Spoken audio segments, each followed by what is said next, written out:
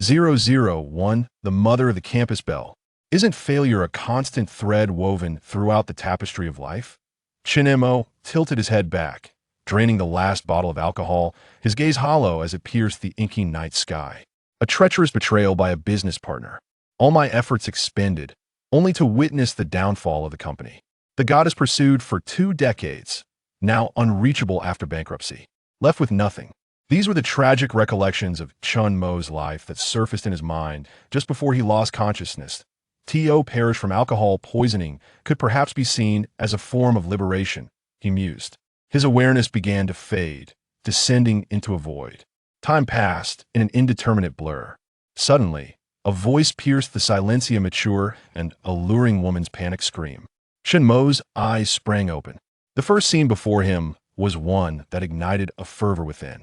A man confronted a woman clad in a tailored black suit. Her figure was voluptuous and mature, particularly accentuated by the fitted trousers that showcased the elegance of a seasoned woman. Such an enticingly sophisticated figure. It was no wonder men were drawn to her. Wait, there was something vaguely familiar about her. Su Qingxue? Her mother. Had he pursued the mother of the campus belle for 20 years? But how could her mother appear so youthful? What is happening? Chun Mo gazed incredulously at the mature beauty, fiercely rebuking the greasy, middle-aged man. Could it be he was dreaming? Suddenly, a resounding slap echoed through the air. Uncertain of what the greasy man had said, Su Yun delivered a sharp slap across his face. This act provoked the man, who, pointing at her, yelled, "Su Yun, you're overstepping. It'll ruin you." "Ah, help!" Su Yun cried out desperately. "Help!" It seemed she had spotted Chun Mo nearby, her beautiful eyes filled with a pitiful plea. Though Su Qingxue was no saint, her mother had always treated him with kindness. Moreover, she had subsequently achieved remarkable success in her own entrepreneurial endeavors, proving to be an extraordinarily formidable woman. To witness her in such distress was unexpected. Furrowing his brow, Chun Mo instinctively picked up a brick from the roadside. The greasy man, sensing a shift in the atmosphere, instinctively turned to glance at him, momentarily halting his advance towards Su Yun. He observed Chun Mo's indifferent expression, devoid of any emotion, particularly noting the brick in his hand, which sent a tremor through him. Engaging in a brawl with someone so reckless was indeed daunting. "We're just a couple having a quarrel. It's none of your business." The greasy man attempted to dismiss Chun Mo. However, Chun Mo was well acquainted with the dynamics of Su Qingxue's family. Her mother, Su Yun, had always remained single, surrounded by men who coveted her, yet none had succeeded in winning her heart. Chun Mo. Su Yun recognized him at that moment, given their close proximity, just 2 streets apart, and Chun Mo's frequent presence around Su Qingxue. "Yes," Chun Mo replied, lifting the brick in his hand. The greasy man, seeing their recognition, became utterly flustered, cursing under his breath. He turned and fled. Having run halfway, he turned back and shouted, "Su Yun, you're fired. Damn it, don't act so high and mighty with me, damn." Bang! Get lost. The brick in Chun Mo's hand struck him, interrupting the middle-aged, greasy man's tirade. The greasy, middle-aged man fled swiftly, vanishing in an instant. Only then did Chun Mo turn to Su Yun. "Aunt Su, are you all right?" Her eyes were slightly red as she shook her head and murmured, "I'm fine. Thank you." Chun Mo, "Ah." Suddenly, Su Yun let out a cry of pain, swaying to one side, and Chun Mo promptly steadied her. "Aunt Su, what's wrong?" "My foot, I twisted my ankle." Su Yun's delicate and beautiful brows furrowed tightly. She was wearing a pair of black high-heeled shoes, not particularly tall, but they complemented her professional attire beautifully. Perhaps due to unfamiliarity, she had twisted her ankle while hurrying. "Can you still walk?" "No, I can't." Su Yun attempted to take a step but quickly shook her head in pain. Chun Mo glanced around. It was now evening, and there were few cars or pedestrians. With no other options available, he crouched down in front of Su Yun. Su Yun looked at the young and handsome lad crouching before her. Her heart inexplicably raced. She inhaled gently and whispered, "I can walk by myself." Yet, as she took a step, her body swayed and she gasped.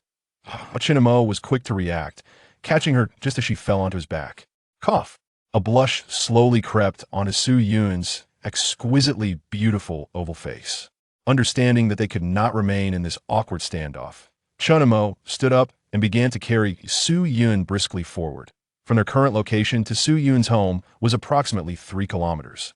The silence between them felt somewhat uncomfortable. "Aunt Su, how old are you this year?" Chun Mo's sudden inquiry caught Su Yun off guard. Why was this boy inquiring about her age?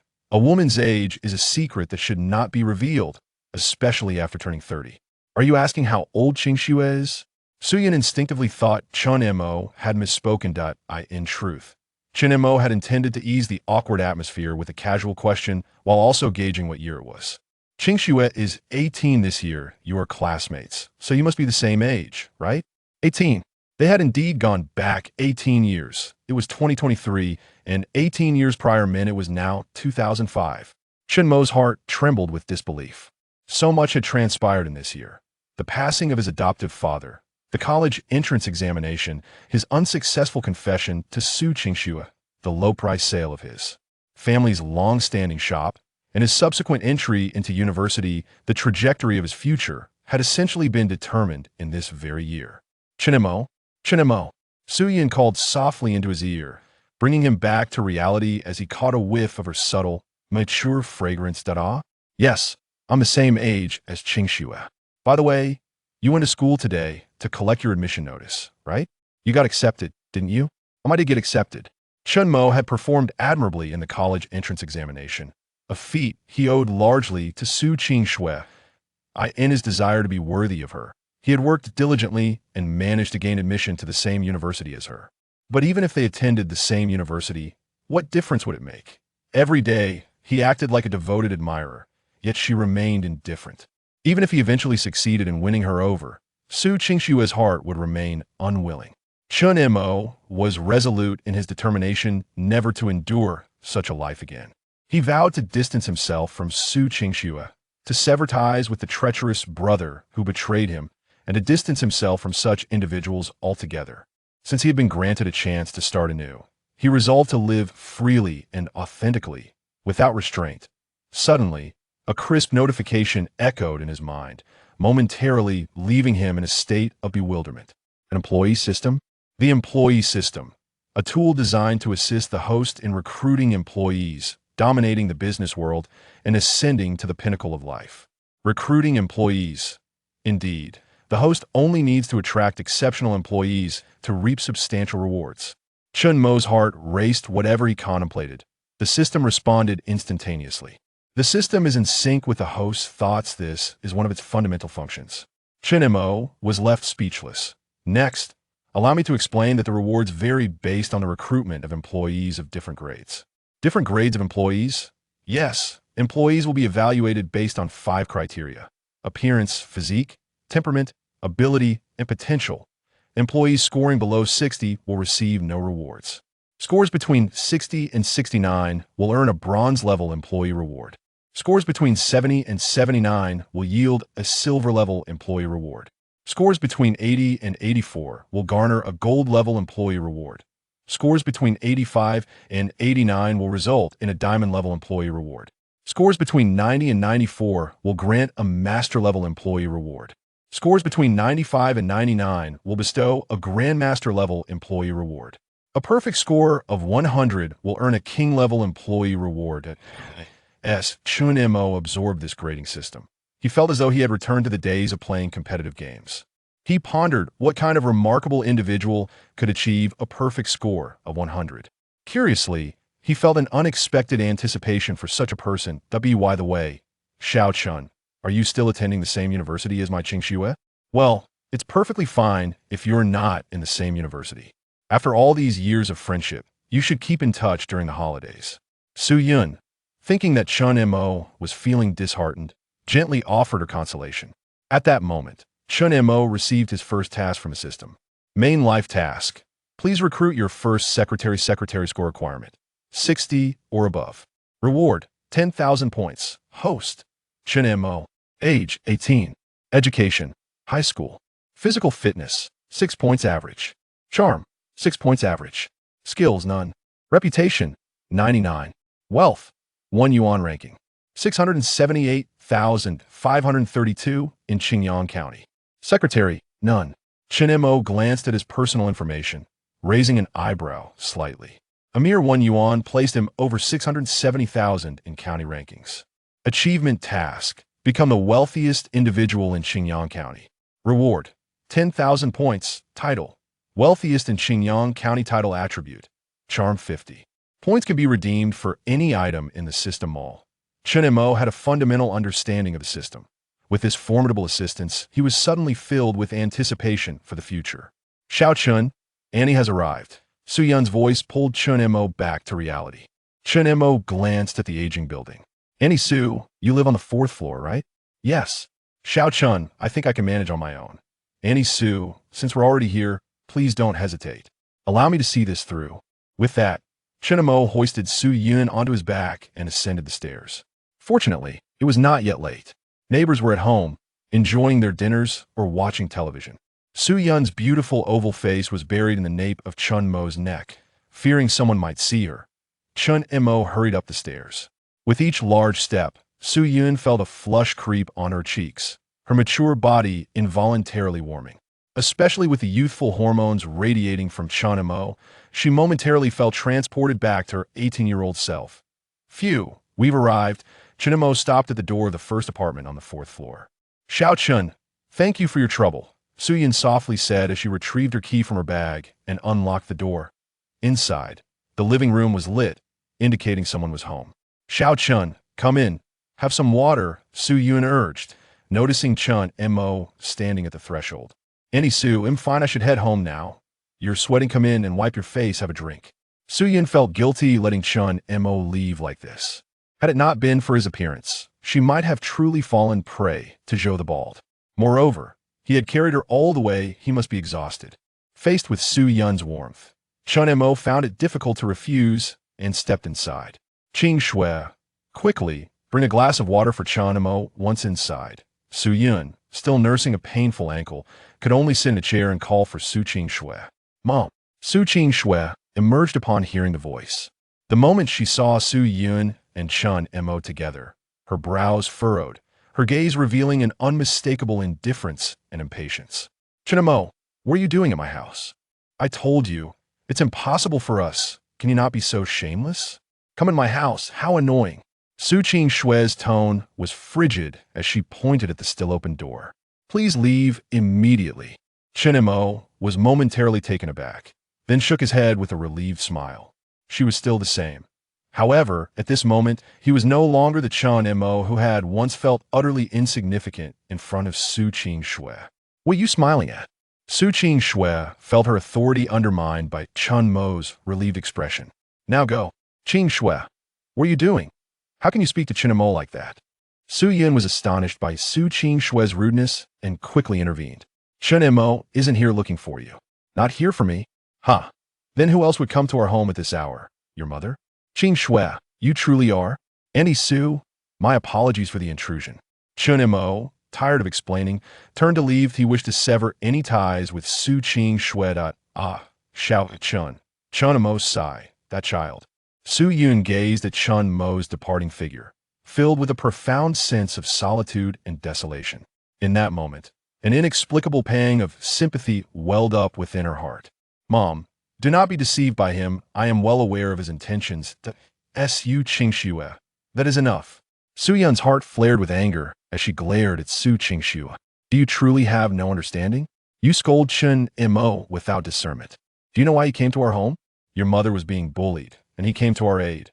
When I sprained my ankle and could hardly walk, he carried me back 3 kilometers without uttering a single word of fatigue.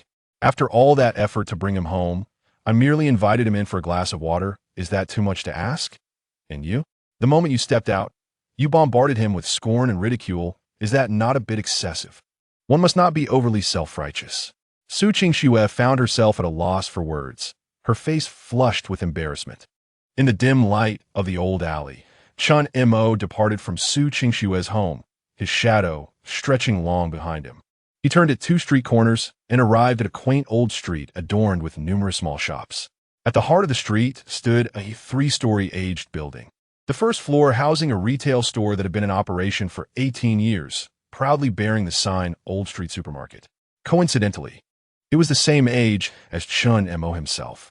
18 years prior, the elderly couple Chen Hanzhong and his wife, Yi Shuhui, celebrated the grand opening of their retail shop. On that momentous day, as Yi Shuhui opened the store's doors, she stumbled upon a swaddled infant at the entrance. Her heart leaped, and she hurriedly picked up the bundle, discovering a baby boy within, his bright eyes gazing up at her without a sound. In that instant, Yi Shuhui's heart, filled with maternal love, was irrevocably captured. The arrival of Chun Mo brought immense joy to the couple, who had been married for over 20 years without a child. Under their tender care, Chun Mo flourished. However, just 2 months before his college entrance examinations, old Chun passed away due to illness. Yi Shuhui, heartbroken, lost the will to manage the expansive store, which had grown to occupy nearly 300 to 400 square meters, and contemplated selling it. Chun Mo recalled that the store was sold at a meager price. And later Yi Shuhui regretted the decision, not for the low price, but for parting with a place that held the essence of their shared struggles and joys. "Is that you, Xiao Mo, returning so late? Your mother has been waiting for you," called a middle-aged man descending from the upper floors, a proud smile gracing his face. He appeared honest, yet his eyes betrayed a shrewdness. His name was Fu Limin, Chen Hanzhong's right-hand man, who had been managing the store's inventory, a task rumored to be quite lucrative. It was later revealed that during the sale, he had miscalculated the stock and misrepresented the prices, but by then, Yi Shuhui was too preoccupied to scrutinize the accounts, leaving the matter to him. Chun Mo regretted that his thoughts had been solely consumed by how to win over Su Qingxue at that time. Determined to seize this second chance, Chun Mo resolved that Fu Limin would not benefit from any unfair advantage again, nor would he allow Yi Shuhui to endure further regret. As he thought of the person who had showered him with boundless love, he swiftly ascended the 4 steps to the door, taking just moments to reach the 3rd floor. The door was ajar, and a weary-looking woman stood at the threshold. Yi Shuhui had always been able to recognize Chun Mo's footsteps whenever she was home. She would open the door for him in anticipation. This scene felt achingly familiar. In his previous life, after Chun Mo graduated from university, Yi Shuhui passed away, and he had never again encountered the woman who waited for him at the door. Gazing at her, an indescribable emotion surged within him. He hastened forward and embraced her tightly, softly whispering, "Mom." "Ah, Xiao Mo, what brings you home so late?" "Nothing much, just wanted to hold you." "Silly boy, come inside and have something to eat. By the way, why did you return so late? Where have you been wandering?" Yi Shuhui resumed her familiarbantev, which continued until she caught sight of Chun Mo's acceptance letter. "Son, Shanghai University? How wonderful." Yi Shuhui, filled with delight, clutched the acceptance letter tightly and embraced Chun Mo. "Mom, let us eat first." "All right." Chun Mo sat at the table, a broad smile illuminating his face as he watched Yi Shuhui, who was chattering away while serving him dishes. "What are you staring at?" "Eat." Yi Shuhui playfully tapped Chen Mo's chopsticks. "To be honest, I am quite hungry," Chun Mo admitted as he voraciously dug into his meal. "Slow down, don't choke. Have a sip of water," Yi Shuhui said, her face softening into a warm smile as she observed him. After taking a sip, Chun Mo casually remarked, "Mom, I ran into Fu Limin downstairs. What is he doing at our place?" Yi Shuhui's expression dimmed slightly. "I'm considering handing over our shop to him." Chun Mo set down his chopsticks, looking earnestly at Yi Shuhui. "Mom, why do you want to transfer the shop? Is it because of Dad?" Yi Shuhui paused, her chopsticks halting midair, before she slowly replied, "That is part of it. Additionally, the business isn't thriving as it once did, and honestly, managing the shop has been exhausting over the years. I wish to pass it on and take a proper rest." Chun Mo nodded thoughtfully, his gaze fixed firmly on Yi Shuhui. "Mom, please don't rush into transferring the shop just yet. I have 2 months before university starts. Why not let me manage it during this time?" Yi Shuhui looked at him in surprise. "You want to give it a try?" "Yes." Chun Mo had never shown interest in the shop before. It suddenly struck Yi Shuhui that Chun Mo was now 18, an adult, and perhaps he needed this opportunity to grow. 2 months wouldn't make a significant difference in handing it over. She picked up a piece of meat and placed it in Chun Mo's bowl, contemplating before saying, "Then go ahead and give it a shot." Since the passing of old Chun, Yi Shuhui had become more open-minded. In her previous life, she had even sold the supermarket outright. Chun Mo grinned widely. "Thank you, Mom. You should eat some meat too.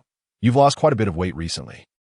That night, Chun Mo found it hard to fall asleep, fearing that upon waking, he would discover everything to be a mere dream. The next morning, he awoke early, opening his eyes to find himself still lying in the old house, a profound sense of reassurance washing over him. At 7 o'clock, he quickly dressed and headed out to freshen up. The shop typically opened at 8. Yi Shui was somewhat surprised to see Chun Mo up so early. Since the end of the college entrance examination, he usually woke around 10. "Mom, just take me to meet the staff," he said. "All right." Yi Shui was genuinely curious to see how her usually carefree son would manage the shop. After Chun Mo finished washing up, he followed Yi Shui downstairs to the shop, which had yet to open. After a while, the staff began to arrive. There were a total of 7 people in the shop, 2 cashiers for servers and 1 manager.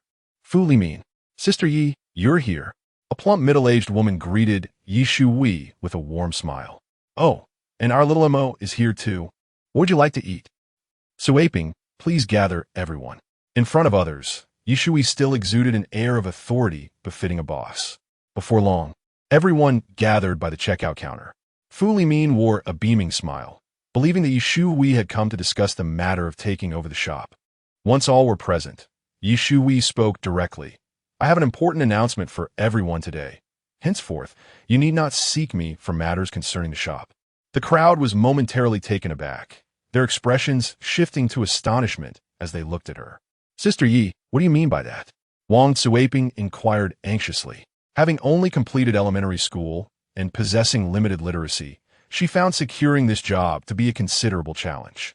Moreover, the remuneration provided was quite decent, amounting to nearly 1,000 yuan each month. While not excessive, it was certainly a respectable sum in this county town. Many in the neighborhood envied this position, and losing it would make it exceedingly difficult for Wang Suaping and her peers to find a similar opportunity again. "Boss, we will certainly work hard. Please do not dismiss us," they pleaded. Yes. My 4 children depend on my meager salary." Observing the fearful expressions of the group, Fu Limin, feeling quite assured, chuckled. "Sister Yi is not going to fire you." Yi Shui then stepped aside to allow Chun Mo to take her place. From now on, all matters concerning the shop will be entrusted to Chun Mo. For any issues, please direct them to him. The crowd stared blankly at Yi Shui, then turned their gaze towards Chun Mo, particularly Fu Limin, who began to doubt his own hearing. Wasn't she supposed to announce the shop's takeover? He had carefully hidden his goods. What did it mean to hand over the reins to this inexperienced youth? However, as Fu Limin reconsidered, a smile crept back onto his face. Wasn't it even better to deal with this naive young lad? Yet, Chun Mo's subsequent words swiftly darkened his expression. "I will only handle 3 matters. The women who came with the wind first. All accounts must be submitted to me for verification. Second, all purchase prices must pass through my hands. Third, all product prices must be determined by me." Before Chun Mo could finish speaking, Fu Limin, standing beside him, flushed with anger and interjected, "Xiao Mo, what do you mean by this?" "Nothing significant, merely standardizing operations," Chun Mo replied calmly. "Standardizing operations? It seems you are deliberately targeting me. Do you think I have not worked here for many years? Surely your mother knows who I am." Fu Limin retorted angrily, glancing towards Yi Shui for confirmation. Yi Shui wore a serene smile, remaining silent. Chun Mo maintained his composure, stating, "Regardless of who you are, everyone must adhere to the regulations I set. No one is exempt from this." Fu Limin scoffed coldly. "Ah, it appears you are indeed coming for me. Fine, you resign." With that declaration, he tossed aside the purchase order and turned to leave. "Fu Shu, wait a moment regarding the accounts.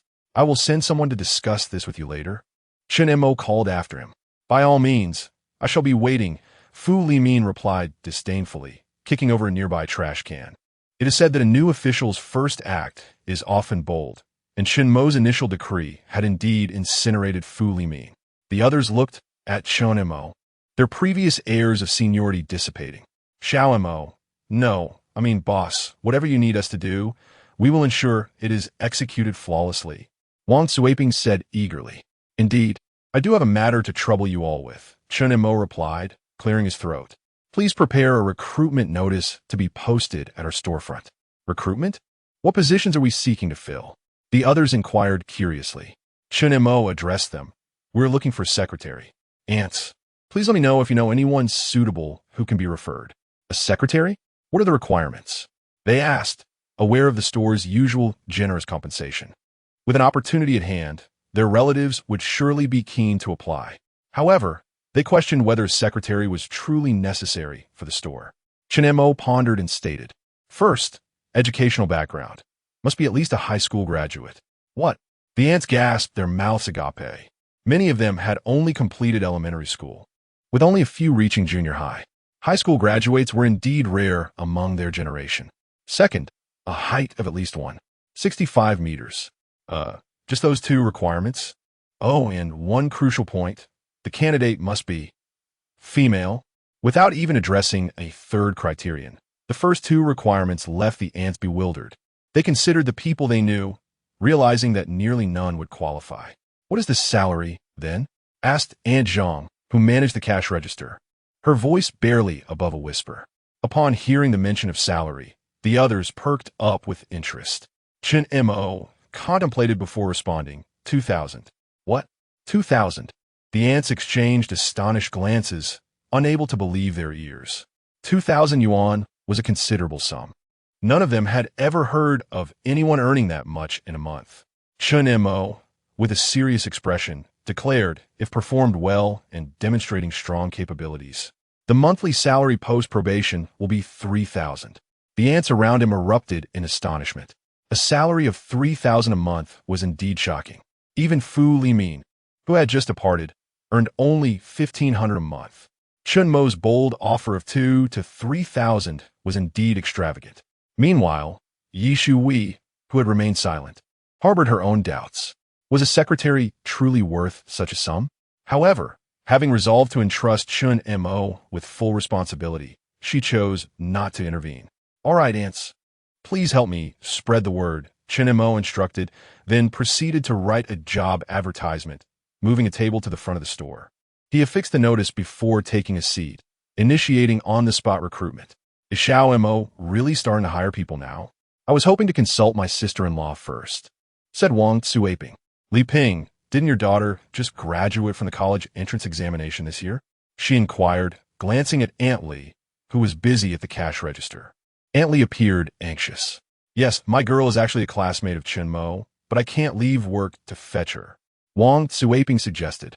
Just take a day off. Xiao Mo will surely allow it.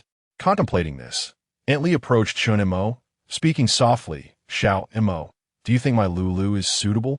Chen Mo was momentarily taken aback. Lulu? Lilu. Yes, Aunt Li nodded vigorously. A tall girl with an oval face flashed through Chen Mo's mind. Indeed, Lilu was quite attractive, with long legs, standing nearly 1.70 meters. She could be worth a try, Chen Mo replied cautiously, as he still needed to consider the system's evaluation. I'll take a day off then and go fetch her. Aunt Li gazed eagerly at Chen Mo. All right. He consented, eager to complete his task, especially given the generous rewards. Just a reward of 10,000 points would suffice to procure many desired items. Last night, Chen Mo had perused the offerings in the system shop. 1,000 points could buy an entire upgraded version of the KFC supply chain. 5,000 points for a mysterious body enhancement potion, and 10,000 points for various innovative developments projected for the next decade. Many of these items could accelerate the advancement of society. Chen Mo was keen to accomplish his primary mission.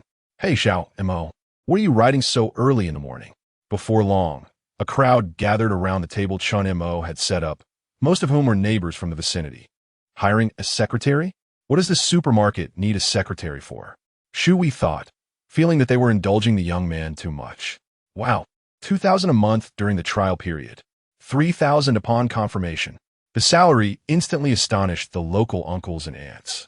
After the initial shock, they began to ponder whether they had anyone suitable for the position, eagerly inquiring about the requirements for the secretary role. However, upon learning that candidates needed to possess a high school diploma, stand at least 1.65 meters tall, and have pleasing features, their enthusiasm waned. Unconsciously, Chen Mo was bestowed with the moniker of prodigal son. It seemed that the decades of hard work put into the family business by old Chun were on the verge of being squandered by this young man. Amidst the banter about the prodigal son, individuals quickly gathered to seek employment. In less than half an hour, a line of over a dozen women stood before Chun Mo. Among them were youthful girls of 17 or 18, elegant women in their 20s, and slightly more mature ladies in their 40s who still possessed a captivating charm. It must be said, wealth indeed holds great power. Please, let us take our time, one at a time. Just as Chin Mo was occupied with interviewing potential female secretaries, a few vivacious students in their late teens arrived. Among them, one stood out remarkably. In terms of appearance, figure, and poise, she was nothing short of extraordinary. It was none other than Chun Mo's former goddess, Su Qingxue. 005, the diamond-level secretary. Qingxue, it's truly Chun Mo. Didn't we say we were looking for summer jobs? Let's go take a look. Lulu, how much did your mother say the salary was per month? 2,000 during the probation period, and 3,000 after confirmation. 3,000. No way, I must give it a try. I've heard that the height requirement is above 165 centimeters. Well, only Lulu and Qingxue meet that criterion. Qingxue, you should go. Chun Mo will surely hire you on the spot. Indeed, who doesn't know how much Chun Mo adores Qingxue? Su Qingxue couldn't help but reveal a faint smile, but the recollection of the events from the previous night dampened her spirits. She lifted her chin and replied coolly, "He wants to recruit me, but I have no desire to go. Qingxue, you can't waste such a great opportunity. Chun Mo is practically handing you money, and you refuse it. Exactly. Didn't your mother just lose her job? How will you pay for your university tuition?" Hearing their words, Su Qingxue felt a flicker of temptation. Yes, her mother had resigned. What about her tuition? This secretary position offers 2,000 during the probation period. Working for 2 months would cover her university fees and living expenses. If you don't go, then the secretary position will likely go to Li Lu. This remark from the girls nearby prompted Su Qingxue to relent. Qingxue, just give it a try. Let us go. The girls linked arms with Su Qingxue and hurried into the crowd. At that moment, Chun Mo was jotting down the information of the interviewees on a piece of paper with remarkable speed, aided by a secretary system. Detection: name Zhang Hui, age 28. Rating: appearance 65, build 75, temperament 70, ability 64, potential 66, comprehensive score 68 points. Bronze level secretary. Chun Mo noted 68, bronze, next to her name. A score above 60 qualifies for the selection phase. Zhang Hui performed well, currently the highest score among the many candidates. Previously, out of over a dozen, only 3 achieved scores above 60, with the highest being 64. Xiao Mo, our Lulu has arrived. Aunt Li approached Chun Mo with a smile. Chun Mo glanced up and smiled back. Oh, so many people. All right, I'll queue up. Li Lu immediately nodded and gracefully walked to the back of the line. Why did Lulu come back to queue? A classmate who had come with Su Qingxue asked in confusion. Li Lu glanced at Su Qingxue and said, "There are too many people. Let us take turns and queue together." Su Qingxue coolly surveyed the crowd waiting in line and then looked over at Chun Mo, who was busy taking notes. A trace of pride flickered in her gaze. With the way Chun Mo had catered to her over the years, if she expressed her willingness to try for this position, he would unconditionally reserve it for her. Yet, Su Qingxue harbored a sense of caution. Would Chun Mo entertain any improper thoughts towards her? However, she doubted he would dare. Su Qingxue understood her value in Chun Mo's eyes. With a single glance, she rendered Chun Mo motionless.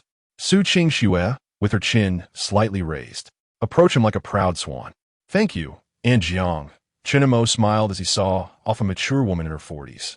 Upon lifting his gaze, he was met by the approaching Su Qingxue, causing his eyes to narrow slightly. He then resumed his task of documenting the next candidate's information. As Su Qingxue stood beside Chun Mo, he smiled and inquired, "May I ask your surname, miss? Is it Lin? And your education level?" "Junior high." "Apologies, but we are not currently hiring anyone with a junior high education." "Thank you, and I'm sorry." Su Qingxue watched as Chun Mo dismissed another candidate, seemingly oblivious to her presence as he continued with the next interview. Suppressing the rising anger within her, she called out, "Chun Mo." He paused his writing, not even glancing at her, and replied, "If you are here for an interview, please wait in line. It's first come, first served. If this is a personal matter, please wait until I'm done." What did you just say? Chun Mo's demeanor, coupled with his statement, sent a surge of fury through Su Qingxue. Was it possible that he dared to speak to her in such a manner? How could he be so bold? With a serious expression, he calmly reiterated, "Did I not make myself clear? Let me say it again. If you are here for an interview, please queue up. Everyone's time is precious. If this is a personal matter, kindly wait until I finish." Taking a deep breath, Su Qingxue gritted her teeth. "Fine. Chen Mo, wasn't it just that I mentioned something about you last night? Huh, I never realized you were so petty. It's truly disgusting." Having vented her frustrations, she turned haughtily and strode away. "Hey, Qingxue, why are you leaving? Did Chen Mo agree to hire you?" A classmate looked at the visibly upset Su Qingxue with confusion. With palpable disdain, Su Qingxue replied, "Disgusting. Who would stoop so low as to work as a secretary for someone like Chen Mo?" The remaining female students exchanged glances, uncertain of what had transpired. "What has happened?" Li Lu observed Su Qingxue's proud silhouette with a complex expression. Meanwhile, Chun Mo felt a twinge of surprise. Su Qingxue's evaluation was remarkably high. Detection: name Su Qingxue, age 18. Score: appearance 91, figure 88, temperament 90, ability 80, potential 82. Overall score: 86. 2. Diamond level secretary. Note: there is room for improvement. A diamond level secretary. It was undeniable that Su Qingxue excelled in all aspects, far surpassing the ordinary. In this county, she was truly a paragon of beauty. However, such a woman was one he must keep at a distance, both now and in the future. Chun Mo continued to record the details of the interviewees. Up until this point, not one had exceeded a score of 70, aside from Su Qingxue. He wondered how substantial her diamond-level reward would be. A sense of temptation gnawed at him, but upon recalling her nature, he quickly dismissed the thought. His gaze drifted past the crowd and settled on Li Lu. Surely, she would score above 70. As each interview concluded, Chun Mo's notebook reflected nearly 50 candidates. Yet none had surpassed the threshold of 70. Chun Mo felt a tinge of regret as it was finally Li Lu's turn. With a radiant smile, Li Lu gently called out his name. Chun Mo nodded with a smile, inquiring, "What is your name?" Li Lu replied earnestly, "Li Lu, 18 years old, standing at 172 centimeters, and I have completed my high school education." As Chun Mo's gaze inadvertently swept over her figure, he couldn't help but notice her remarkably long and straight legs. Simultaneously, a rating for Li Lu appeared in his mind. Li Lu's score: appearance 78, physique 82, charisma 79, capability 76, potential 85. Overall score: 79. 8. Silver level secretary. Note: there is room for improvement. Just 0. 2 points shy of the golden tier. Chun Mo couldn't help but sigh for Li Lu. What a pity. However, it was reassuring that she had the potential for growth. With proper guidance, she would likely reach an impressive score of 80, thereby attaining the esteemed status of a golden-level secretary. 006 hiring a secretary to turn the tide? Very well. Let's return home and await news. After Chun Mo registered Li Lu's information, it was already midday. How swiftly time passes. Fortunately, there was an awning outside to shield against the sun. A few individuals remained in line. Chun Mo felt it inappropriate to conclude his wait prematurely, considering how long others had queued. However, the scores of those behind him were not particularly high, with the highest overall rating barely reaching 62 points. Perhaps a sip of water would be refreshing. As Chun Mo contemplated, a bottle of water was unexpectedly offered to him. He blinked in surprise and looked up to find it was Li Lu. "Thank you. Why haven't you left yet?" Chun Mo smiled as he accepted the water, noting that the cap was already unscrewed. A flicker of surprise crossed his mind as he gazed at Li Lu. "Sister Lu, you're not attempting to take the backdoor route, are you?" Li Lu's cheeks flushed instantly as she hurriedly explained, "Who will want to take the backdoor?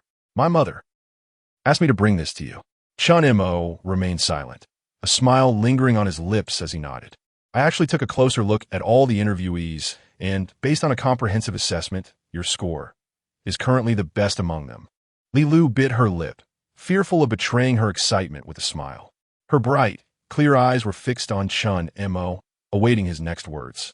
"This afternoon, I will inform you promptly if anyone else arrives," Chun Mo concluded, raising the bottle of water. "Thank you for the water." Li Lu felt a tinge of disappointment. Nevertheless, Chun Mo's caution was understandable. Making a decision after merely one morning seemed rather hasty. Yet, deep down, Li Lu harbored uncertainty about her own capabilities for the position. The probationary salary was only $2,000 a month, and the tasks ahead would undoubtedly be challenging. Meanwhile, Yi Shui came to summon Chun Mo to return upstairs for lunch. "Lulu, how'd it go?" Aunt Li, upon seeing Chun Mo ascend the stairs, hurried over to inquire. Lilu shook her head slightly. "Didn't they choose you?" Aunt Li's voice involuntarily rose an octave. The tone was reminiscent of a mother lamenting over a daughter not being wed. Aunt Li couldn't help but scold you. "You wasteful child, not getting the job yet still insisting on buying water for others, pressing your warm face against their cold backside. Hurry home and prepare dinner for your brother." At that moment, Chun Mo, having reached the second floor, quietly observed the scene unfolding below. The image of Lilu handing him water replayed in his mind.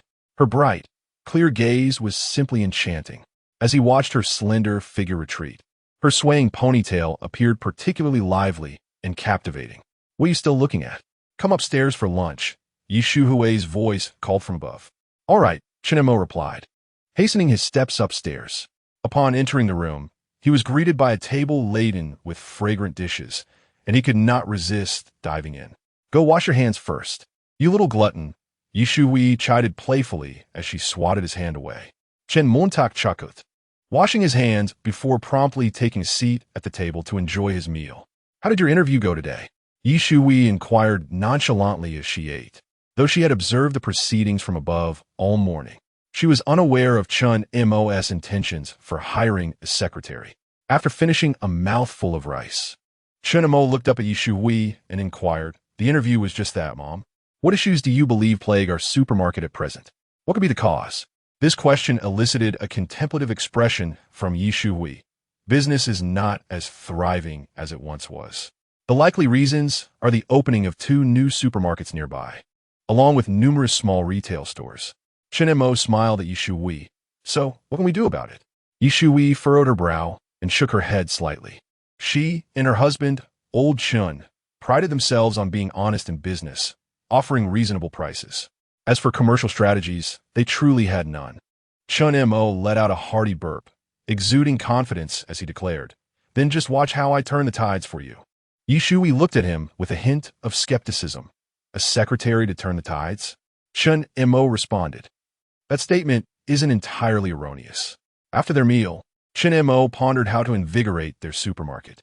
To attract customers, they needed to draw more foot traffic into the store.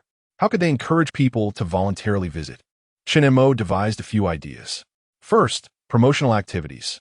This was the most direct and effective short-term approach. Second, during the promotional period, they could implement a membership system with a points card. Although technology had not advanced to the point of digital systems, they could utilize a paper-based points system, albeit a bit cumbersome. Third, synergistic collaboration. For instance, in the future, a plaza aiming to maintain sufficient foot traffic must offer a comprehensive array of products, entertainment, and dining. These elements influence and stimulate consumer behavior mutually. If people come for entertainment, it will inevitably boost other consumption, such as dining and shopping. Conversely, if people come to eat, it is highly likely to spur additional spending. Chun Mo resolved to follow this line of thought, rotating through these 3 strategies. The first and second methods could be implemented concurrently. The third approach would require sustained operation and long-term planning. As Chun Mo contemplated these strategies, he unwittingly drifted off to sleep. Having been quite exhilarated the previous night and resting little, he found the heat of the summer midday too overpowering to resist. Upon awakening, he discovered it was already past 4 in the afternoon. He quickly donned his shoes and was about to step outside when he heard Yi Shuhui's subdued voice from beyond the door. "Xiao Mo is still resting. Ask them to come for their interviews tomorrow." Chun Mo felt a surge of gratitude and opened the door, calling out, "Mom." "Oh, you're awake?" She replied, "Ah, little boss, you've finally risen." People have been coming for interviews downstairs, and we've had to run up and down several times. The person who had come upstairs was another stock clerk from a store. Given her enthusiasm, it seemed likely she had family members coming for interviews. Chun Mo smiled. All right, let's head down. However, before Chun Mo descended, Yishui slipped a bank card into his hand. The card, issued in his name, contained 50,000 yuan, intended to support him in managing the supermarket for the next 2 months. Yishui herself was preparing to travel with her old friends. As Chun Mo secured the bank card and made his way downstairs, he was surprised to find quite a line of people, approximately 20 to 30 in number. It is estimated that the news regarding the prodigal son hiring a secretary has thoroughly spread across several nearby streets, attracting a multitude of eager onlookers. Chun Mo arrived at the interview tent amidst the fervent gazes of numerous women. Please, let us take it one at a time, he urged, hastening the pace of the interviews, yet he encountered many unsuitable candidates. He advised those without a high school diploma or whose height did not meet the 165 centimeters requirement not to waste their time queuing. Many, upon hearing this notification, left the line with disappointed expressions. However, since the announcement of Chun Mo's search for a secretary, the foot traffic in the store was noticeably higher than usual. This is one of the methods to attract patrons. As evening approached, with the store's closing time set for 9 o'clock, Chun Mo realized that the working hours needed adjustment. Observing the sky gradually darkening, he completed the last interview and let out a sigh of relief. Finally, it was over. Are you still conducting interviews? A gentle and melodious voice inquired from across the table. Chun Mo, organizing his documents, instinctively replied, I'm sorry, no more interviews. Upon raising his head, he was met with a familiar and strikingly beautiful face. She possessed an alluring oval visage, exquisite features, and a pair of captivating eyes that exuded the warmth of a mature woman. Her attire was formal, consisting of a fitted suit that accentuated her figure. With tailored trousers highlighting her voluptuous waist and hips, her curves exquisite, and her well-proportioned bosom radiating the allure of femininity. It was none other than Su Qingshue's mother. Su Yun, the school beauty's mother, Su Yi, stood before Chun Mo with a hint of surprise as she noticed the slightly embarrassed Su Yun. Su Yun had offended a bald boss the day before and had been dismissed from her position. With Su Qingxue preparing to enter university, the financial burden of tuition and living expenses weighed heavily on her. Unemployed, Su Yun felt immense pressure. Today, she had ventured out in search of work, but found nothing satisfactory. Either the wages were meager or the jobs too exhausting. She had initially intended to purchase some groceries while catching a glimpse of Chun Mo, especially since Su Qingxue had behaved rather poorly towards him the previous night. She wished to extend an apology on her behalf. While walking, she had heard that there was a secretary position available nearby, offering a lucrative salary. Upon arriving, she discovered it was Chun Mo who was hiring, hence the earlier scene. Chun Mo set aside his documents and regarded her. Su Yi, are you here for an interview? Su Yun, feeling somewhat awkward, waved her hand gently and replied softly, if you're not hiring anymore, then it's all right. By the way, I have one more thing to discuss. Please don't take to heart what Qingxue said last night. I apologize on her behalf. No need for you to apologize, Su Yi. By the way, how is your foot doing? Chun Mo observed her walking with a slight discomfort. Much better. Su Yun smiled faintly. Thank you for your help last night. Not at all. Glancing at the exquisite watch on her wrist, Su Yun remarked, it's getting late. I should be going. As she turned to leave, Chun Mo, captivated by her mature and curvaceous figure swaying gently as she walked, called out, Su Yi, wait a moment. She turned back, her autumn-like eyes filled with curiosity. Clearing his throat, Chun Mo said, please leave your contact information.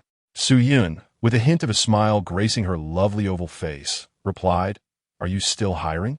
Please don't feel pressured. I'm not at all, Chun Mo assured her, feeling no compulsion whatsoever. The system's evaluation of Su Yun had astonished him. He had no reason to decline her. Name, Su Yun. Height, 168 centimeters. Education, high school graduate. Su Yun S rating.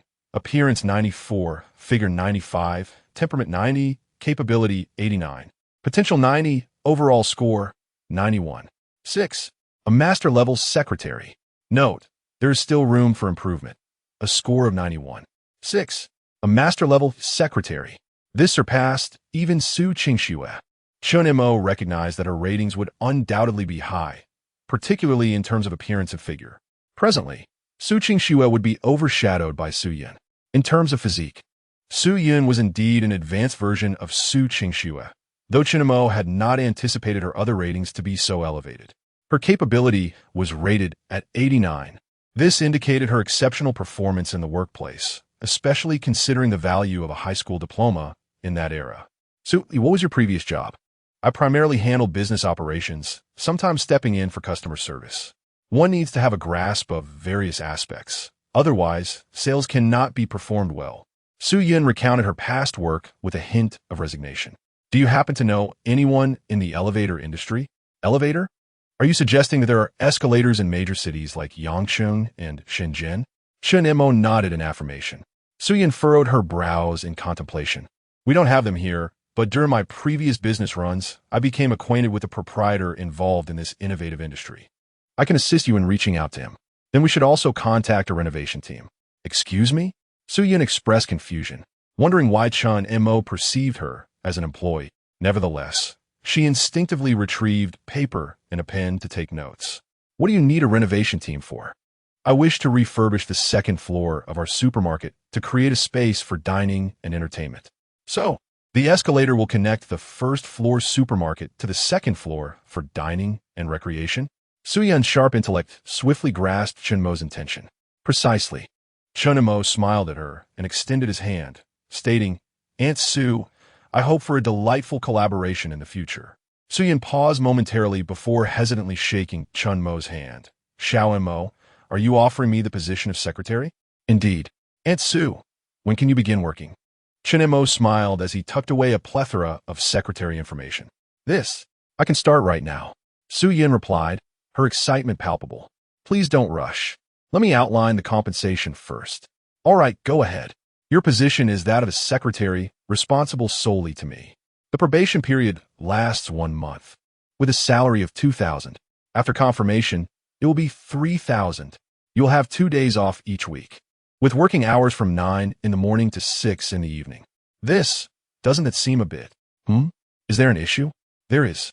Su Yin replied with a serious expression. What concern do you have? Chun Mo questioned, puzzled, as his compensation standards were already aligned with those of a decade later. My working hours are too limited. Isn't this somewhat extravagant? Chun Mo chuckled. Aunt Su, do not underestimate this position. It will certainly keep you busy. Su Yin nodded, her expression hopeful. That sounds promising. Chun Mo. Su Yin, if there are no further matters, may I take my leave? Chun Mo. Certainly. Remember to arrive by 9 tomorrow, Aunt Su. After Su Yin departed, Chun Mo eagerly checked the system for his rewards. Ding. Host has completed the main task. First secretary. Reward, 10,000 points. Master level treasure chest. Would you like to open the master level treasure chest? Without a moment's hesitation, Chun Mo selected confirm. Opening master level treasure chest. Received monetary reward of 1 million. Acquired the fortune charm. Chance of encountering an excellent secretary increased by 90%. Received master-level physical enhancement. And master-level business bonus. Popularity increased by 90%. As Chun Mo beheld the rewards, he couldn't help but feel a surge of astonishment. 1 million. Such a substantial initial reward. In this era, 1 million still holds considerable value. The other rewards were equally impressive, especially the physical enhancement, which money cannot purchase. The significance of one's physical form need not be elaborated upon. Chun Mo felt an inexplicable itch within his body, as if each cell had undergone a transformation. At that moment, he sensed an abundance of untapped strength coursing through him. He believed he could effortlessly strike down a bull with a single punch. Furthermore, he perceived a remarkable enhancement in both his vision and hearing. The heightened sensitivity of his senses allowed him to instantly notice a tall figure attempting to stealthily pass by him. Li Lu. Indeed, it was Li Lu. She was the only girl of such stature. Li Lu paused, responding softly with a single word, her demeanor tinged with melancholy. She had actually been there for a while, having fully heard the earlier exchange regarding Chun Mo's hiring of Su Yun. Su Yun was indeed well suited for the role of secretary. She could be of great assistance to Chun Mo. At the very least, when Chun Mo mentioned establishing a construction team and installing some kind of elevator, Su Yun immediately grasped his intentions. Li Lu was somewhat astonished. This was beyond her expectations. Previously, she had assumed that Chun Mo was merely idling away his summer, recruiting for amusement. She had not realized he genuinely intended to transform the supermarket. Her own thoughts had been naive and overly simplistic. Observing Li Lu's despondent expression, Chun Mo smiled and said, "By the way, I have good news for you. You are to come to work tomorrow." Li Lu was taken aback. "What did you say?" Chun Mo fixed his gaze upon her. "Affirming," I said. "Tomorrow you will be my secretary. You have been hired." Surprise filled Li Lu's eyes, but in the next moment, she shook her head, her expression dimmed. "I can't." Her mother's words echoed in her mind, each one piercing her heart. "Your education is of no use. Even with a college degree, you will just marry someone else. What is the point? Marry early, and you can save me some money." Li Lu murmured to herself, repeating, "I can't. I am of no use."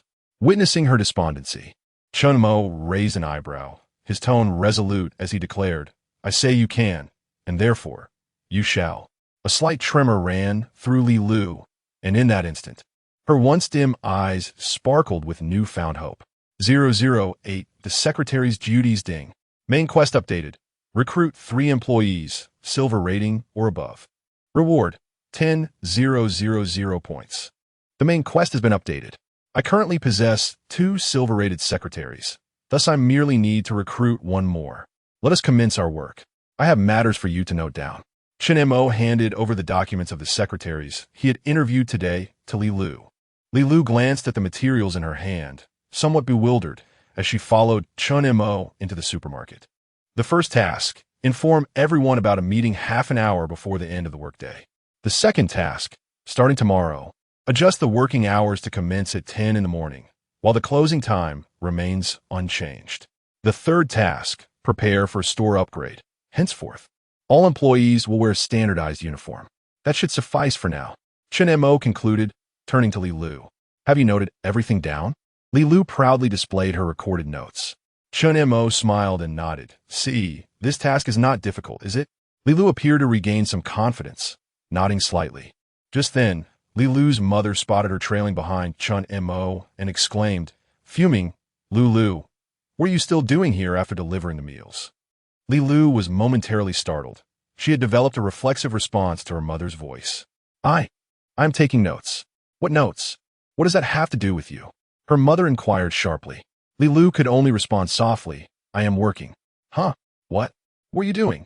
Her mother's expression was rife with derision. Having observed the exchange, Chun Mo could no longer remain silent and interjected calmly, "Li Lu is my secretary. Is it not acceptable for her to assist me with my work?" Chun Mo's words reached Li Lu's mother clearly.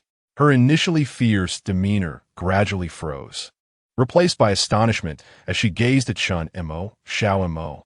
"I mean, young boss, are you saying that you have hired our Lulu as your secretary?" "Indeed," Chun Mo replied, proceeding directly into the supermarket. He had much to attend to. Behind him, Li Lu's mother could not conceal her delight. "Lulu, you really got hired as a secretary?" Li Lu responded softly with a single word. Wonderful, wonderful. 2,000 yuan a month, and once you're confirmed, it will be 3,000. Lulu, you truly are my treasure. You must strive to do well and follow the young boss closely. Whatever he asks you to do, just do it. Do you understand?" "Understood. I need to note down work matters for Chun." Chun Mo quickly. Her mother watched with satisfaction as Li Lu hurried away. Meanwhile, Li Lu briskly caught up with Chun Mo and whispered beside him, "Thank you." Chun Mo turned to glance at her, waved his hand nonchalantly, and replied, "Don't express your gratitude prematurely. If you do not perform well, I may not facilitate your confirmation, and dismissal is not beyond the realm of possibility." Li Lu felt a sudden sense of urgency. Strangely, she was reminded of Su Yun. She is remarkably superior to herself in every aspect. "Chun, boss, I shall henceforth refer to you as boss." Chun Mo naturally gestured towards the water provided for the employees. please fetch me a cup of water. Li Lu paused momentarily, her expression tinged with confusion as she gazed at Chen Mo. This is the duty of secretary, Chen Mo stated earnestly. Upon hearing that it was a task designated for a secretary, Li Lu promptly went to pour a cup of water and returned to hand it to Chen Mo. Then, she whispered, "Is the role of a secretary merely to serve tea and water?" Chen Mo took a sip of water. "Your understanding is not entirely incorrect. In essence, it can be summarized in 5 words. The secretary handles matters." Li Lu did not question this, as she genuinely had no idea what a secretary was supposed to do. However, with Chen Mo's description, combined with what her mother had said, she understood that she should follow whatever Chen Mo instructed. Taking into account their conversation, she was beginning to grasp the situation. Make a note of the tasks for tomorrow. Find someone to create the event roll-up banner. What is a roll-up banner? And what event? Nearly 2 hours later, Chen Mo had clarified the general situation to Li Lu. Indeed, she was still quite distant from the quick-witted Su Yun. Fortunately, her mind remained sharp, and comprehension was not difficult. "You will present at the meeting shortly." "Ah, I will speak." Li Lu looked at Chen Mo, somewhat panicked. Naturally, Chen Mo remained nonchalant, taking a sip from his cup, signaling for her to commence gathering the attendees for the meeting. Li Lu, clutching the paper filled with notes, tightened her grip and swiftly approached the aunt who was tidying the shelves. "Aunt Lin, it's time for the meeting." Having said that, she hurriedly made her way to the cash register. "Aunt Wang, it's time for the meeting." "Ma, Li Fong, we are convening."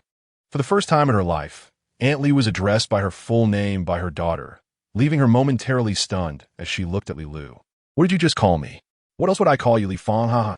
Nearby, Wang Chuiping could not help but laugh heartily. The surrounding employees also chuckled in response. "Lulu, what meeting are you calling us to? Surely your mother hasn't sent you here to instruct us? Sister Li intends to become a manager? Go on, you all. Our Lulu is now the secretary of a young boss." Aunt Li proudly lifted her chin and exclaimed loudly. The group of aunts fell silent. They had only seen Li Lu shadowing Chen Mo earlier that evening, assuming they were merely 2 young people engaged in conversation. They had even teased that they made a good pair. Little did they know that Li Lu had already become Chen Mo's secretary. "Is that true? Haven't you still not hired anyone? Lulu, can you manage?" Just as doubts arose, Chen Mo stated earnestly, "Today, I hired 2 secretaries." Wow, the aunts could not conceal their astonishment. Goodness, a secretary costs 2,000 yuan. This extravagant maneuver is indeed a double whammy. The years of hard work by the old Chen couple are likely to be squandered in his hands. Everyone has been working here for many years, and, naturally, they have developed a bond. They have also earned a considerable amount of salary to support their families. Chen Mo's actions have caused them great concern, as they fear that the already struggling supermarket may hasten its demise. If that happens, they will be left without jobs. Aside from Aunt Li, the others felt a heavy sense of unease. Li Lu was among them, as she would now be responsible for the daily operations. Chen Mo's announcement left the aunts in shock. Did this imply that everyone would now be under Li Lu's supervision, a daughter managing her own mother? Just moments ago, when Li Lu called out to her, she felt somewhat unaccustomed. The thought of being addressed like that every day was daunting. Aunt Li hesitated to accept, saying, "Chen, the young boss, do you mean to say that we will all be under Li Lu's authority from now on?" "Yes. As for tomorrow's matters, let Li Lu discuss them with you." "I must take my leave," Chen Mo replied before turning to depart. Left behind, Li Lu faced her own mother and the aunts, who usually spoke so sweetly to her. Everyone please listen carefully to what I have to say. Tomorrow, Li Fong, you will be in charge of the cash register." As Aunt Li listened, she couldn't help but clench her fists. 009, Aunt Sue's night visit on the 2nd floor. Chen Mo listened to Li Lu's increasingly confident voice, a smile unconsciously gracing his lips. Growth is an inevitable part of life, though it often comes at a cost. Upon returning home, Chen Mo felt somewhat disoriented by the tightly shut door. Yishui had gone on a trip with her old friends, a plan she had devised long in advance. She had entrusted the management of the store entirely to Chen Mo, stretching lazily. He acknowledged his weariness from the day, yet he felt a profound sense of accomplishment. There was still a secretary reward he had yet to check. Silver-level secretary treasure chest, Would you like to open it? Yes. Congratulations, host. You have received a reward of 10,000 yuan. 10,000 yuan? Was that all? In comparison to Su Yun's master-level reward of 1 million. This sum seemed rather meager. Chun Mo had briefly reviewed the supermarket's accounts that day and discovered a cash flow of less than 13,000. Before leaving, Yishui had given him a bank card with 50,000. With only a little over 60,000, it was evident that he was far from realizing his envisioned plaza layout. Fortunately, with Su Yun's master-level secretary reward, the funds were now entirely sufficient. By the time Yishui returned from her travels, she might hardly recognize her own supermarket. Simultaneously, Chun Mo also observed his personal information. Host, Chun Mo, age, 18, education, high school graduate, physical fitness, 100 points, perfect, charm, 6 points, average, skills, none, reputation, 22, wealth, 1073, 000 yuan, ranked 28th in Qingyang County. Title earned, millionaire, business popularity increased by 10%. Secretaries, 2, Su Yun, master-level secretary. Li Lu, silver-level secretary. His data had undergone a notable transformation. A physical fitness score of 100. Was this the epitome of human perfection? His wealth had skyrocketed, and his ranking had unexpectedly surged to 28th place. This ranking surpassed Chun Mo's expectations. Yet, considering the current economic climate and the fact that this was merely a small county, such a position was not entirely surprising. As Chun Mo pondered, he felt a pang of hunger. With Yishui absent, the prospect of a meal became a dilemma. Cooking was not a skill he possessed. He was quite inept in the kitchen. Resolutely, he attempted to prepare a meal, boiling rice and rummaging through the refrigerator for eggs, tomatoes, and meat. Perhaps he could make something palatable. After several minutes, Chun Mo sampled the meat from his bowl, only to grimace in distaste. This dish was hardly fit for consumption. Suddenly, a series of knocks echoed from the door. Who could it be? Setting down his chopsticks, he opened the door to find a beautiful woman, slightly breathless, standing before him. It was Su Yun. Aunt Su, what brings you here? Is there something you need? I came home to look for contact information and to inquire about some prices, but I found a few that seemed rather unreasonable. A fine sheen of perspiration appeared on Su Yun's exquisite visage, and the air around her exuded the aura of a mature woman. There's no need to rush. Aunt Su, please come in and take a seat, Chun Mo offered, accepting the small notebook from her hand. It contained records of phone numbers and pertinent information she had gathered. Didn't we agree you would start work tomorrow? Why are you busy today? Chun Mo inquired, pouring a glass of water and handing it to her. After all, it is my responsibility. The sooner I begin, the sooner I can find peace of mind. Su Yun accepted the water, her gaze inadvertently falling upon the dishes Chun Mo had just stir-fried, the aroma rather peculiar. Did you cook this? Yes, he replied sheepishly. It's burnt. You've never cooked before, have you? Su Yun discerned Chun Mo's culinary skills at a glance. Not at all. It seems we'll have to eat out from now on, he said with a resigned expression. A faint smile graced Su Yun's lips. By the way, where's your mother? Chun Mo exhaled softly. She has gone on a trip. At that moment, Su Yun rolled up her sleeves. Are there any vegetables left at home? Chun Mo, puzzled, responded, Yes, do you want to cook? Let us sort out this meal first, Su Yun said, deftly gathering the remaining ingredients, eggs and tomatoes. After all, I am your secretary. But, am I not your life secretary? She added, casting a charming smile at Chun Mo. Of course not. That would be beneath your talents, he replied, standing at the kitchen doorway, admiring Su Yun's mature and voluptuous silhouette. Even disregarding her beautiful face, her figure alone could captivate countless men. The allure of a mature woman was exquisitely manifested in her presence. There is no question of being undervalued, she said, skillfully slicing the vegetables with smooth, practiced motions. It's all work. Whatever you need, I shall do. Before long, the enticing aroma of the dish wafted through the air. Done. Spicy stir-fried meat. Give it a try. Su Yun presented the dish to Chun Mo. He picked up a piece of meat, his eyes lighting up instantly. Delicious. Aunt Su, your culinary skills are worthy of a restaurant. Is it really that good? Su Yun's eyes sparkled with delight at his praise. Indeed, Chun Mo declared, lifting a bowl of rice and diving in with fervor, for he was truly hungry. A short while later, Su Yun emerged with another plate, scrambled eggs with tomatoes. The dish was visually appealing and aromatic. Although Chun Mo typically avoided tomatoes due to their sourness, the sight of this dish compelled him to taste the egg. Wow, this too is delightful. As long as it's good, eat plenty, Su Yun said, her gentle smile illuminating her face as she watched him eat. This scene resembled a wife serving a lovingly prepared meal to her husband after a long day's work. By the way, Aunt Sue, have you eaten? You haven't eaten either? I'll have my meal when I get home, she replied. Please don't be shy. Chun Mo took his bowl into the kitchen, only to emerge a bit awkwardly with his empty bowl. Aunt Sue, I'm sorry. There's no rice left. He had finished it all. Su Yun gazed at his awkward expression, unable to suppress her laughter, as if he had inadvertently touched upon her sense of humor.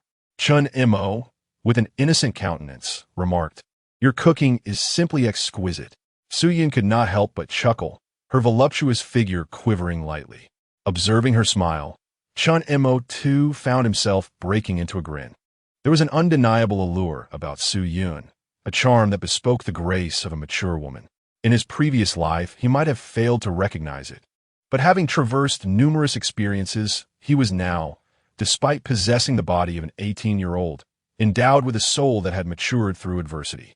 Su Yun, in both appearance and essence, radiated the irresistible magnetism characteristic of a seasoned woman. In his past life, Chun Mo was aware that Su Yun would ultimately achieve entrepreneurial success, gaining considerable renown as a prominent businesswoman in the county, remaining single and the object of many admirers' desires.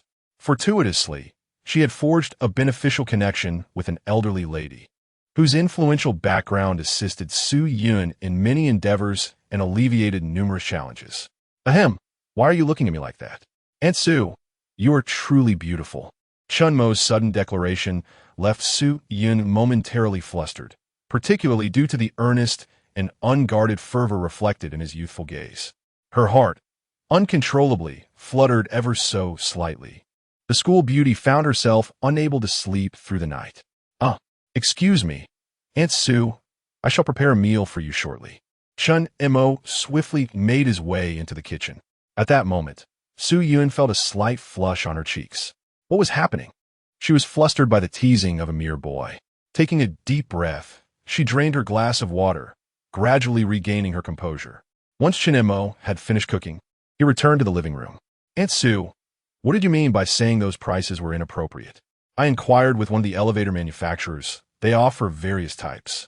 If we were to purchase a single escalator, it might be somewhat costly. How much would that be? At their lowest price, including shipping and assembly, approximately 100,000.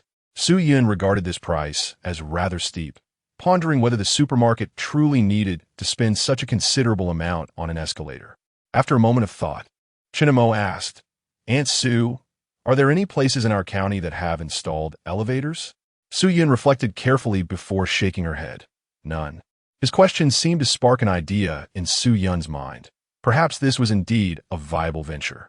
If it were to be the first of its kind, it would naturally be worthwhile. However, if it were merely for a supermarket, then it could be seen as an extravagance. I believe, if the sole intention is to establish a supermarket, it would be unnecessary to invest such a substantial amount, she suggested earnestly. Chun Mo smiled slightly. Aunt Sue, while I certainly wish to establish a supermarket, I have other aspirations as well. Su Yun's heart raced at the sudden address of Aunt Sue, but there was no time to correct him. Matters of importance awaited. Very well, as long as you are confident. What is your budget for the escalator? I believe I can negotiate the price further. I require 2 units with a budget of 300,000, but they must be of excellent quality. I entrust this matter to you, Aunt Sue. Chun Mo gazed at her with utmost seriousness. Su Yun inhaled sharply, taken aback by the request for 2 units. The pressure was palpable. This secretary role was proving to be more challenging than anticipated. Chun Mo continued to apply pressure. Aunt Sue, I need to see the elevators installed within a week. Additionally, the second floor's glass wall needs to be renovated. Money is not an issue. What matters is efficiency. Everything must be completed within half a month. Su Yun's expression grew solemn. I will do my utmost. Although the pressure weighed heavily on her, Chen Mo's assurance that money was no object provided her with some solace. As long as there was funding, the pace would surely accelerate. All right, Aunt Su, let us eat. Chen Mo had somehow managed to prepare a meal for her. At that moment, Su Yun found her appetite waning. What additional requirements do you have for the second floor's renovation? Do you need partitions? Or should everything be opened up? Are you planning entertainment projects? Will there be dining options on the first floor? Su Yun found herself quite busy during this meal. With each bite she took, Chen Mo would propose new ideas, and she had to jot them down. She couldn't help but marvel at Chen Mo's myriad of ingenious concepts. If Chen Mo's vision were truly realized, wouldn't the supermarket become utterly redundant? Su Yun found herself burdened with a heavy task. The 2,000 yuan was not easily earned. As they conversed, the night deepened, and before they knew it, it was nearly 11 o'clock. Su Yun glanced at her watch, promptly rose, and swiftly tidied the dining table, even washing the dishes in the process. Chen Mo assisted by putting away the utensils. All right, I must be on my way, he declared. Aunt Su, let me see you off. He followed Su Yun as she exited the door. No need, it's fine, she replied. Chen Mo insisted, it's late. And if anything were to happen, I wouldn't be able to bear the responsibility. You know how fierce Qingxue can be, right? Su Yun felt it was difficult to broach the subject of Chen Mo and Su Qingxue. Such matters require mutual affection. They cannot be forced. Even if she thought well of Chen Mo, she did not wish to impose on Su Qingxue. Moreover, both were still young, merely 18. They had ample time to experience and explore the vast world outside. Perhaps Chen Mo might meet an even more suitable girl in the future. He mused to himself about needing a car eventually. A car? For whom? Our shared vehicle, he continued. If you plan to be out and about often, it would be essential to have one. A car? You mean a sedan? Su Yun expressed mild surprise. She had not envisioned such a purchase, thinking he might settle for a motorcycle at most. Chen Mo chuckled, yes. Aunt Su, is this your phone number? Yes. As they walked and chatted, they soon arrived at the foot of Su Yun's building. Aunt Su, are your legs all right for the stairs? I'm fine. You should head back. Be careful on the way. By the way, if you intend to frequently accompany girls home, it would indeed be wise to buy a car. Su Yun's sudden teasing rendered Chen Mo momentarily speechless. After she ascended the stairs, her ankle throbbed slightly, not yet fully recovered. Watching Chen Mo depart from her window, she felt a peculiar sensation. She had become a secretary to her daughter as classmate. Upon entering her home, she found Su Qingxue just finishing a phone call. Her expression clouded with displeasure. Mom, Su Qingxue greeted dully. What's wrong? Nothing, she replied, retreating into her room. Today had been particularly disheartening for her.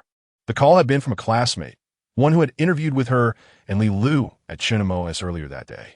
She learned that Chen Mo had chosen Li Lu as his secretary. How shameless of him. Was he now pursuing Li Lu because he couldn't win her over? What did Li Lu have that compared to her? The mere thought of Chen Mo selecting her as a secretary was unacceptable to Su Qingxue. The boy who had persistently pursued her had suddenly changed his demeanor, lavishing attention on someone who was utterly inferior to her. As she contemplated this, her blood pressure rose, and her cheeks flushed with indignation. She could only console herself with the thought that she had never shown Chen Mo a kindly face. She had never acquiesced to his pursuit. Su Qingxue took a deep breath, striving to calm her tumultuous emotions. The only solace she found lay in securing a job that afternoon. Yet, the remuneration paled in comparison to Li Lu's 2,000. The mere thought of Li Lu becoming Chen Mo's secretary, effortlessly earning that monthly sum, gnawed at her. All of this had once rightfully belonged to her. This night, sleep eluded her. Who was deceiving whom? The next day, at 8 in the morning, Chen Mo was roused from his slumber by the persistent sound of knocking. Groggy, he opened the door to find a tall young woman standing at the threshold, accompanied by an exquisitely beautiful and voluptuous mature woman. Li Lu, Aunt Su, what brings you here so early? And together, no less. We ran into each other on the way, Li Lu replied, aware that Su Yun was also Chen Mo's secretary, though Su Yun was unaware of this connection. Thus, when Su Yun encountered Li Lu and learned she was also Chen Mo's secretary, She could not help but feel a slight surprise. I came to inform you that I need to contact the renovation team and the elevator company. I will likely be away from the office during the day. Su-Yun had numerous tasks to attend to, requiring her to be constantly on the move. However, this role differed significantly from her previous one, where she had to gauge the moods of others as a subordinate. Now, she was the one holding the purse strings, a principal party in the negotiations. The roles had reversed, but the paramount concern remained ensuring quality and efficiency. Aunt Sue, don't rush off just yet. I'll accompany you. Chun Mo still needed to withdraw some funds, as he intended to purchase a vehicle. Lilu, is there anything you need? Yes. When do we commence the promotional activities? 1 week from now, you must clarify all the promotional events with them. Understood. Please compile all the promotional products and their prices. And remember to expedite the production of the advertising materials for the promotional signs. All right. Lilu diligently noted everything in her prepared notebook. Aunt Sue, wait for me. We'll go together. Okay. Chun Mo turned and re-entered the house, leaving Su-Yun and Lilu at the door. Lilu smiled at Su-Yun and said, Aunt Sue, I must get back to work. Su-Yun returned the smile and nodded, yes, go ahead. Watching Lilu's departing figure, she couldn't help but think of her own daughter. However, considering Su Qingshue's temperament, she decided against it. Aunt Sue, let's go. Chun Mo emerged from his room wearing a short t-shirt. Su-Yun smiled as she assessed him. Once the business expands, you might consider upgrading to more sophisticated attire. Chun Mo glanced down at his outfit, realizing it indeed exuded a youthful vibe. I'm not adept at selecting clothes. Aunt Sue, when you have the time, please help me choose. Of course, a secretary is meant to assist the boss with such matters. With a smile, Su-Yun walked ahead, her curvaceous figure exuding an alluring maturity. By the way, where shall we head first? To withdraw some cash. Chun Mo raised his bank card. Su-Yun found herself admiring Yishu Wei for entrusting Chun Mo with such significant responsibilities. Yet, reflecting on Chun Mo's innovative approach to business, she understood the rationale behind it. The two descended the stairs and left the building. The store had yet to open, as others would not arrive until after 9. This was Chun Mo's newly established working hours. They walked together to the nearest bank, only to discover that it too had not yet opened. With doors set to welcome customers at 9, I shall first seek a renovation team. Su-Yun, unwilling to waste time, recalled that Chun Mo had instructed her to finalize all matters within a fortnight. Very well. Do remember to call if anything arises. Chun Mo observed Su-Yun's departing figure, contemplating the necessity of assigning her and Lilu a new number, along with a work phone. After enjoying a breakfast, he ventured into the recesses of his mind to locate his desired culinary titan in the system store. This was a culinary giant that amalgamated the advantages of KFC and McDonald's, affordable and, indeed, superior in taste to both. Regrettably, in his previous life, the emergence of fast food in the domestic market had been belated, with market shares thoroughly divided, thus leaving little room for growth. Yet, the current scenario was markedly different.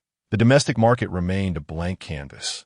He needed to be the pioneer who would unlock the door to this new world. The first to venture into the unknown is always the most delectable. However, this endeavor cost him a total of 800 secretary points, leaving him with a mere 200 from an original 10,000. Chun Mo deemed it necessary to assign Su-Yun additional tasks, such as procuring fast food production machinery. It would indeed be a waste not to utilize the fast food recipes at his disposal. His approach would still commence with the physical aspect. Of course, there was an unavoidable pathway that led to real estate. Nevertheless, Chun Mo was not inclined to squander his funds in the county town. After finishing his breakfast, he proceeded to the bank to withdraw money, feeling a tinge of apprehension within. However, upon the teller's astonishment at the amount in his account, she looked at the young man before her in surprise. How much would you like to withdraw? Let us start with 500,000.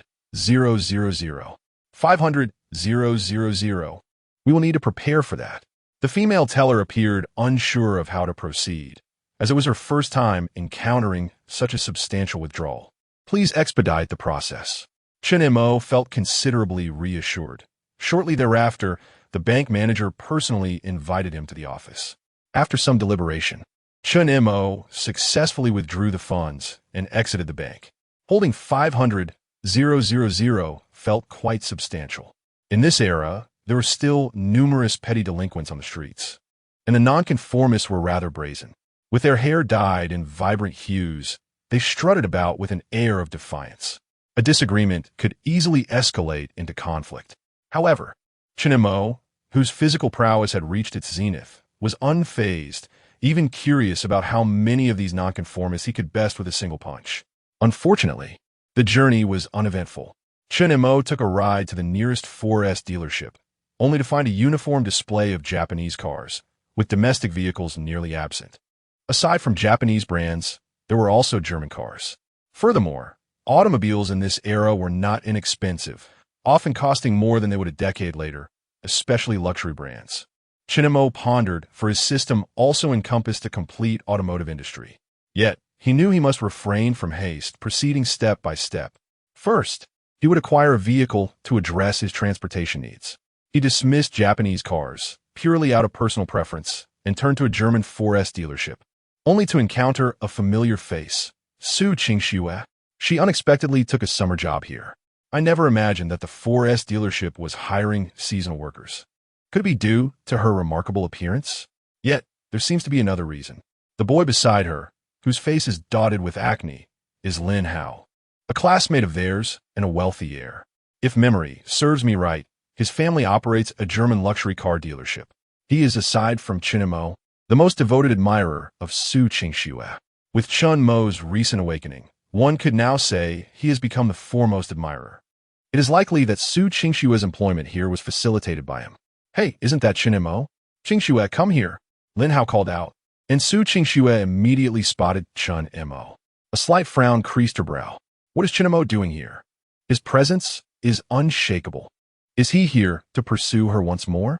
This instinctive thought was a result of years of being surrounded by admirers. Lin Hao, what a coincidence. This isn't your family's dealership, is it? She asked playfully. Oh, indeed. What brings you here? To look at cars? Lin Hao replied, his expression smug. With a hint of mockery in his gaze directed at Chun Mo, Su Qingxue remained silent beside them. Chun Mo chuckled. Yes, just to take a look. Do your family's cars have any discounts for old classmates? Lin Hao puffed out his chest, somewhat disdainfully. Of course there are discounts. Since we are old classmates, I'll give you the best deal, but even if I offer you a 50% discount, you still couldn't afford it. Aye, really 50%? Lin boss, are you serious? Chun Mo asked, a glimmer of hope in his eyes. If you buy, I will certainly give you 50% off. Lin Hao declared grandly, casting a glance at Su Qingxue, akin to a peacock displaying its vibrant feathers before a female. Aye. Chun Mo's expression turned troubled. What's the matter? Short on cash. How much can you earn from that supermarket of yours to buy this car? Lin Hao's expression was one of triumph, as if he had deduced Chun Mo's financial constraints. This car costs $540,000. Even at half price, that's still $270,000. Is your supermarket worth that much? Chun Mo sighed softly. I cannot compare to you. This car is truly beautiful. If it were at 40% off, I would sell my supermarket to buy it. Lin Hao's eyes glinted with interest. Sell your supermarket? Can you make that decision? Chun Mo leaned closer to Lin Hao and whispered, my mother is traveling, so I am currently in charge of the supermarket. Lin Hao's eyes sparkled with excitement as he suppressed his glee and encouraged. Then sell it. I will give you 40% off this car. Chun Mo took a deep breath, skepticism creeping into his voice. Are you really in a position to make that decision? Lin Hao retorted, Chun Mo, do you look down on me? Would I deceive you? Chun Mo appeared conflicted. It's not that I doubt your authority as a businessman, but nowadays, everything requires a contract. If I were to sell the store, what guarantee do I have that you will still offer a discount on this car? Lin Hao pondered briefly, his mind racing. The sale of Chun Mo's supermarket might yield only about $100,000 at most. Selling the car for $216,000, plus fees, insurance, and taxes, would bring it close to $250,000. He would then impose a deadline of 1 day for Chun Mo to gather the funds, where the price would revert to its original amount. Lin Hao had been navigating the intricacies of the shop since childhood, acquiring a few petty tricks along the way. A contract? You doubt my brotherly intentions? Very well, I shall procure one for you. With that thought, Lin Hao swiftly made his way to the manager's office. Approximately 10 minutes later, he emerged holding a contract, which he promptly handed to Chun Mo. Here you go. This was no easy feat to secure, bearing the official seal of the establishment. Chun Mo accepted the contract and glanced over it. Having endured numerous contractual snares in his previous life, he could easily discern the underlying tricks within this document.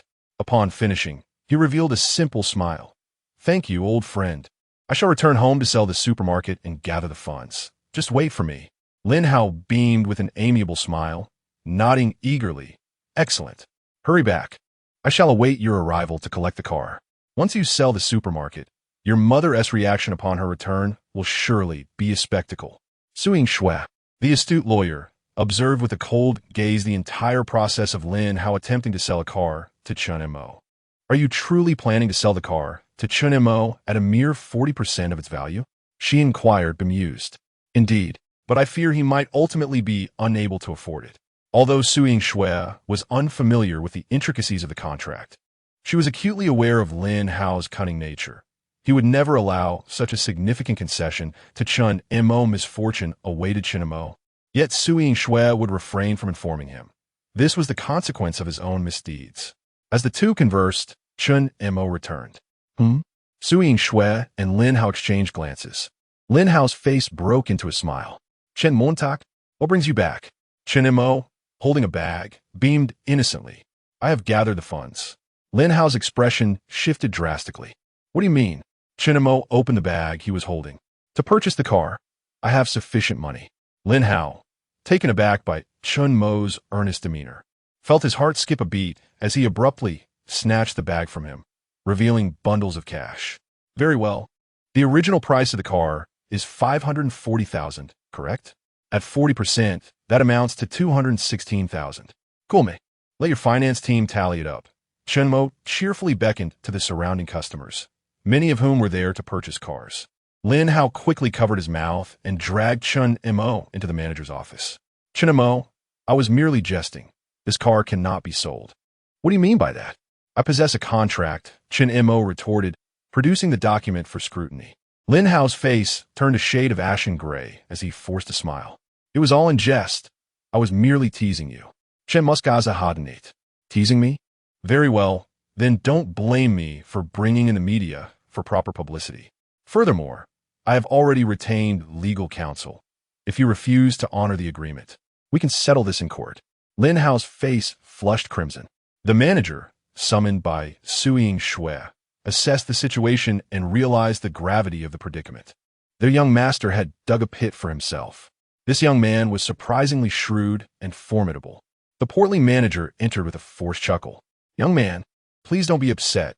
Let me know what the issue is, and I will assist you in resolving it." Chun Mo regarded him skeptically. "Are you in a position to make decisions?" The manager nodded with a smile. "Yes, as the manager of this establishment, you can discuss any concerns with me." Chun Mo briefly displayed the contract before swiftly concealing again. "Do you comprehend the situation?" The manager, smiling with feigned ease, nodded. "I understand, but a 40% discount is simply unfeasible." Chen Montak smeeded faintly.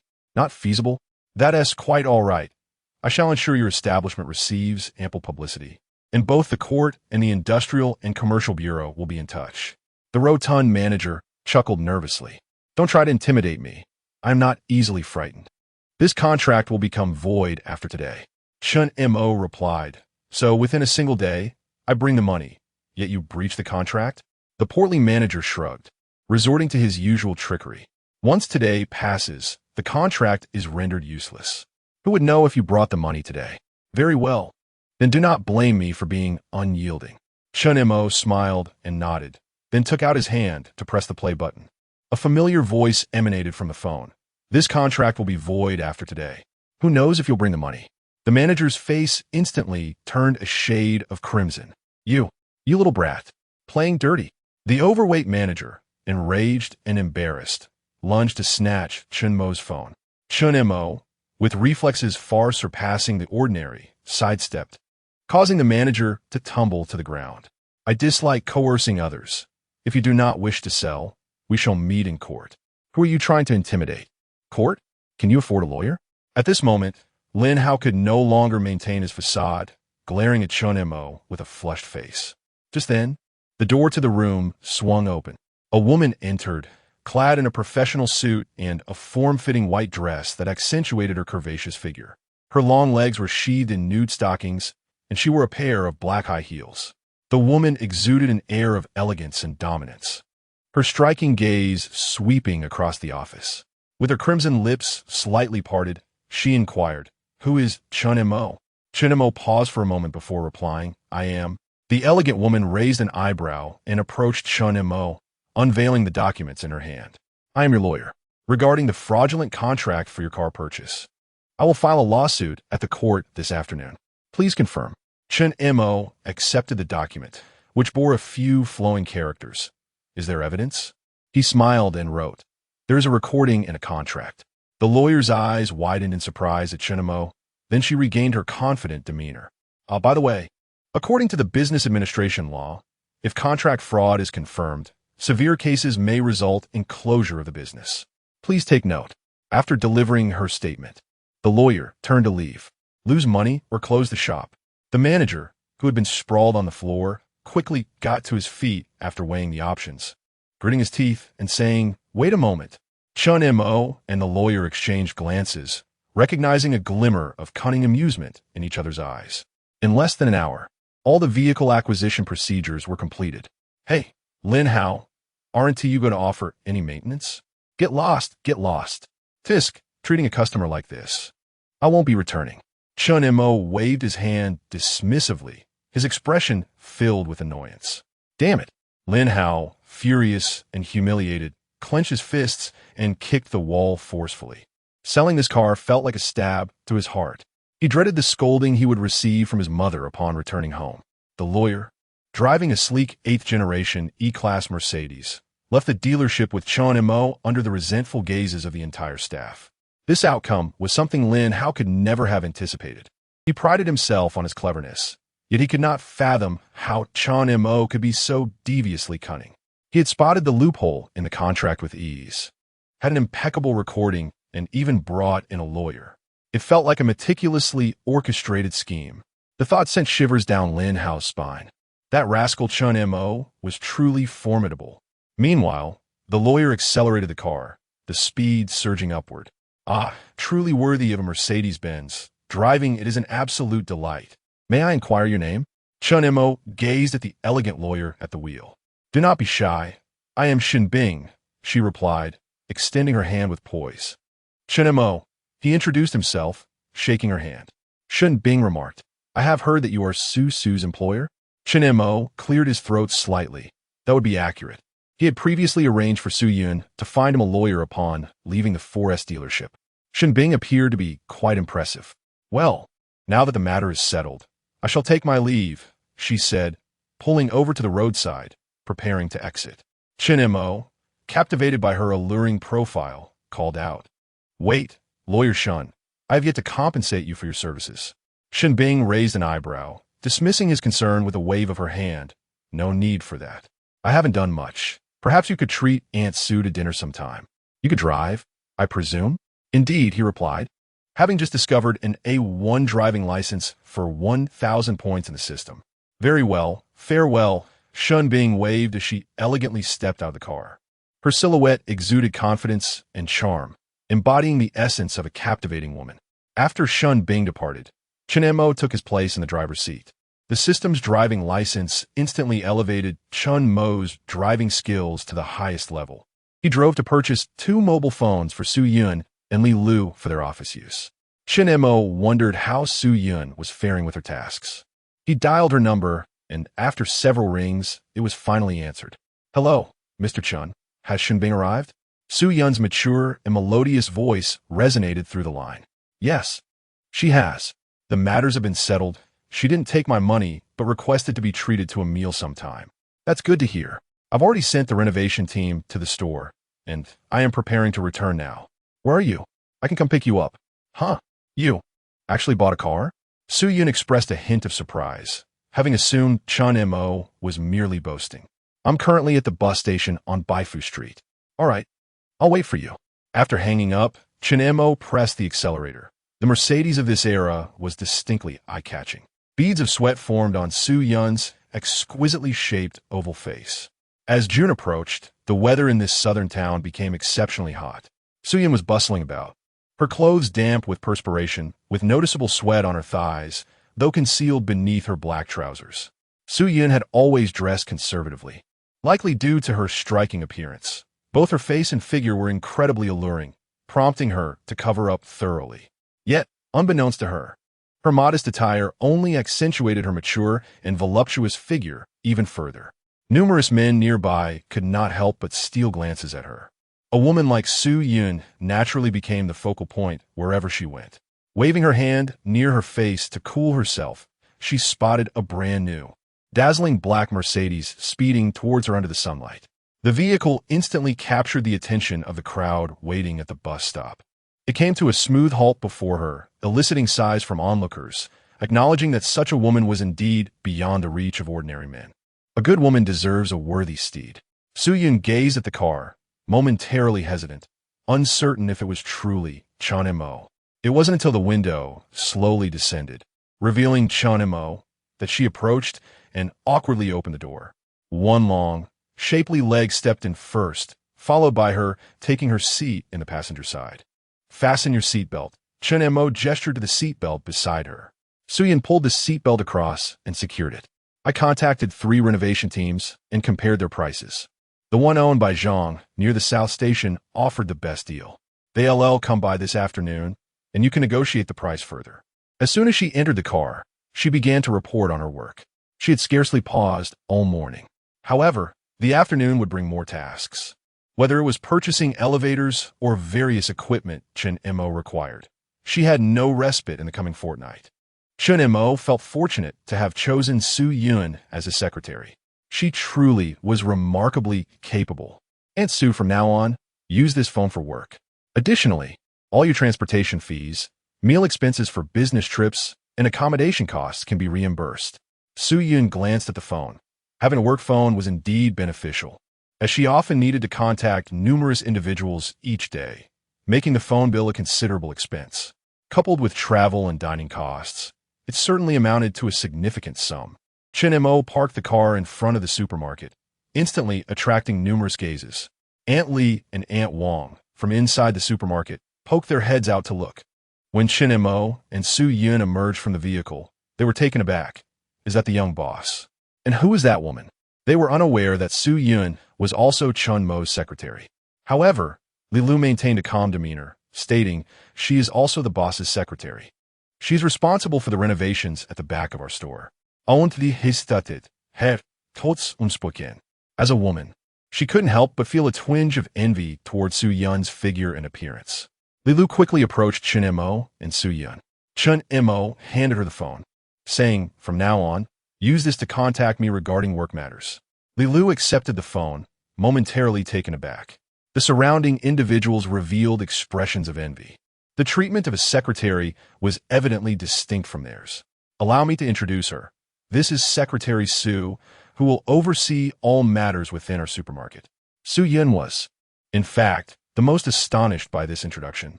Wasn't she supposed to be in charge of business affairs?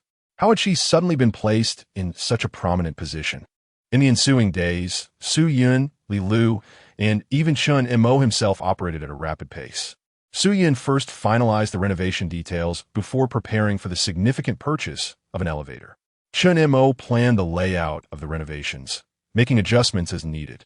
Meanwhile, Li Lu was responsible for the supermarket's promotional activities.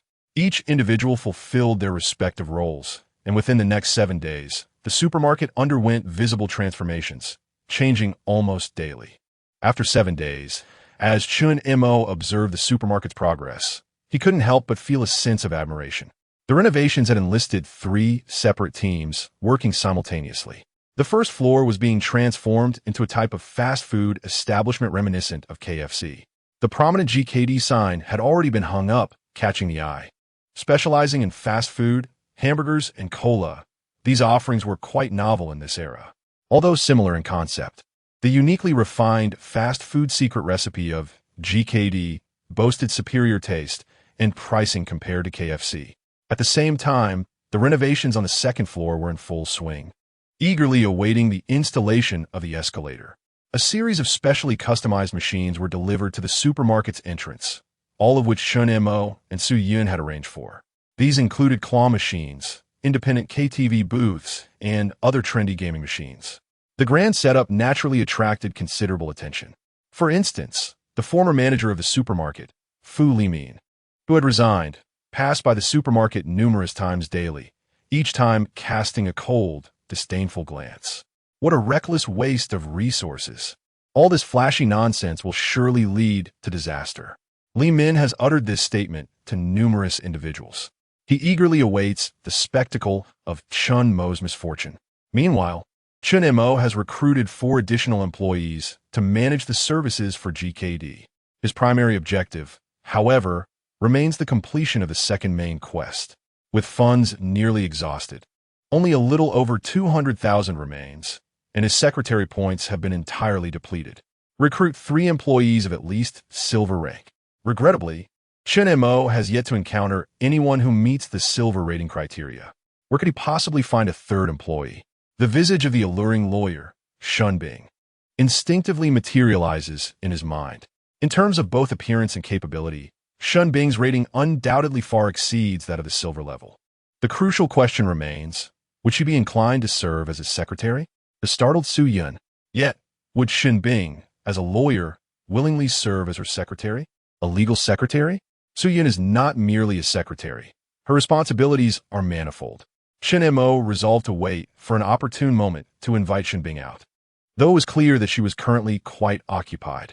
During this period, Su Yun was the busiest individual tasked with an array of duties. She needed to complete the training for the newly recruited GKD staff.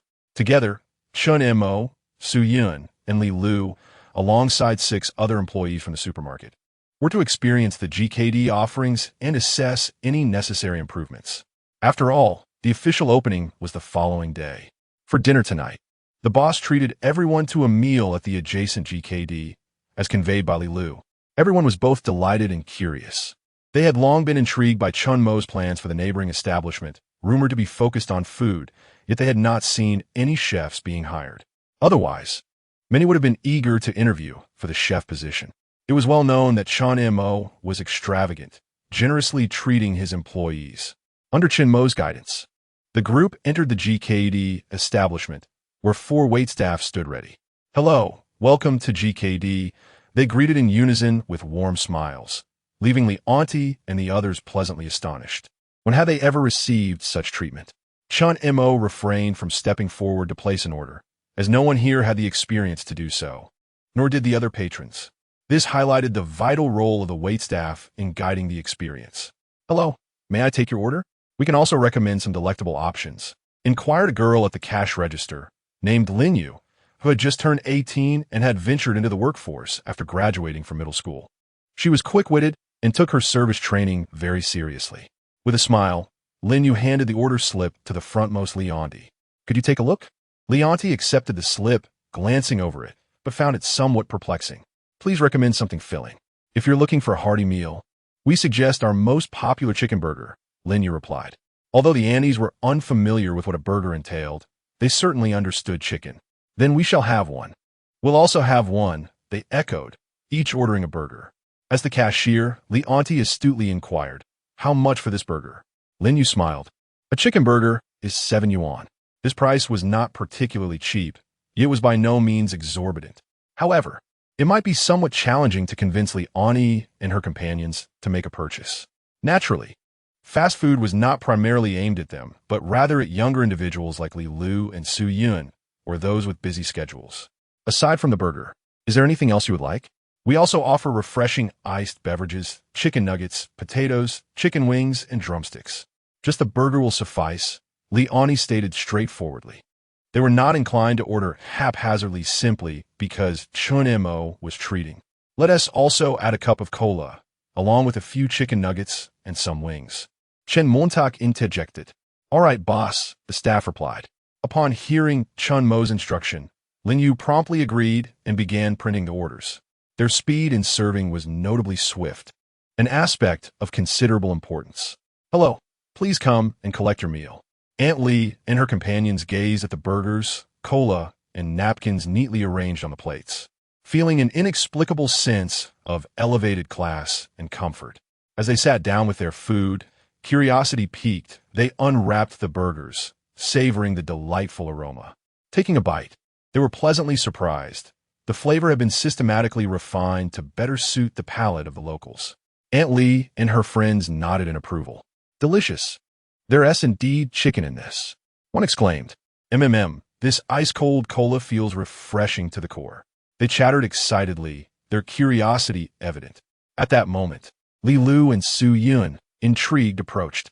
Having already been hungry, their appetites intensified by the discussion.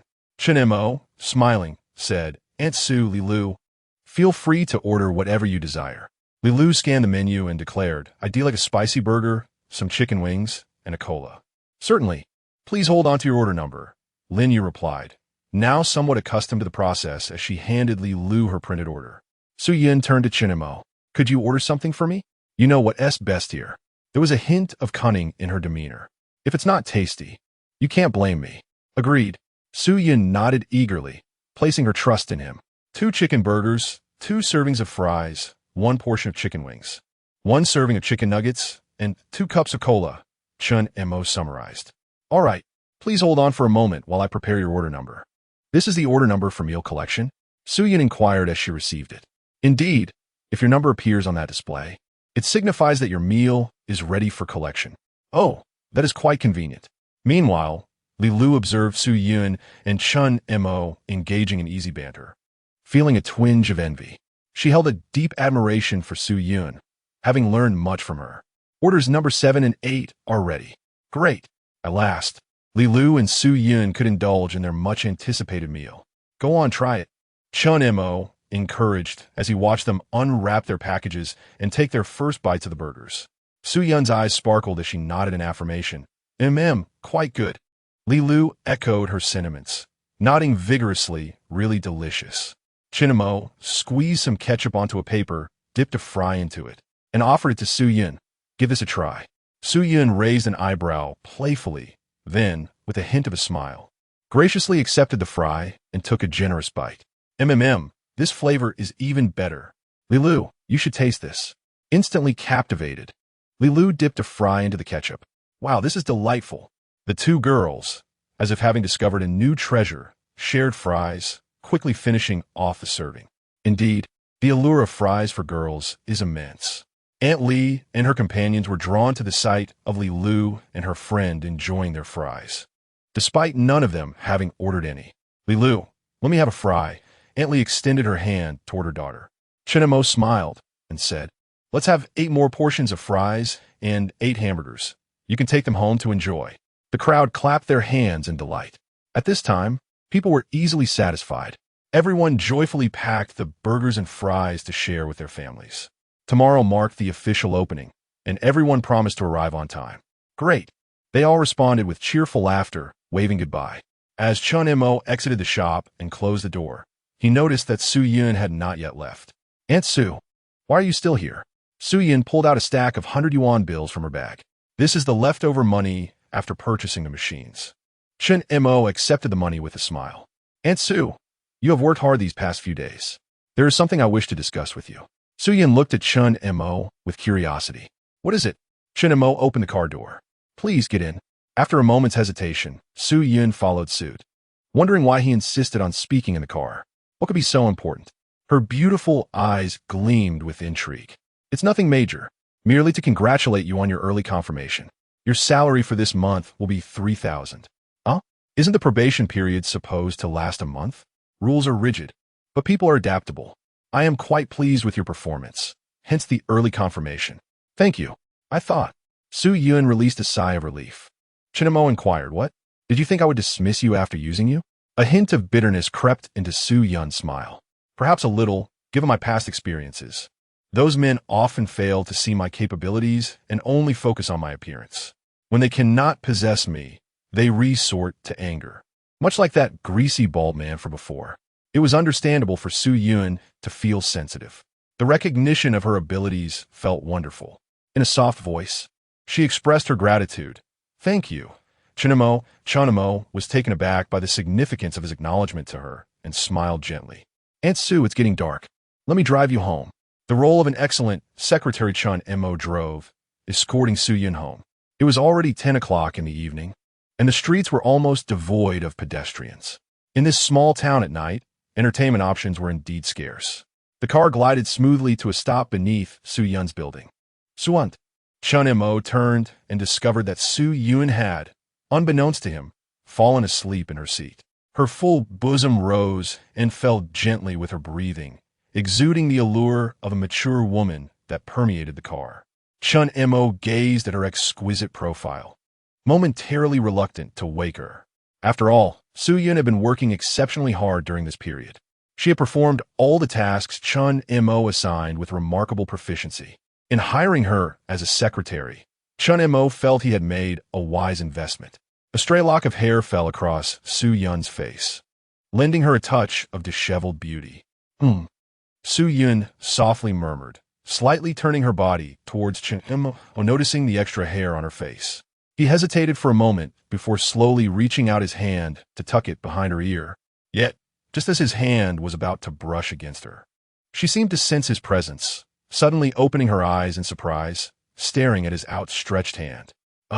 Chunimo froze mid-motion, feeling somewhat awkward. Su-aunt, please don't misunderstand. I merely wish to assist you with your hair. Su-yun, realizing her slightly unruly locks, gracefully tucked the strands behind her ear with her delicate fingers, her cheeks tinged with a faint blush. Oh, only then did she register that the car had stopped. Have you arrived? Yes. Thank you. With that, Su-yun opened the car door, elegantly stepping out with her long, slender legs, and made her way upstairs. It was not until she reached the second floor that she paused, listening to the roar of the car engine below, glancing down. She watched until the vehicle vanished from sight. Chunimo returned home, took a shower, and lay on his bed. He checked his information. Host, Chunimo, age, 18 years, education, high school graduate, physical condition, 100 points, perfect, charm, 6 points, ordinary, skills, none, reputation, 101. Title obtained, business novice, assets, 118,000 yuan, ranked 25th in Xinjiang County. Titles obtained, millionaire, business popularity increased by 10. Business novice, business popularity increased by 3. His reputation had risen, and he had acquired a new title. Although his current cash flow amounted to only around 200,000, his total assets had increased by several tens of thousands. His county ranking had improved by 3 positions. However, he pondered that this pace of capital accumulation was still too slow. Chunimo contemplated whether to venture into real estate or the internet. Both avenues had their merits. It was a difficult choice, so perhaps he should pursue both. Nonetheless, for now, he needed to hire more secretaries. Completing the system's mainline tasks would ensure smooth progress in the future. A woman's face surfaced in his mind, Shan Bing. A night passed. The following day, as Chunimo enjoyed a deep slumber, a series of knocks echoed at the door. Knock, knock, knock. Slowly, he stirred awake, donned a short t-shirt, and stepped out to open the door. Upon opening it, an exclamation filled the air. Ah! The sharp cry jolted Chunimo into full alertness. There stood Su-yun, her face flushed, one hand shielding her eyes. Confused, Chunimo inquired, Aunt Sue, what is the matter? Su-yun's heart raced uncontrollably. Her mind replaying the moment Chunimo had opened the door. The youth was his temper so fiery in the early morning. Startled, she bit her lips softly and, her voice slightly trembling, said, You are not dressed properly. Not dressed properly? How could that be? He had clearly put on clothes before stepping out. Chunimo glanced down, and the realization struck him. Oh no, he was merely clad in his boxers, fully exposed. In the morning, such a state was typical for any man, especially one at the height of youthful vigor. Embarrassed, Chunimo swiftly turned and fled. As Su-yun watched his retreating figure, a sigh of relief escaped her lips. The image of Chunimo opening the door replayed in her mind, causing her cheeks to redden once more. Shortly thereafter, after completing his morning routine, Chunimo emerged, his tall figure radiating a youthful, sunny aura. Aunt Sue, what brings you here? Is there something you need? ISNT today, the grand opening of GKD? It's almost 9 o'clock. I overslept. Chun Mo lightly tapped his forehead, then descended the stairs alongside Su Yun. Thankfully, with Su Yun at the helm and Ilu meticulously managing the other affairs, everything seemed in order. Outside GKD, a considerable crowd had already gathered. Today marked not only the opening of GKD, but also a promotional event at the supermarket. The flyers distributed yesterday had proven effective, drawing numerous people early this morning. Most were attracted by the supermarket's promotions. The influx of customers was sure to benefit the establishment. As the supermarket doors swung open, patrons surged inside. Today, everyone had their hands full. While the majority flocked to the supermarket, a handful of curious youths ventured into the adjacent GKD. This symbiotic relationship in customer flow was essential for GKD, which now relied on the supermarket's popularity to thrive. In the future, the supermarket may find its own foot traffic bolstered by GKD and the entertainment offerings on the second and third floors. It was a virtuous cycle of mutual enhancement. Chun Mo entered GKD himself, eager to gauge the feedback from his first wave of customers. Throughout the morning, nearly 30 patrons visited, many initially drawn in by the supermarket promotions, who then curiously wandered into GKD. The feedback was generally positive, with some even opting to take meals to go. Chun Mo felt a sense of reassurance. GKD appeared to be on solid ground. As afternoon turned to evening, GKD not only stabilized but saw an increase in foot traffic compared to the morning. The rapid spread of positive word of mouth was astonishing. Some patrons who had dined there in the morning returned for another meal in the evening, exceeding Chun Mo's expectations. He had anticipated that GKD would succeed, but he was astounded by the remarkable speed of its ascent. As the first day came to a close, everyone bore expressions of fatigue. However, the financial report was nothing short of shocking. The supermarket's revenue was tenfold that of ordinary days. On its inaugural day, GKD's earnings astonishingly exceeded 1,000, totaling 258 yuan. After deducting costs and labor, the net profit stood at nearly 40%, approximately 500 yuan. Such profitability was quite extraordinary. Nevertheless, this was partially attributed to the bustling promotional activities of the supermarket. Nonetheless, Chun Mo believed that as long as the word of mouth continued to flourish, future revenues would never fall below today's figures. Before the end of the workday, he gathered everyone and announced, "Thank you all for your hard work today. Each of you will receive an additional 100 yuan bonus this month." Really? 100 yuan? That's fantastic. Truly, you're the best boss. Long live the boss. May the boss never perish. As the night deepened, "Aunt Sue, would you care for a drink?" The joy among everyone was palpable due to the bonus of 100 yuan. Chun Mo chuckled as he observed their exuberant chants for the eternal prosperity of their boss. Although fatigued, the promise of the bonus had invigorated them all. Everyone departed, reminding one another to travel safely. Chun Mo's gaze fell upon Su Yun, who lingered behind. "Aunt Sue, where has the elevator reached? It should arrive by tomorrow, just in time for the staircase to be nearly completed. Installation can begin soon." "Have the other machines arrived?" "Most of them are here now. They're currently stored in the warehouse. Would you like to take a look?" "Certainly." The two made their way to the warehouse behind the supermarket. Typically used for storing goods, the space was now brimming with equipment.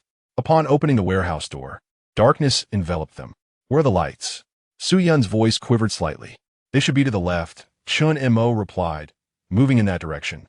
Before he could switch on the lights, a sudden exclamation erupted from behind him. Su Yun had spotted a large rat scurrying past her in the dim glow of the streetlights outside. With a startled shriek, she instinctively dashed towards Chun Mo. Chun Mo, caught off guard, instinctively wrapped his arms around her. Both of them froze for a moment, gazing into each other's eyes, acutely aware of their shared breaths and heartbeats. Just then, the sound of a car horn from the street outside shattered the charged atmosphere, jolting them back to reality. Especially Su Yun, who promptly stepped away from Chun Mo's embrace, murmuring, "Go turn on the lights." Snapping back to the situation, Chun Mo activated the warehouse lights. As illumination flooded the space, the ambience grew slightly awkward. Su Yun took a moment to regain her composure and showcase the machines that had been delivered over the past few days. "This is the claw machine that arrived today, and this one was delivered yesterday. along with others that came today. Tomorrow, the elevator will arrive, along with some gaming and karaoke machines. Should we consider renting another warehouse? Perhaps. After reviewing the machines, they exited the warehouse and securely locked the door. Su Yun turned to Chen Mo, speaking softly. If there is nothing else, I'll head back now. Aunt Sue, allow me to drive you. That's not necessary. Didn't you hear from Aunt Lee that a woman was robbed on her way home last night? Robbed? Su Yun's heart skipped a beat as she regarded Chen Mo with a hint of skepticism. Indeed, it said that if the assailant encounters someone more attractive, the situation could be dire. Just think if it were you. Chen Mo's expression was earnest. Su Yun was momentarily taken aback, though not vain. The thought of encountering someone with ill intentions was indeed frightening. Let us go, Aunt Sue. Eventually, Su Yun accepted a ride in Chen Mo's vehicle. They sped along, and within 10 minutes, they arrived at her building. Thank you, you've worked hard. Su Yun softly finished her words and opened the car door. Before stepping out, she turned back to Chen Mo and reminded him, drive safely on your way back. All right, goodbye, Chen Mo replied, then drove home. He indeed felt quite fatigued after a long day. Upon returning home and completing his evening routine, he lay down on his bed. Suddenly, his phone vibrated. Chen Mo picked it up to find a text notification. Su Yun, here are all the expenses for the elevator purchase. Please hand over all the invoices to Li Lu for verification. With a quick glance, Chen Mo noted that the total price for the 2 elevators was just over 280,000. This was a result of Su Yun's prolonged negotiations to secure a better deal. Received, Chen Mo replied after reading the message. Su Yun, good, are you still awake? Chen Mo, just finished washing up and lying down. After a moment, Chen Mo's phone vibrated again. Su Yun, then get some rest early. Good night. Chen Mo, good night. He set his phone down and soon fell into slumber. Meanwhile, at Su Yun's home, she gazed at the good night message Chen Mo had sent and found herself unable to sleep for a while. The scene from the warehouse earlier that evening kept replaying in her mind. She closed her eyes, her cheeks flushing. In the following days, the Old Street supermarket buzzed with activity, its foot traffic matching that of its promotional launch day, which exceeded Chen Mo's expectations. The reputation of GKD continued to flourish, attracting an increasing number of young patrons eager to try something new. Thanks to its advantages in flavor, service, and pricing, GKD quickly became the most favored gathering spot for the youth in the county. This development aligned perfectly with Chen Mo's predictions. With the opening of the 2nd and 3rd floors, even more young people were expected to visit. During midday, another shipment of machines arrived, which Su Yun oversaw. Concurrently, the staircase leading from the 1st to the 2nd floor for the elevator installation was completed. On this day, the elevators for the 2nd and 3rd floors were also installed, and all types of machines were moved upstairs. The addition of the elevators significantly reduced labor costs. After several days of hard work, the entertainment facilities on the 2nd floor were fully set up, featuring various gaming machines, claw machines, and karaoke rooms. As for the 3rd floor, aside from Chen Mo's own bedroom, everything else had been renovated, though he had yet to finalize its purpose.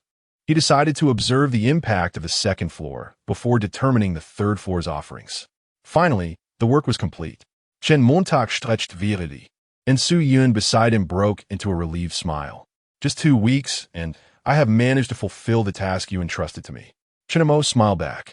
Realizing this was the moment he had not yet acknowledged. Thank you, Aunt Sue, for your hard work. It's no trouble. It's only natural to work for a salary. Su Yun replied, looking relaxed. She felt assured about this paycheck, as her efforts were well worth it. To celebrate the completion of our work, shall we grab a late-night snack? I'm quite hungry, and it's already past midnight. I've digested everything from dinner. At this moment, there is no food to be found. In this small county, there are no establishments that remain open past 10 o'clock. Furthermore, there are no proper places for late-night snacks. By the way, didn't our shop receive a batch of hot pot base ingredients today? Hot pot. On the 3rd floor of the supermarket, in the living room of Chen Mo's home, a pot simmers with a rich, red broth, chunks of beef swirling within, releasing an enticing aroma. Chen Mo retrieves a piece, blows on it to cool, and takes a bite. Take your time. Don't burn yourself, Su Yun gently cautioned. You should eat too.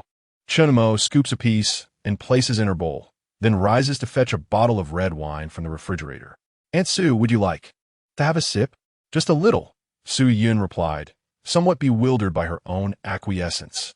Chun Mo opened a bottle of red wine, yet found the absence of wine glasses in his home. He resorted to using 2 ordinary glasses, placing them upon the table, and filled each half full. As he finished pouring, a subtle smile crept across his face. What brings about your smile? Su Yun inquired, lifting her glass in curiosity. Chun Mo raised his glass in return, saying, typically, red wine is paired with steak, yet here we are, enjoying it with hot pot. Doesn't it seem a tad peculiar? Su Yun couldn't help but chuckle. Indeed, no one has decreed that red wine must only accompany steak. The essence of drinking lies in the company one shares it with. Her enchanting gaze sparkled like autumn waters as she took a delicate sip, leaving a faint imprint of her crimson lips upon the glass. Chun Mo also took a sip. The wine was rather ordinary, yet the beauty before him rendered the experience extraordinarily delightful. Chun Mo, thank you, Su Yun expressed, raising her glass and tilting her head back to finish the wine in one swift motion. Before Chun Mo could react, her glass was already empty. Post-drinking, a faint blush adorned Su Yun's oval face, an alluring charm emanating from her effortlessly. She casually brushed her long, silky hair, exuding the grace of a mature woman. Take it slow, Su Yun, lest you intoxicate yourself, Chun Mo cautioned. Hearing this, Su Yun smiled playfully, while other men hope I drink more, wishing to see me inebriated. You seem to be concerned about my well-being. She lightly tapped Chun Mo's arm with her slender finger. Chun Mo replied with a calm smile. I'm not worried about your inebriation, but rather about the toll excessive drinking could take on your health. Su Yun paused, a flicker of surprise crossing her face. Health. It had been a long time since anyone had genuinely cared for her. Warmth surged within her heart. Rest assured, my tolerance for alcohol is boundless. Chun Mo smiled. Even so, moderation is key. A light buzz is often the most enjoyable state. He poured half a glass for Su Yun once more. Quite right, she affirmed, taking a sip and gazing seriously at him. Chun Mo, you do not strike me as an 18-year-old.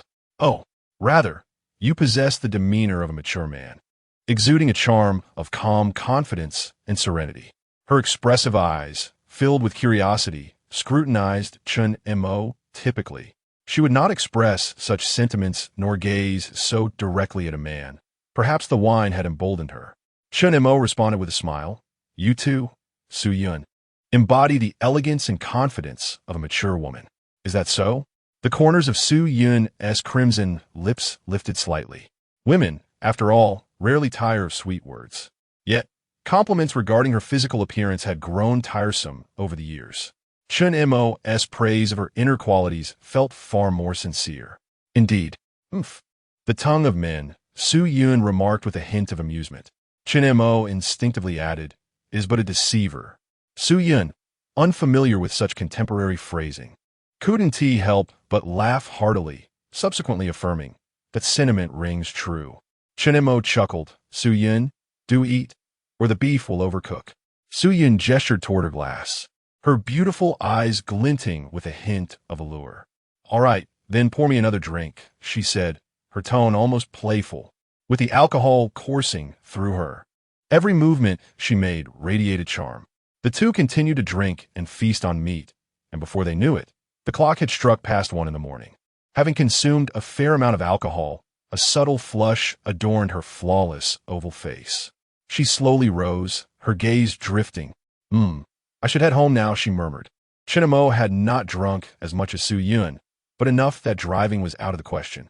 Yet, he felt uneasy allowing her to walk home alone. If she were to leave like this, she would surely attract unwanted attention. Rising to his feet, he grasped her arm. Aunt Sue, you shouldn't go back tonight. Rest here instead. Su Yun shook her head slightly. No, I must go back, she insisted, stubbornly attempting to make her way to the door. Chun Mo exerted a firm pull, inadvertently drawing her into his embrace. Su Yun collided against Chun Mo's chest, momentarily taken aback.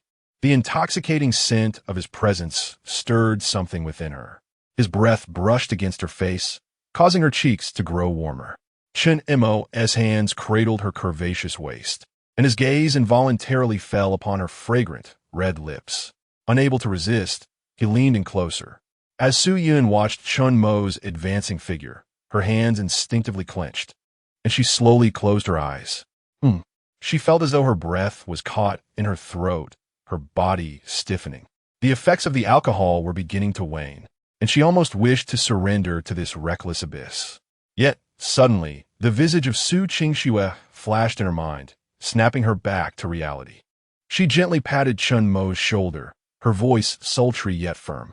"Chen Montak, please don't." He gradually halted, meeting her gaze. Su Yun's eyes reflected her inner turmoil. "We can't. You're Qingxue's classmate. It's not permissible."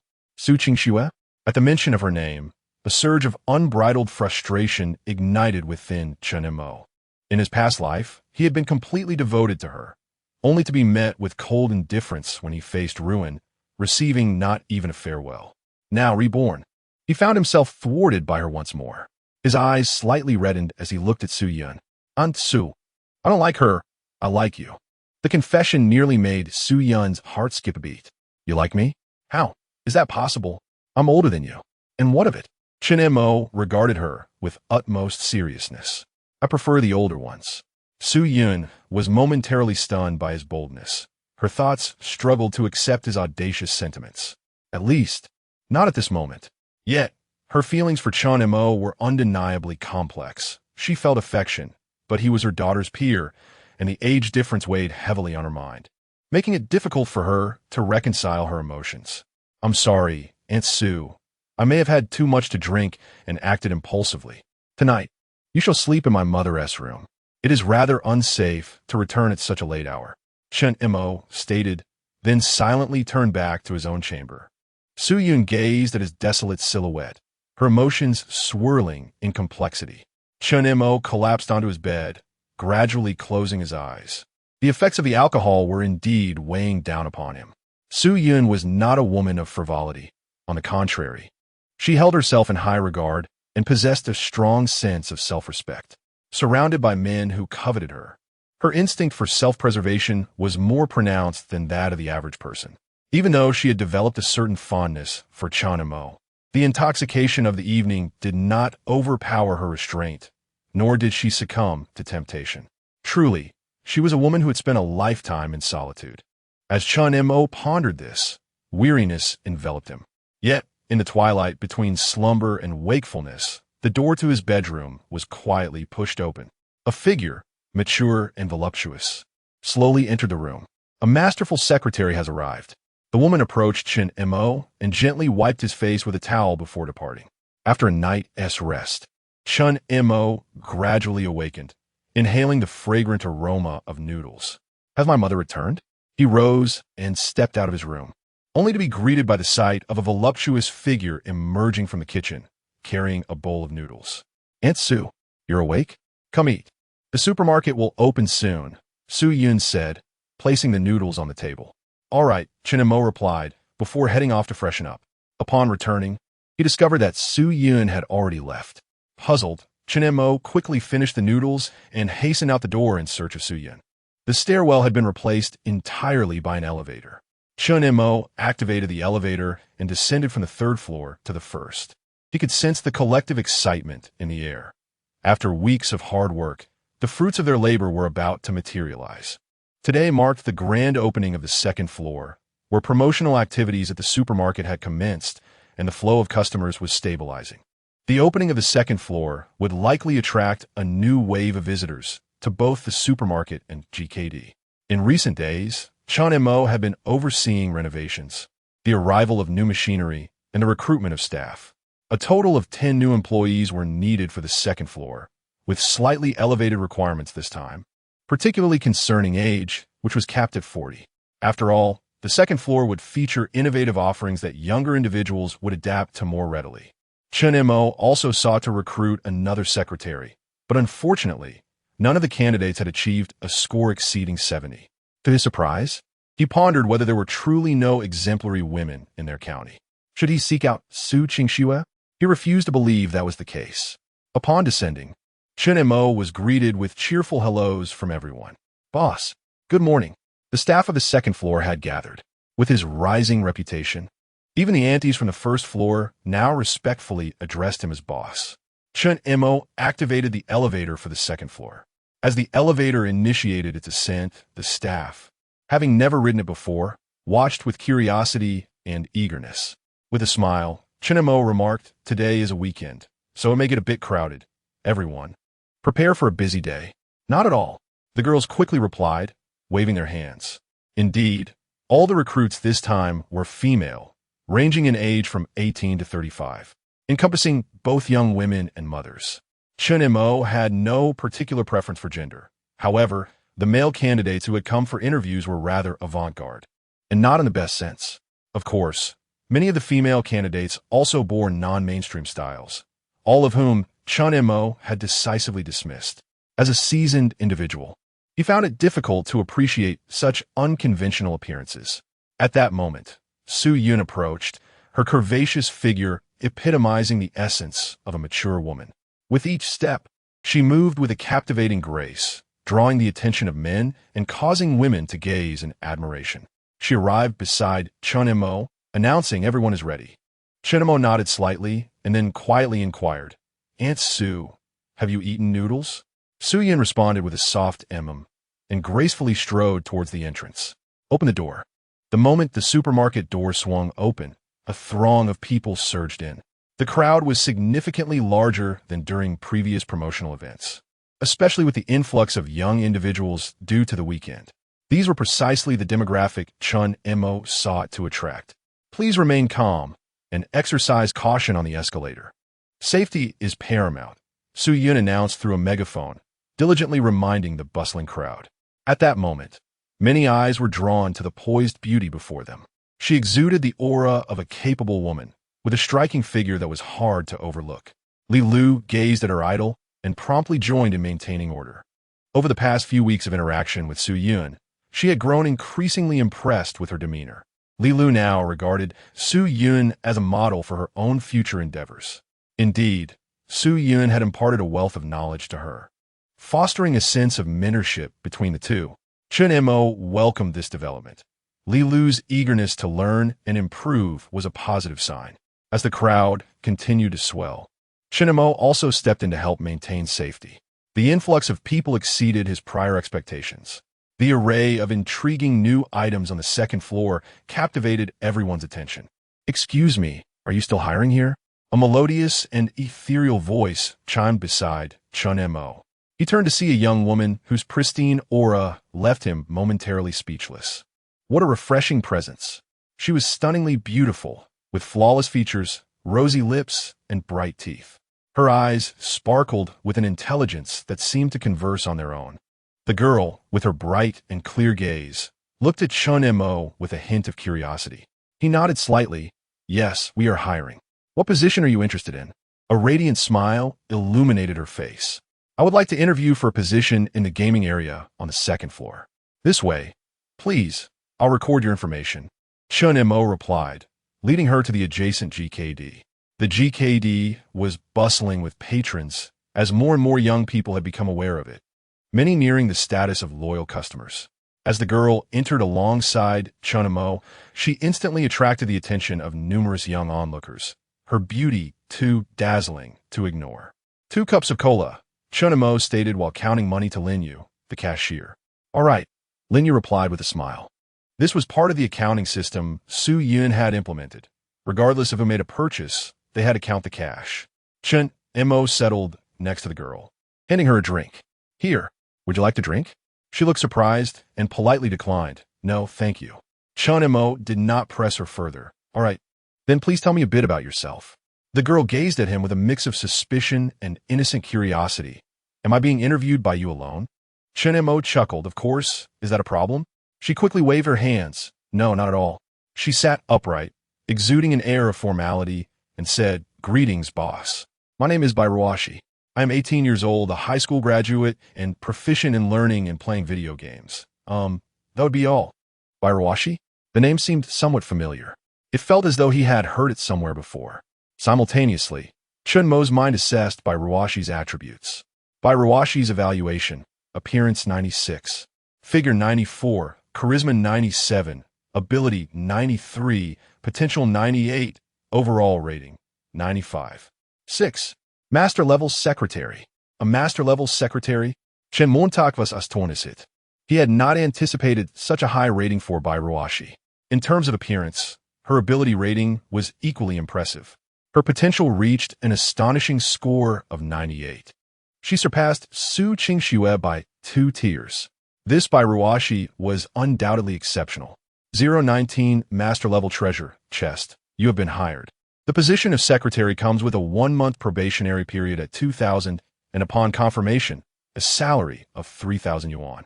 Chen Mo wished he could offer her a higher salary, but feared it might intimidate her. Bairuashi furrowed her brows and said, I am not interviewing for the secretary position. I am here for the server role on the 2nd floor. Chen Mo replied with a smile.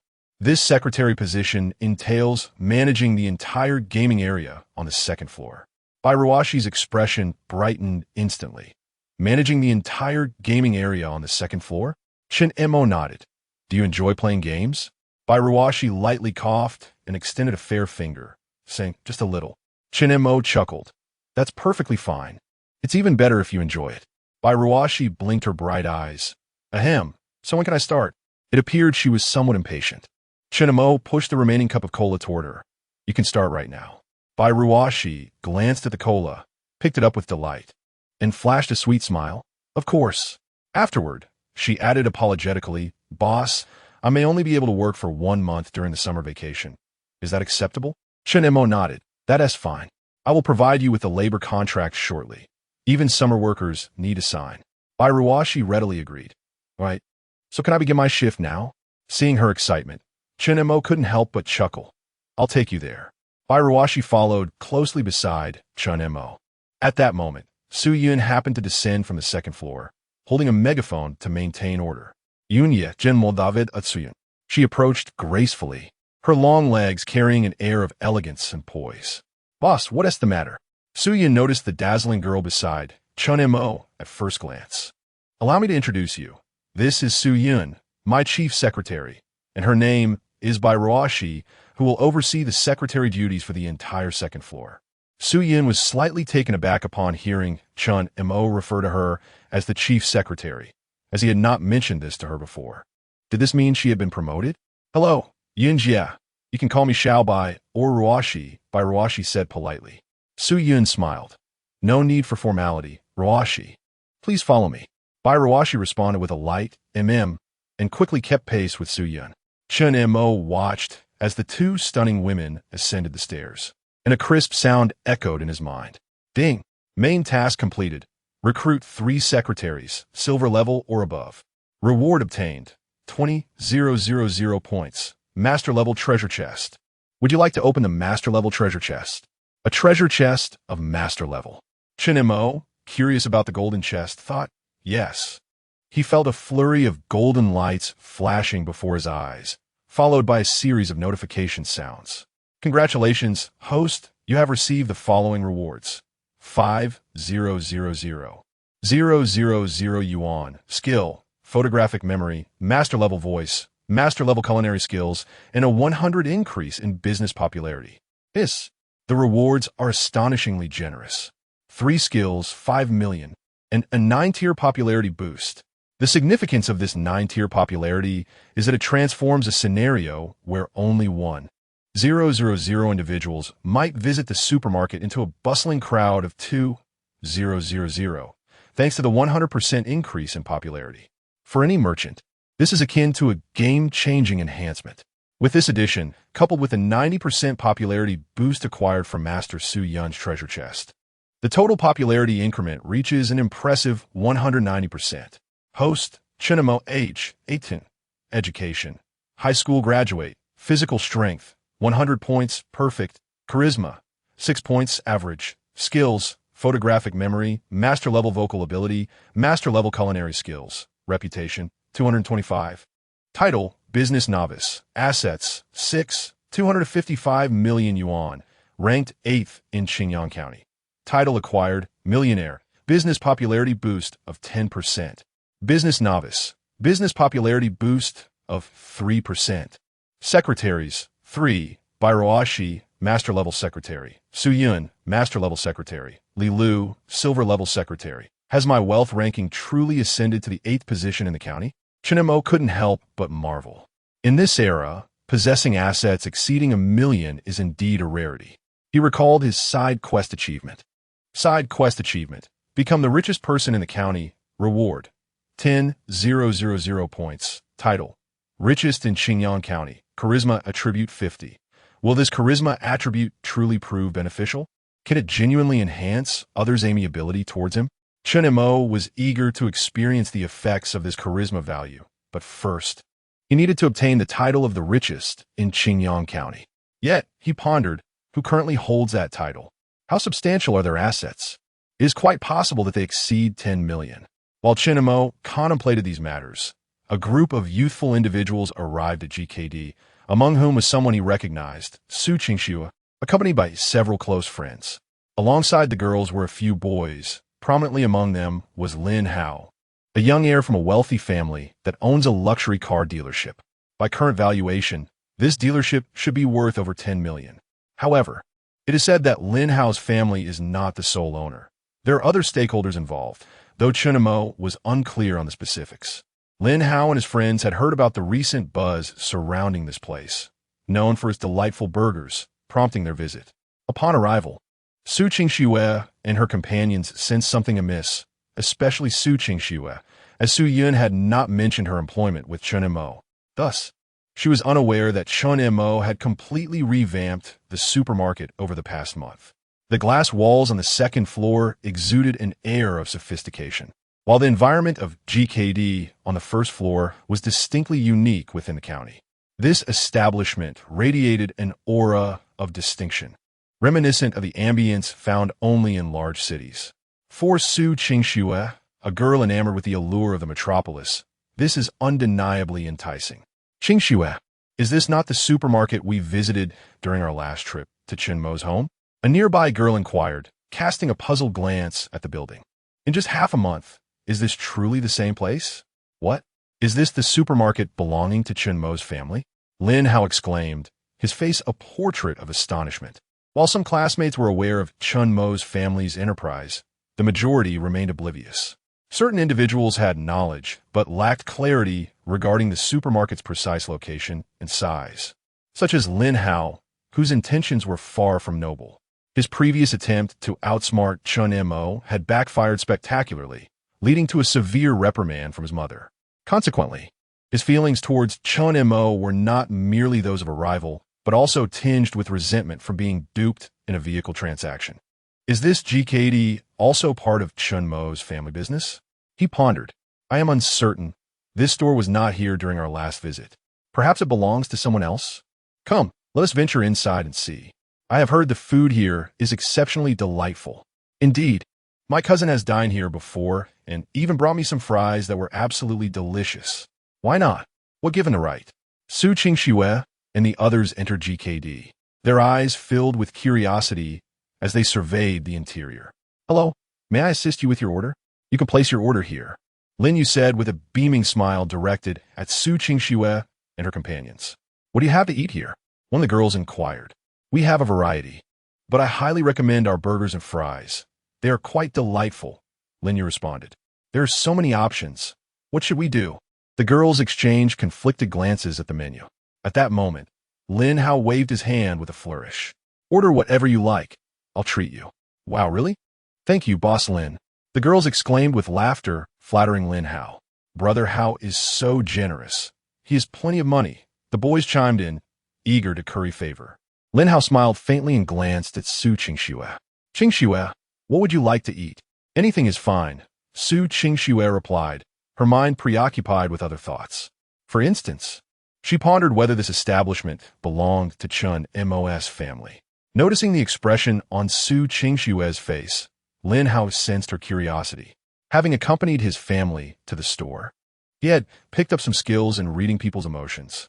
He too was intrigued to learn who the owner of the establishment was, sharing the same sentiment as Su Qingxue. After everyone placed their orders, Lin Hao produced a 100 yuan bill and handed it to Lin Yu at the front desk, smiling as he inquired, Beautiful lady, who is the owner of your establishment? Lin Yu's characteristic smile faltered momentarily as she considered the implications of his question. The patrons appeared to be of similar age to their boss, Chen Mo. If their relationship was strained, it could pose a problem for the owner. Our boss isn't here at the moment. If you have any inquiries, feel free to tell me, and I can relay them when the boss arrives. Would that be acceptable? She replied. It's nothing urgent. What is your boss's surname? Lin Hao persisted. After a brief hesitation, Lin Yu nodded and said, Our boss's surname is Chun. Lin Hao's eyes narrowed. Chun? Is it Chun Mo? I'm afraid I don't know the boss's full name, but please step aside. The customers behind you need to place their orders, Lin Yu responded. Su Qingxue listened intently, absorbing the information. The owner's surname was indeed Chun, confirming that this supermarket belonged to Chun Mo's family. Could it be that GKD was truly owned by him? Chun Mo is impressive, she thought. Impressive? It's as if he owns the place. Perhaps it's more likely that it's his mother's business, or that of a relative, someone speculated. I believe it's highly probable that he returned from a big city and opened this shop, another added. Yes, I think that possibility is quite significant. Lin Hao's dismissive conjecture garnered widespread agreement. All right, let us eat first, he said. Let us see how the food tastes. If it's not good, well, this place. His words trailed off when a girl beside him took a bite of her burger and her eyes widened in surprise. What's wrong? Is it not tasty? The young woman shook her head while excitedly pointing at the hamburger, exclaiming, delicious. Everyone eagerly unwrapped their meals and began to indulge. Indeed, it is quite delectable. You must try these fries. They are absolutely delightful. The girls couldn't help but vocalize their admiration upon tasting the fries. As it was their first encounter with such fare, the novelty and unique flavors thoroughly satisfied their cravings. Lin Hao found himself at a loss for criticism. Once they had eaten their fill, they noticed the cola and, intrigued, each ordered a cup. As they sipped their drinks, they ascended to the second floor of the supermarket. What amusements awaited them there? Presumably, it was just the arcade games and such. Lin Hao, having seen a bit of the world, wore an expression of knowing. What could possibly be entertaining? Let us just take a quick look and leave. As they spoke, they arrived at the elevator entrance. What is this? An elevator? How does one ascend? You've never ridden one? Follow me. With a familiar demeanor, Lin Hao stepped onto the elevator, swaying slightly before hastily grasping the handrail. The others stifled their laughter before promptly following suit. To their astonishment, the supermarket had an elevator. Wow, look ahead, there's so much to enjoy. As they stepped off the elevator and beheld the second floor's offerings, their eyes sparkled with excitement. What gigantic dolls! Oh my, and smaller ones too. How do we play with them? Is it a motorcycle over there? In an instant, everyone was captivated by the array of intriguing games. The claw machines were surrounded by eager participants, and many were even queuing to try their luck. Su Qingxue and her friends felt their hands itching with the desire to join in. Let's buy some tokens. They eagerly pulled out their pocket money to purchase tokens. However, at that moment, every game machine was occupied, even though they had to wait in line for the chance to engage with the fascinating attractions. Everyone was eager to participate. The most popular spot was undoubtedly the claw machine, particularly the charming large doll that drew a crowd of hopeful players. As they lined up in front of one claw machine, someone spotted a familiar figure. Hey, look over there. Isn't that Chinamo? This remark immediately captured the attention of the others. Su Qingxue followed their gaze and saw Chan Mo walking alongside a stunning girl. The girl was so beautiful that she eclipsed those around her. With a sweet smile, she occasionally glanced at the nearby games, her eyes brimming with longing to play. Yet, when looking at Chan Mo, she seemed to temper her enthusiasm, as if lacking the tokens to join in. It truly is Chen Mo. He certainly doesn't appear to be the owner of this place. Indeed, he did not. The beautiful girl beside him clearly wished to play. It seemed unable to afford it. Poor girl, Chen Mo is such a miser that he won't even buy her a token. As they lamented Chan Mo's stinginess, they also felt sympathy for the striking girl. Lin Hao regarded Chan Mo with a malevolent glint in his eyes. He tugged at the classmate beside him, signaling him to call out. The classmate hesitated for a moment before loudly shouting, Chen Mo, over here. Attracted by the call, Chen Mo turned around and spotted Su Qingxue and Lin Hao. A slight smile graced his lips as he made his way towards them. Bairuashi, however, was not particularly attentive. Her focus lay on the motorcycle game from earlier, yearning to play it. Regrettably, the boss was present, and she herself was at work. Just moments ago, it was Chun Mo who had familiarized her with the gaming machines here, and having surveyed them, she felt an irresistible urge to indulge. At this moment, she instinctively followed Chun Mo. "Oh, Chun Mo, you're here to play too. Who did you bring along?" Lu Ji, a staunch supporter of Lin Hao, inquired. He was fully aware of Lin Hao's disdain for Chun Mo, stemming not only from their rivalry over Su Qingxue, but also due to the recent car purchase incident, which Lu Ji had also heard about. The implication of Lin Hao's earlier remarks was crystal clear to him. This was the perfect opportunity to put Chun Mo in a difficult position. With a smirk, Lu Ji tossed the coins in his hand, taunting, "Could it be that you can't afford the game tokens?" Laughter erupted from the others. "Hey, join us. We have plenty of tokens here for you to play with." Lu Ji leered at Bairuashi. Bairuashi frowned slightly, her delicate brow furrowing in response to the evident bullying aimed at Chun Mo. Were they attempting to entice her with tokens? She offered a sweet smile, tilting her head as she addressed Chun Mo in a clear, melodic voice. "Boss, is this your friend? Don't they know you are the owner here?" "Hello, I'm the boss's secretary." Her words immediately froze Lu Ji's smile, while Lin Hao and Su Qingxue were left momentarily stunned. The second floor was, in fact, entirely owned by Chun Mo, and this stunning girl was his secretary.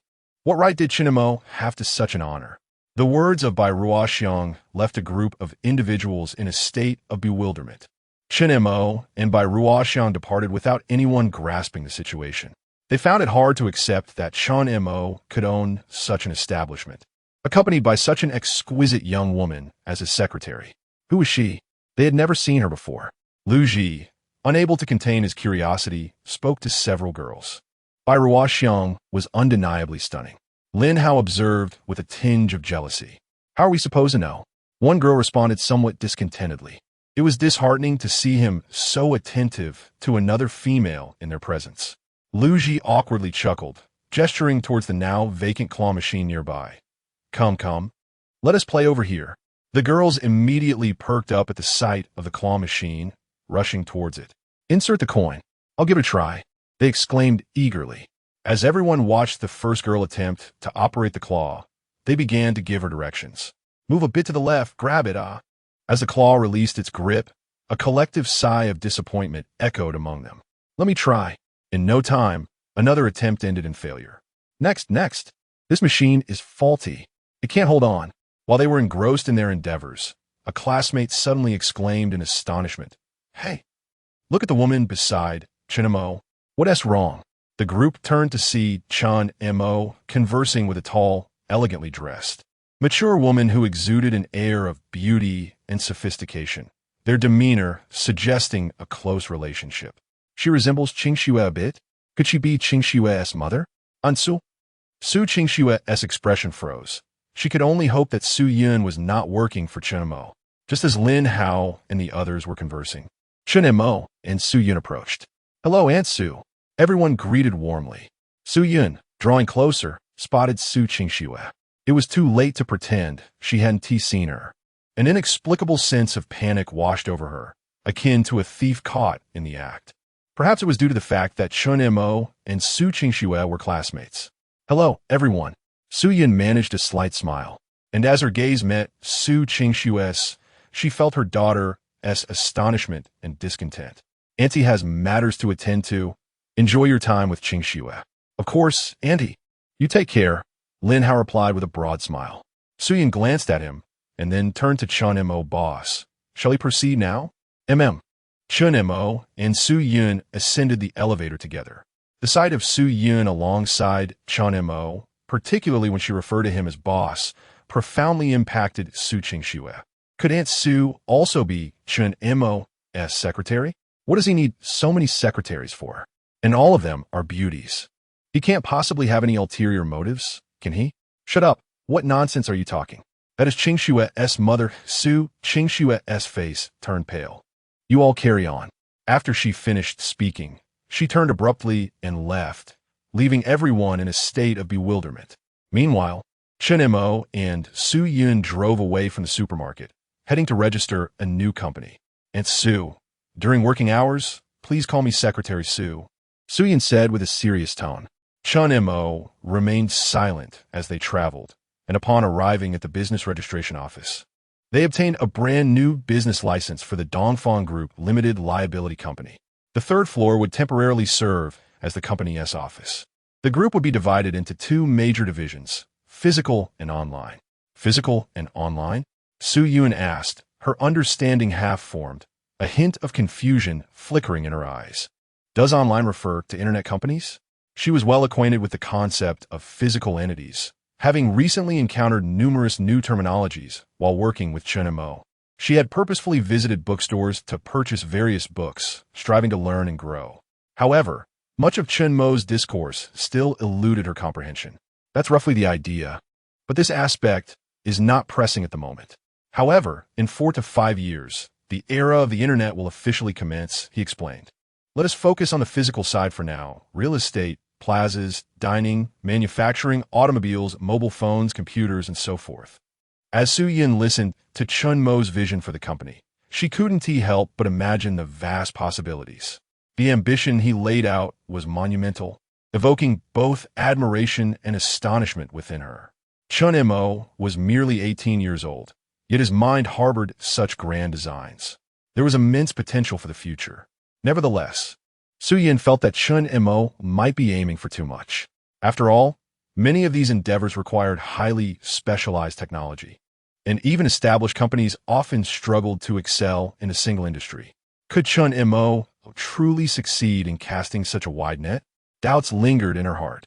She had subtly broached her concerns with him, but he merely smiled, neither refuting nor affirming her worries. The more she came to know Chen Mo, the more she sensed the enigmatic allure he possessed, an aura of boundless capability. Su Yun had initially thought that once the matters on the second floor were settled, she might find a moment of respite. However, it became evident that the tasks Chen Mo had assigned her were merely trifles compared to the significant challenges that awaited. Yet, she relished the feeling of being entrusted with such responsibilities. The more challenging the task, the more invigorated she felt. Her abilities would be maximally utilized and enhanced under Chen Mo's guidance.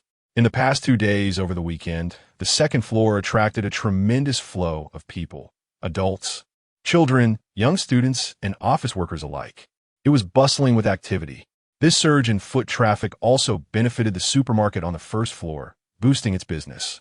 Throughout these 2 days, Su Yun organized the third floor office, which temporarily became the workspace for Chen Mo, Su Yun, Li Lu, and Bai Ruoxi.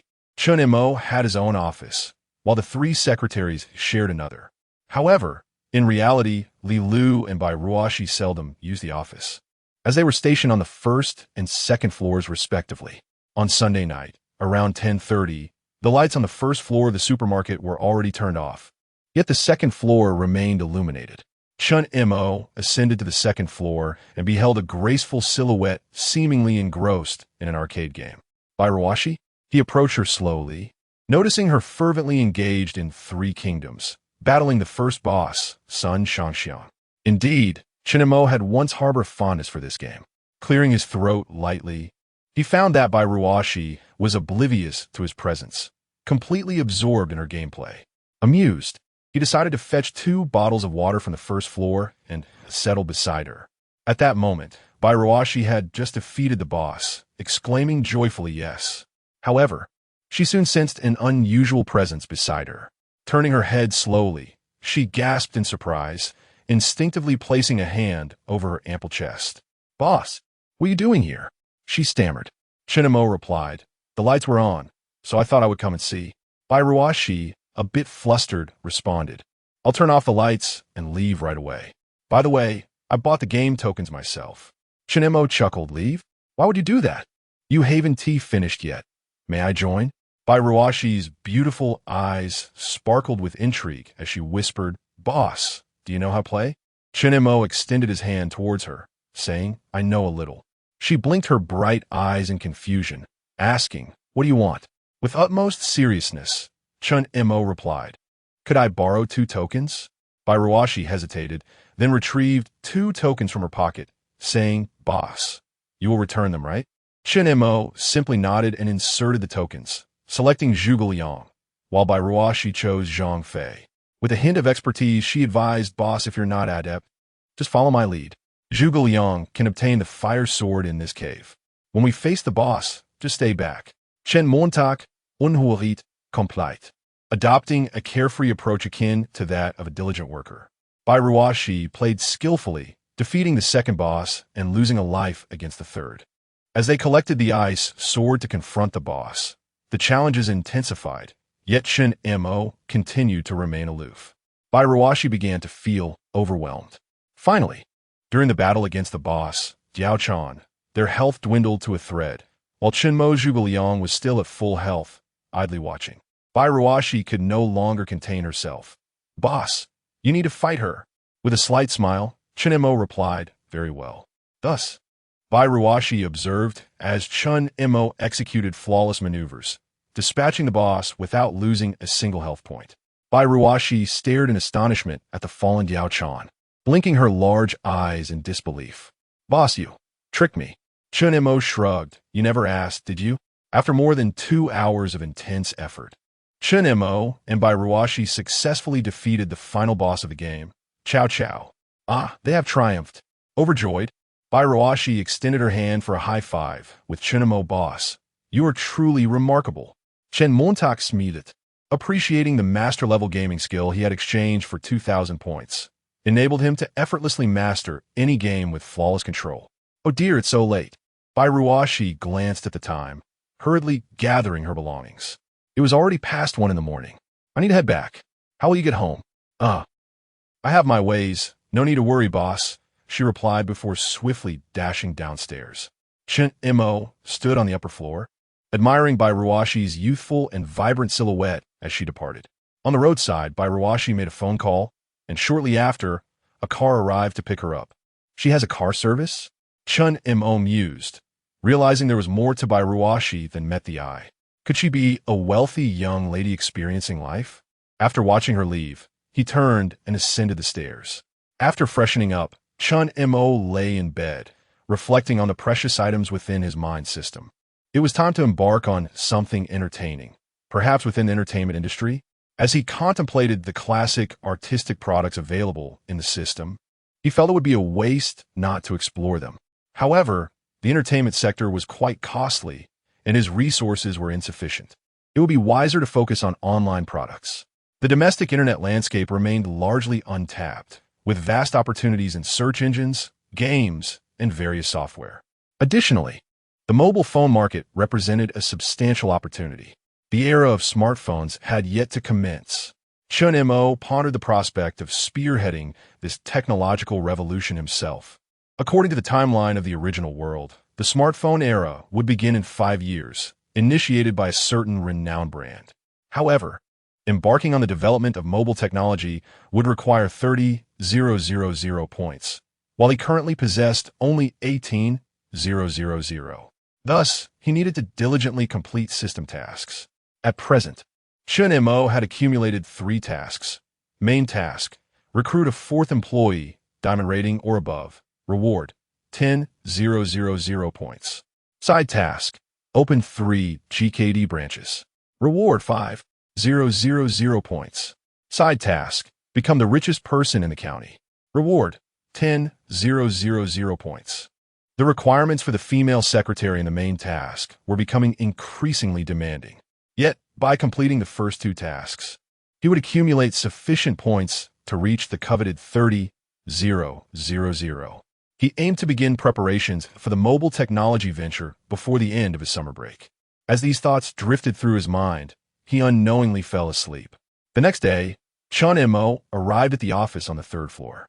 Su Yun sat in her office chair, dressed in a professional outfit that accentuated her mature, corporate demeanor. At that moment, she was engrossed in writing something. Chen Mo knocked on the office door and stepped inside. "Good morning." Su Yun lifted her gaze towards Chen Mo, who promptly addressed the matter at hand. "Aunt Su, we are preparing to open 2 more branches of GKD." Su Yun, slightly taken aback, inquired, "Where will they be located?" "Surely not in our county, right? The consumer base here is limited. Opening another store would merely cannibalize our own business. Chen Mo smiled and suggested, "How about in the city?" Su-yin nodded in agreement. "That sounds feasible. Given GKD's overwhelming success in the county, the prospects in a larger city would undoubtedly be even more promising." She had intended to discuss this with Chen Mo earlier, but her numerous responsibilities had precluded her from doing so. "Let us go," Chen Mo announced. Su-yun, "Samwit estanist," replied, "We're heading to the city now." Half an hour later, a black Mercedes glided along the highway. Chen Mo, driving, glanced at Su-yun beside him. "Ansu, when will you obtain your driver's license? It would certainly make our outings for business more convenient." "Me learn to drive? I don't even own a car." "What would be the point? The company will provide you with a vehicle." "Huh? What does a secretary need with a car?" Su-yun expressed her surprise. In this era, cars were still a rarity. Chen Mo chuckled, "But Aunt Su, you are my chief secretary. In this role, you are second only to me." Su-yin found this statement rather peculiar. "By the way, I've given some thought to your proposed plaza model. I believe our supermarket is somewhat small for that concept." She earnestly pulled out her notebook. "To include clothing, dining, entertainment, and even a cinema, we would need at least 1,000 square meters to achieve a viable scale." "Wouldn't we?" Chen Mo nodded slightly. She was indeed correct. It seemed she had been diligently researching these matters after work. Gazing ahead, Chen Mo remarked thus, "Let us commence our real estate endeavors with this plaza model." Suddenly, Su-yun's eyes lit up with realization as she focused intently on Chen Mo. "I see. A plaza can attract a sufficient flow of people, thus establishing a commercial hub. With increased visibility and foot traffic, our properties will naturally become highly sought after. Additionally, we could develop a series of related brands, perhaps a hotel." Su-yun appeared to have unlocked a new realm of possibilities, her thoughts expanding creatively. Chen Mo had to admit that Su-yun possessed a natural business acumen. This model was indeed a masterpiece akin to those of future real estate magnates. Compared to those developers who recklessly acquired land to erect buildings, this operational approach was far healthier, more competitive, and brand-oriented. "What do you think, Chen Mo? Why are you smiling? Is it not a good idea?" "Not at all. I believe your concept is quite sound." "Really?" Su-yun's expression was one of skepticism, as she lacked confidence in her own judgment. Chen Montag Ernst Ly nodded, "Absolutely." The corners of Su-yun's crimson lips curled upward. The scent of her perfume was particularly delightful today. The journey from the county to the city took an hour and a half. Chen Mo and Su-yun arrived directly in the city center. Their views aligned perfectly.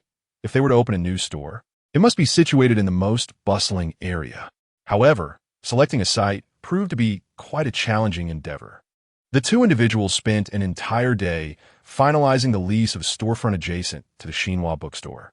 Previously, this establishment was engaged in the food service industry, yet its business had always been mediocre, leading to its decision to exit. Chen Mo and Su-yun were fortunate. The transfer fee for the shop was 30,000. The rental contract spanned 2 years, with an annual payment of 48,000, amounting to 4,000 each month. In this location, the price was neither excessively high nor unduly low. After signing the contract with the landlord, it was already 11 o'clock at night. Neither Su-yun nor Chen Mo had dined yet. "Shall we find something to eat?" Chen Mo suggested as he drove, searching for a meal with Su-yun. In this era, late-night eateries were relatively scarce, even within the city center. After some time, they discovered a barbecue stall on a street near the riverside. Chen Mo and Su-yun alighted from the car and found a table to sit at. Beside them, a large table occupied by a dozen individuals, most of whom were bare-chested with extensive tattoos, were drinking and boasting loudly. The moment Su-yun appeared, several of these ruffians, their eyes glimmering with a brazen lust, cast lewd glances at her, causing her to furrow her brow in discomfort. Maintaining his composure, Chen Mo called over the proprietor 2 sets of beef skewers, grilled fish, pork belly, lamb, oysters, chives, and fried rice. "What would you like, Su-yun?" Su-yun gently shook her head. "This is sufficient. Then we shall have these," Chen Mo replied, handing the menu to the owner. Shortly thereafter, the barbecue was ready and served. Just as Chen Mo and Su-yun began to enjoy their meal, The raucous voices of the tattooed ruffians at the adjacent table grew increasingly boisterous after their drinks. Subsequently, two of them, one with green hair and the other bald, draped their arms around each other, their gazes fixed intently on Su Yun, and approached the pair, beer bottles in hand. As the clock struck 2023, two ruffians slammed their beer bottles down on the table with a resounding thud, their tone laced with insolence. "Come, join us for a drink, and let us be friends," they taunted. Su Yun furrowed her brows, casting a glance at the unruly duo. She had encountered such individuals before. The adage about beautiful women being a source of trouble resonated painfully in her own experience. If a single drink could avert a confrontation, she was determined not to burden Chen Mo with any complications.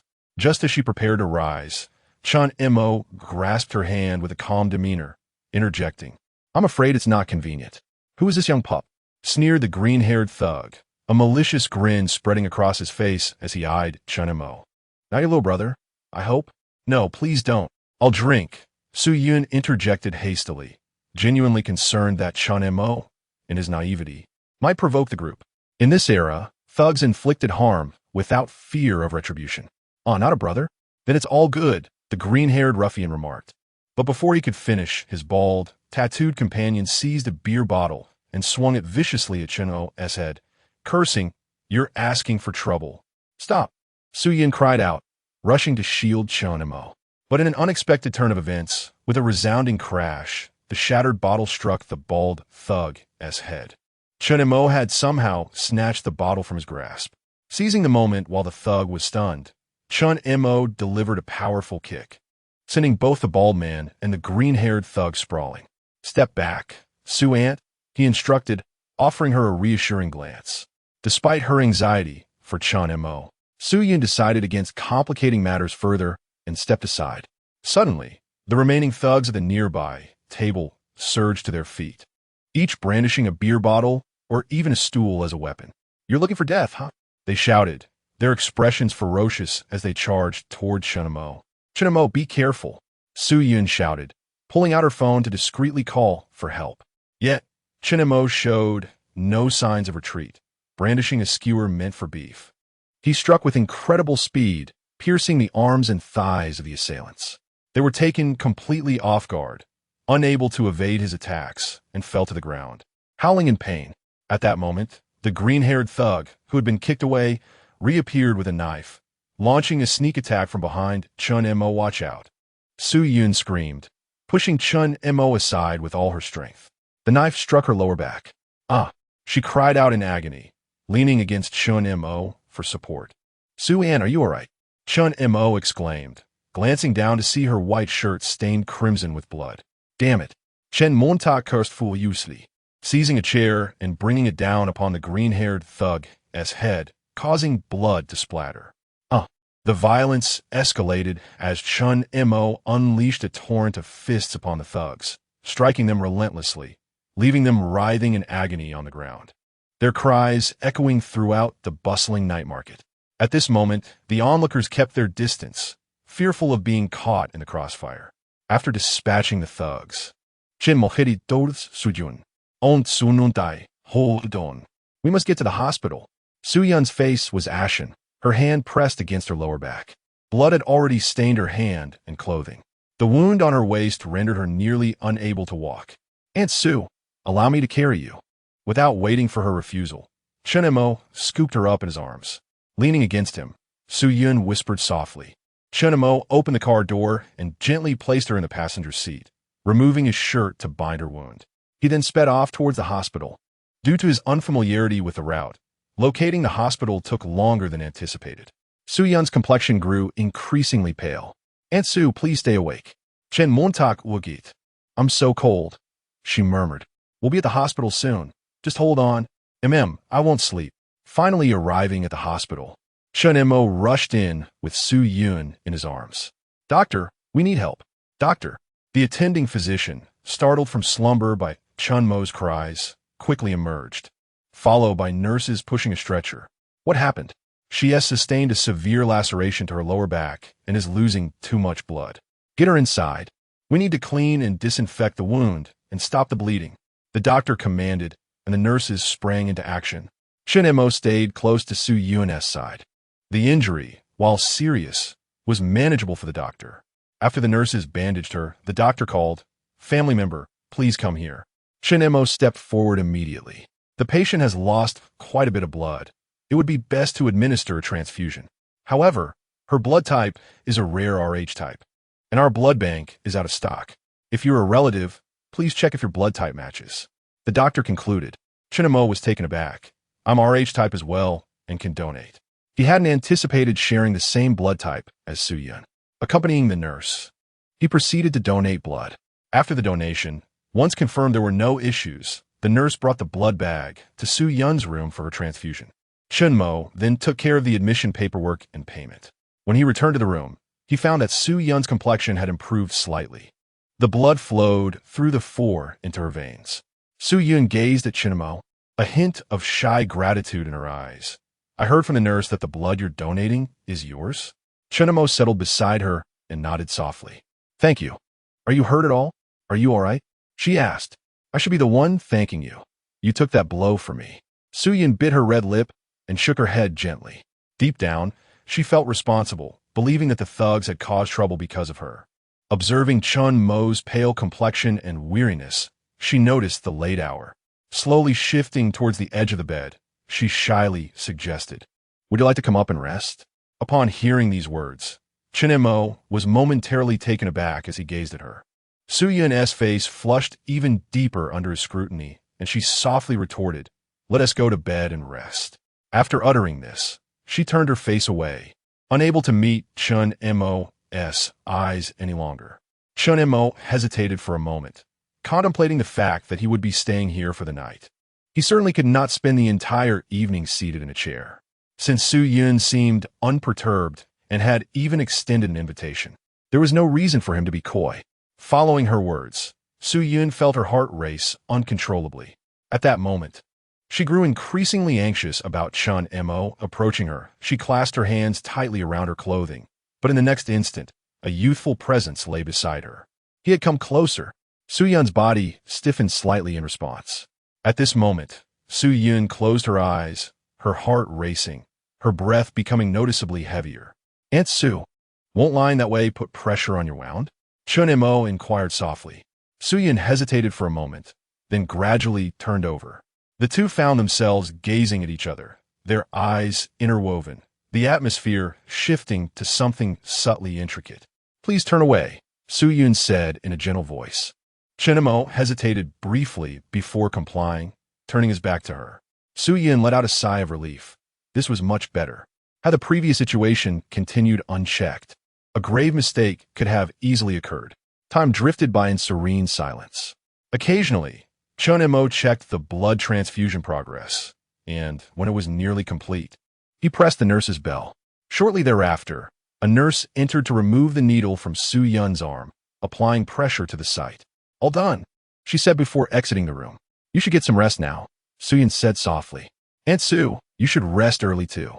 With that, the ward fell silent once more. The night hurried past. The next day, Chun Mo awoke to the sensation of warm, fragrant softness enveloping him. He found himself holding Su Yun. She, too, had one hand resting on him, their bodies pressed closely together. Su Yun's crimson lips glimmered enticingly, mere centimeters from Chun Mo's face. He felt as though he were ensnared by her allure, instinctively leaning closer. Just as their lips were about to meet, Su Yun opened her eyes. Upon seeing Chun Mo, she momentarily froze, a hint of panic in her voice. What are you doing? Chun Mo held his breath, then leaned in closer, captivated by her gaze. Su Yun's beautiful eyes widened in surprise. She had never anticipated Chun Mo would be so audacious. Even though she was awake, he dared to kiss her. Her hand instinctively pushed against his shoulder, though it seemed to lack any real force. They remained lost in their own world. Suddenly, footsteps echoed in the hallway, followed by a knock at the door. Knock, knock. Chun Mo and Su Yun instantly recoiled from one another, as if caught in the act of theft. Doctor's rounds. The physicians entered the room, noting the patient lying in bed with a rosy complexion, appearing quite well. Bed 21, knife wound to the lower back, significant blood loss. You received a transfusion last night. How are you feeling today? Any discomfort? Not all. I'm feeling much better, Su Yin replied calmly. That's good to hear. It's best to stay an additional day for observation, and the nurse will need to change your dressing on schedule. Okay, thank you, Dr. Chinamo said from his seat. Everything looks fine, the doctor concluded before leaving the ward. The two occupants of the room exhaled deeply, relieved. They had nearly been discovered. With a smile, Chinamo turned to Su Yun. Aunt Su, are you all right? Su Yun, unable to conceal her embarrassment, responded softly, yes. Chun Mo understood that it was time to shift the focus and alleviate the tense atmosphere. Shall I fetch some breakfast? What would you like to have? He inquired. Su Yun replied, just some congee will suffice. Chun Mo nodded in agreement and subsequently exited the hospital room. Once he had left, Su Yun could not help but pull the blanket over her face. Su Yun, what are you doing? Have you lost your mind? He is a classmate of Qing Shui. He is barely 18. He cannot control himself during puberty. How could you let yourself be swept away as well? Embarrassment surged within Su Yun, her cheeks flushed with shame for her previous actions. Suddenly, she recalled something important. Su Yun quickly retrieved her phone, noticing several missed calls. They were likely from the police who had arrived at the scene last night, but could not find her. Given this situation, she decided to seek assistance from the lawyer, Shenbing. Meanwhile, Chun Mo had descended to procure a diverse assortment of breakfast. Upon returning to the hospital room, he found Su Yun just finishing a phone call. Who are you speaking to? He asked. Shenbing. She will come over shortly, and we will head to the police station together. She can assist us. All right. Chun Mo replied, handing her the breakfast he had purchased, which included eggs, milk, and congee. After eating, we will change your dressing. MHM, she nodded. Once they had finished their meal, a nurse entered to change Su Yun's dressing. A half hour later, the sound of high heels clicking on the floor echoed from the doorway. With a crisp cadence, Shun Bing entered, clad in a tailored professional skirt suit that accentuated her alluring figure, her long legs adorned in black stockings, and black high heels completing her ensemble. Shun Bing exuded the aura of an elite lawyer, embodying the perfect template of a formidable professional woman. Yin Jia, are you all right? She inquired, concern evident as she approached Su Yun. I'm fine. Su Yun waved her hand dismissively, smiling in response. Thank you for coming all this way, Bing Bing. No problem. We're close, so there's no need for formality, Shun Bing replied. Shall we head to the police station together? I will assist you. She glanced at Chun Mo with a teasing smile. Boss Chun is quite impressive, taking on 10 at once and emerging unscathed. Chun Mo cleared his throat. Lawyer Shun, please refrain from mocking me. If it weren't for Yin Jia shielding me from a knife, I would be the one lying in bed. Shen Bing's beautiful eyes blinked slightly. Well, that is still quite remarkable. Having you by my side means I need not fear being troubled by legal novices. Chen Mo responded with a silent expression. Unable to resist, Su Yun interjected, Bing Bing, how would such matters typically be handled? Upon hearing her question, Shun Bing adopted a more serious demeanor. There's no significant issue. It is generally considered mutual combat. If either party feels aggrieved, they may pursue further legal action for compensation. However, most cases end without consequence, so there is no need for concern. Su Yun felt a sense of relief and nodded. However, when the three of them arrived at the police station, they discovered that the troublemakers had not filed a report and had remained silent. Thus, the police had continued to call Su Yun, the one who had made the initial report. Do you need to file a report? No, it's unnecessary.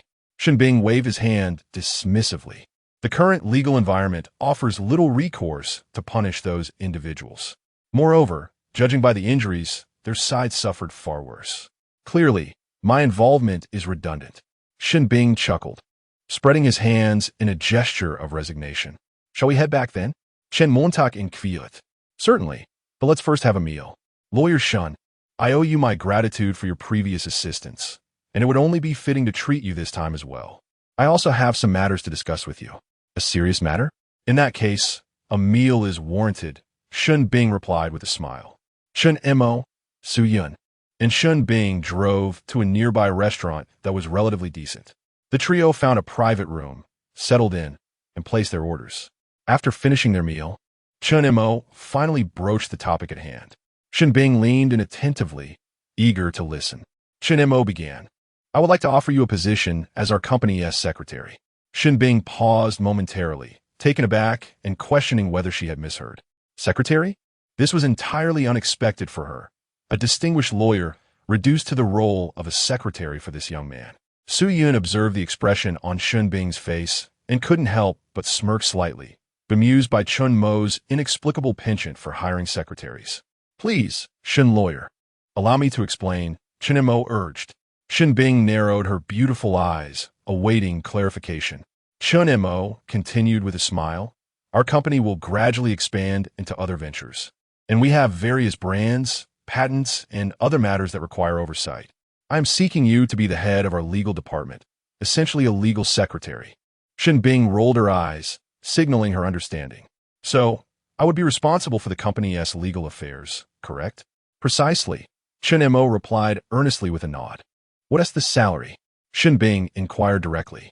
Chen Mo pondered for a moment before responding. I can offer you a 20% increase on your current salary. Shin Bing raised an eyebrow. I'm currently running my own firm, and my salary is likely in the negatives. She sighed as she spoke. The legal awareness among the populace was still quite low, resulting in limited business in this sector. However, she was confident that improvements were on the horizon. Su Yun chuckled softly. So, it seems to be paying to work. Shin Bing responded with a muted expression. Chen Mo smiled. Shin lawyer. I'm not entirely familiar with the market rates in your field. Please suggest a figure. After glancing at Su Yun, Shin Bing turned to Chen Mo and stated, 6,000. After the probation period, 8,000. Su Yun couldn't help but marvel at the advantages of education, noting that a starting salary of 6,000, rising to 8,000 upon confirmation, was impressive. That sounds agreeable, Chen Mo replied without hesitation. I suppose I should now refer to you as boss? Call me whatever you like, Chen Mo said with a faint smile. At that moment, a melodious chime resonated in Chen Mo's mind. Shin Bing rating, appearance 92, build 93, charisma 94, ability 92, potential 90. Overall rating, 92. 2. Masterclass employee. Acquired masterclass employee treasure chest. Ding. Congratulations, host, on completing the main quest. 4th employee, diamond grade rating or higher. Reward, 10,000 points. Shin Bing's overall rating was indeed high, yielding a masterclass treasure chest. Moreover, it coincidentally completed the main quest. Would you like to open the masterclass treasure chest? Yes. Opening masterclass treasure chest. Monetary reward of 1,000,000. Gain fortune charm. Increased probability of exceptional employees by 90. Gained 90 success rate boost for real estate development. Another stroke of fortune?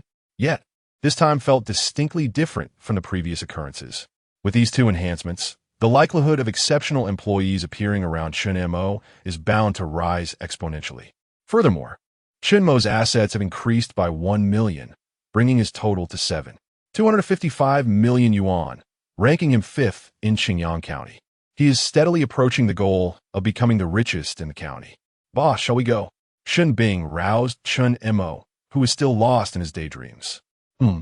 Chen Mo replied, regaining his composure as he left the restaurant with the two women. The trio got into the car, and Chen Mo turned to Shin Bing, saying, Lawyer Shun, I entrust you with the registration of our GKD brand's intellectual property. Rest assured, it will be taken care of. Shin Bing replied confidently in her field of expertise. Chen Montag smiedet faintly, Alricht. After more than an hour, the three returned to Qingyang County. Initially, Chen Mo intended to take Su Yun home to rest, but she insisted on going to the office instead. Reluctantly, he allowed her to continue working. Meanwhile, Shin Bing began organizing documents and registering the brand trademarks. As night approached, Chen Mo noticed that the lights in the office on the 3rd floor were still on. Su Yun was still there, propping her face with one hand while reading a book. Chen Mo approached her side, but she was oblivious to his presence. It was only then that Chen Mo realized Su Yun had fallen asleep. On her desk lay a notebook filled with numerous annotations, the book discussing real estate. Gently, he tapped her shoulder. Ansu? Aunt Su? Su Yun slowly opened her eyes, her heart racing upon seeing Chun Mo. You should go home and sleep. She nodded and began to gather her belongings, following him. As they walked, she suddenly felt uneasy. Wait, are we going to your house? It's too late. It's not safe to go home. Chun Mo, meanwhile, opened the door, saying, you need to change the dressing on your wound. I just brought the medicine. Soo-yoon hesitated, then nodded softly. Thank you.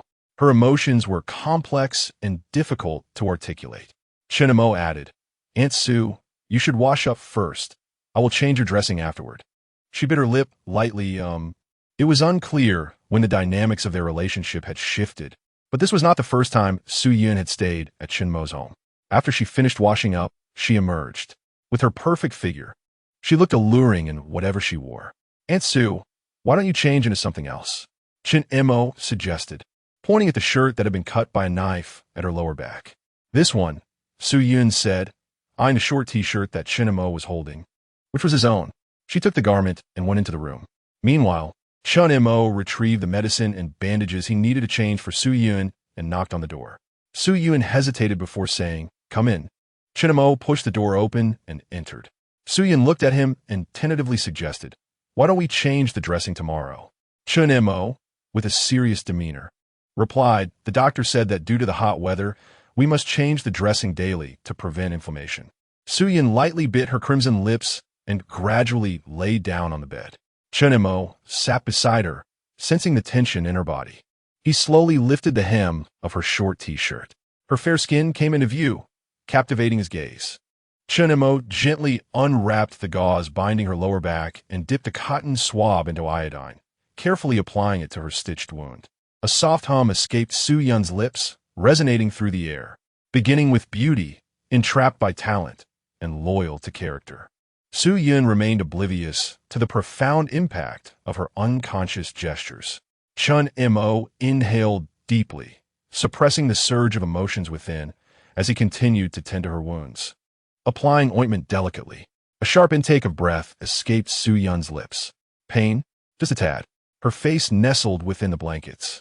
Chun Mo was in the process of wrapping her injury with bandages. All done. Thank you, Soo-yoon replied softly, attempting to rise. However, as she endeavored to do so, the tug on her wounded waist sent a jolt of pain coursing through her, causing her to collapse backward. In that instant, Chun Mo instinctively reached out to catch her. Soo-yoon grasped his hand, inadvertently pulling him down as well. Chun Mo found himself sprawled upon her. Both were momentarily taken aback, gazing into each other's eyes.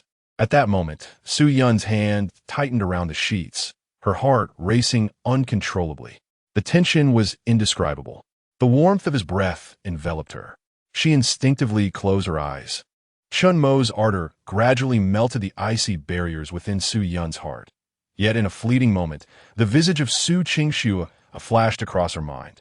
He and Qingxue were classmates, and she felt a myriad of disparities between herself and Chun Mo. Despite her usual rationality, she found herself pondering whether she ought to halt. The most tangible barrier lay in their ages. A future together seemed improbable. She did not wish to hinder Chun Mo, for through their time together, she recognized that he was destined for greatness. Once he spread his wings, he would soar to great heights. Just as Chun Mo was about to advance further, Soo-yoon pressed down on his hand. Her breath quickened significantly. Chen Montak. We cannot. Chun Mo looked at her, questioning why. Is it because of our age? I do not mind. Soo-yoon shook her head. Chun Mo understood the feelings of a woman in such a moment. She was devoid of security, which was entirely natural. Soo-yoon gazed at him with tender affection, softly stating, you have a bright future ahead. Vast horizons await you. You will encounter someone better suited to you, of similar age, who will match your excellence. Everyone will bless you both. I am different. Chun Mo regarded her earnestly. Soo-yi, you are overly concerned with others' perceptions. Why should one's life be constrained by the judgments and views of others? Pursue what you desire. Engage in what brings you joy, for that is the essence of a meaningful life. Soo-yoon was momentarily taken aback. His words struck a chord deep within her. Her spirit stirred at once. She whispered, to do what one desires? To seek what brings joy.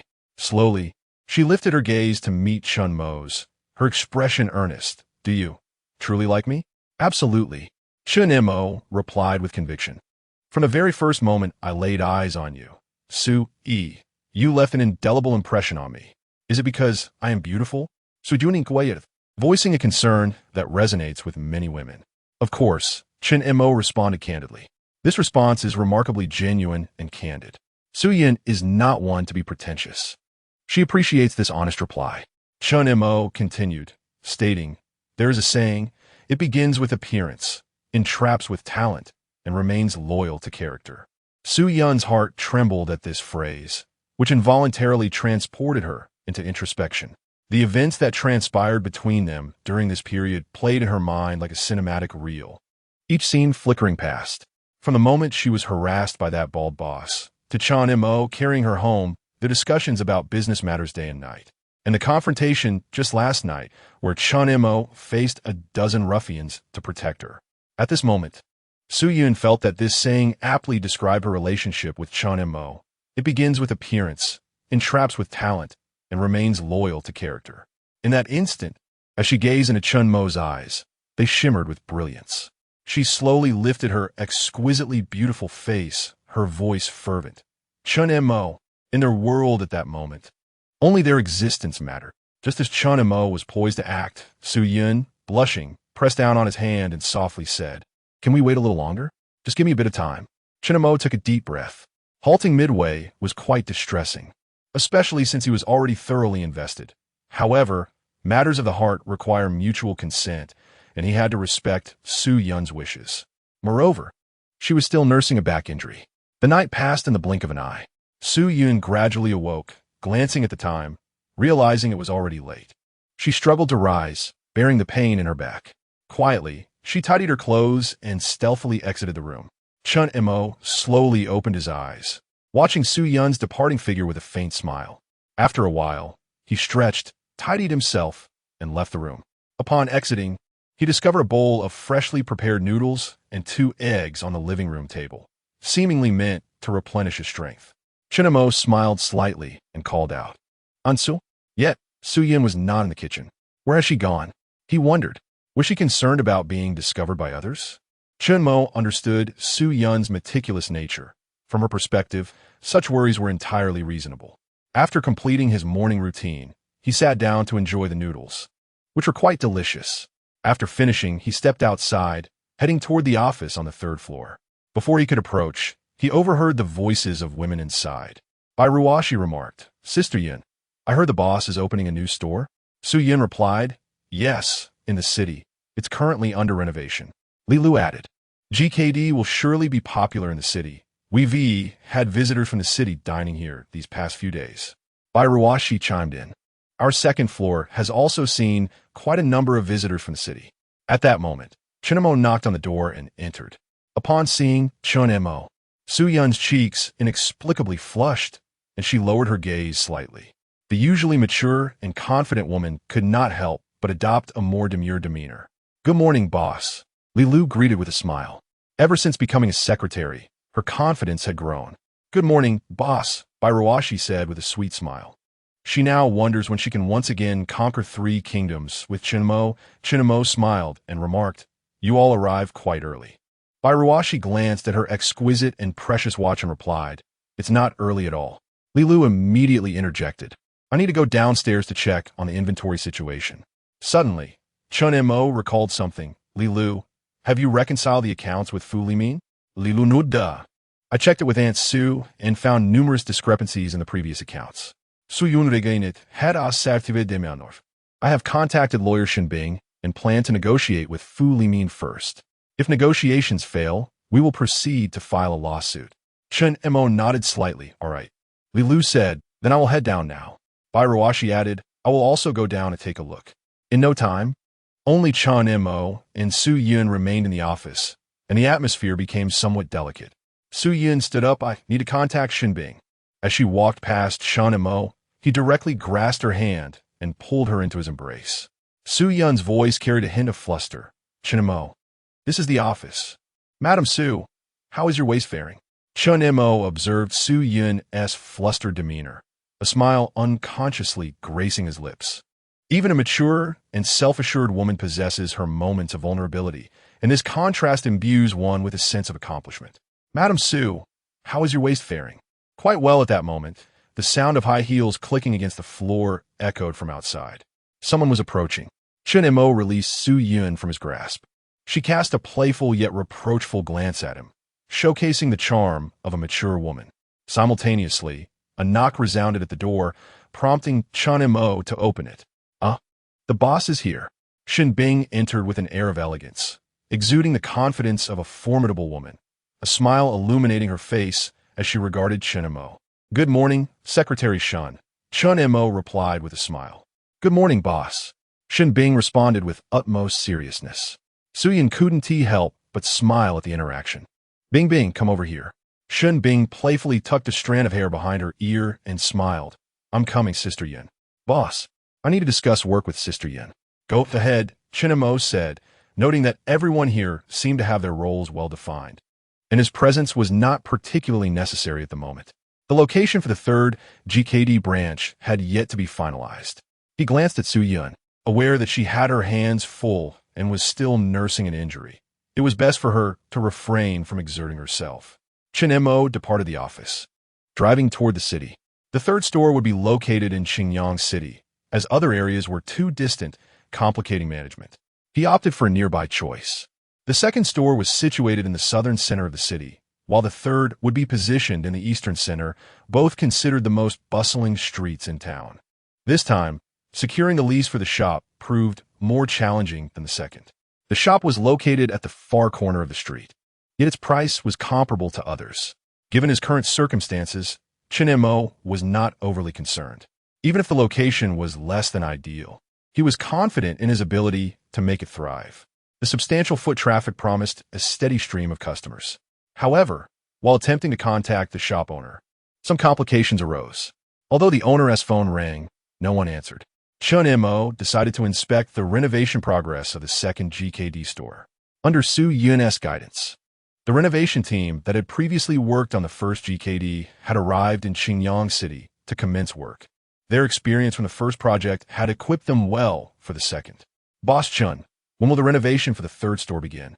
The foreman, Lao Yu, asked with a beaming smile as he produced a pack of cigarettes from his pocket, offering them to Chen Mo. Chen Mo waved his hand dismissively. Soon. Once you finish here, you'll likely head to the third store. Lao Yu looked astonished. Boss Chun, you are truly remarkable, achieving so much at such a young age. My renovations cannot keep pace with your store openings. I hope you'll look out for us in the future. Chen Montauk chuckled lightly. As long as you deliver quality work, there's no need for favoritism. Our company will seek you out. However, if the work is subpar, even familiarity won't suffice. Lao Yu nodded earnestly. Understood. We will ensure our work meets your expectations, Boss Chen. Chen Mo diligently oversaw the renovation of his shop until 10 o'clock in the evening, when the construction crew finished for the day. At that moment, his phone rang. The number was somewhat familiar, yet vaguely recognizable. Upon answering, a woman's melodious yet panicked voice, accompanied by raucous music, emanated from the other end. Hurry, get away from me. I don't drink. My husband is on his way. Confused, Chen Mo wondered who this was and why she addressed him as her husband. Had she dialed the wrong number? Glancing again at the phone number, he suddenly recalled it belonged to the landlord he had contacted earlier that afternoon. Where are you? He inquired. At the bar, trendy bar, she replied loudly. Wait there, Chen Mo instructed, promptly getting into his car and heading toward the bar. Fortunately, he had noticed this establishment during his earlier explorations. It was one of the oldest bars in Xinjiang City, bustling with activity. However, the clientele was a mixed bag, predominantly filled with delinquents, nonconformists, and rebellious youths. Given such a setting, altercations were hardly unusual. Had it not been for his urgent task of establishing the third GKD branch, Chen Mo would have preferred to steer clear of such affairs. As he sped along, the call remained connected, with the tension palpable on the other end. The woman's voice rang out. You don't want to mess with my husband. The assailants, intrigued, retorted with a taunting tone. Well, I'm eager to see who your husband is. I hope he doesn't soil his pants when he arrives. Upon entering the bar, Chen Mo's gaze immediately fell upon a strikingly beautiful woman. What set her apart was the distinct air of sophistication that clashed with the bar's typical atmosphere. It was evident she was not a regular patron of such places.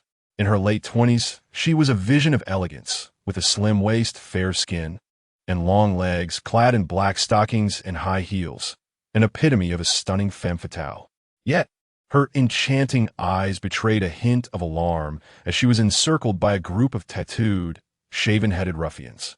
Among them, one young man with green hair appeared somewhat familiar to Chinemo. He spoke into the phone. "Look at the entrance." Hearing his voice, the woman quickly turned towards the bar's entrance. It was indeed her. Chinemo maintained a calm demeanor and approached her. As he walked closer, the expressions of the thugs began to shift uneasily. Particularly, the green-haired miscreant's eyes widened in terror. The others froze, as if they had encountered a harbinger of doom. Chinemo regarded them, especially recalling the two men, one adorned with bandages and the other with a healing ointment, who had crossed paths with him at the barbecue joint a few nights prior. Memories flooded the minds of the green-haired ruffians, their faces contorted in dread as they recognized Chinemo. "It's him!" one exclaimed, panic setting in. "Let us get out of here." "Brother, we haven't touched her. Not a single strand of hair," the green-haired man exclaimed, as several ruffians hastily vacated the booth, as if fearing a brutal beating from Chinemo if they lingered too long. Meanwhile, the elegant woman seated on the sofa observed this scene with astonishment, casting a surprised glance at Chinemo, blinking in disbelief. What was happening? Who was this man? They approached without uttering a word, and, to her astonishment, the ruffians fled in sheer panic. The entire situation exceeded her wildest imagination. Lu Qingqian had anticipated a troublesome encounter. These ruffians had an intimidating presence that deterred others from approaching. Yet, she had never expected that a mere phone call would summon such a formidable man. In a state of inebriation, the female landlord, Lu Qingxian, gazed at Chinemo with her slightly parted crimson lips, her expression a blend of bewilderment and surprise. Chen Montauk, taking a seat beside her, inquired, "Are you the proprietor of the shop on E Street?" Lu Qingxian nodded affirmatively. "Yes, I wish to lease your establishment." "What is the annual rent?" Chinemo asked. With a flutter of her eyelashes, Lu Qingxian replied, 50,000 a year. "Very well, I shall rent it for 2 years," he stated confidently. With a subtle bite of her lip, Lu Qingxian offered, "Since you've helped me, I can reduce the price a bit." A faint smile graced Chinmo's lips. "How much of a reduction are we talking about?" Pouring herself a glass of liquor, she slid it across to him. "How about 5,000 off?" Chinmo nodded in agreement. "That sounds reasonable. However, I want tea per taken to drink as I arrive by car." This arrangement was indeed advantageous, saving him 5,000 yuan. Lu Qingxian observed him with keen interest. "You don't seem very old. Why did those men flee at the mere sight of you? Surely, you're not some wealthy heir?" Shaking his head, Chinmo replied, "Just an ordinary person." Her expression was one of disbelief. After all, it was uncommon for someone so young to drive a car. Coupled with the way those ruffians had scurried away upon his arrival, she found it hard to accept his claim of being an average individual. "We shall sign the contract tomorrow," Lu Qingxian announced, lifting her glass for a hearty gulp, only to be met with a fit of coughing. Cough, cough. Clearly, she was not accustomed to drinking. It was peculiar for someone who could not handle alcohol to visit a bar alone. Chinmo suggested, "You'd best leave early. Several men are eyeing you with interest." Such behavior was commonplace in this establishment. With her exceptional beauty, nearly flawless figure, and an air of refreshing elegance, it was no wonder that she attracted attention. Had they not witnessed the ruffians' hasty retreat upon Chinmo's arrival, men would likely have queued for the chance to engage her in conversation. Lu Qingxian took another sip, a charming blush tinting her cheeks. She gestured toward the array of spirits on the table, her mood seemingly subdued.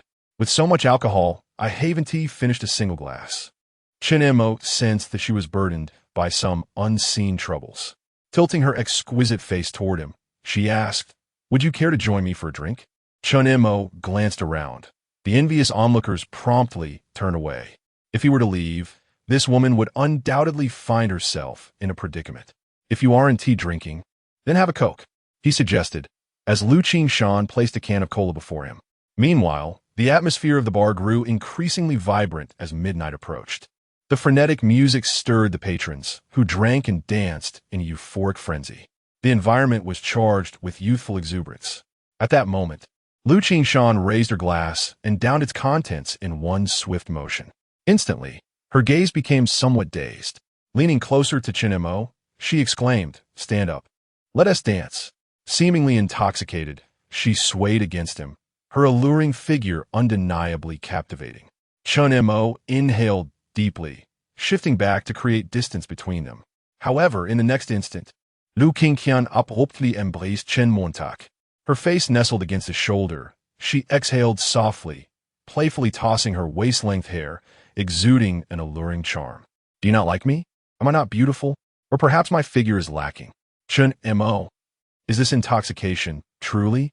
One drink, and she's already inebriated? I detest the constraints of familial expectations. I yearn to be my authentic self. Lu Qingqian proclaimed loudly in Chen Mo's ear. Is she then a woman raised under strict familial discipline?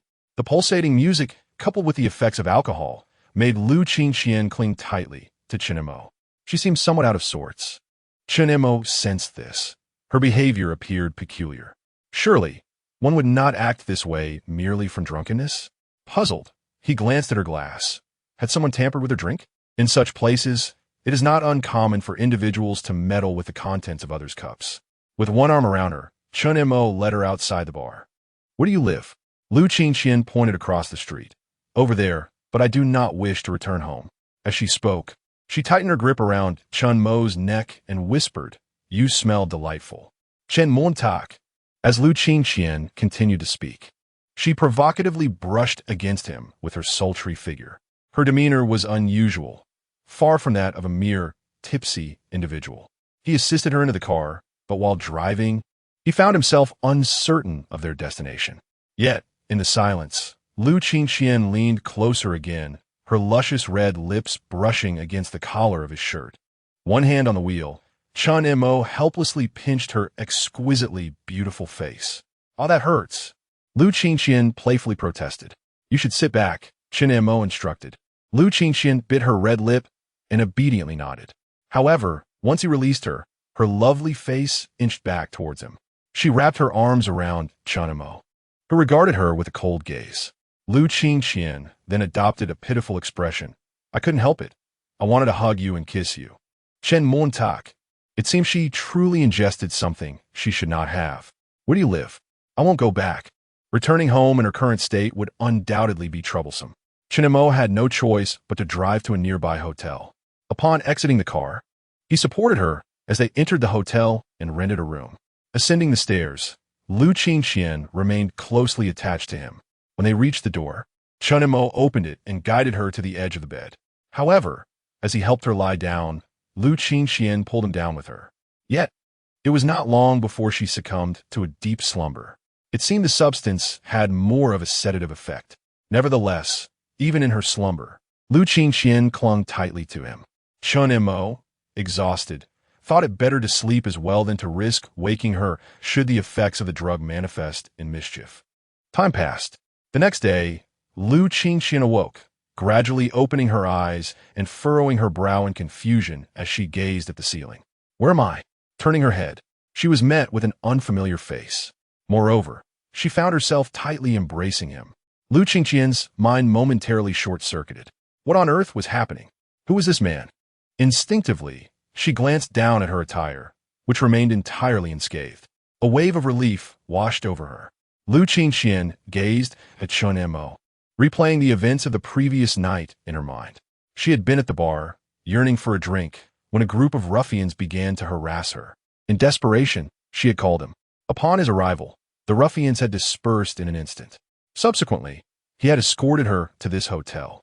Taking a deep breath, Lu Qingqian realized that it was her first experience sharing a bed with a man. Cautiously, she attempted to release her hold on Chen Mo.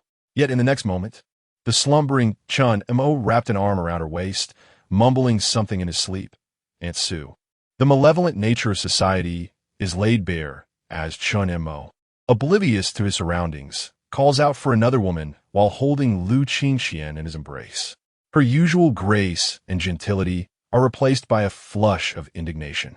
After 28 years of innocence, she feels it teetering on the brink of ruin at Chunmo's hands. Embroiled in a tumult of shame and anger, she seizes his hand, her voice icy as she implores him to awaken.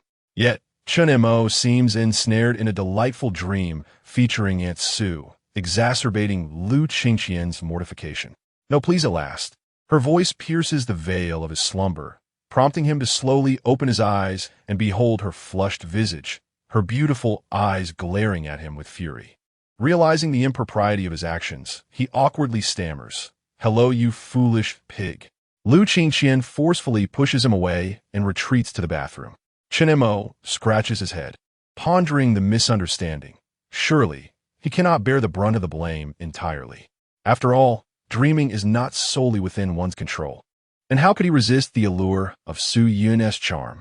Moreover, Lu Qingqian's alluring physique bore a slight resemblance, though she lacked Su Yun's mature voluptuousness.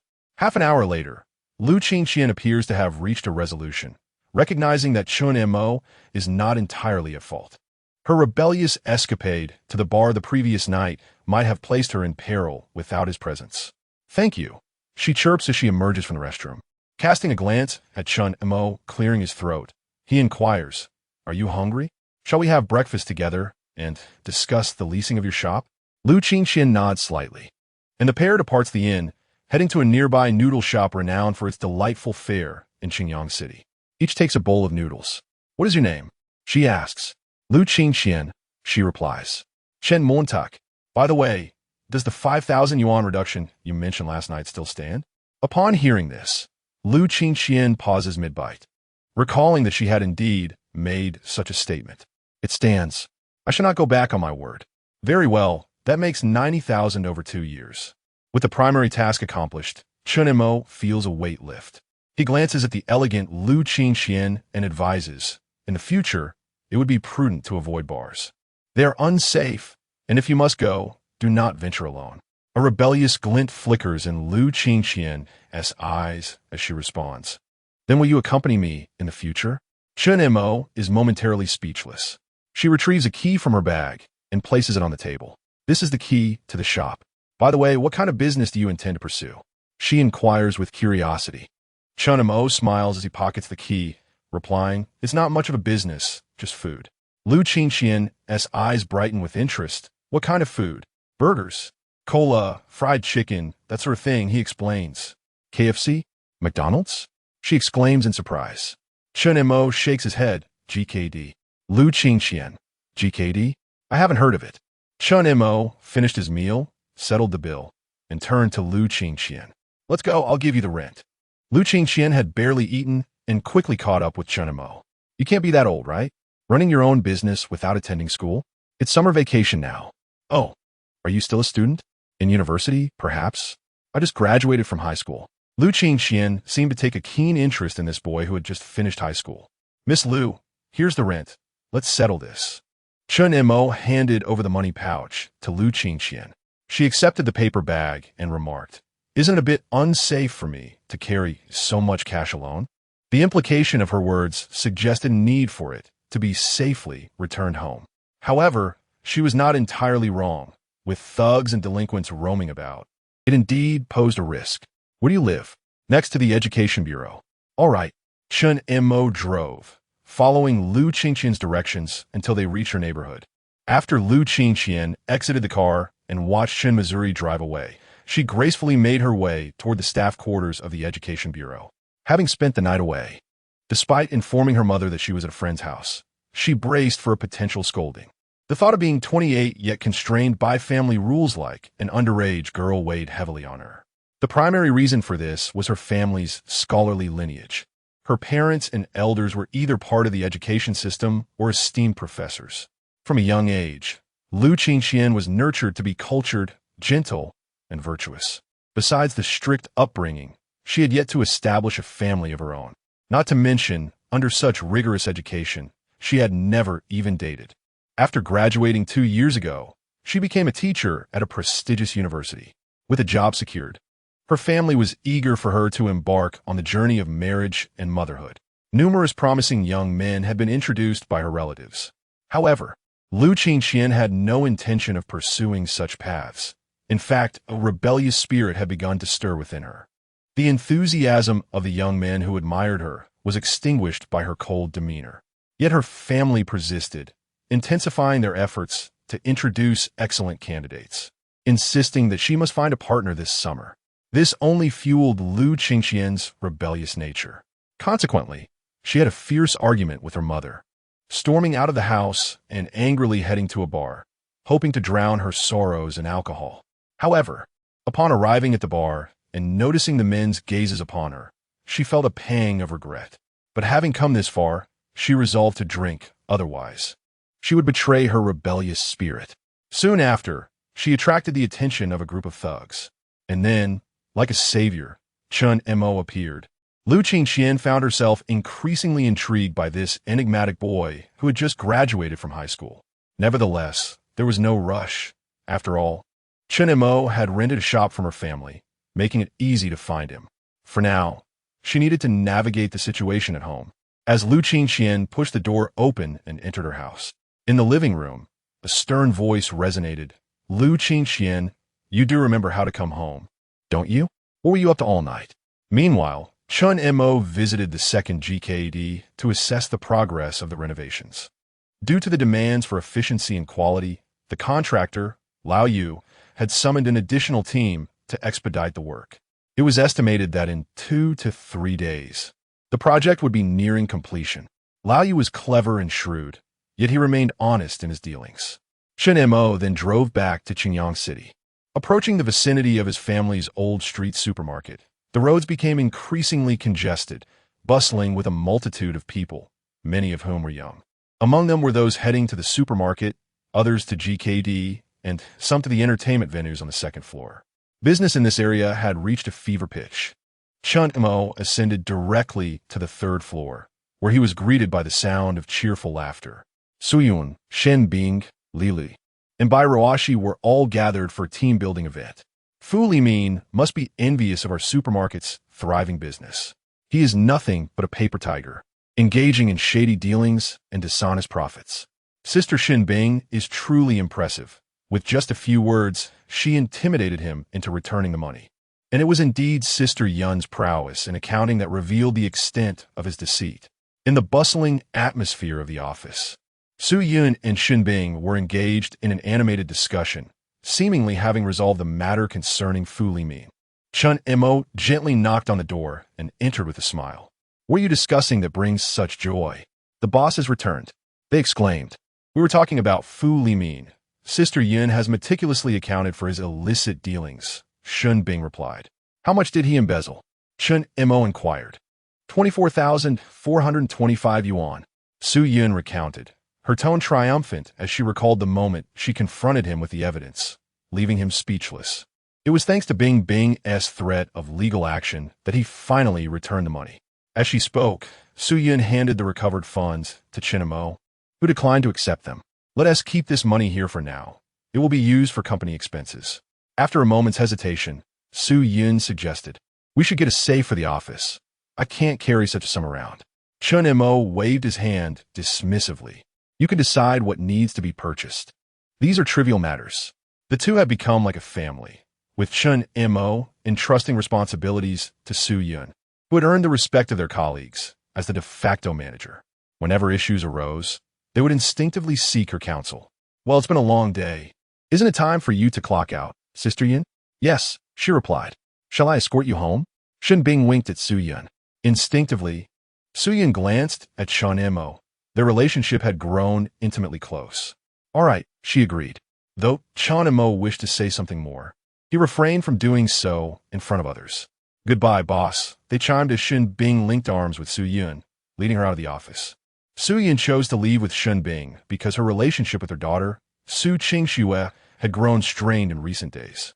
Ever since Su Qingxue discovered that her mother was working as Chun Mo's secretary, she had been both furious and disheartened, urging Su Yun to resign and find a different job, concerned about her reputation among classmates. However, Su Yun resolutely refused. This position was precisely what she had long desired. and Chun Mo provided her ample opportunities for growth, allowing her to feel a remarkable sense of progress. She would not sacrifice her career for the sake of her daughter's social standing. Following this refusal, Su Qingxue had begun to sulk, and the mother-daughter duo had not spoken for 2 days. In truth, it was Su Qingxue who was deliberately ignoring her mother, even avoiding shared meals.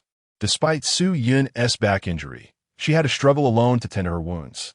Additionally, Su Yun felt their relationship was advancing with undue haste, prompting her to create some distance from Chun Mo to regain her composure. Watching Su Yun depart, Chun Mo felt a twinge of reluctance. He could not help but ask, "Bingjia, do you have your car?" With a smile, Shun Bing replied, "Yes. Should the boss reimburse me for gas in the future?" Chun Mo retorted playfully, "Dream on. Aunt Su has been taken away, and you still expect me to reimburse you for fuel costs. Not deducting my salary is already a favor." Shun Bing and Su Yun have departed. Li Lu and Bai Ruoshi exchanged faint smiles, both preparing to leave for the day. "Boss, I'm heading out," Li Lu announced, taking her leave first. Eventually, only Bai Ruoshi remained, seemingly lingering intentionally. "Why are you still here?" Chun Mo inquired, glancing at her. Bai Ruoshi cleared her throat lightly, her features strikingly beautiful, her lips glistening. "Boss, shall we play a game of 3 Kingdoms after work?" Chen Montauk replied, "All right. It appears you wish to game with yourself. However, today is indeed devoid of pressing matters. A bit of diversion would be pleasant." "Very well, prepare some snacks. Let us conquer it once today." "Okay." Bai Ruoshi's crescent-shaped eyes sparkled, revealing a sweet smile. She possessed a peculiar charm, her laughter infectious, effortlessly uplifting Chun Mo's spirits. "Boss, what would you like to eat? Burgers, perhaps?" Bai Ruoshi had recently become enamored with the culinary delights in GKD. "No, can you cook?" "I know a little." Bai Ruoshi responded with a hint of uncertainty. "A little is fine." Chun Mo was not inclined to showcase his culinary skills. Bai Ruoshi whispered, "Boss, I can only make spicy stir-fried meat." Chun Mo cleared his throat. "That works." In an era before takeout was readily available, acquiring food was indeed rather inconvenient. Nonetheless, Chun Mo was not particularly fond of takeout. He opened the door, and Bai Ruoshi curiously surveyed the room. "Boss, where's the kitchen?" Bai Ruoshi rolled up her sleeves, revealing her fair, delicate hands, unmistakably untouched by household chores. Chun Mo observed her as she began to cook. As she stirred the ingredients, she quietly recited the cooking steps, which amused Chun Mo. Sensing his gaze, Bai Ruoshi glanced back at him, biting her lips shyly. In less than 10 minutes, Bai Ruoshi announced, "It's ready. Boss, time to eat." By then, it was already past 9 in the evening. After plating the food, Chun Mo tasted a bite, and his eyes lit up. Delicious." Bai Ruoshi's solitary dish was indeed delightful. "Really?" she asked, clearly pleased with his compliment. "Let me try," she said as she savored her own creation, nodding repeatedly with a modest, sweet smile. "It's quite good." Chun Mo noted her bashful demeanor and chuckled. "Hurry and eat. Once you're done, we'll conquer it together." "Ahem. How can you say you'll take me through?" "We will assist each other, completing it in tandem," Bai Ruoshi corrected him earnestly. Chun Mo laughed. Yes. Completing it in tandem. They finished their meal and headed downstairs. At 10 o'clock in the evening, the second floor had already closed. Chun Mo and Bai Ruoshi began their 3 Kingdoms adventure. Together, they played until 20 minutes past midnight, achieving victory. Bai Ruoshi joyfully high-fived Chun Mo. "All right, I should head back." "Boss, let us play again next time." Bai Ruoshi hurried home.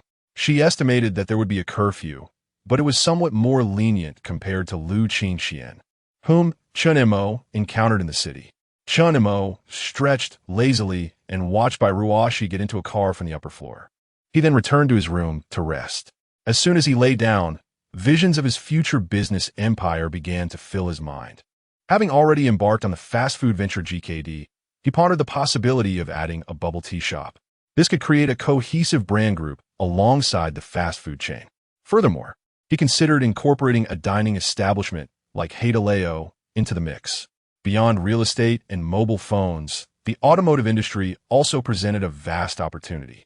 For instance, the future of electric vehicles could easily pave the way for someone to become the world's richest individual. There was much to accomplish, and the journey ahead was still long, requiring patience. In the subsequent week, the second and third GKD outlets were completed and prepared for opening. Chun Mo planned to transfer Lin Yu from the store, along with another seasoned employee, to manage the second and third locations, with training for new employees set to take place in the city 2 days prior. Today, he drove with Su Yun towards the city for the grand opening. Throughout the week, Su Yun had been diligent in her work, even making some progress in real estate. However, she seemed to be avoiding Chun Mo. The two had scarcely any opportunities for solitude. Had it not been for the opening of the second and third stores today, Chun Mo would have yet to find a moment alone with her. Su Yun appeared to be aware that this was an opportunity deliberately created by Chun Mo. As she instinctively took the passenger seat, Chun Mo looked at her and inquired, "Aunt Su, why are you avoiding me?" Su Yun's beautiful eyes revealed a hint of guilt as she hesitated to admit, "No, it's just that there have been too many things lately." Chun Mo raised an eyebrow. "Is that so? Then why do you leave every time I appear? Is it impossible for us to coexist in the same space?" Su Yun pressed her lips together, realizing she could not argue her way out, and softly replied, "Chun Mo, we really aren't suitable for each other." Chun Mo gazed into her strikingly bright eyes and asked, "Not suitable?" Su Yun nodded slightly. In the next moment, her eyes widened and her cheeks flushed. "Chun Mo, you." Half an hour later, in the passenger seat of the car, Su Yun's lovely oval face was flushed with embarrassment, her delicate brows slightly furrowed as she let out a soft huff. "It hurts." Chun Mo immediately released her, concern etched on his face. "Is it your back? Let me take a look." Su Yun pressed Chun Mo's hand down, a hint of reproach in her tone. "It's still your fault." Chun Mo felt a pang of awkwardness, muttering defensively, "You can't blame it all on me." With her beautiful eyes glistening with a mix of shyness and reproach, Su Yun retorted, "Not blame you? Should I blame myself instead?" Chun Mo nodded slightly, earnestly admitting, "Yes, blame Aunt Su for being too captivating." In an instant, Su Yun's cheeks turned crimson, and she lightly scolded, "Stop talking nonsense." Though her words were laced with reproach, her heart, long restrained, began to race uncontrollably. "Please drive to the city," she urged, recognizing that further discussion on the topic was unnecessary. Chun Mo smiled gently and started the car, heading towards Xingyang City. "Who has been changing medication for your back injury these past few days?" Chun Mo inquired, glancing at her well-proportioned waist. "I did it myself," Su Yun replied gracefully, retrieving a notebook from her bag. While coordinating with the renovation team, she had acquired some information regarding real estate. There is a large factory for sale near the bridge in the northern district of our county. I checked the price. It's around 3,000 per square meter. The entire factory covers about 1,000 square meters, totaling over 3 million. What do you think? After speaking, she looked at Chun Mo, awaiting his decision. Unbeknownst to her, Chun Mo had transcended the image of a mere youth who had just graduated high school, akin to her daughter, Su Qingxue. In her heart, he had become a mature, reliable man, worthy of trust and support. Chun Mo's exceptional abilities allowed Su Yun to temporarily overlook the age gap between them. Pondering, Chun Mo asked, "Do you have any insights on the local land prices?" "Most are about that price," Su Yun replied. "It's not expensive. In this era, especially considering the somewhat remote location, 3,000 is reasonable but not overly cheap." Chun Mo nodded slightly. "We can give it a try." He currently had nearly 6 million in cash flow, making the purchase feasible. Su Yun contemplated, "I'll negotiate the price further. I sense the factory owner is in urgent need of money." Chun Mo raised an eyebrow, a smile playing on his lips. "All right, Aunt Su, you truly are my wise supporter." Su Yun felt increasingly overwhelmed by Chun Mo's presence since their relationship had grown closer. He no longer regarded her with the same respect as before. Each time he called her Aunt Su, it carried an undertone of something else. An hour and a half later, Chun Mo and Su Yun arrived at the second store of GKD. The store was opening today, while the third store was nearly ready for its grand opening the day after tomorrow. On its inaugural day, the second store was bustling with customers, largely due to the reputation GKD had garnered. Among the murmurs, it seemed that some had dined at the first store in the county. At long last, a store has opened in our city center. The proprietor should have arrived much earlier. The last time we visited, we took a trip to Qingyang County for a meal. The foot traffic here aligns with Chun Mo's expectations. After all, this is the liveliest district in the southern part of the city, and new ventures are bound to attract the attention of the youth. Given the current trajectory of urban development, the larger the city, the greater the consumer base for fast food, milk tea, and coffee. Chen Mo is preparing to establish a milk tea shop as well, ultimately forming a brand synergy with GKD. He shares his ideas with Su Yun at the first opportunity. Su Yun is consistently taken aback. Previously, she harbored doubts about the feasibility of Chun Mo's plans, but after several successful endeavors, she now acts with promptness. Her capabilities and execution skills allow Chun Mo to thrive. The opening of GKD's second store proceeded smoothly. Chun Mo and Su Yun oversaw operations until closing time. Subsequently, they ventured to GKD's third store, which was in the final stages of completion. The contractor, Old Yu, greeted Chun Mo and Su Yun with a broad smile. President Chun, Secretary Su. Su Yun had crossed paths with Old Yu during her days in business development. Back then, he found her strikingly beautiful, with an excellent figure and a charming demeanor. Countless admirers envied her. However, while Su Yun maintained a friendly disposition towards outsiders, any unwelcome advances would quickly reveal her icy demeanor. Fortunately, Old Yu managed to restrain himself and focused on his work, which is why Su Yun entrusted him with the renovation of her shop. In the past, Su Yun was merely a sales representative, and Old Yu felt they could engage in pleasant conversation. Now, however, Su Yun had transformed significantly. Though she held the title of secretary, her authority was substantial. Old Yu, you've been working hard lately, Su Yun said with a gentle and melodious voice. Old Yu replied with a smile, it's no trouble at all. I only hope not to cause President Chun and you any inconvenience by not meeting expectations. They had been working overnight to ensure the store opened within the timeline set by Chun Mo. After surveying the renovations, Chun Mo nodded in approval. Please settle the payment with Secretary Su. All right, thank you, President Chun. Old Yu beamed. In this line of work, the most daunting aspect is when the client hesitates to settle the payment. Yet, with Chun Mo, such issues never arise. After inspecting the shop's renovations, Chun Mo and Su Yun stepped outside. Su, hey, shall we take a stroll? I've heard there are many clothing shops around here. Su Yun, puzzled, asked, are you looking to buy clothes? Chun Mo, standing tall, looked at her and replied, yes. Su Yun raised an eyebrow slightly and followed Chun Mo down the street. The evening street was ablaze with lights, bustling with lively pedestrians. They approached a street lined with clothing shops, and Chun Mo entered a store that appeared quite promising. Hello. Welcome. The sales associate greeted them warmly, instinctively appraising Chun Mo and Su Yun. The man was handsome, and the woman exuded beauty and grace. Though their attire did not scream affluence, the associate surmised they likely possessed the capacity to make a purchase. Chun Mo, however, paid no mind to the server's scrutiny. She pointed to a set of exquisite women's uniform. Try this one, Chun Mo suggested, glancing at Su Yun. Su Yun blinked in surprise. Me? Chun Mo remained non-committal and continued. And this white one as well. Perhaps you could wear it for me? Su Yun approached Chun Mo. This looks rather expensive. Let's find another store. Chun Mo chuckled softly. The price is of little consequence. What truly matters is how splendid you look in it. Su Yun cast a sidelong glance at the attendant who was quietly listening, her cheeks flushing with embarrassment. She pondered what the attendant might think of their relationship. At the opportune moment, the attendant sincerely complimented, Miss, with your figure, you would certainly look stunning in this. Su Yun, unable to resist Chun Mo's insistence, reluctantly took the first set, the black uniform skirt, and entered the changing room. In this era, such short skirts are quite rare, representing a particularly trendy style.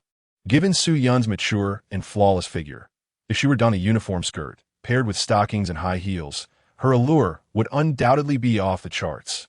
As Chun Mo pondered, Su Yun emerged from her dressing room, slightly self-conscious. Her tall figure and mature curves accentuated by the form-fitting uniform. Her physique appeared even more exquisite. The graceful contour of her slender waist swayed elegantly with her movements, captivating Chun Mo's gaze. How do I look? Su-Yun inquired, glancing at him. Chun Mo's expression spoke volumes. The answer was evident. Beautiful, albeit the skirt is a tad short.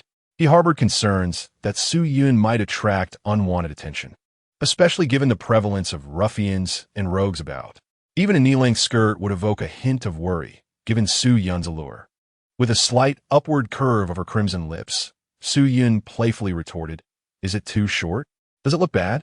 "Not at all. It's stunning. We must buy this one, and also a knee-length skirt," Chun Mo replied. Perplexed, Su-Yun instinctively asked why two.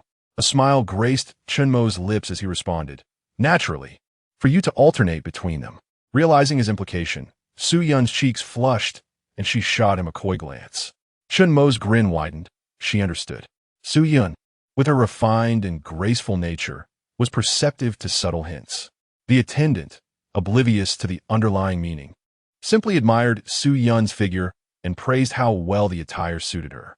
This black outfit, along with a white one and a short skirt, plus those high heels, all must be included, Chun Mo declared grandly. The attendant, delighted, began to package the items. "What is the total?" he asked. 2,680, the attendant replied, her gaze hopeful as she looked at Chun Mo. Su-Yun tugged at his sleeve, subtly indicating that it was too expensive. "It's too pricey," she murmured. Chun Mo smiled at her. "Not at all. It's a small price to pay. I fear these garments may not do you justice." Such flirtatious remarks were foreign to Su-Yun. Even the normally composed woman felt a rush of embarrassment. "Let's settle the bill," she said. However, before Chun Mo could respond, Su-Yun produced her purse and began counting the money. The attendant was taken aback, realizing that this gentleman was not paying the bill. Was the beautiful lady left to cover the cost herself? Ah, men certainly know how to charm women with sweet words. "Thank you, and we hope to see you again," the attendant said cheerfully as Chun Mo and Su-Yun departed. With a serious expression, Su-Yun turned to Chun Mo and declared, "The cost of these clothes will be deducted from my salary." Chun Mo smiled. "Did you not notice the attendant's gaze when you paid?" Su-Yun raised an eyebrow. "What kind of gaze?" Clearing his throat, Chun Mo feigned seriousness, the look of someone seeing a gigolo. Su-Yun blushed and shot him a glare, instinctively glancing around to ensure no one overheard, fearing they might think her a woman maintaining a gigolo. "What nonsense are you spouting?" Su-Yun's self-respect and dignity only deepened Chun Mo's admiration for her. Chun Mo, with a serious demeanor, argued, "This uniform was purchased by the company, not by me." Su-Yun remained silent. Chun Mo continued, "As the chief secretary of the company, you represent our external image. Think about it. This is of utmost importance. The company providing you with work attire is entirely reasonable, isn't it?" For a moment, Su-Yun found herself swayed by Chun Mo's words. Su-Yun inquired, "Then if I resign in the future, will I have to compensate you for this clothing?" Chun Mo smiled at her, saying, "Resignation? That wouldn't merely involve financial restitution. It would require compensating my heart." Aware that he was about to utter something that would make her blush, Su-Yun quickly shifted the topic. "Weren't you looking to buy clothes? This store seems decent. Let's take a look inside." Chun Mo smiled slightly and followed her into the shop. Upon entering the men's clothing store, Su-Yun diligently selected outfits for Chun Mo. After several comparisons, she chose a white shirt paired with a suit, along with a sophisticated polo shirt exuding a mature business vibe. Nodding in satisfaction, she confidently addressed the attendant. "I'll take these. Let's settle the bill." "Thank you, miss," Chun Mo remarked with a playful demeanor, adopting a kept man attitude. Su-Yun shot him a teasing glare, her hand that had been reaching for her wallet momentarily hesitating. The situation had become rather complicated. The attendants exchanged knowing looks, their smiles suggesting intrigue. "That sister is quite beautiful. She seems to have a kept man." After leaving the clothing store, Chun Mo and Su-Yun shared a knowing smile. Su-Yun then looked at Chun Mo curiously. "I find it strange that anyone would willingly take on the role of a kept man. After all, the money spent is still their own." Chun Mo, beaming, replied, "Hence, Su, when you like someone, you shouldn't concern yourself with what others say. What matters most is how you feel within. If they call me a kept man, then I am indeed your kept man, am I not?" Su-Yun was left speechless, unable to counter Chun Mo's reasoning. Yet, she couldn't deny that he had a point. The two of them got into the car, and Chun Mo glanced at the time, muttering to himself, I can't believe it's already so late. Driving on the highway at night can be a bit unsafe. Hearing this, Su Yin understood Chun Mo's intentions. Raising an eyebrow, she concurred driving at night is indeed unsafe, so she turned to look at Chun Mo, suppressing a smile. Chun Mo adopted a serious expression, saying, Tonight, let us find a place to rest and return to the county tomorrow. Su Yin nodded in agreement. That sounds good. Chun Mo, somewhat incredulous, asked, Really? Su Yin remained non-committal. If not, then we shall return. Chun Mo, filled with elation, understood the implications of her words and promptly sought out a hotel. The most renowned 3-star hotel in Xinjiang was just a 10-minute drive away. Chun Mo pressed the accelerator, reaching the hotel swiftly. After parking the car, he cast a glance at Su Yun, whose delicate oval face was slightly flushed. It was likely her first time staying in a hotel with a man. Ansu, shall we get out? Su Yun replied softly, then exited the vehicle, following Chun Mo into the hotel. Do you have any rooms available? Yes. Is there only one? The attendant responded, There are 2. Then let us book one. Chun Mo interjected, making the decision unilaterally and paying without allowing the attendant or Su Yun a chance to object. After securing the room, Chun Mo stole a glance at Su Yun, feeling a twinge of anxiety. He was uncertain and feared that she might feel embarrassed and flee. Fortunately, Su Yun did not voice any objections. The two of them took the elevator up to the 10th floor, where they arrived at the door of room 1008. Is it just one room? Chun Mo asked, noticing Su Yun hesitating at the entrance. He explained, Aunt Su, this hotel only has one room available. We must make do while we are away from home. A faint smile flickered in Su Yun's beautiful eyes. Oh, all right. With her long, graceful legs, she stepped into the room first. Chun Mo stifled his excitement and followed her inside. As Chun Mo followed Su Yun into the room, he observed that the environment was quite acceptable, adorned with a certain elegance. With only a single bed present, he pondered where they would rest. Shall I sleep on the bed? It's up to you. Would you like to wash first, or shall I? Su Yun inquired, glancing toward the bathroom. You go ahead, Aunt Su, Chun Mo replied, drawing the curtains closed in the room. All right, Su Yun responded, maintaining her composure as she entered the bathroom. Taking a deep breath to steady himself, Chun Mo drank from a glass of water, turned on the television, and awaited her return in silence. After approximately 20 minutes, the bathroom door gradually creaked open. Su Yun emerged, elegantly draped in a white bath towel, embodying the allure of a mature woman. Her long, dark hair cascaded down her back, swaying gently with her movements. Her skin, exceptionally fair, glowed under the lighting, her shoulders radiating an irresistible charm. Once Su Yun stepped out, Chun Mo's gaze remained fixed upon her. What is the matter? She asked. Oh, nothing. Aunt Su, please rest. I'll go wash up, he replied hastily, retreating into the bathroom. A slight smile graced Su Yun's lips as she stretched and then ventured into the bedroom. The room, likely not inexpensive, featured a large, soft bed. Su Yun opened the covers and reclined slowly, though a twinge of pain lingered in her lower back. In less than 3 minutes, Chun Mo emerged from the bathroom, clearly eager. Suppressing her laughter, Su Yun gazed at him with her enchanting eyes. So quick, she teased. Chun Mo nodded, moving closer to her as he spoke. Speed doesn't matter as long as one is clean. By the way, Aunt Su, do you need to change the dressing on your wound? He deftly shifted the topic to divert Su Yun's attention. However, she recalled that their last encounter had escalated due to a similar situation involving the dressing change. Do you have any medication? Su Yun asked, her eyes scrutinizing Chun Mo, curious to see what he would say.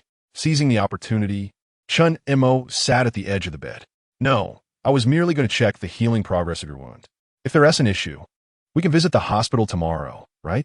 His reasoning held merit. Su Yun slightly nodded, turning her curvaceous form to lie on the bed, her figure presenting a striking silhouette. She glanced back at him, her eyes imbued with meaning. Should I unwrap the towel? She suggested playfully. You wish, Chun Mo retorted, understanding that Su Yun was not that kind of woman, even in their close relationship. The wound would remain unseen. As he sat beside her, he could detect the alluring fragrance emanating from her. Aunt Su, "Are you feeling warm?" he asked, aware of the oppressive heat of July and August without air conditioning. "Just a bit," Su-Yun replied softly. Chun Mo located the air conditioning remote and adjusted the temperature to a comfortable 24 degrees. The cool air swiftly filled the room, ensuring that their proximity would no longer induce discomfort. "Aunt Su, are you asleep?" Su-Yun remained silent, her breathing steady, as if she had succumbed to slumber. Chun Mo turned to gaze upon her exquisite features. Su-Yun showed no reaction. "Aunt Su, this wound may leave a slight scar in the future." Su-Yun responded with a soft hum. "It's nothing. You should be more honest," Chun Mo cautioned. Su-Yun spoke in a low voice. Though Chun Mo felt a twinge of confusion, at that moment, the arrow was already drawn, and halting was nearly impossible. Just as excitement surged within him, his hand involuntarily froze. With a sigh, he collapsed beside her. The corners of Su-Yun's lovely lips curled upward, her voice laced with a hint of triumph. "I told you to behave, but you wouldn't listen." Chun Mo had an epiphany. "I knew it wasn't this simple." From a moment she suggested not returning to the county that night to their hotel room, everything had unfolded too smoothly. Su-Yun had hardly refused anything. This was entirely uncharacteristic of her. Only at the final juncture did Chun Mo realize that a relative of Aunt Su had arrived, hence her audacity. In the end, Chun Mo was consumed by desire. Su-Yun, suppressing her laughter, observed the gloom on Chun Mo's face. She intended to give him a small reprimand, reminding him not to always think of bullying her. Chun Mo turned to fixate on Su-Yun, his frustration palpable. "Aunt Su." Su-Yun lazily emitted a soft hum. Chun Mo approached, his teeth clenched as he whispered in her ear. "You are a vixen." Su-Yun smiled slightly. "I shall take that as a compliment." That night was not only exceedingly lengthy for Chun Mo, but for Su-Yun as well. Eventually, both drifted into a much-awaited sleep deep into the night. As dawn broke, the sun shone brightly. The warm rays filtered through the curtains, illuminating the hotel room. Chun Mo embraced Su-Yun, inhaling her fragrant essence, and slowly opened his eyes. Su-Yun awoke almost simultaneously, her cheeks flushing at the realization of Chun Mo beside her. Glancing at the clock, she noted it was already 9:30. This was the first time since starting her job that she had awakened so late. "Chun Mo, it's time to get up. Let us sleep a little longer," Chun Mo replied candidly. Su-Yun's face burned, at most until 10. Chun Mo breathed in the scent of her hair. Half an hour passed swiftly. Su-Yun, not being overly strict, granted Chun Mo an additional 10 minutes. Finally, she gently urged, "It's time to rise." Chun Mo, somewhat reluctant, released her. "All right." The two got up, washed up, and, after tidying themselves, checked out. In that era, hotels did not offer breakfast services. Feeling a bit hungry, Chun Mo drove Su-Yun to the second store of GKD, where they enjoyed a meal together. Subsequently, they returned to Qingyang County. An hour and a half later, they arrived in the county, stopping the car in front of an old street supermarket. As they exited the vehicle together, Chun Mo spotted a familiar slender figure at the entrance, while Su-Yun's expression shifted, her eyes betraying an unnatural glint. Su Qingxue. As Su Qingxue observed the sudden appearance of Su-Yun and Chun Mo, her expression darkened significantly. Without hesitation, she turned and walked away. Su-Yun let out a gentle sigh. Unaware of Su Qingxue's strong opposition to her mother becoming her secretary, Chun Mo pondered what right she had to object. "Let us go," Su-Yun said coldly, proceeding into the supermarket. Chun Mo glanced at Su Qingxue's retreating figure, her brow slightly furrowed. He hoped that Su Qingxue would not dampen Su-Yun's spirits, having witnessed the difficulties the previous generation had caused her. He wished for her to possess a touch of discernment in this lifetime. Chun Mo followed Su-Yun as they ascended the elevator together. At the supermarket, the entertainment area on the second floor was bustling with the usual crowd. "Boss, Sister Yun, you've returned just in time. Someone is looking for you." Li Lu had just descended from the third floor, accompanied by a woman. The woman had an exquisite visage, a curvaceous figure, and sported a chic bob haircut. Clad in a powerful businesswoman's suit, she exuded the aura of a commanding female executive. "Hello, please head upstairs," Chun Mo instructed, casting a glance at Li Lu. The woman nodded slightly and took the elevator to the third floor. Li Lu approached Chen Mo and Su Yun, whispering. She claims Sister Yun invited her to discuss something about the factory. Su Yun nodded yes. She turned to Chen Mo. It's regarding the factory located near the North District Bridge, as mentioned yesterday. Chen Mo raised his gaze to observe the woman's commanding presence. You may go ahead, he said. Alluring. Lilu Raplia, Nudding. Chen Mo and Su Yun exchanged a glance, as if sharing a mutual understanding. I will go, Su Yun declared. Okay, Chen Mo acknowledged, watching her ascend the stairs. Inside the office, Su Yun and the woman sat facing each other. With a smile, Su Yun served tea to the short-haired woman. Hello, may I ask your name? Zhou Yin, the woman replied. Hello, General Manager Zhou, I am Su Yun. Are you at the factory near the North Station? North Station?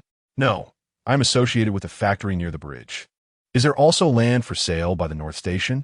Zhou Yin inquired, her brow furrowing. To be candid, we have been in contact with several owners recently. Business in the county has been challenging, as many are relocating to larger cities. Zhou Yan's brows knitted tighter as she grasped the implications of Su Yun's words. It was evident that property in the county was in low demand, especially for expansive plots that were of little use to most. If Su Yun had multiple sellers, the bargaining power would naturally lie with her, making it nearly impossible to negotiate the deal on her terms. At that moment, Chen Mo strolled leisurely at the door, a faint smile gracing his lips as he overheard Su Yun speak. Aunt Su was becoming increasingly astute, resembling a cunning fox. Chen Mo recalled the previous night, pondering whether he might be at the mercy of Su Yun in the future. Was this ultimately a good thing for him? An hour and a half later, Zhou Yin exited the office with an unpleased expression. She glanced at Chen Mo, who was just ascending the stairs, holding 2 cups of milk tea, his face beaming with a smile.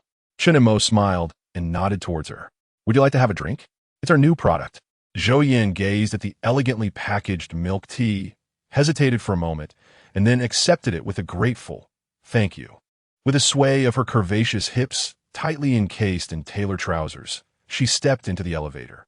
Chen Mo smiled gently and turned to enter his office. Aunt Su, how did the discussion go? Su Yin replied with an air of indifference. It was all right, but perhaps the price was a bit too low.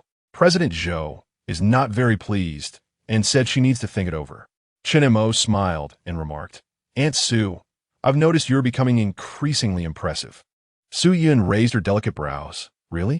Chen Mo, seeing through her modesty, handed her the milk tea. Do try our GKD milk tea. Su Yun took the milk tea. Puzzle milk tea? That is quite a novelty here. Moreover, it's not the classic pearl milk tea, but a version that surpasses many generations. The taste speaks for itself. Let us see how it fares. It is rare for a woman to refuse milk tea. With slightly parted red lips, Su Yun took a generous sip, and instantly, it felt as though she had unlocked the door to a new world. Her beautiful eyes widened in wonder. Wow, this is milk tea? She savored a big gulp. And in the sweltering heat, the delicious drink brought her immense joy. Delicious. This is bound to be a bestseller. Su Yun made her assessment with delight. Chen Mo, how did you create this? She now looked at him with sparkling eyes, as if gazing at a treasure. Chen Mo cleared his throat lightly. I just mixed a few ingredients together. That is not important now. I'm more eager to launch this milk tea tomorrow. Should we market it under GKD? No, I believe we could establish it as a distinct sub-brand. Have you thought of a name? It was evident that Su Yun was quite excited. Chen Mo, with a serious expression, asked, is it really that delicious? Su Yun nodded vigorously, of course. You should try it. While saying this, she instinctively brought the milk tea to Chen Mo's lips. Chen Mo grinned mischievously, took the straw between his teeth, and took a hearty sip. Su Yun inquired, how is it? After finishing, Chen Mo pondered, the flavor is slightly different from what I created. Su Yun furrowed her brows. Really? Chen Mo's gaze fell upon her red lips as he murmured, there's an additional flavor. At that moment, Su Yun realized she had unwittingly let Chen Mo take advantage of her. She softly chided, could you be a bit more serious? In her earlier excitement, she had not noticed that she had just shared her drink with him. Chen Mo chuckled. Aunt Su, you should name it. Su Yun responded, Meh? That seems inappropriate. You should name it yourself. Chen Mo teased, "If you want tea, I'll call it Su Yun milk tea." A blush crept on his Su Yun's cheeks. "You. What a silly name." Meanwhile, on the other side, President Zhou Yin, had just exited the supermarket and glanced up at the blazing sun. The day was sweltering, and beads of sweat trickled down her exquisitely shaped face.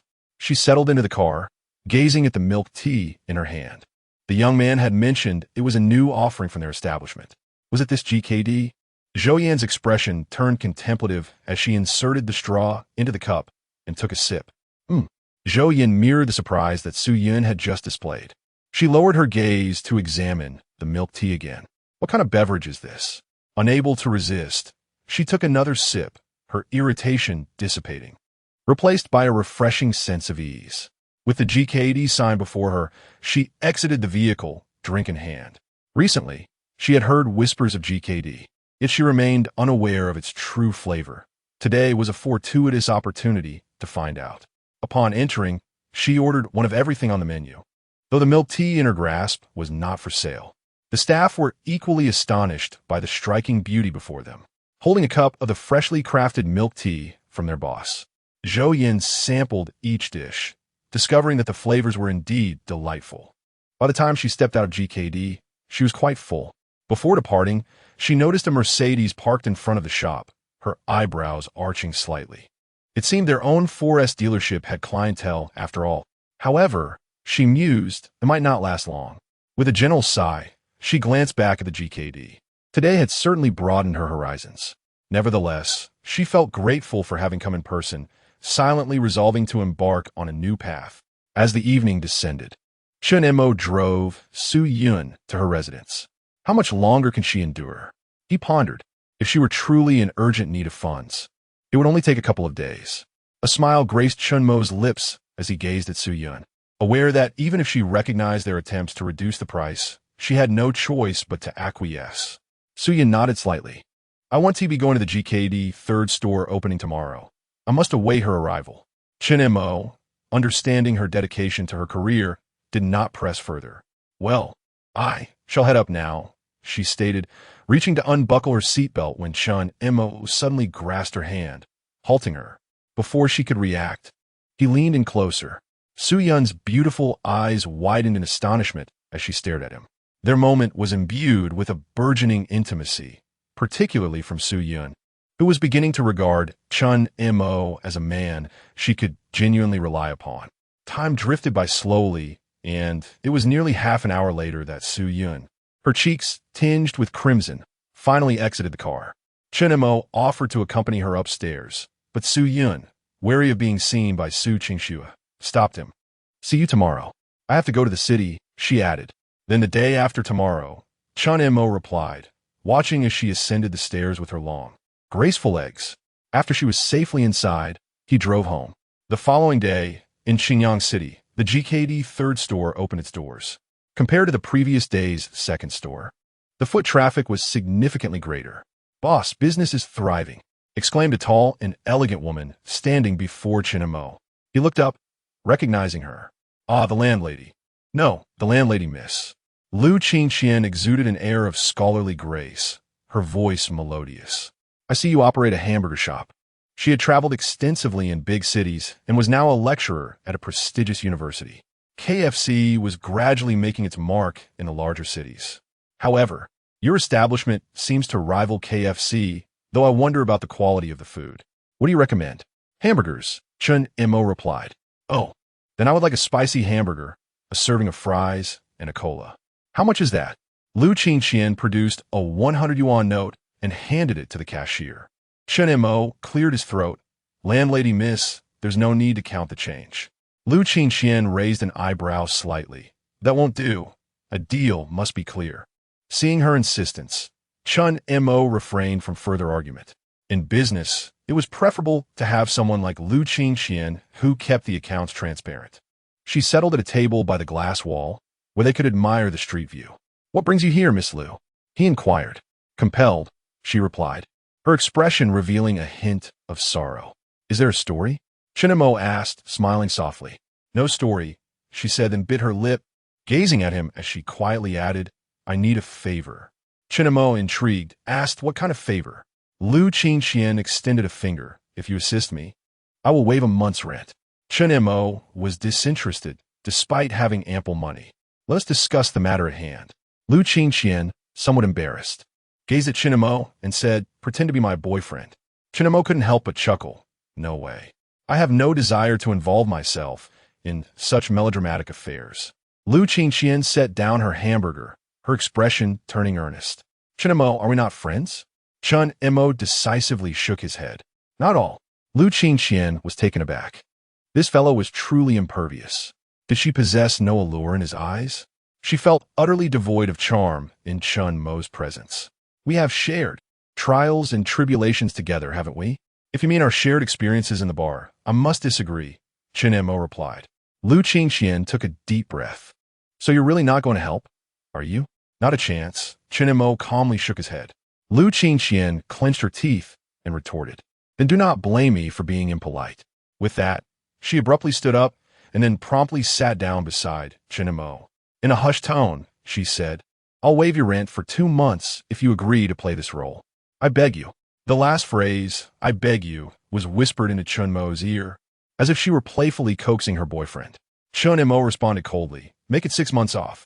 Lu Qingxian gritted her teeth, you bloodsucker, maximum of 2 months. Chen Mo smirked, well then, perhaps you should seek someone more capable. Wait, he is coming. As Lu Qingxian's words fell, a somewhat portly man in his 30s, wearing glasses and dressed formally, approached them. He exuded an air reminiscent of an old bureaucrat. Qingxian, hello. The man's face lit up with genuine joy upon seeing Lu Qingxian. However, his smile gradually faded as he observed her intimately linked with Chen Mo, engaged in conversation. Lu Qingxian nodded coolly. Qingxian, who is he? Could it be your boyfriend? The man's eyes were filled with disappointment and sorrow, his voice trembling slightly. It was evident he harbored deep feelings for Lu Qingxian. Lu Qingxian nodded coldly. Yes, he is my boyfriend. Therefore, I hope you will refrain from visiting my home in the future, and please do not discuss any intentions of being with me or plans for marriage with my family. Well, he had already been to her home and was audacious enough to broach the subject of marriage with her family. This fellow had some skills. His persistence was almost commendable. Chen Mo regarded this old bureaucrat with newfound respect. At that moment, he felt a twinge of sympathy for Lu Qingxian. I don't believe it. The old bureaucrat regained his composure, his expression resolute. I have never seen him before, and besides, how long have you been back in Xinjiang? It's improbable you would have a boyfriend so soon. His logical reasoning was quite sharp. Don't believe me? Fine, I shall prove it to you. With that, Lu Qingxian wrapped her arms around Chen Mo and kissed him fervently. Chen Mo, sensing an impending situation, was nonetheless too late. He turned to embrace Lu Qingxian, a playful smile gracing his lips as he leaned closer to her delicate ear, whispering a waiver of 6 months' rent, along with an additional condition. Otherwise, I shall reconsider my stance. Lu Qingxian, equally amused, wrapped her arms around Chen Mo's neck, her crimson lips nearly brushing against him. That's unacceptable. The maximum I can concede is 3 months. Chen Mo retorted, this is not a negotiation. I am merely informing you. Lu Qingxian, nearly tempted to nip at his ear, teased, why don't you just rob a bank instead? Chen Mo replied, I dare not engage in illegal activities. This is your final opportunity. If you disagree, I shall declare my decision immediately. With her hand gripping Chen Mo's thigh, her silver teeth clattering, Lu Qingxian acquiesced. Fine, I agree. You insatiable vampire. Meanwhile, the elderly gentleman seated nearby could only watch as Chen Mo and Lu Qingxian playfully nibbled at each other's ears, his eyes reddening and fists clenching in indignation. Such behavior was utterly unbecoming and scandalous. 036 monetary transactions at this moment. Chen Mo, with a hint of a smile, remarked, oh, what? You wish to stay over at my place tonight? That's out of the question. It would be too frequent and detrimental to one's health. Lu Qingxian's cheeks instantly flushed with embarrassment as she mustered the courage to respond. Do you not like it? Humph. Chen Mo replied, I do. The elder in the room could no longer contain himself. His face turned crimson, and he glared at both Chen Mo and Lu Qingxian with fiery eyes. Shameless. Disgraceful. With that, The elders stormed out in anger, clearly agitated by the antics of Chun Mo and Lu Qingqian. Lu Qingqian watched his departing figure and could not help but smile. Chun Mo stretched lazily and said, "Lu, it's been a pleasure collaborating with you." Upon seeing Chun Mo, Lu Qingqian recalled her significant monetary loss from the past 6 months of rent and shot him a disdainful glance. Taking advantage of the situation, "Are we? Lu, if such an opportunity arises again, I would be more than willing to assist. By the way, you still owe me a favor. I'll let you know when I've decided. Goodbye." Chun Mo chuckled as he exited the shop. Lu Qingqian, vexed, muttered under her breath, "Swindler." Once in his car, Chun Mo's mind was filled with a melodic notification. Ding! Task completed. 3 GKD locations have officially opened. Host has received a reward, 5,000 points. Chun Mo had now accumulated a total of 33,000 points. Previously, he had exchanged 2,000 points for a milk tea franchise. Currently, he possessed 31,000 points. To acquire a system surpassing the fruit phone and to manufacture a complete line would require 30,000 points. Once Su Yin and Zhou Yin reached an agreement to purchase that industrial area, preparations for entering the mobile phone industry could commence. However, for now, the priority was to get the milk tea shop up and running. The milk tea market held immense potential for the future. Chun Mo drove back to the county. In front of his own supermarket, he noticed a familiar Mercedes parked nearby. He parked his car beside it and took the elevator to the 3rd floor. Just as he arrived at the office on the 3rd floor, his phone rang. It was Su Yin calling. As he answered the call, while opening the office door, he said, "Hello? Have you returned?" Upon hearing Su Yin's voice, he spotted her looking at him with a hint of reproach. "Why are you still on the phone if you've returned?" Chun Mo smiled. "I was worried you might have something urgent." Su Yin cleared her throat softly and gestured toward the beautiful woman seated on the sofa beside her, Zhou Yin.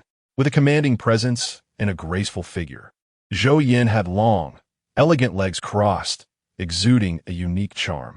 "President Zhou wishes to discuss matters concerning the industrial area with you." "Of course," Chun Mo replied with a smile as he took a seat across from Zhou Yin. To his surprise, the owner was quite young. "Hello, I'm Zhou Yin," she said, extending her fair hand first. "Hello, Chun Mo," he replied, shaking her hand. Zhou Yin then got straight to the point, a 1T bead around the bush. "If you're truly interested in acquiring my industrial area, I can sell the entire package to you for 3 million. Chun Mo glanced at Su Yin, who gave a slight nod of approval. "It seems that the price has reached its nadir." Chun Mo raised his eyebrows slightly and remarked, "To be frank, a price of 3 million is reasonable. However, I find no utility in your factory's offerings, outdated equipment, dilapidated premises, and I would waste my time sorting through it all." Zhou Yin remained silent. Chun Mo, with an air of indifference, stated, 280,000. "If you, General Manager Zhou, agree, I will settle the payment in full upon completion of the formalities." Zhou Yin felt a twinge of hesitation. Had it not been for the liquidity issues faced by the 4S dealership, she would never consider parting with the factory premises. The land holds immense potential for appreciation in the future, but given the circumstances, she had no alternative. Nonetheless, she harbored another thought. "Mr. Chun, you are indeed remarkable. No wonder you transformed a decrepit supermarket into a thriving venture in the county. This transaction shall serve as my gesture of friendship towards you, Mr. Chun." Zhou Yin's tone was sincere. Chun Mo was somewhat taken aback. Did Zhou Yin genuinely wish to befriend him? That was a sum of 200,000. In this day and age, such an amount is substantial. Chun Mo initially felt he had negotiated a bit too aggressively, almost to the point of exploiting the situation. Yet, Zhou Yin acquiesced. This woman was certainly no ordinary individual. "In that case, I shall consider you a friend, General Manager Zhou," Chun Mo mused, intrigued by Zhou Yin. She would undoubtedly not remain an ordinary woman in the future. "Here are the property deed and land certificate, along with the contract." Zhou Yin placed the documents before Chun Mo, having prepared them in advance. Chun Mo glanced at the property deed and then handed the contract to Su Yin. "Let Bing Jie review the contract." "Bing Bing will be here shortly," Su Yin responded, having already informed Shin Bing about the significant contract that required her oversight. "Soon." Shen Bing arrived, clad in high heels, an elegant attorney, swaying gracefully. Upon entering the office, she smiled at everyone. I apologize for the wait. Chen Mo handed her the contract. After taking her seat, Shen Bing meticulously examined the document. Once assured there were no issues, she returned the contract to Chen Mo. All clear. Chen Mo signed, rendering the sales contract effective. Let us proceed to the bank for the transfer. Without online banking, the efficiency is considerably diminished. Chen Mo and Zhou Yin descended together. Shall I drive? Zhou Yin offered. Chen Mo nodded. Certainly, it saves on fuel. Zhou Yin inquired, Mr. Chen, you purchased that car in our Qingyang, didn't you? Chen Mo replied. Indeed, I hadn't anticipated there would be a Mercedes 4S dealership in our county. The owner must possess considerable capital. Zhou Yin raised her delicate brows, remarking nonchalantly, isn't it true that without sufficient funds, one cannot operate such a venture? Chen Mo fastened his seatbelt, stating, naturally, General Manager Zhou, consider the economic level of our county. How many individuals can afford such a vehicle? The owner must be investing a significant amount in inventory. Chen Mo's words struck to the heart of the matter. The most pressing issue for 4S dealerships currently is the challenge of cash flow. Moreover, the ordering system of 4S dealerships in this era is far from perfected. All funds are heavily invested in the vehicles themselves. Many early 4S dealerships perished due to the collapse of their financial chains. Ultimately, the ordinary county towns simply do not meet the standards for purchasing a Mercedes-Benz. The number of individuals who can afford such luxury is exceedingly scarce. Zhou Yin spoke with a slightly heavy tone. In your opinion, Mr. Chen, what should a 4S dealership owner do if their financial chain falters? Chen Mo replied with a serene expression, shedding the tail to survive. Zhou Yin paused, taken aback, shedding the tail to survive. Chen Mo smiled at her, Ms. Zhou, please do not take me seriously. I was merely jesting. Zhou Yin pondered for a moment, seemingly coming to an epiphany, and smiled at Chen Mo. Oh, Mr. Chen, you need not call me Ms. Zhou any longer. If you do not mind, I am a few years your senior. You may call me Sister Yin or simply Yin. Very well. Then, Sister Yin, you may call me Chen Mo. Agreed. Zhou Yin readily accepted. At this moment, Chen Mo began to surmise Zhou Yan's identity. She was likely one of the owners of the Mercedes-Benz 4S dealership and potentially the elder relative of Lin Hao, the second devoted admirer of Su Qingxue. Was Zhou Yin her aunt? Or perhaps her sister? No, they were different surnames. Suddenly, Chen Mo conceived a startling possibility. Could she be his mother? Yet Zhou Yin appeared to be just in her early 30s, which seemed rather youthful for such a role. 37 aunt? Chen Mo found himself reminiscing about the specific circumstances of Lin Hao's family, particularly regarding his parents. His father seemed to be quite a rough character. Having previously mingled with dubious crowds, it was said that his mother was decent.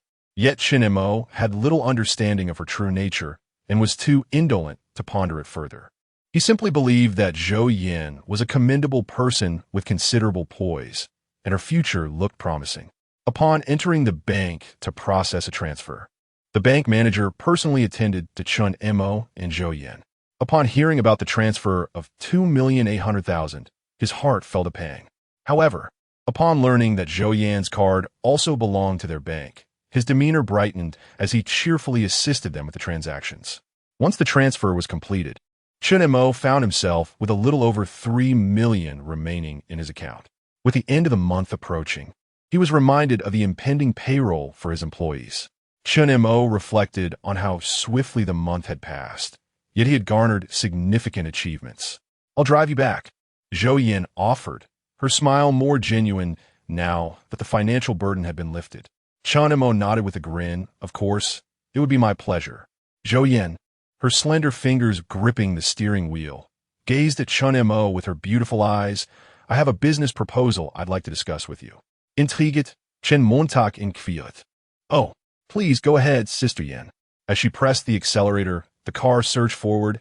I am interested in franchising your GKD. Chen Mo furrowed his brow at the suggestion of franchising GKD.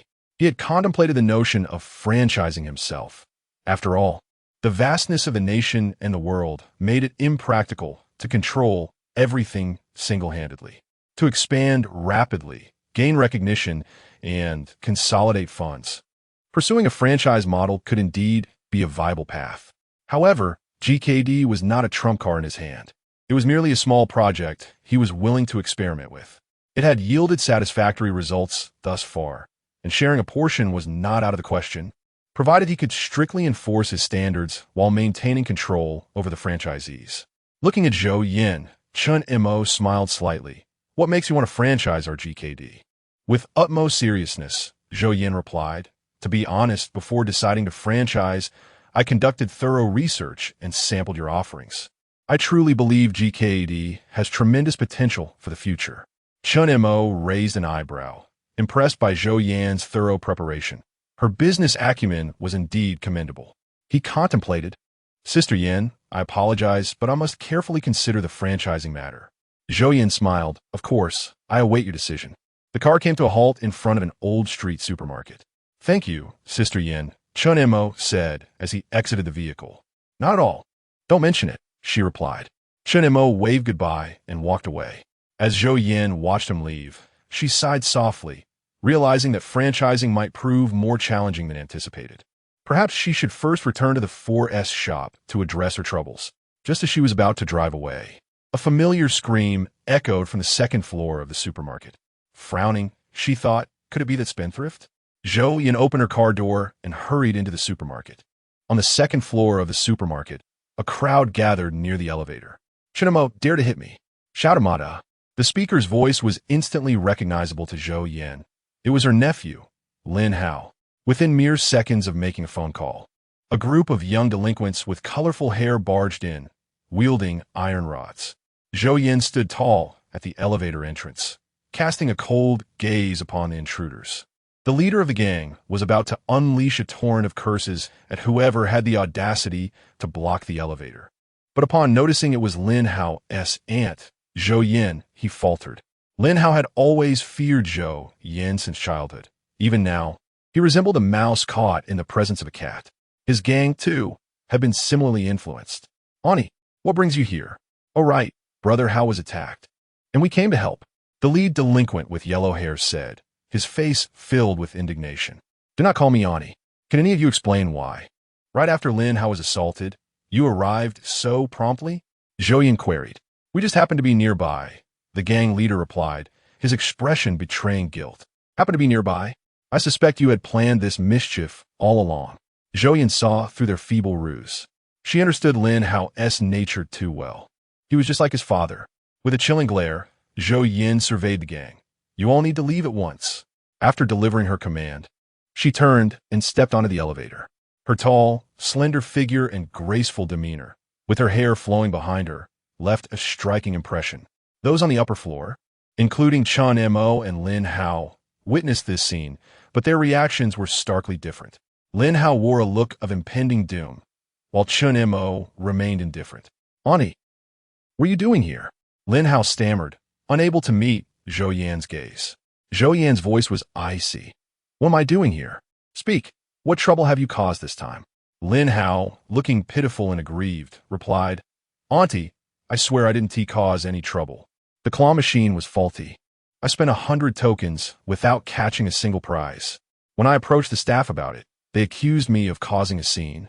And then this Chun Mo hit me. Chun Mo scoffed. Whether that 100 tokens were well spent is debatable. But you initiated the violence, did you not? Li Lu is still our classmate, right?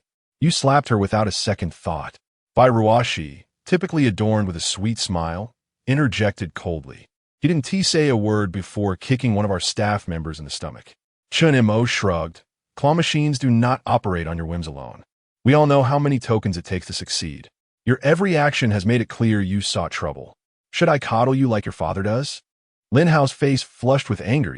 You are the real trash. Ani, don't listen to their nonsense.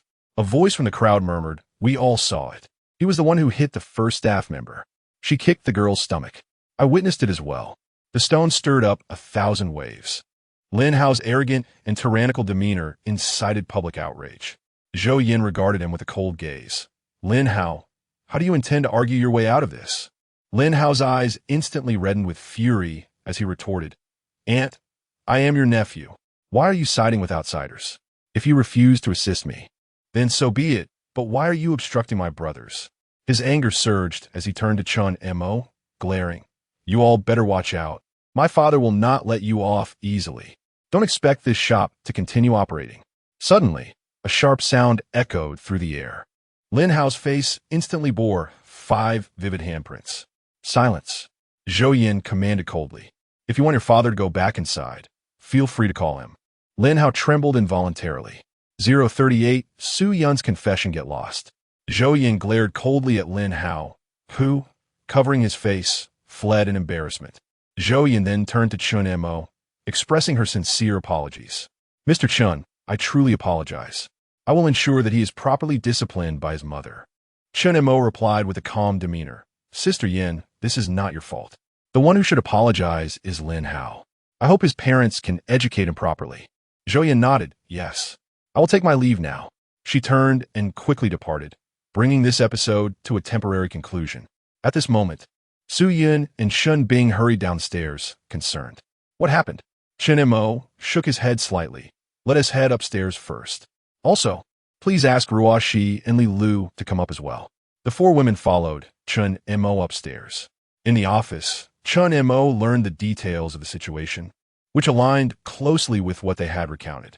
It was evident that Lin Hao had deliberately come seeking trouble, harboring resentment against him, and seizing the opportunity for revenge.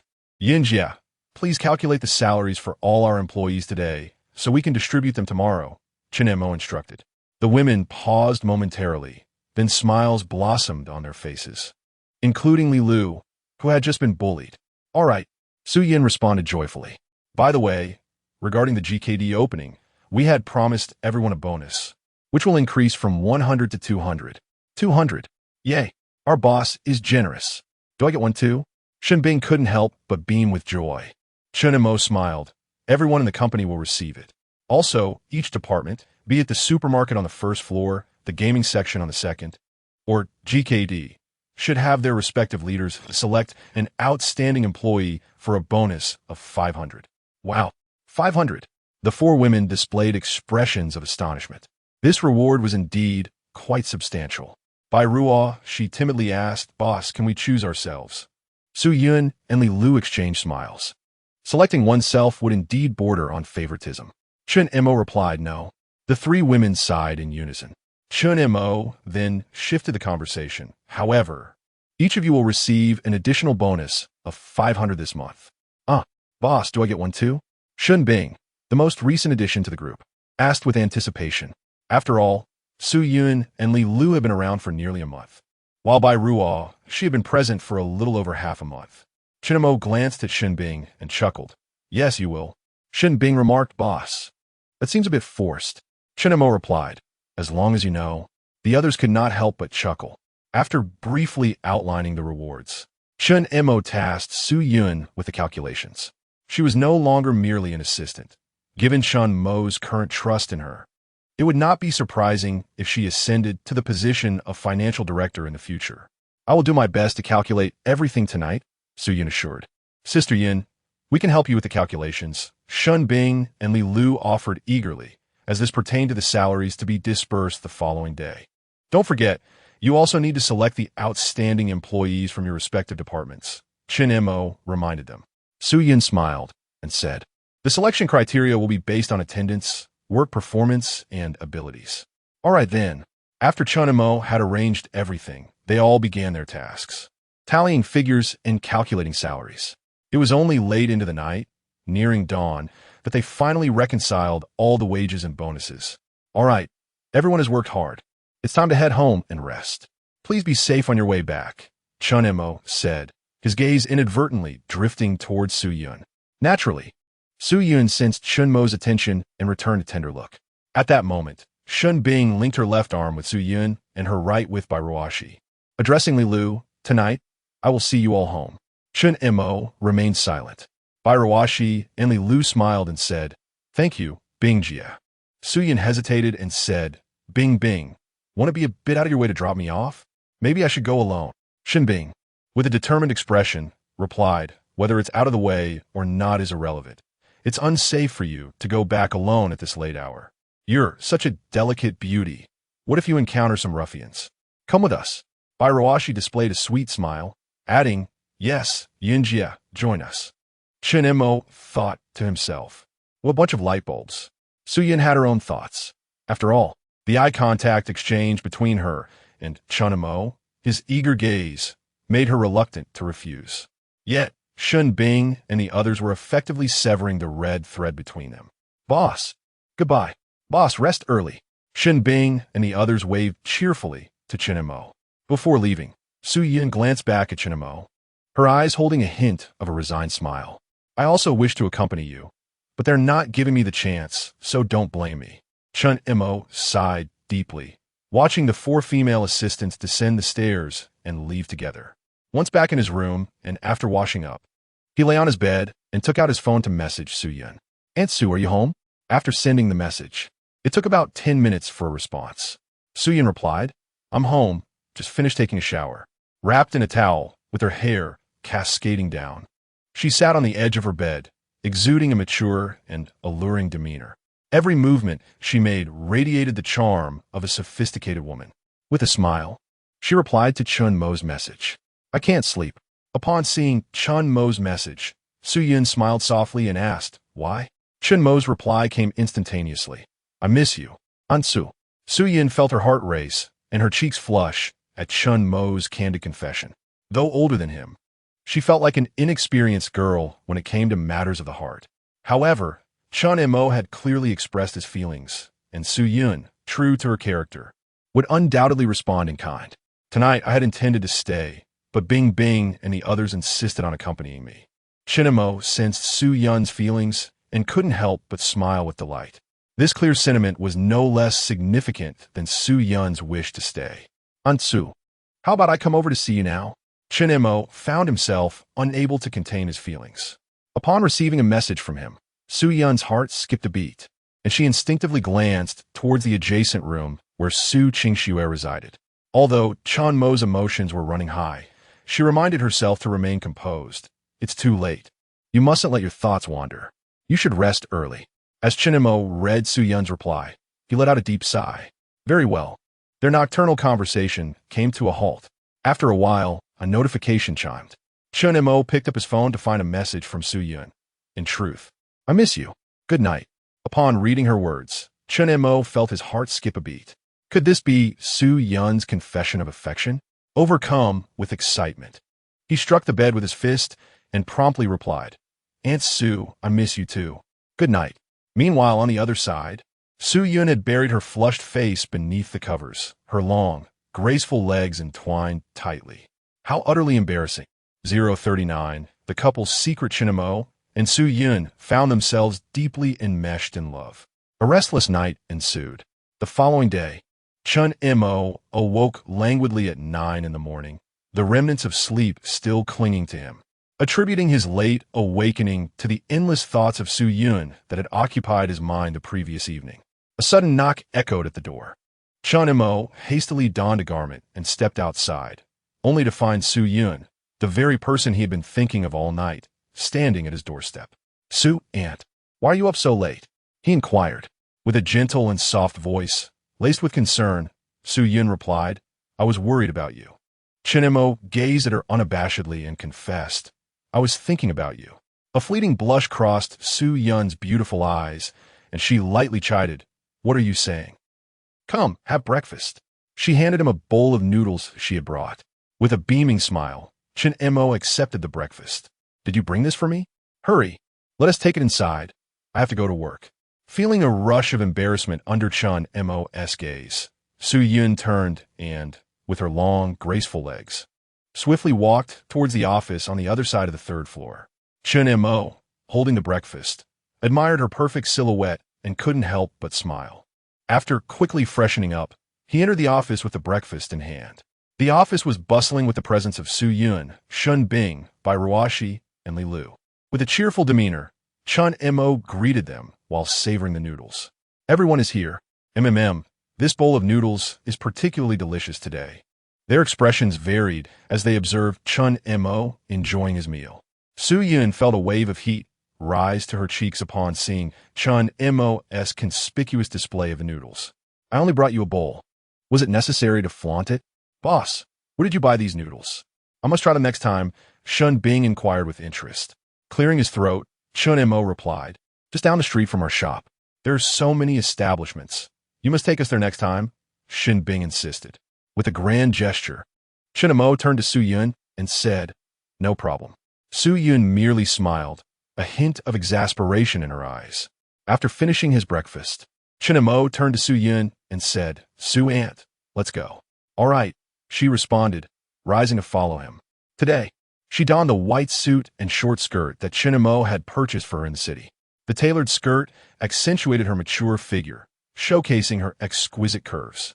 Her long legs were adorned with black stockings, creating a striking contrast that was visually arresting. As they descended the elevator side by side, Chun Mo softly complimented Su Aunt. Your outfit looks stunning today. Su Yun bit her red lip and murmured, what is there to admire in work attire? This outfit, labeled workwear by Chun Mo, was not lost on her. She understood it was a deliberate gift from him. After all, no one else had this so-called work uniform. Only they shared this intimate little secret, reminiscent of the unique bonds found exclusively between lovers. A sense of inexplicable joy bubbled within Su Yun. Cough. Yesterday, we calculated the total salary for all employees, including bonuses, 28,300 yuan. By the way, do you want to receive your salary? Su Yun smiled as she looked at Chun Mo. Chun Mo raised an eyebrow, a smile playing on his lips as he said, myself? Send me as much as you have sent yourself. Su Yun couldn't help but let her lips curve upwards.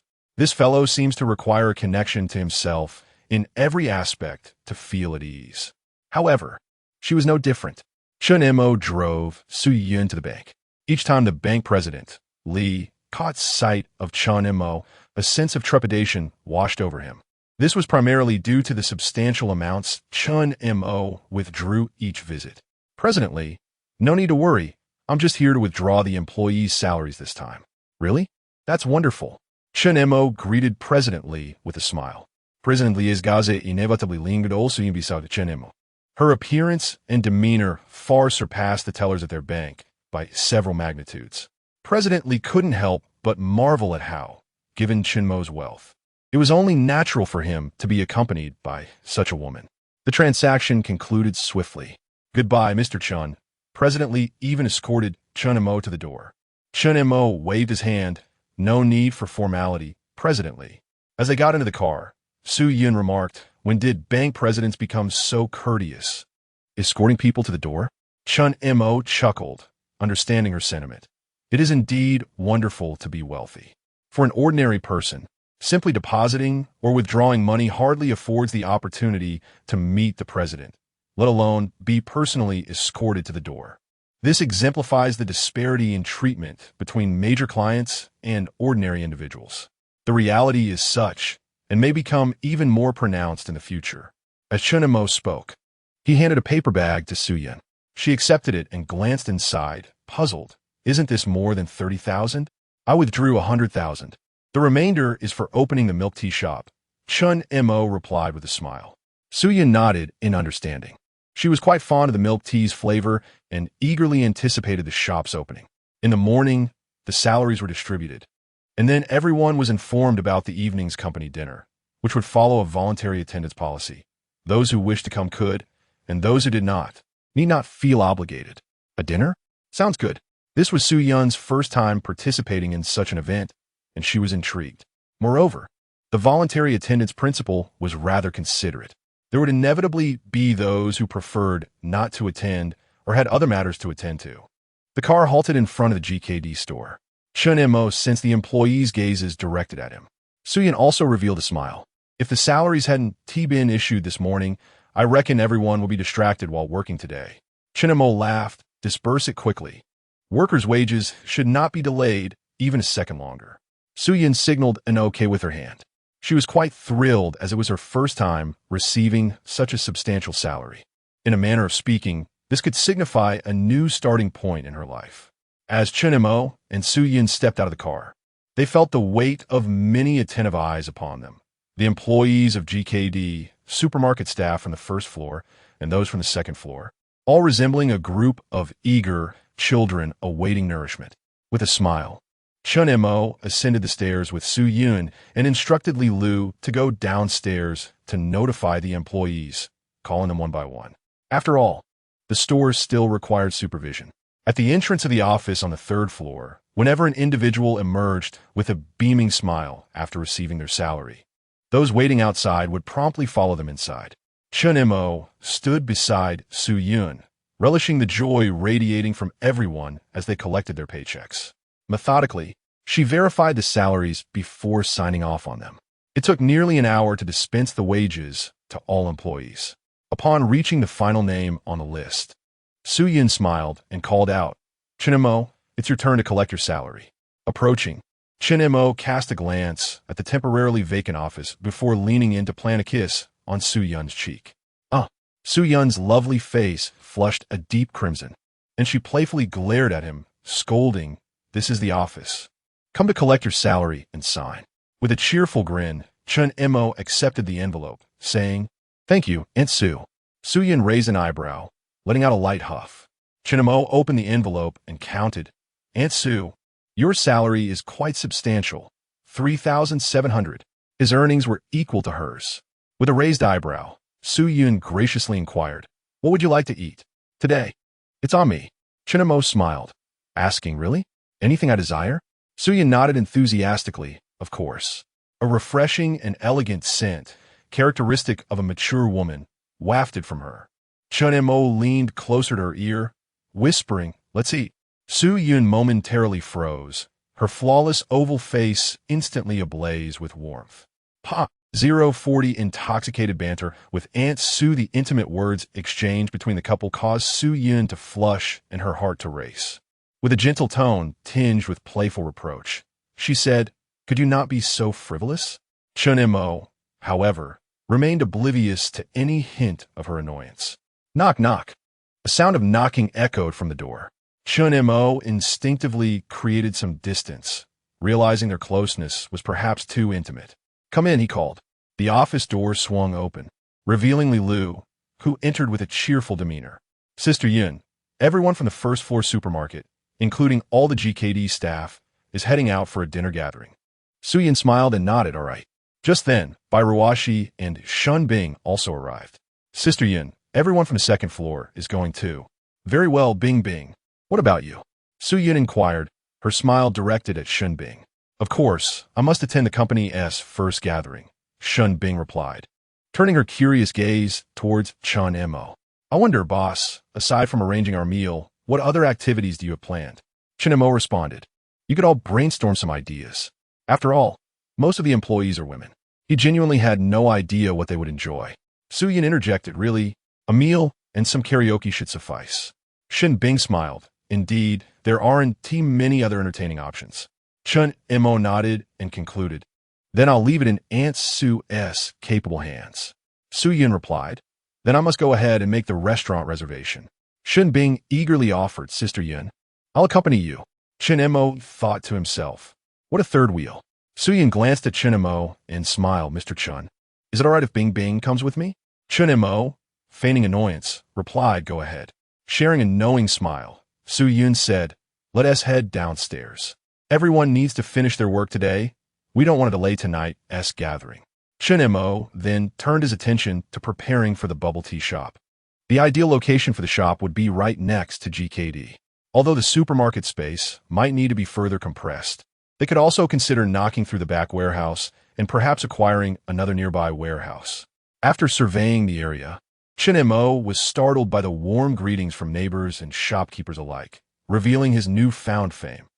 Upon completing his circuit, he did find a suitable space for a warehouse.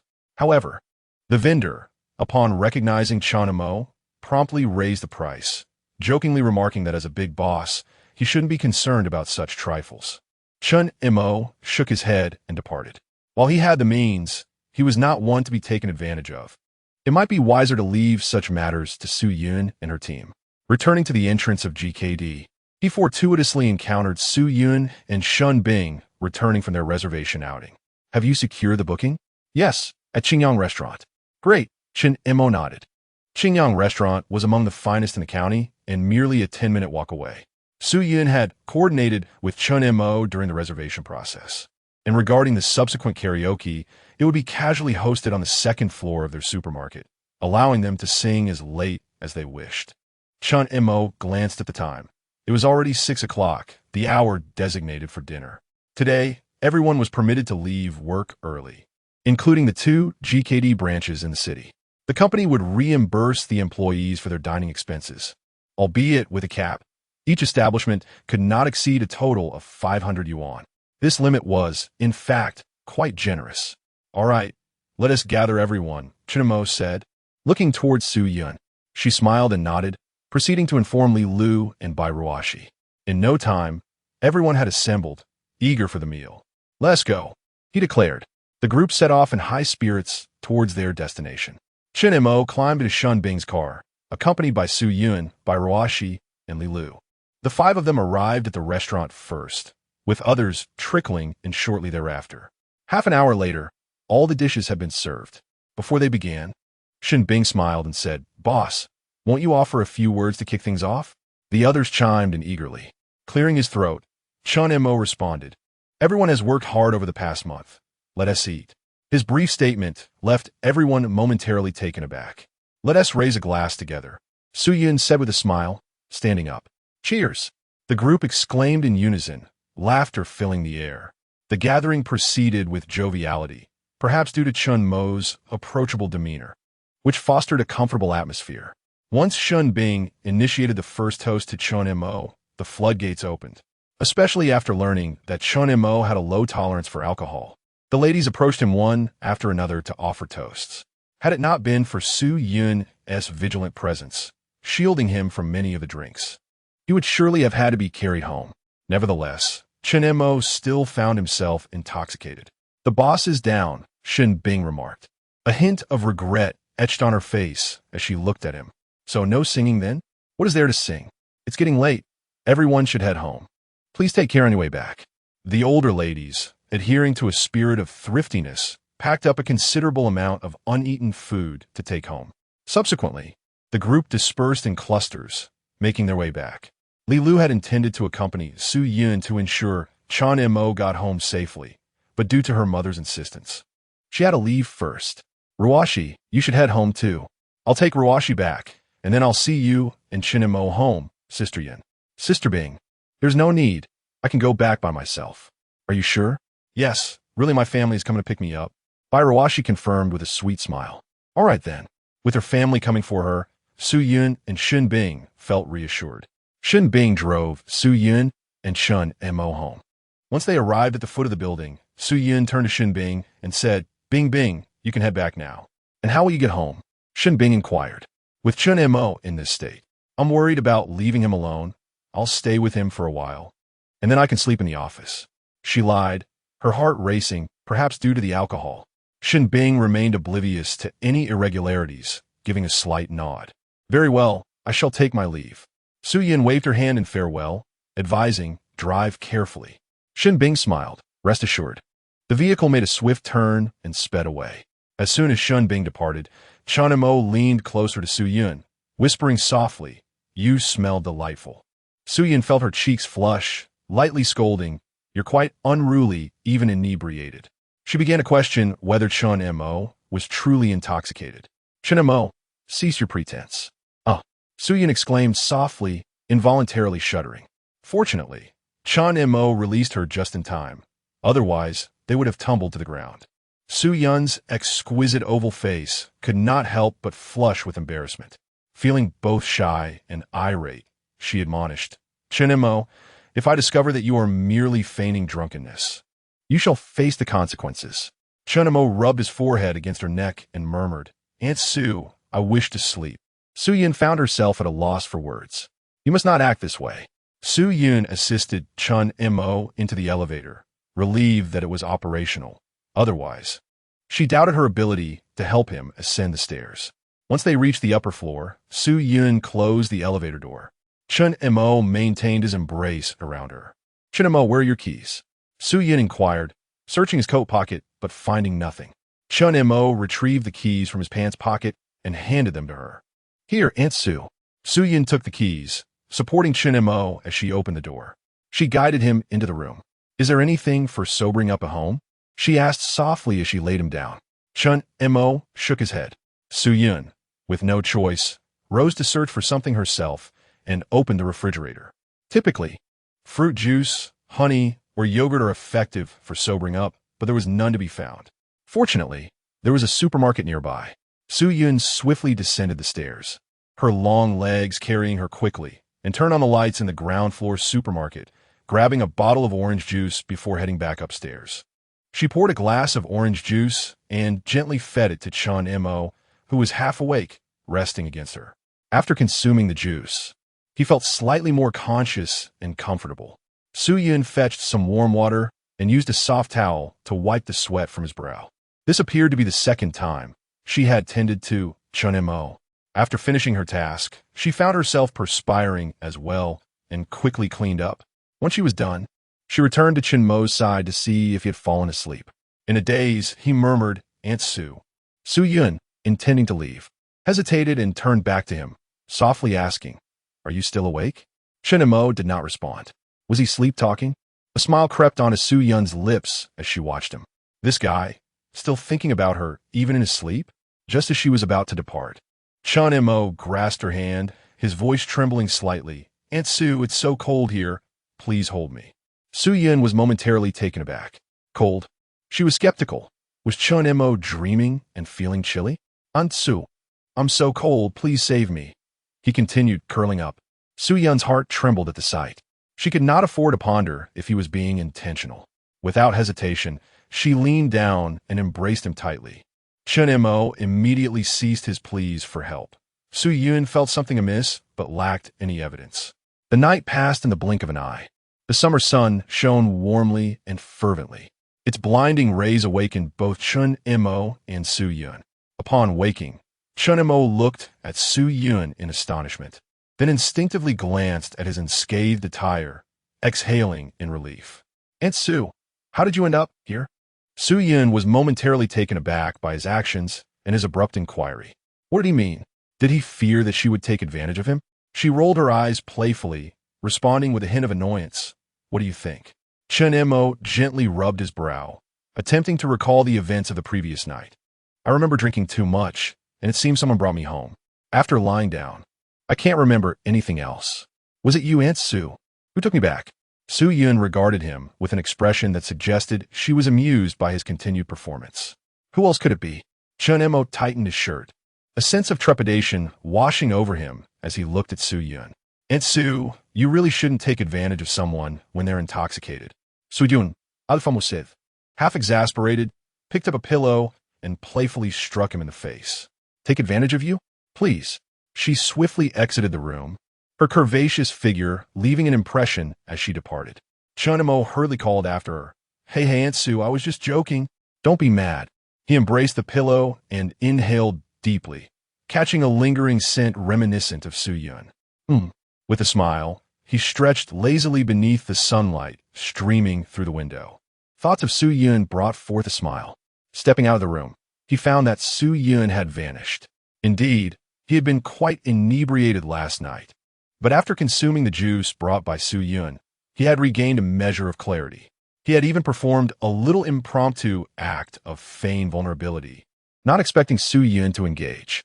As Chen Mo brushed his teeth, he reminisced about the delightful moments spent with her the previous night. While washing his face, he heard Su Yun's voice from the living room, tinged with a hint of melancholy. "Breakfast is ready." He then heard the sound of her footsteps fading away. Upon emerging, he discovered that Su Yun had already left, but on the table lay a steaming bowl of fragrant noodle soup. Chen Mo smiled faintly, tidied up, and made his way to the office with the soup in hand.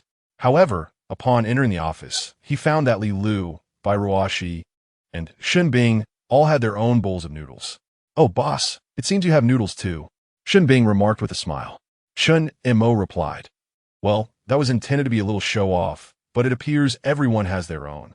Su Yun glanced at the somewhat dejected Chen Mo, a subtle smirk playing on her lips. Chen Mo replied with mock irritation, "From now on, no eating breakfast in the office." Shen Bing remained silent, while Li Lu looked on with curiosity. Bai Ruoshi blinked her large, innocent eyes, seemingly perplexed. By 9 o'clock, everyone had settled into their work routine, busily attending to their tasks. Su Yun had the most responsibilities on her plate, yet everything progressed in an orderly fashion. Particularly, she was making swift advancements regarding the milk tea shop. In the afternoon, Su Yun informed Chen Mo that the warehouse issue had been resolved. It was located just down the alley, available for both sale and rent. If the price is reasonable, we should consider renting it, she suggested. Chen Mo was not keen on purchasing property in the Old Street area, as it was slated for redevelopment in the future. The local residents demanded exorbitant prices, deterring real estate companies from engaging in what they deemed a losing venture. Instead, a new district was being developed across the Southern Bridge, where Chen Mo had purchased a factory area. Not only had Chen Mo acquired that factory, but he also advised Su Yun that the land in that vicinity could be bought, albeit without appearing overly eager, to avoid drawing unnecessary attention. The rental price was set at 6,000 for the year. Chen Mo had complete faith in Su Yun's bargaining skills. Let us commence the work tomorrow, then. It seems Su Yun is genuinely eager to enjoy her milk tea soon. Chen Mo pondered what projects he could initiate next, aside from the milk tea shop. After all, he still possessed 31,000 points and over 3 million in funds. His personal information subconsciously surfaced in his mind. Host, Chen Mo, age, 18, education, high school graduate, physical fitness, 100 points, perfect, charisma, 16 points, average, skills, photographic memory, master-level vocal talent, master-level culinary arts, reputation, 686, title earned, business novice, assets, 568 million yuan, ranked 5th in Xinjiang County. Titles earned, millionaire, business popularity increased by 10, business novice, business popularity increased by 8. Assistants, 4, Bai Ruoshi, master-level assistant, Su Yun, expert-level assistant, Li Lu, silver-level assistant, Shun Bing, expert-level legal assistant. He had just acquired a new title, business novice, which granted him an 8 increase in business popularity and a boost of 10 to his charisma. Chen Mo surveyed the changes in his data. He had been promoted from a business rookie to a business novice. His assets had seen a slight increase, with a supermarket and 3 GKD stores, including the gaming area on the second floor, all operating profitably. Furthermore, he had invested in real estate with considerable potential for future growth, representing an implicit enhancement. However, his total asset ranking remained at 5th. He wondered who the wealthiest individual in Xinjiang County was and whether their assets had reached the 10 million mark. In the following days, a space near the GKD store in the supermarket was vacated for the purpose of renovating a bubble tea shop. Under Su Yun's vigilant supervision, the renovation of the tea shop progressed astonishingly, transforming day by day. During this period, Chen Mo ventured into the city to inspect the 2nd and 3rd GKD stores, as well as scouting adjacent areas for suitable locations for the bubble tea shop's expansion. Upon returning from the city, he also visited the northern district of the county, specifically the factory area purchased from Zhou Yin. This area was surrounded by mountains, with a few scattered residences nearby, and remained in an undeveloped state. Zhou Yin had invited Chen Mo here, appearing somewhat fatigued, perhaps due to matters concerning the 4S shop. Zhou Yin casually mentioned Lin Hao's punishment by her mother, but Chen Mo waved his hand dismissively, showing little interest. With a soft sigh, Zhou Yin turned the conversation towards the future development of the area. Chen Montak, what do you think this place will be like once it's developed? With a smile, Chen Mo replied, Sister Yin, since you are aware of the potential for this factory area-S development, why did you sell it? Zhou Yin furrowed her brows, explaining, I had no choice. I needed funds for circulation. Besides, I find myself quite alone now. Chen Mo expressed surprise. You left with nothing? Zhou Yin opened her mouth, letting out a quiet laugh. What do you mean by leaving with nothing? I'm not married. Chen Mo coughed lightly. You wouldn't take my word about severing ties seriously, would you? Zhou Yin raised an eyebrow, indeed. Chen Mo replied, Sister Yin, I cannot bear that responsibility. If the 4S shop takes off, you won't come looking for trouble. Will you? She chuckled softly. That might indeed happen. Curious, Chen Mo asked, what are your plans moving forward? Gazing at the factory area in the distance, Zhou Yin said, I wish to assist a certain boss. I believe he is quite remarkable, but I am uncertain if he would take me in. Oh, who might this be? To earn such high praise from you? Chun Mo inquired. With a serious expression, Zhou Yin looked at him, far away yet close at hand. The implication was unmistakable. Chun Mo smiled. Sister Yin, please don't jest. I'm not jesting. I wish to work with you. I have heard of your achievements over the past month, including your car purchase at our store. Zhou Yin, with her tall and graceful figure, especially her long, straight legs, bore a hint of a smile on her exquisite face. Ah, the car purchase was unfortunate. I wonder if I will encounter such good fortune again in the future, Chen Mo lamented. Zhou Yin responded, Lin Hao only brings harm upon himself. He is deserving of his fate. She had no words left for him and was no longer interested in engaging with Lin Hao. Were it not for her sisterly ties, she would truly wish to distance herself from his family. Chen Mo mildly asked, Sister Yin, what do you enjoy doing? Zhou Yin pondered, Actually, I have a strong interest in the mobile phone industry. I believe there is significant room for growth. Currently, foreign phones are expensive, and there is no domestic company that can truly stand out. Chun Mo cast a piercing gaze toward Zhou Yin. Allow me to present you with an opportunity. A chance to surpass foreign mobile phone brands. Zhou Yin felt a slight tremor. The intense confidence radiating from Chun Mo's eyes was palpable. This area should ideally be connected to the factory. The larger, the better. Let's commence our mobile phone industry from here. Zhou Yan's heart surged as she looked at Chun Mo. His eyes were filled with possessiveness and an aggressive intensity directed at her. Indeed, but the precondition is that from now on, you shall solely belong to me. Chun Mo Zhou Yin, under his gaze, felt her heart race uncontrollably, her delicate face flushing with warmth. Ahem, Sister Yin, do not misunderstand. What I mean is that everything related to your work will belong to me. All right. Zhou Yin arched her finely sculpted brows, her red lips curling into a smile. Then from now on, I shall be with you. You must take responsibility. Cough, cough. Chun Mo involuntarily cleared his throat twice.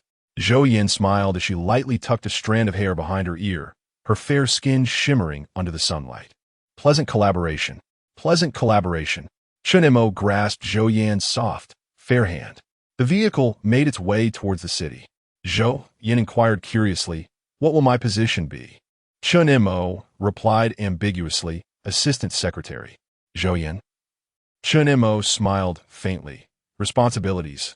Overseeing all matters related to mobile products. Zhou Yin. Whatever. It's just a title, as long as I can manage the affairs. Ding. Zhou Yan's rating. Appearance 91, figure 92, temperament 93, ability 94, potential 91. Overall score, 92. 5. Master level assistant. Acquired master level assistant treasure chest. Zhou Yan's overall score rivaled that of Shun Bing and Su Yun. She had also just completed the main quest. Would you like to open the master level treasure chest? Yes. Opening master level treasure chest. Received a monetary reward of 1,000,000.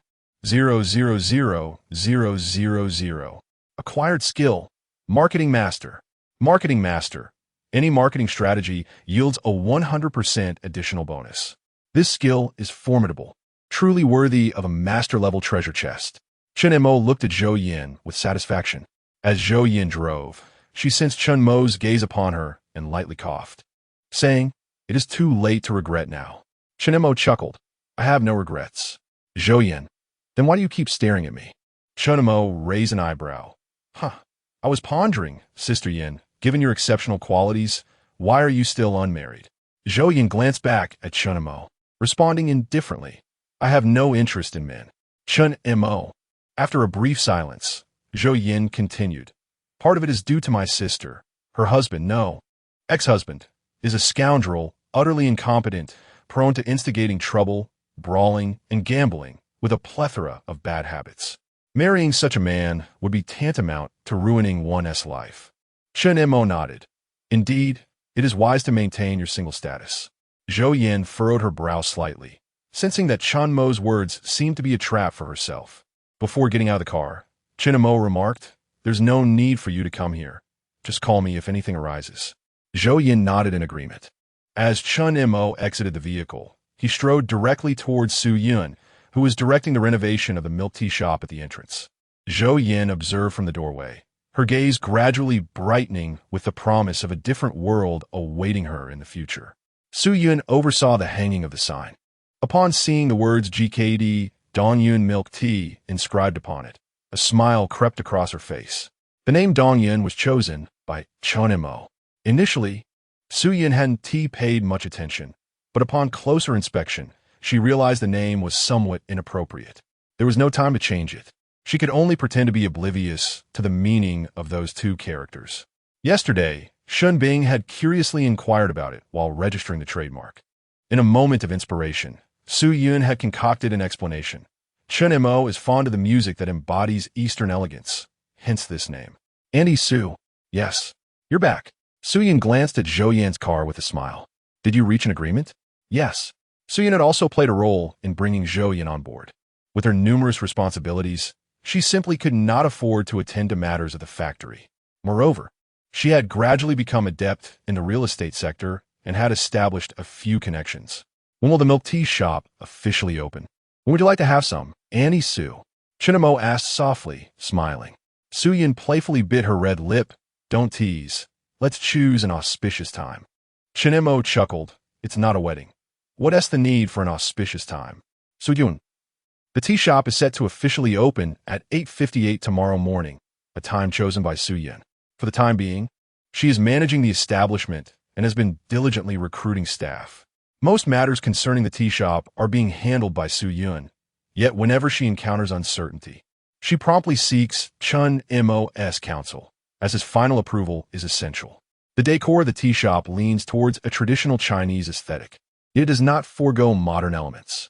In this period of rapid development within the country, the allure of technology is undeniable.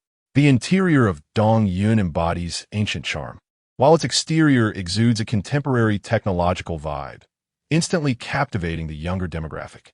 This is also reflected in the product packaging. Additionally, Chun Mo has employed some straightforward advertising strategies, such as distributing flyers, a classic marketing technique that predates the digital age. Now, they await tomorrow to assess the effectiveness of these marketing efforts, especially since he has recently acquired the skill of marketing master. After work that evening, Su Yun and Chun Mo found themselves at the tea shop, where they collaborated to prepare a cup of milk tea. Su Yun has become notably adept during this period, having learned from Chun Mo and subsequently teaching the new employees. All right, give it a try, Su Yun exclaimed, handing the straw-inserted milk tea to Chun Mo. Over the past few days, he has tasted numerous cups, including those shared with Shun Bing, by Ruoshi and Li Lu, all of whom have been treated to the new flavors and have given unanimous praise. They are utterly captivated by the taste, eagerly surrounding Su Yun, awaiting their turn to indulge in her tea. Women, after all, are but captives of milk tea. However, after offering them a taste once, Su Yun decided to withhold it, leaving by Ruoshi and the others yearning for more. They would have to purchase it themselves upon opening. Su Yun is merely giving them a taste of sweetness, confident they will succumb. Chun Mo accepted the milk tea and took a sip. Not bad. His approval elicited a smile from Su Yun. Now, taste it yourself, she urged, as Chun Mo returned the cup to her. Instinctively, she glanced at the straw before quietly accepting it again and taking a sip. With a playful smile, Chun Mo inquired, "How does it taste to you?" Su Yun furrowed her brows slightly. It seems to have a peculiar flavor compared to usual. Really? Chun Mo replied, puzzled, as he took another sip. I don't taste anything unusual. Su Yun, earnest in her observation, insisted, you certainly wouldn't notice it. Understanding dawned on Chun Mo. So you think my previous tasting had a strange flavor? With a teasing glint in his eyes, Chun Mo playfully pinned Su Yun against the tea counter. Su Yun gasped. Amidst just her words were silenced by his sudden action. Startled and flustered, she protested, the shop is still open. Chun Mo, gripping her milk tea tightly, she inadvertently crushed the cup. Only when Su Yun felt breathless did Chun Mo finally release her. She inhaled deeply, savoring the fresh air. Chun Mo gazed at her captivating charm, unable to suppress a smile. Her eyes were filled with shyness as she playfully reproached him. Still laughing? I told you the door was left ajar, and you take advantage of it. With an air of nonchalance, Chun Mo replied, So what if it's not closed? This is my territory, and besides, we haven't engaged in any illicit activities. Who's to monitor us? Su Yin momentarily lost her words, muttering, rogue, unable to counter his argument. She could only label him a rogue. Oh dear, it's already 11 o'clock. I must head back.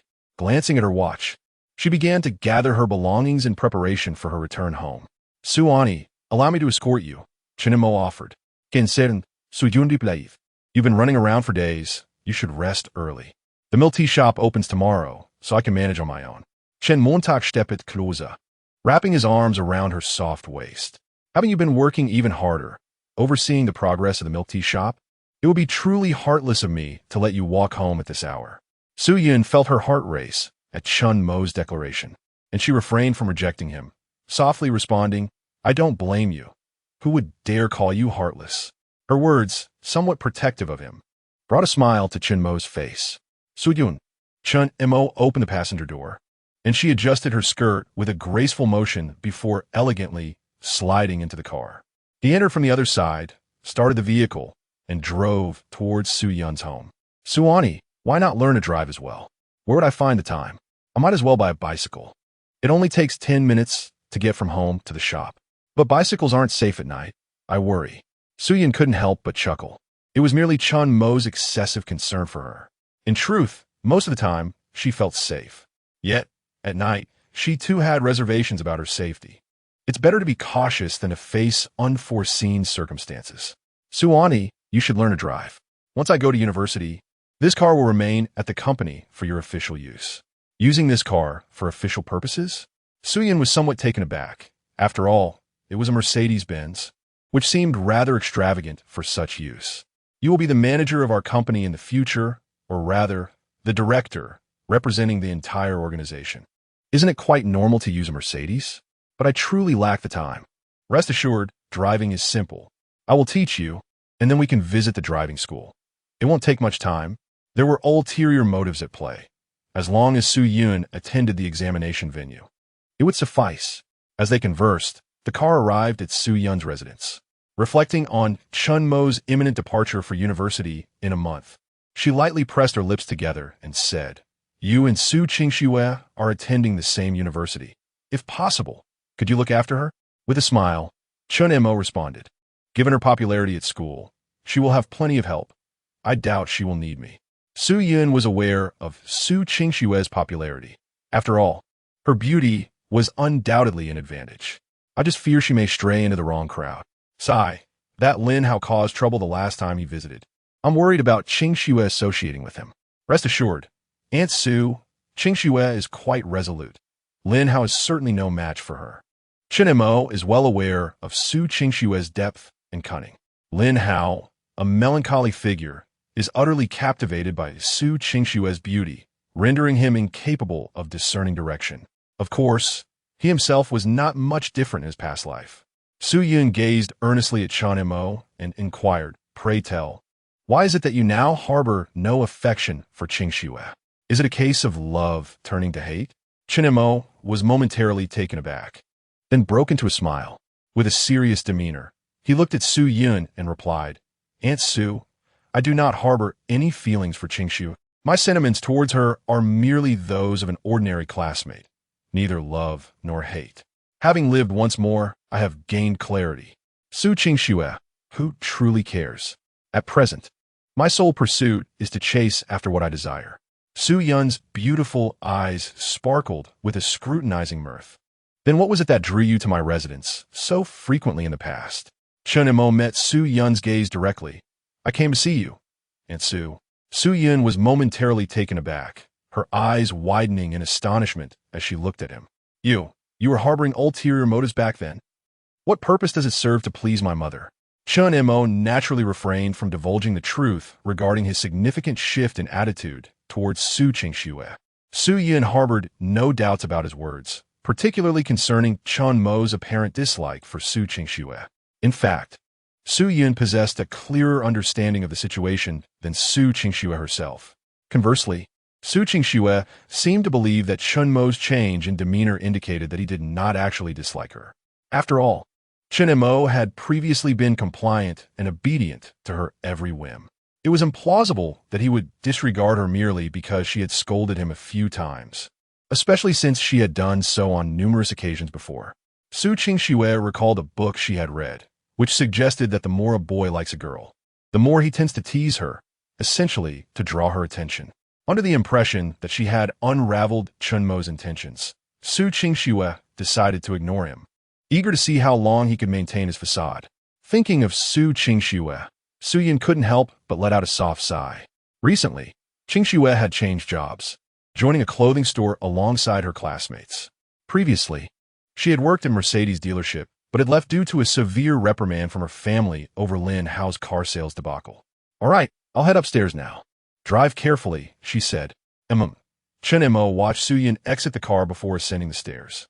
Meanwhile, on the balcony of Su Yun's apartment on the 4th floor, Su Qingxue witnessed Su Yun alighting from Chun Mo's vehicle, her beautiful eyes betraying a sense of disdain. To her, Chun Mo's attempts to curry favor with Su Yun, appointing her as a secretary and offering an unusually high salary, as well as driving her home each evening, were all too apparent. However, Su Qingxue perceived these actions as mere tactics to ingratiate himself with Su Yun in order to draw closer to her. Such methods struck her as painfully elementary. Gazing at Chen Mo's car, her heart brimmed with a cold arrogance. "Chen Mo, if you think that by pleasing my mother you can win my favor, you are gravely mistaken." The following morning, the Old Street supermarket experienced an influx of customers, likely a result of Chun Mo's flyer marketing campaign. Most patrons were seen clutching the promotional materials, which entitled them to a 10% discount at the milk tea shop, supermarket, GKD, in the gaming area on the 2nd floor. The sheer number of visitors exceeded Chun Mo's expectations. Dressed in her usual professional attire, Su Yun sported a fitted royal blue skirt that accentuated her long, elegant legs adorned with black stockings. Each step she took in her high heels produced a captivating sound on the floor, perfectly showcasing the allure of a mature woman. As Su Yun approached Chen Mo, she glanced at the lengthy queue at the entrance and remarked with a smile, "Why are there so many people? It's almost time. Let us open the doors." "Okay." Chen Mo nodded slightly. As the supermarket doors swung open, the glass doors of the milk tea shop followed suit, and the crowd surged forward. "Everyone, please remain calm. Do not crowd and prioritize safety," Su Yun announced through a megaphone, maintaining order amidst the excitement. A long queue formed outside the milk tea shop, as everyone was eager to sample something new. Perhaps it was the trust in GKD that filled them with curiosity and anticipation for this milk tea. As the first cup was served, the initial customer exclaimed in delight, prompting even greater intrigue among the onlookers. "Stop with the exclamations and just tell us how it tastes." The waiting patrons were both anxious and curious. Meanwhile, Shun Bing and Bai Ruoshi observed the bustling crowd from the 2nd floor. Bai Ruoshi lamented, "If it weren't for the fact that we are on duty, I would join the line myself." Shun Bing suggested, "Let us wait a bit. The crowd will surely lessen in the afternoon."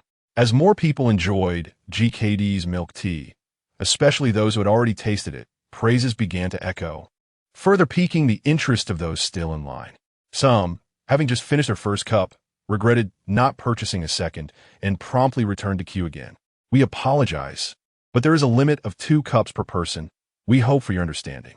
We want all our friends in line to enjoy our GKD Dongyun milk tea," Su Yun said with an apologetic smile to the customers wishing to buy more. Faced with Su Yun's courteous demeanor and her undeniable charm, the patrons responded with warm smiles, reassuring her that it was no trouble at all. As the morning progressed, the line outside the milk tea shop remained long. Fortunately, the supermarket provided air conditioning, allowing Su Yun to accommodate waiting customers inside, even bringing in small stools for their comfort. Such exemplary service had won over a considerable number of hearts. Su Yun emphasized the importance of customer service in her training for new employees, a principle that Chun Mo wholeheartedly supported, recalling a hot pot restaurant renowned for its excellent service, which had achieved a valuation of billions over the years. By the end of the morning, the milk tea shop had begun to establish a positive reputation. Inside a moderately upscale clothing store, a young female attendant entered, holding a beautifully packaged drink. She excitedly approached a stunning young woman who was busy arranging clothes, exclaiming, "Qingxue, Qingxue, This milk tea is absolutely delicious. Have you tried it? Su Qingxue glanced at the cup and shook her head. Milk tea? I haven't heard of it. After all, such a novelty had yet to appear in their county, and it was unlikely even in Qingyang City. It's incredibly delicious. We waited in line for such a long time just to get one cup. Truly, it's so good. Let me pour you a little to try. The eager attendant beamed as she offered Su Qingxue a taste of the milk tea. Although Su Qingxue wanted to decline, she could not resist the enthusiasm and accepted a sip. So what do you think? It's really good. This was Su Qingxue's first experience with milk tea, and its flavor captivated her. Curiously, she inquired, where is this milk tea shop located? It's GKD. You know GKD, right? Their burgers are also fabulous. The attendant replied, her smile unwavering. Upon hearing the name GKD, Su Qingxue paused momentarily. GKD? Isn't this Chimo's shop? Is the milk tea also GKD's? Indeed, it is inscribed on the cup, GKD, Dongyan milk tea. Qingxue, what troubles you? It's nothing. Nothing at all. Su Qingxue gazed at the milk tea cup, momentarily lost in thought. In the bustling tea shop, the afternoon crowd swelled rather than diminished. This left Xin Bing and Bai Ruoxi, who had intended to wait for a quieter time, utterly tempted. How could there be even more people than in the morning? Perhaps waiting until evening would be prudent. Indeed, the popularity of the tea shop had revitalized the foot traffic in the supermarket, GKD, and the gaming area on the second floor. The allure of promotional flyers offering a 10% discount undoubtedly contributed to this surge in business. Today, everyone was engrossed in their tasks. Luncheon for Su Yun and Chinemo was once again provided by Xin Bing from outside. After a brief respite post-meal, Su Yun resumed her work. During his break, Chinemo received a call from Zhou Yin regarding their previous discussion about acquiring more land, ideally near the factory. Coincidentally, a parcel was now up for sale, prompting her to reach out to Chinemo. If the price was right, purchasing this land would be a sound investment. The construction of the factory could soon commence, and the recruitment of professionals would be managed at her discretion. Having chosen to place his trust in Zhou Yin, Chinemo would grant her the autonomy she needed. However, he still had a safeguard in Su Yun, who, although not directly managing the mobile industry, had the authority to inquire, particularly regarding finances. In Chunmo's mind, Su Yun occupied the role of financial director. He had already assessed and endorsed her capabilities. The production of mobile phones is inherently a protracted endeavor. There are, of course, rapidly ascending manufacturers, such as those who have drastically reduced phone prices. Now, with the guidance Chun Mo provided, along with the essential technology and overarching strategy, it was up to Zhou Yin to demonstrate her capacity for independent leadership. Zhou Yin was acutely aware of the weight of responsibility upon her shoulders, yet she thrived under pressure. With pressure comes boundless motivation. Previously, she had lacked a clear direction. Now, with Chun Mo defining the ultimate goal for her, everything was poised to change. She envisioned a future for mobile phones, as Chun Mo described, where the world would be vast and magnificent, yet within their control. Each time Zhou Yin contemplated this, she felt a surge of passion and determination. Boss, I heard you have a new store opening? She inquired. Nothing much, just a small tea shop. Chun Mo replied nonchalantly. Is it the same kind of tea you first introduced to me? I'll come by for a cup tonight. Zhou Yin said eagerly. Expect long lines this evening. Chun Mo warned. Can't there be some preferential treatment for internal staff? Zhou Yin pressed. None, Chun Mo responded. Zhou Yin was not alone in her disappointment. Both Bai Ruoxi and Xin Bing had waited from day to night without any luck. Moreover, the line only seemed to grow longer, primarily due to numerous returning customers who found the flavor irresistible and were eager to queue again. Bai Ruoxi sighed as she gazed at the still lengthy line outside the milk tea shop. Sister Bing, it appears we must wait until the end of the workday to purchase some. Xin Bing replied. However, as evening approaches, the influx of customers seems to increase. Today, many have learned of the grand opening of GKD milk tea, which is renowned for its exquisite taste. The moment work ends, a long queue forms. Among the crowd, a significant number were young women. Indeed, one of the great allurements for women is milk tea. By 10 o'clock at night, the patrons of the milk tea shop gradually dispersed. After observing for quite some time, Shun Bing and Bai Ruoshi were left in confusion. Weren't there still people just a moment ago? Where has everyone gone? Have they closed? Never mind, let's hurry downstairs. The two women rushed down the stairs. Shun Bing caught sight of Su Yun conversing with one of the staff members inside. Sister Yun, 1 cup of milk tea. Sister Yun, I want one too. Shun Bing and Bai Ruoshi eagerly looked at Su Yun. Su Yun and the surrounding staff couldn't help but smile. What is the matter? Shun Bing asked, her face a mask of confusion. Su Yun smiled and shrugged. There is no more milk tea. We VE sold out. Shun Bing, Bai Ruoshi. They had waited an entire day, believing they had finally arrived at their moment, only to discover that it was already sold out. No wonder the crowd had dispersed so suddenly. With a pitiful sigh, Shun Bing and Bai Ruoshi lamented their misfortune. Just then, Su Yun smiled and retrieved a cup of milk tea from behind the counter. Here, you each can have half. This was the milk tea Su Yun had reserved for them, knowing how long they had waited. Instantly, Shun Bing and Bai Ruoshi transformed their sorrow into joy. They fetched 2 cups, pouring half into each. Yet, they felt that using these cups diminished the experience. Bai Ruoshi nodded in agreement. Su Yun handed a cup to Shun Bing, saying, you can pour the rest into your cup. She then turned to the 4 employees of the milk tea shop. Thank you for your hard work today. Please be careful on your way home. You too, Sister Yun. Goodbye. Once everyone had tidied up and closed the shop, Shun Bing, while sipping her milk tea, suddenly received a phone call and hurriedly left. After the others had departed, Chun Mo appeared before Su Yun with a smile, holding a book in his hands. Here is the study material for the driving license theoretical exam. Regardless of how the exam goes, it's wise to familiarize oneself with traffic rules for safety. Su Yun exclaimed in surprise, you didn't enroll me in driving school, did you? Chun Mo remained non-committal. Su Yun took the study material, asking, how much is the tuition? Chun Mo cleared his throat softly. Not much, don't worry. It will be deducted from your salary next month. Su Yun chuckled, all right then. She was reluctant to spend Chun Mo's money, fearing it might turn their relationship into a mere financial transaction, especially as their bond grew closer. She felt it imperative to maintain her financial independence and not rely on him. As they got into the car, Chun Mo drove Su Yun home, imparting some essential knowledge along the way. Su Yun possesses an exceptionally strong capacity for learning and comprehension. She swiftly digests the information conveyed by Chun Mo. After finishing the book, he suggests that she drive, assuring her that she will soon be able to navigate on her own. As they converse, the vehicle arrives at the base of Su Yun's residence. Feeling utterly fatigued, she proposes they rest early. You too, she adds, hesitating briefly before alighting from the car.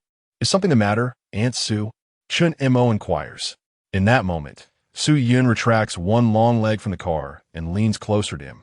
A delightful fragrance envelopes Chun Mo, emanating from her.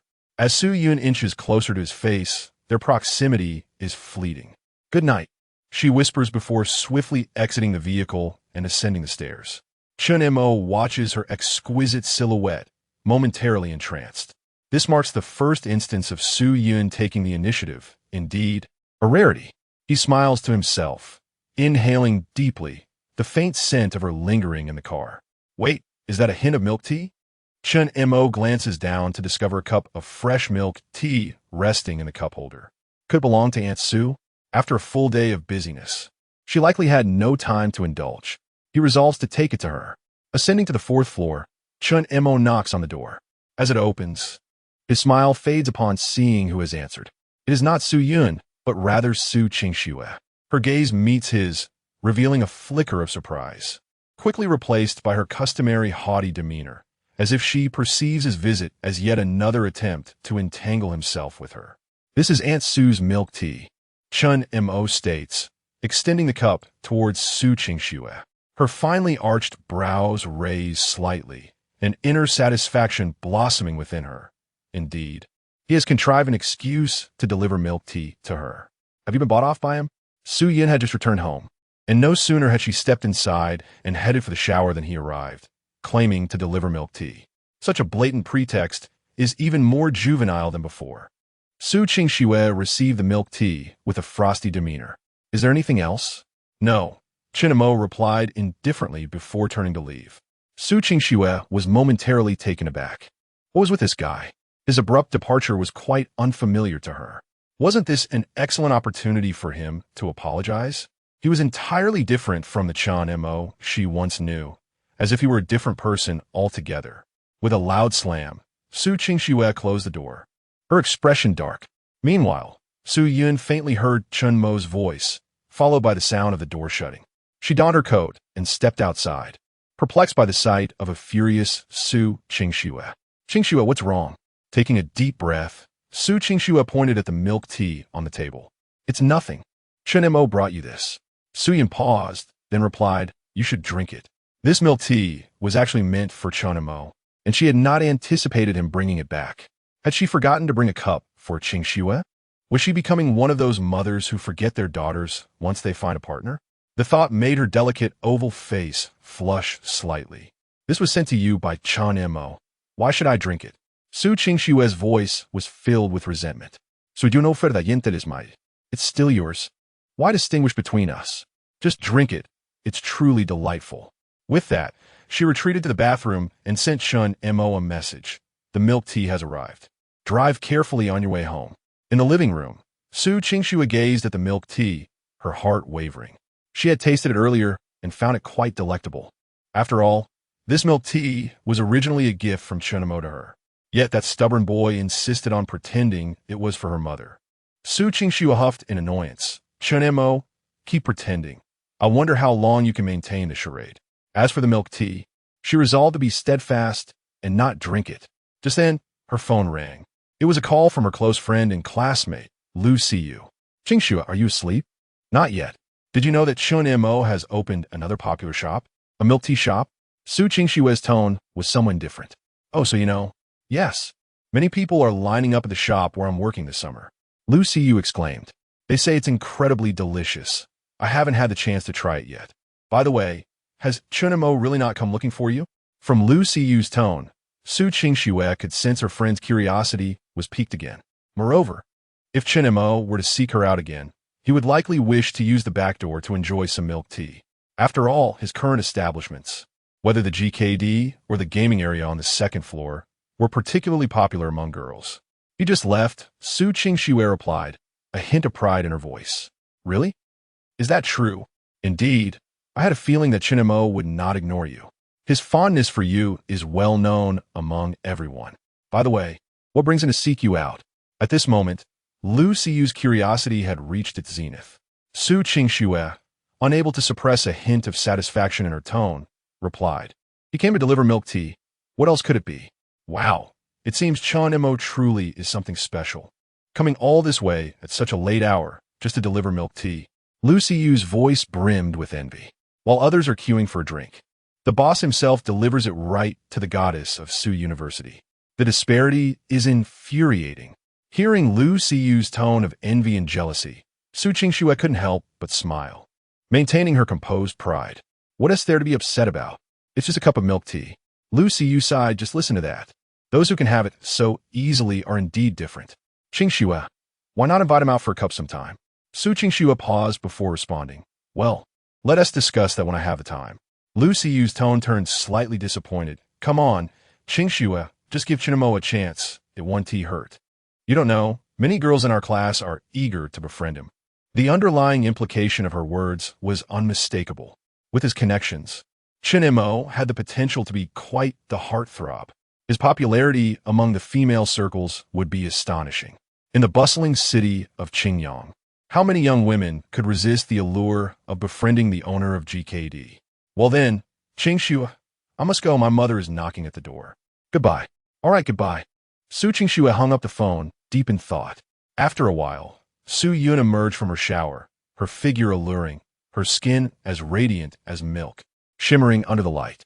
With each step she took, her waist and hips swayed enticingly. Su Yun entered the living room and noticed the untouched milk tea on the table. Aware of Su Qingxue's pride, she felt compelled to ease the relationship between her daughter and Chun Mo. After all, both were now among the most significant people in her life. Su Yun approached Su Qingxue, inserted a straw into the milk tea cup, and sat beside her with a smile. Here, have a sip. And let us talk about Chunimo. Su Qingxue turned to face her mother. Su Yun, smiling, handed the milk tea to her. Chunimo is your classmate and a good friend. You've shared classes since middle school, all the way through high school, and now university. Such a rare bond. Wouldn't you agree? He treats you well, and I can see that clearly. Of course, if you don't like him, that is perfectly fine. We can just regard him as an ordinary friend. I believe Chunimo is a decent person. He is assertive, knows his boundaries, and possesses a broad perspective. Su Qingxue understood her mother's intentions. It was no surprise. Chunimo had undoubtedly gone to great lengths to win Su Yun's favor to speak well of him before her. Mom, have you been won over by him? You keep praising him. What do you mean won over? I'm speaking the truth. All right, I understand. I'll drink the milk tea, okay? Su Qingxue finished speaking and entered the bedroom with her milk tea. Su Yun. In the early hours of the day, Su Qingxue's decision to indulge in milk tea signified a subtle, yet profound shift in her attitude towards Chunimo. Su Yun couldn't help but smile, stretching her limbs as she reveled in a newfound sense of fulfillment and satisfaction amidst her recent busyness. The source of her joy was none other than Chunimo. The mere thought of him caused the corners of her pink lips to curve upwards. As night gave way to day, the sun continued to shine brightly, and the chilled milk tea shop remained a popular destination for refreshments. Following the surge in popularity from the previous day, an even larger crowd formed in line, a phenomenon that was quite astonishing. Armed with the experience from the day before, patrons were more composed, and Su Yun managed the operations of the milk tea shop with ease, unlike the frantic pace of the previous day. Meanwhile, Chunimo made a trip to Qingyang City to oversee the operations of the second and third GKD stores, finding everything running smoothly. Linyu, who had been transferred from the first county store, had already been promoted to the manager of the second store, demonstrating impressive competence. Upon arriving at the third store, Chunimo spotted a familiar figure in the car, Lu Qingxian. Her tall and graceful silhouette exuded an air of elegance, complemented by a unique scholarly charm that combined sensuality with sophistication. This distinctive allure was undeniably captivating. As Lu Qingxian savored her meal, she casually flipped through a book in one hand while sipping a cola with the other, appearing remarkably relaxed. However, her tranquility was soon interrupted by an approaching young man attempting to strike up a conversation. With a slight furrow of her delicate brows, she politely declined, leaving the young man feeling somewhat awkward as he retreated. Yet, soon after, another reasonably attractive young man approached her. Lu Qingxian offered a polite apology before gathering her book and cola, standing up to leave, leaving the blushing young man standing there, scratching his head in embarrassment. The charm of Lu Qingxian was indeed remarkable, and Chunimo smiled at the scene. With an elegant demeanor, Lu Qingxian drove away without acknowledging him. While Chunimo entered the shop, the manager of the third store, also transferred from the first county store, conducted business with a steady and reliable approach. Operations here were normal, with the second and third stores enjoying even better sales compared to the first county store. In larger, more developed cities, trendy offerings like fast food and milk tea were increasingly favored. After a brief inspection, Chunimo noticed a clothing store next door that seemed to be struggling due to its somewhat isolated location. He engaged in conversation with the owner, who appeared to be contemplating a change of venue, and left his contact information. With that, Chunimo returned to the county town. Upon his arrival, he first visited a bicycle shop to purchase a bike, which he stored in the trunk, before hurrying back to the shop.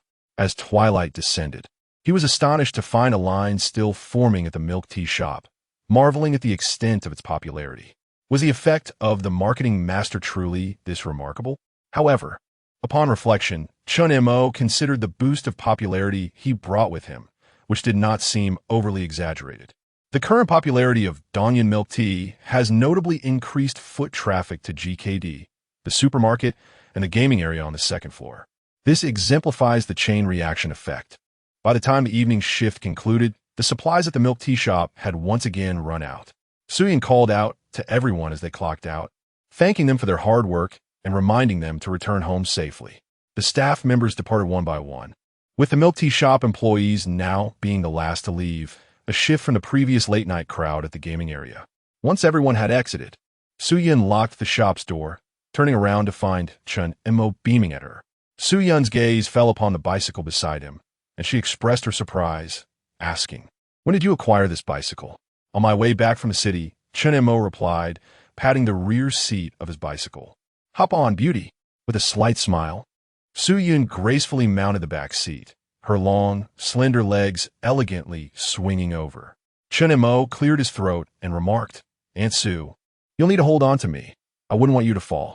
"I want to fall," Su Yun retorted lightly, yet instinctively wrapped her arms around Chun Mo's waist. It seemed Aunt Su had gained more courage, possibly due to the growing closeness between them. In the past, she would have never considered even sitting on the back of Chun Mo's bicycle.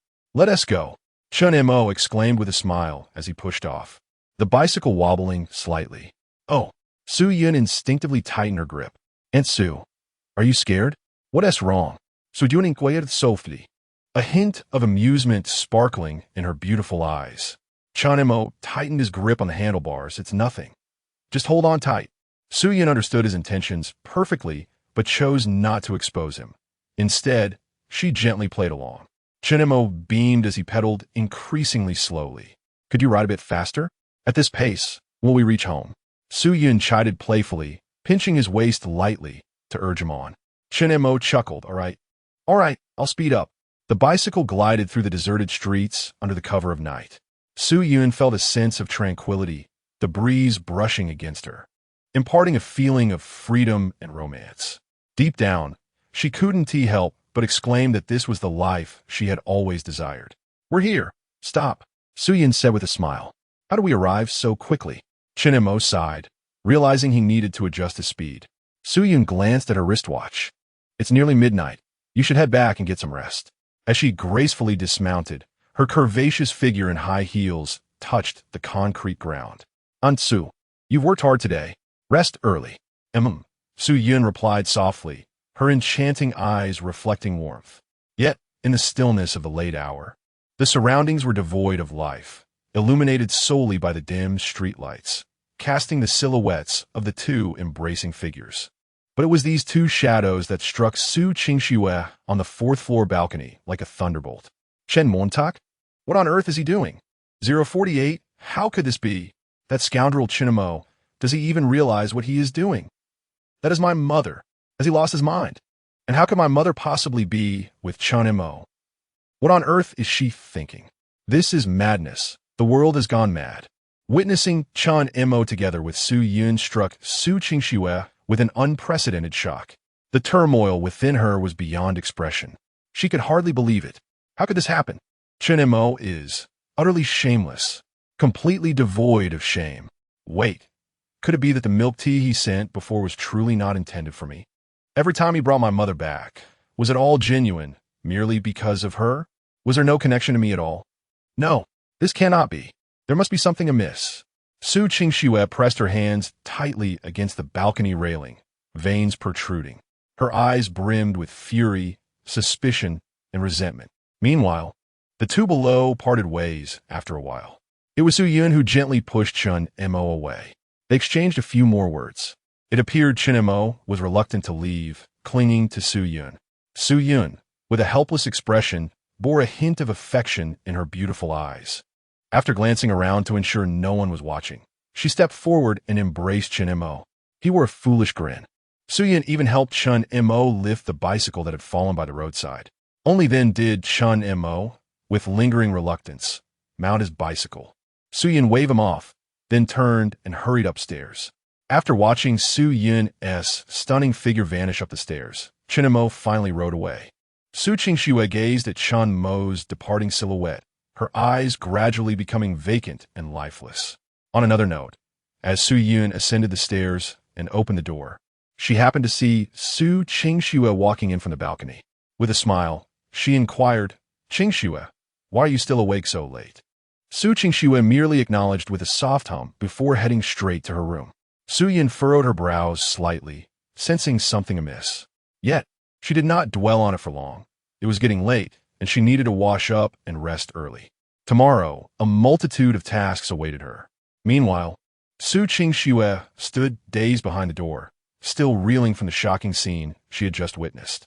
It was an image she found utterly unacceptable. Suddenly, her eyes narrowed as a possibility struck her. Could it be that Chun Mo, that scoundrel, was deliberately seeking revenge on her, unable to pursue me? He turned his affections towards. As this thought crossed her mind, Su Qingxue clenched her fists. Chun Mo, you rogue, you better brace yourself for what is coming. The next day, Su Yin rose early and received a message from Chun Mo. Aunt Su, I've parked the bicycle under the stairs at your building.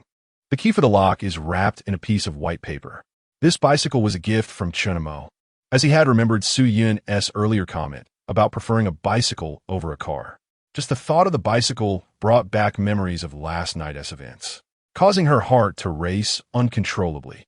Su Yin could not help but softly exhale, questioning her own thoughts. What was she thinking? She promptly descended the stairs, and indeed found her bicycle at the foot of the staircase, accompanied by a crumpled piece of white paper beside the tire. Unfolding the paper, she retrieved her keys, unlocked the bike, and pushed it out. Although her home was not far from Chun Mo's, riding a bicycle was certainly more convenient. Su Yin cycled to the breakfast noodle shop. Boss, 2 bowls of noodles, please. The proprietor, somewhat portly, broke into a smile upon seeing Su Yin. Certainly. Please wait a moment, just like before? Yes, she replied. Since she had begun bringing breakfast to Chun Mo, she had consistently chosen this old establishment, primarily because Chun Mo praised the noodles' exquisite taste, and thus, she had no reason to change her usual haunt. Here are your noodles. Beautiful. Thank you. Su Yin settled the bill and hung the 2 package bowls of noodles on either side of her bicycle's handlebars. However, before she could mount her bike, a tall and slender figure appeared before her. Su-yi, good morning. Chun Mo greeted her with a youthful, sunny smile that made her heart race. Why are you up so early today? Su Yin inquired, her brow furrowing in curiosity. I was just worried you might not be very adept at riding. Chun Mo chuckled, taking the 2 bowls of noodles from her handlebars. Su Yin's delicate oval face flushed slightly. I'm not a child. I won't fall. Chun Mo laughed heartily. That may not be certain. Su Yin remained silent. Chun Mo gestured towards the breakfast shop and suggested, why not skip the office and eat here instead? All right. Su Yin nodded, locking her bike at the entrance as they walked into the shop. In this season, leaving a bike unlocked outside could result in returning to find nothing but the wheels left. The 2 found a cozy corner to sit. I wonder how many customers will visit the milk tea shop today. Su-yi, don't fret so much. Let them manage on their own. I know, but I'm just concerned since our shop has just opened. If something goes awry, it could be quite troublesome. As she spoke, Su Yin suddenly recalled something significant. Before I left work yesterday, I received a phone call. She had almost forgotten about it until the mention of the milk tea shop sparked her memory. It was the owner of the shop next to the city's 3rd store, inquiring if we were still interested in renting his premises. The transfer fee for the shop is $30,000. He still has half a year's rent with the landlord and offers it to us for $25,000. I didn't rush to agree, sensing he was eager to sell. Well, let's wait a bit longer. The price is reasonable, but Su Yin was inclined to negotiate. At that moment, Chun Mo's mind was also flooded with new task notifications. Ding! Main task: acquire assets exceeding 10 million. Task reward: 10,000 points. Title: Millionaire. Side task: own 3 Dongyun milk tea shops. Task reward: 5,000 points. These 2 tasks seemed quite manageable. Chun Mo glanced at his current assets. 765 million yuan, ranking 3rd in Qingyang County. His asset ranking had already reached the 3rd position in the county. He was still over a million short of his goal of 10 million. This was no trivial sum. Even 10,000 yuan held considerable weight in this era. Completing this primary task would not be an easy feat, however. If he could recruit a master-level employee, the task would become significantly simpler. Yet, were there still such exceptional talents available in the county? Chun Mo estimated that it would be quite challenging to encounter them again. Nevertheless, he now possessed 2 charms, greatly enhancing his likelihood of attracting such outstanding individuals. Perhaps he would encounter one soon. Just as Chun Mo pondered this, an extraordinarily beautiful figure suddenly appeared beside him. His gaze was drawn to a pair of black high-heeled shoes, accompanied by long, straight legs.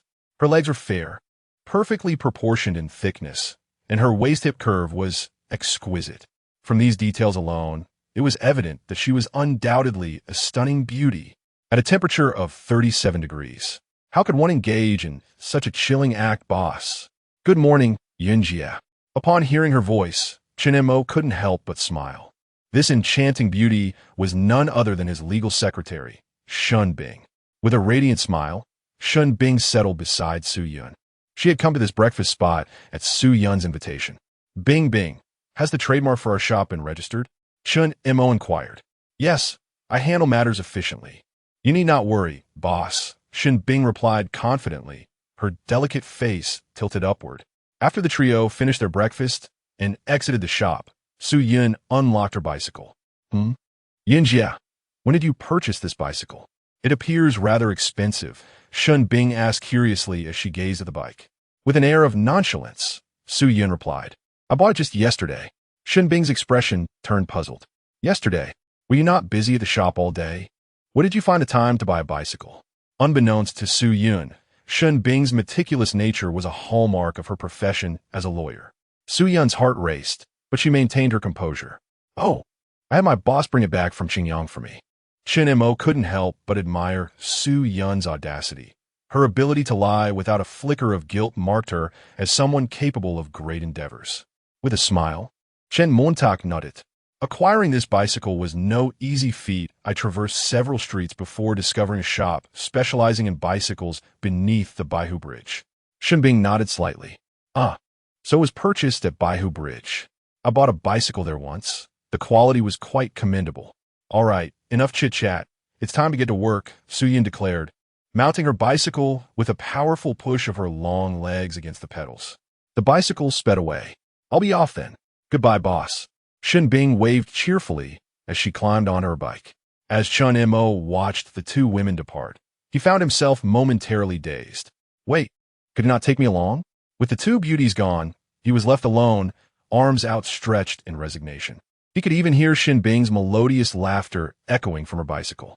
At a steady temperature of 37 degrees, they could indeed commit such a chilling act.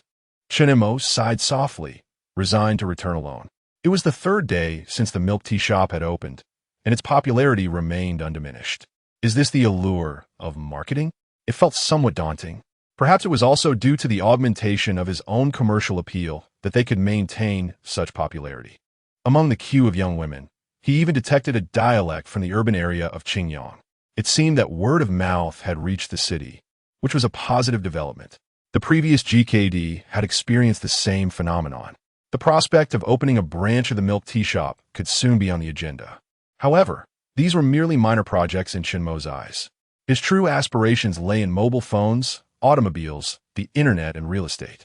The mobile phone project had already been solidified, yet it encompassed a multitude of related industries and core technologies. Clearly, development at the county level would not suffice. Both talent and technical expertise were considerably lacking. For now, it was essential for Zhou Yin to begin with foundational tasks. For instance, concerning the hardware, software, and chip aspects of mobile phones, possessing one's own core technology, coupled with various patents, could potentially allow one to reap financial rewards in the future. However, in the absence of such foundational technology, the path ahead is undoubtedly limited. The Western nations maintain a vigilant stance in this regard, often resorting to measures of blockade to impede progress in this domain. To traverse a considerable distance, one must rely solely on oneself. Chun Mo furrowed his brow in contemplation, recognizing the importance of initiating preparations for core technological matters as early as possible. He wondered how well Zhou Yin was managing the preparatory work. Although he had advised her to commence with foundational tasks from various perspectives, the execution of such plans posed significant challenges. This would serve as a test of Zhou Yan's capabilities. In the office, as Chun Mo leaned back in his executive chair, contemplating a moment of respite, Su Yun gracefully entered, her long legs accentuated by her high heels, which echoed a rhythmic tap-tap-tap on the floor, akin to an announcement of her arrival. Approaching Chun Mo, she spoke with a gentle tone, "Boss, the shop in the city that was up for transfer, just call me again."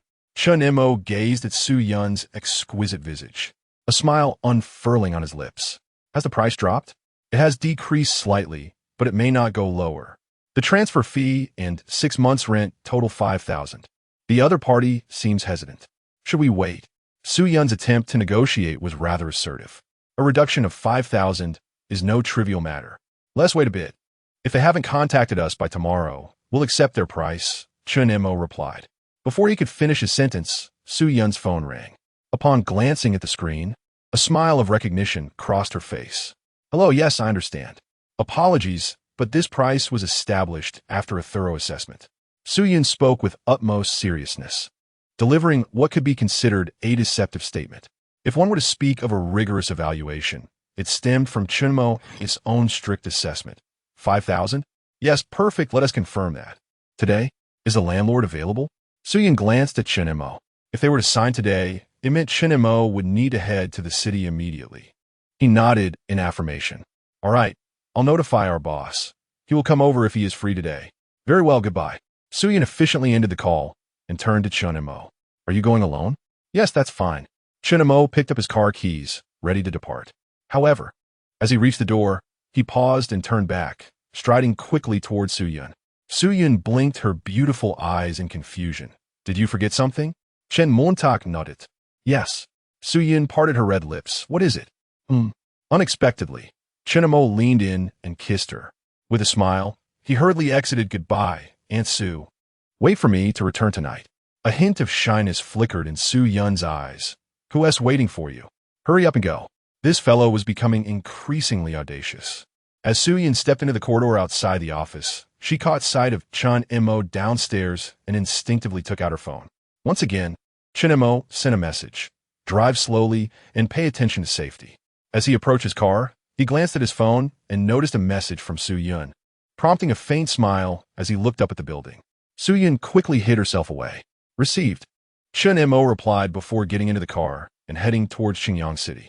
An hour and a half later, Chun Mo arrived in the bustling city center, which was more lively than the county town, yet still lacking in comparison to what it would become in over a decade. He drove directly to his GKD store now. 3. Parked, and then made his way to the adjacent clothing store. The shopkeeper, spotting Chun Mo, instantly broke into a smile.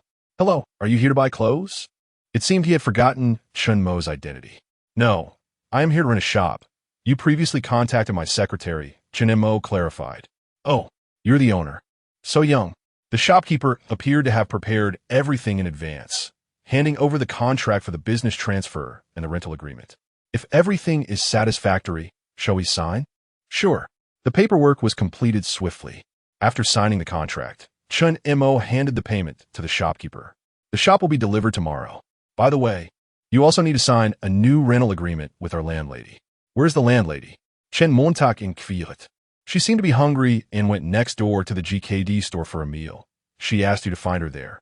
The landlady, dressed in a white dress with long hair, is quite beautiful.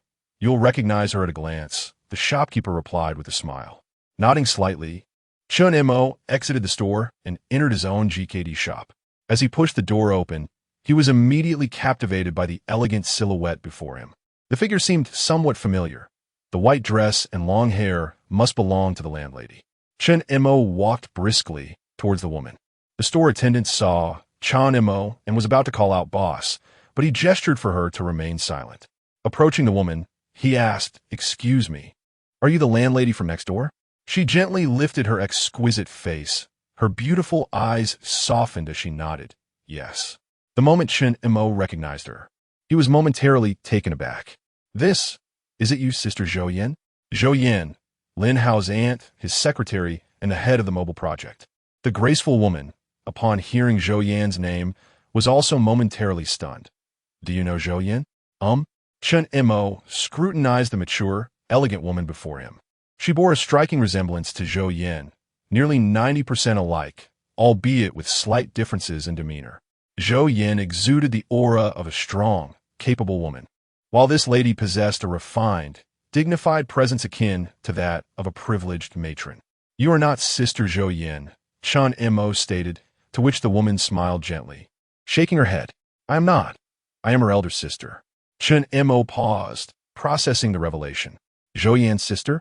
Wait, then she must be Lin Hao's aunt. No, This young man is unworthy. Perhaps she could also be his aunt? In the scene, Zhouya, a woman exuding an air of gentle intellect, extends her hand towards Chun Imo. Chun Imo gently grasps her hand in return. Zhouya then offers him a hamburger, suggesting, "Would you like to try one? It tastes quite delightful, and this place has recently become quite popular." "Thank you," Chun Imo replies, accepting the hamburger. "Are you the landlord of the shop next door?"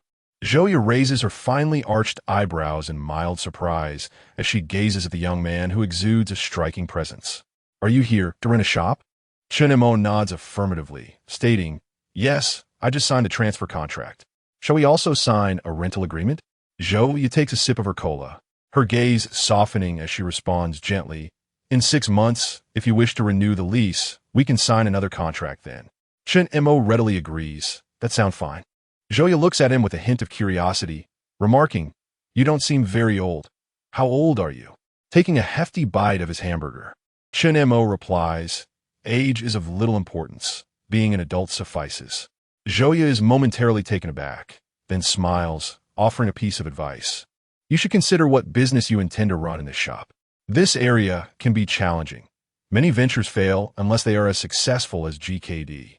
Zhouya, the landlord, speaks candidly about the location's difficulties, possibly out of concern for Chun Imo's inexperience in business. Nevertheless, despite any challenges, this street remains the heart of the city, and even a struggling business might fare better than those in less favorable areas. "Thank you, Sister. I appreciate your kind intentions. I will keep it in mind." Chun Imo acknowledges her concern with a smile. Zhouya observes him thoughtfully, perhaps reflecting on her own less capable thing at home, and finds Chun Imo to be remarkably composed in comparison. "Calling me sister? You must be at least a decade younger than I am." She responds with a hint of dignified amusement, her heart warming at being addressed affectionately by the youthful man. "Age is irrelevant. You appear to be of my sister's age," Chun Imo casually remarks as he takes another bite of his hamburger, though he nearly chokes on his large mouthful. Noticing his struggle, Zhouya, a considerate and attentive person, promptly offers him her cola. "Here," without overthinking it. Chun Imo accepts and takes a generous sip. "Thank you, sister." After drinking, he notices the rosy lipstick mark on the straw and pauses momentarily. Zhouya, realizing that the cola had been sipped by her, feels a slight flush of embarrassment and awkwardly asks, "Are you all right?" Chun Imo returns the cola to her with poise, responding, "It's fine. Thank you for your cola." He then inquires, "By the way, you haven't mentioned what business you plan to run in the shop." Foya, intrigue, seems to express the concern of a mentor for a younger individual, recognizing Chun Mo's polite demeanor and the quiet confidence that emanates from him. Zhouya harbored a genuine admiration for him. However, whether Chun Imo possessed true capability remained to be seen. "Just selling beverages," Chun Imo replied with a smile. "Selling beverages?" Zhouya pondered, contemplating that this GKD indeed seemed to have potential even in that domain. "You might as well learn from this GKD. Perhaps you can make a success of it," Zhouya suggested earnestly. Chun Imo nodded with equal sincerity. "Thank you, Sister. Indeed, there are many aspects of this establishment worthy of emulation." If Zhouya were to discover that Chun Imo was, in fact, the mastermind behind GKD, one could only wonder what expression would grace her face. Zhouya recalled another reason they were conversing. "How did you come to know Zhou Yin?" If she were to hear the truth, Zhouya would undoubtedly be astonished, perhaps even incredulous. "I used to work part-time under Sister Zhou Yin during the summer. I suppose I was her former employee," he replied. "Oh, is that so?" Zhouya responded with a restrained smile, acknowledging her sister's brilliance and entrepreneurial spirit. From a young age, her sister had displayed a natural talent for business, excelling academically.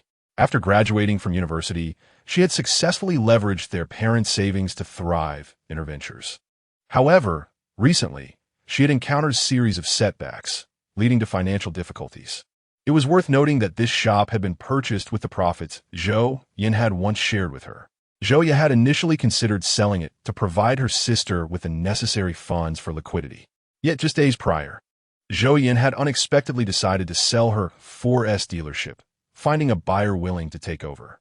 Unfortunately, the other shareholders, particularly her ex-husband, vehemently opposed the sale, aware that losing Zhou Yin would be akin to severing a limb. Nevertheless, Zhou Yin was resolute and sold her shares entirely to the prospective buyer. The events unfolded with alarming rapidity, leaving others caught off guard. Thus, Zhou Yin embarked on her independent journey without a backward glance. Currently, she seemed exceedingly busy, her days consumed by relentless activity, though her exact endeavors remained a mystery, even to her closest sister. Do you know what Zhou Yin is up to now? Zhou Yin sought to glean information from Chun Mo. What is she doing? It seems to involve electronic waste? Chun Mo casually suggested. Indeed, the products Zhou Yin was currently developing could be classified as electronic waste. Electronic waste is? Zoya invidet, her confusion evident. Chun Mo smiled and explained, in truth, it bears little difference from other refuse. Zhou Yin nodded, only partially comprehending, oh. Her demeanor exuded a certain charming foolishness. Chun Mo felt inclined to evaluate Zhou Yi using his system to ascertain her score. Ding! A response was promptly received. Zhou Yi rating, appearance 94, figure 95, temperament 94, ability 81, potential 80. Overall score 90. Master level employee. This score just grazed the threshold for master level recognition.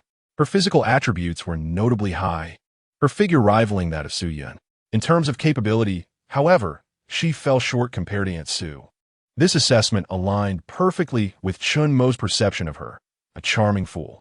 Monsieur, if there is nothing else, I shall take my leave.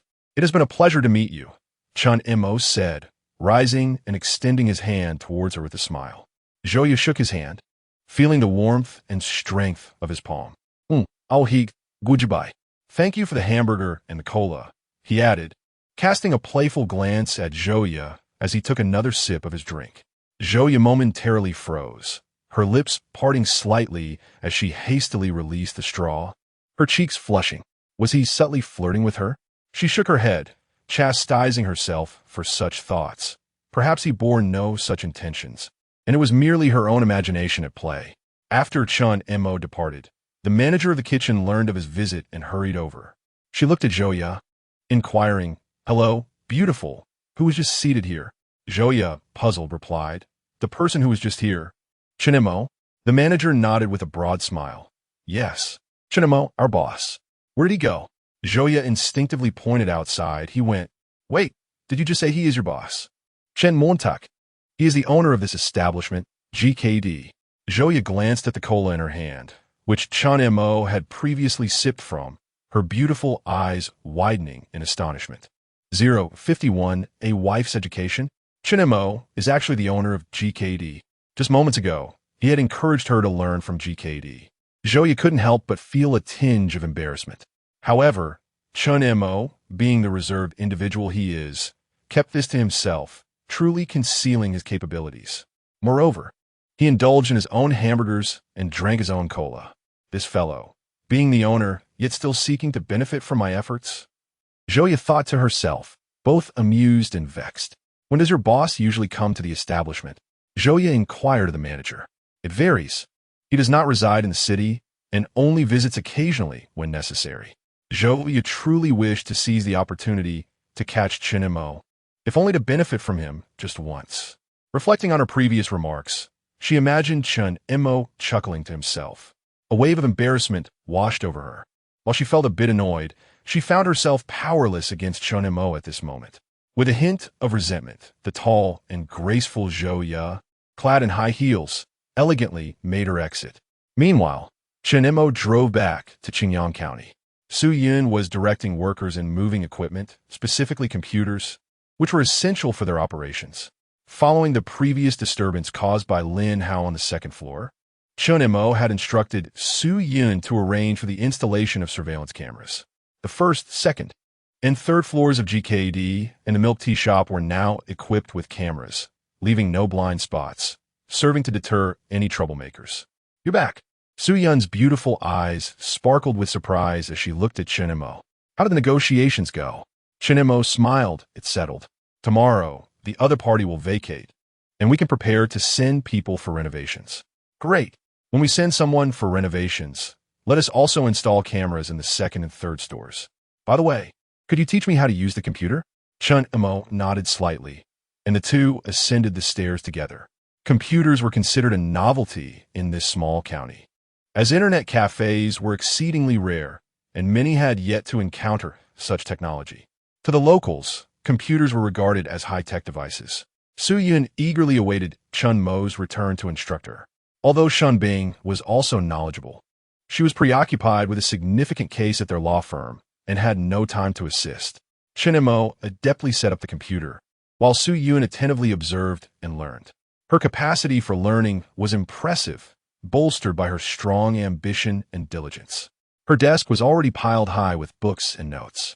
Chen Mo admired such a hard-working and self-reliant woman. All set, Su Aunt, you can power it on now, Chen Mo said, glancing at Su Yun who stood beside him. How do I turn it on? Do I press this and this? Su Yun pointed to the power switches for both the main unit and the monitor. Chen Mo had briefly explained the two components while assembling the computer, and Su Yun had grasped the functions of the parts quite well. A clever woman indeed. Chen Mo nodded with a smile. Go ahead.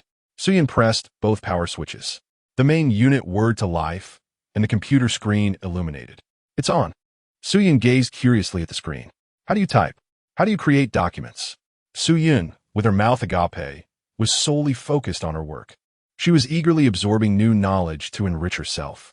From Chun Mo's perspective, Su Yun's success was not a mere stroke of luck. It was the result of her own diligent efforts. Please, take a seat, Chun Mo said with a smile, gesturing toward a chair. Once seated, Su Yun appeared somewhat anxious in the face of unfamiliarity. There are two methods for typing, Wubi and Pinyin. Chun Mo initiated his patient teaching wife mode.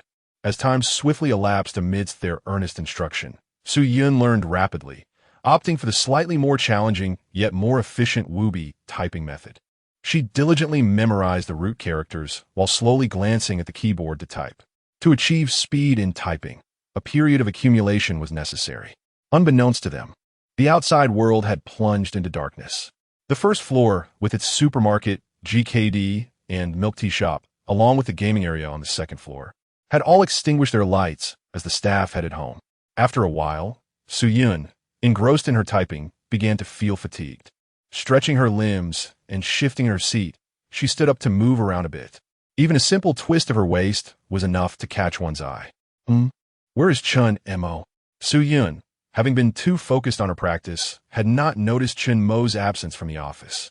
Just then, footsteps echoed at the door, accompanied by a delightful aroma that instantly awakened her appetite. Her stomach audibly growled in response. Striding with her long, graceful legs to the door, she opened it to find Chun Mo standing there, holding two plates of food. One contained spicy stir-fried meat, and the other featured scrambled eggs with tomatoes, both exuding an enticing fragrance. Su Yun instinctively swallowed, surprised as she looked at Chun Mo. Did you cook this? With an air of nonchalance, Chun Mo replied, yes. This was the dish Su Yun had prepared for him during her first visit to his home.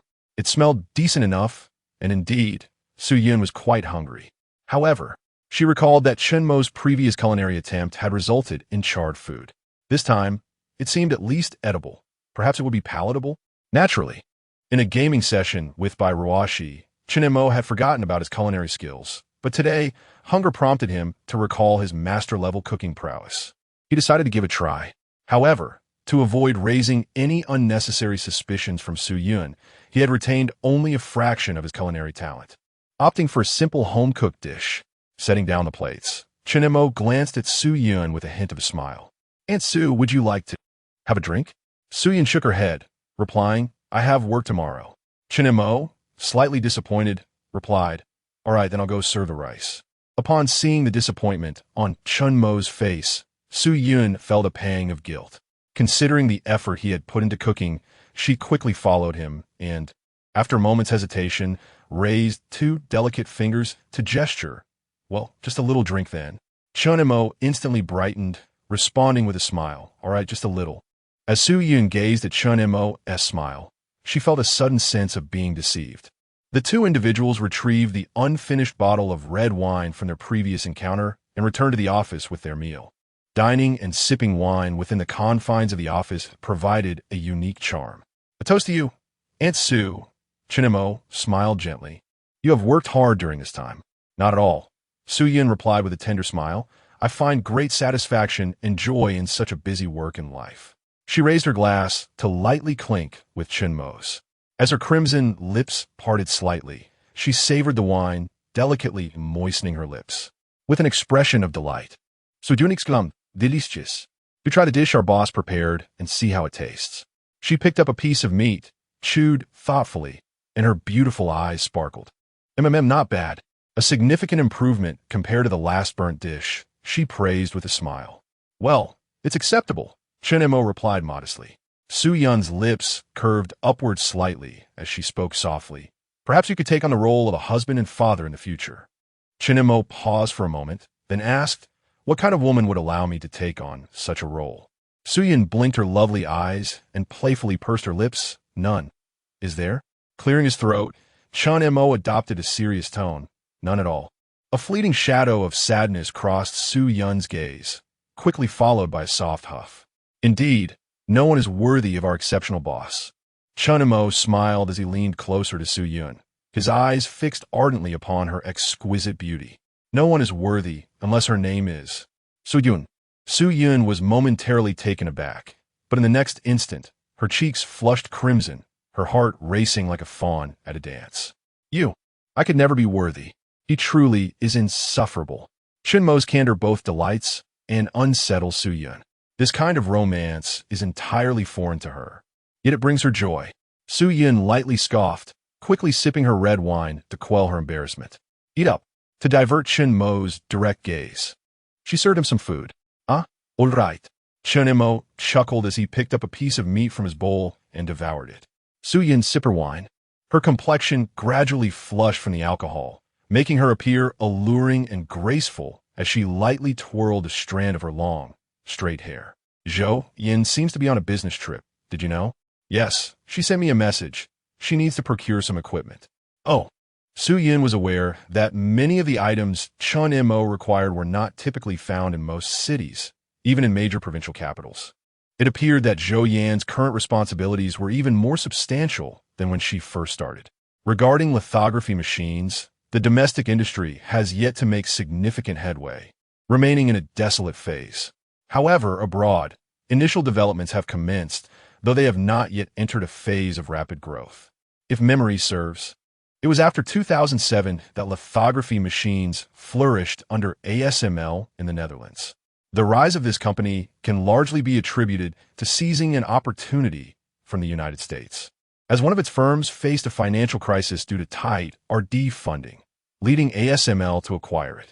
This acquisition presented a rare opportunity for development. What Shinamo needs now is for Zhou Yan to solidify the foundation in this area before making a move, which would save time, effort, and resources. Well, I'm full. The dishes were well cooked. It seems you have a talent for this. Su Yin regarded Chen Mo with admiration. A bit of talent. Shall we continue drinking? Chen Mo offered her the wine. No more. This level of intoxication is just right, a pleasant buzz. Su Yun's beautiful eyes carried a hint of languor. I've been quite tired lately. A bit of wine is perfect for relaxation. She exuded the charm of a mature woman in every gesture. One more sip, care to? Chen Mo inquired, bringing his glass closer to her. Su Yun lightly bit her red lips, straightened her back, and with a hint of pride, replied, not from your glass. Chen Mo raised an eyebrow, a trace of dissatisfaction crossing his face as he downed his drink. Su Yun smiled, but in the next moment, her smile froze. Chen Mo, having finished his drink, leaned closer to her slightly flushed face. But at that moment, outside the office window stood a tall, graceful girl radiating youthful energy. Su Qingxue. She stared blankly at the scene unfolding in the office. Just last night, she could have deceived herself. For floors apart, perhaps she had merely misjudged the situation. But now, mere inches away, separated only by a wall, everything in the office was crystal clear. Chen Mo, he truly is unbearable. Su Qingxue's eyes glistened with unshed tears. Her hands clenched tightly. She wished more than anything that she were not standing outside, unable to avert her gaze from his painful sight. Today, on her day off, she had been out enjoying herself with her friend Lu Siyu until this moment. On her way home, Su Qingxue happened to pass by and noticed the lights in the office above. She was aware that Su Yun was likely still there. Ever since she became Chun Mo's secretary, she had immersed herself in work, leaving early and returning late, unable to extricate herself. Is the allure of a secretary's job truly that captivating? Su Qingxue approached with a heart full of discontent. However, upon entering, the scene before her caused her blood pressure to surge even higher. Taking a deep breath, she suppressed her fury and turned to stand at the door, knocking forcefully. The sound of the knock startled both Chen Mo and Su Yun. At this late hour, everyone in the company should have left. They quickly separated, but the flush on Su Yun's face was impossible to conceal, prompting her to lift her wine glass as a disguise. Chen Mo furrowed his brow and asked, "Who is it?" Su Qingxue replied coldly, "It's me." Qingxue? The voices of Su Yun and Chen Mo were both intimately familiar with Su Qingxue's tone. At that moment, they resembled a couple caught in a clandestine affair, somewhat flustered. Chen Mo remained relatively composed, but Su Yun was visibly anxious. With her daughter outside, she hurriedly adjusted her clothing and tidied her hair. There was no issue. Her blush could easily be attributed to the wine. In fact, it was solely due to the wine. Having recently read psychology books, Su Yun had learned to give herself powerful psychological suggestions. With enough mental reassurance, she felt considerably calmer. She briskly approached the office door and opened it, revealing Su Qingxue's icy countenance. Su Yun, slightly taken aback, asked Qingxue, "What brings you here?" Su Qingxue's gaze fell upon Chen Mo, who maintained a calm demeanor, regarding her as if she were a stranger. "Humph." Su Qingxue's cold snort was directed at Chen Mo. "I happened to pass by and thought I would come up to see you, and perhaps we could head home together." At that moment, Su Qingxue's expression and demeanor made her appear as if she were a rival in love. Su Yun glanced at Chen Mo, her eyes conveying a hint of reassurance. I'll tidy up a bit. Qingxue, please go downstairs and wait for me. I'll be down shortly." Reluctantly, Su Qingxue agreed to descend first. As she turned to leave, Su Yun sighed in relief, casting an apologetic glance at Chen. "Don't take it to heart. I'll clean up, and then we can take these dishes back together." As Su Yun spoke, she turned to bend over and gather the books and notes from her desk, along with the keyboard and mouse. Just as she was about to finish tidying up, Chen Mo suddenly embraced her. Su Yun gasped in surprise, her surprise tinged with shyness. "What's wrong?" I haven't finished cleaning up. After a while, Chen Mo slowly released Su Yun, and they both inhaled deeply. Concern etched on her face. Su Yun looked at Chen Mo and asked, "What just happened? Was it because of Qingxue?" With a serious expression, Chen Mo replied, "I feel as though she is a rival in love." Upon hearing Chen Mo's explanation, Su Yun couldn't help but chuckle, her laughter causing her to shimmer with charm and grace. "What are you talking about? She's my daughter. What do you mean by your rival in love? Such nonsensical thoughts. This is the punishment you mentioned last night." Gift update. Su Yun assisted Chen Mo in tidying up the dishes before reluctantly descending the stairs. She couldn't linger too long, lest Su Qingxue come upstairs again. "Take care." Su Yun gazed at Chen Mo with eyes full of tenderness. Chen Mo sighed softly. "Go on. Accompany your daughter." Seeing his melancholic expression, Su Yun couldn't help but chuckle. She stepped forward with her long, graceful legs, embracing him briefly. With a hint of gentle smile in her beautiful eyes, she waved goodbye, saying good night. This time, she truly intended to leave. Chen Mo reminded her, "Be safe. Let Su Qingxue ride the bicycle." Su Yun couldn't help but laugh at that. Was he worried about her getting tired? Chen Mo stood on the upper floor, watching as Su Qingxue waited downstairs, and soon Su Yun appeared. She brought out the bicycle and rode it, with Su Qingxue seated on the back. Chen Mo couldn't resist taking out his phone, sending a message to Su Yun. "Aunt Su, how should a disobedient person be punished?" Just as Su Yun was about to ride off, she heard the notification sound and immediately took out her phone. Upon opening the message from Chen Mo, her delicate oval face gradually warmed and flushed. "What punishment? Oof. Am I afraid of you?" Su Yun suppressed the embarrassment within her. She tucked her phone away, pushed off the ground, and cheerfully said, "Qingxue, hold on tight." Su Qingxue, still lost in thoughts of Chen Mo and Su Yun in the office, absent-mindedly replied, The bicycle sped along under Su Yun's long, voluptuous legs. A few minutes later, they arrived home safely. and Su Yun sent Chun Mo a message to assure him of her well-being. The next day, Chun Mo woke up early to adjust the surveillance footage for the entire building. By the time he finished, the staff began to arrive for work. As usual, Su Yun brought a breakfast. At that moment, Chun Mo was just sitting down at his desk. With a gentle smile, Su Yun softly greeted, "Good morning, boss." Her demeanor truly resembled that of a secretary. "Your breakfast?" She placed the meal on Chun Mo's desk. Today, her attire was somewhat different from usual. Instead of a professional skirt paired with a blazer, she wore form-fitting jeans that accentuated her long, curvaceous legs.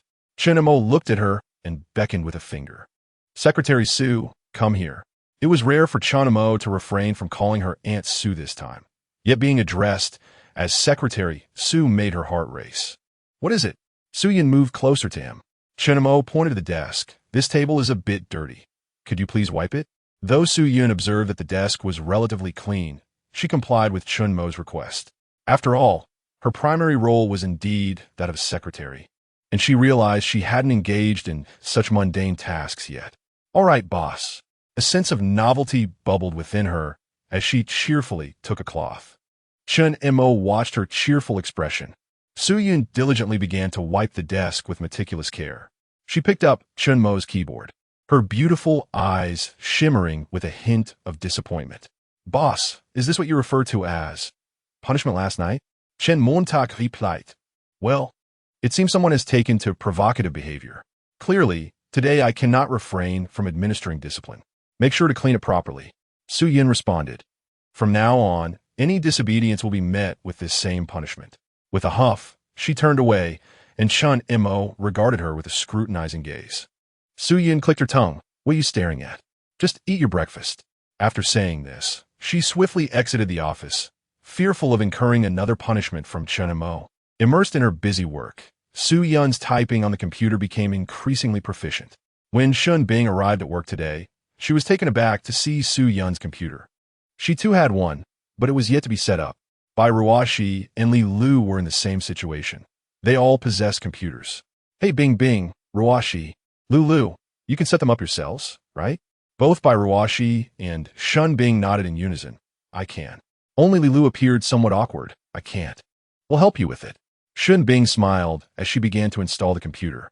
Once the setup was complete, Bai Ruoxi looked at Su Yun with eager anticipation.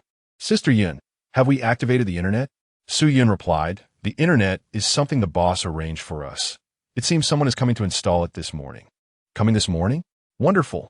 Bai Ruoxi beamed with delight, her tendencies as a gaming enthusiast becoming increasingly apparent. "What is the internet good for?" Su Yun inquired, her curiosity piqued. "The benefits of the internet are immense. Without it, this computer is akin to a soulless husk, much like tofu pudding without sugar." After Bai Ruoxi's explanation, Su Yun couldn't help but smile. "And what are its specific functions?"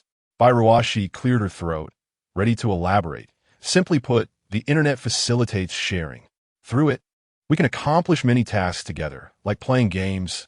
Everyone can join in the same game, and we can chat using the computer's instant messaging software." "Chatting? Isn't that similar to texting?" "Indeed, but it incurs no cost, allowing you to message anyone you wish to contact." "That sounds splendid." Su Yun instinctively thought of chatting with Chun Mo in the future, saving on text message fees, especially since their communication via text had become frequent recently. Bai Ruoxi continued to educate Su Yun on the computer and internet-related knowledge. Before long, under Chun Mo's guidance, the installation team arrived. Amidst the eager anticipation of everyone, the workers spent nearly 2 hours completing the installation. With the internet now operational, Bai Ruoxi and the others eagerly began their online surfing. In this era, engaging in online activities was considered one of the most fashionable pursuits. Bai Ruoxi assisted Su Yun in creating a QQ account.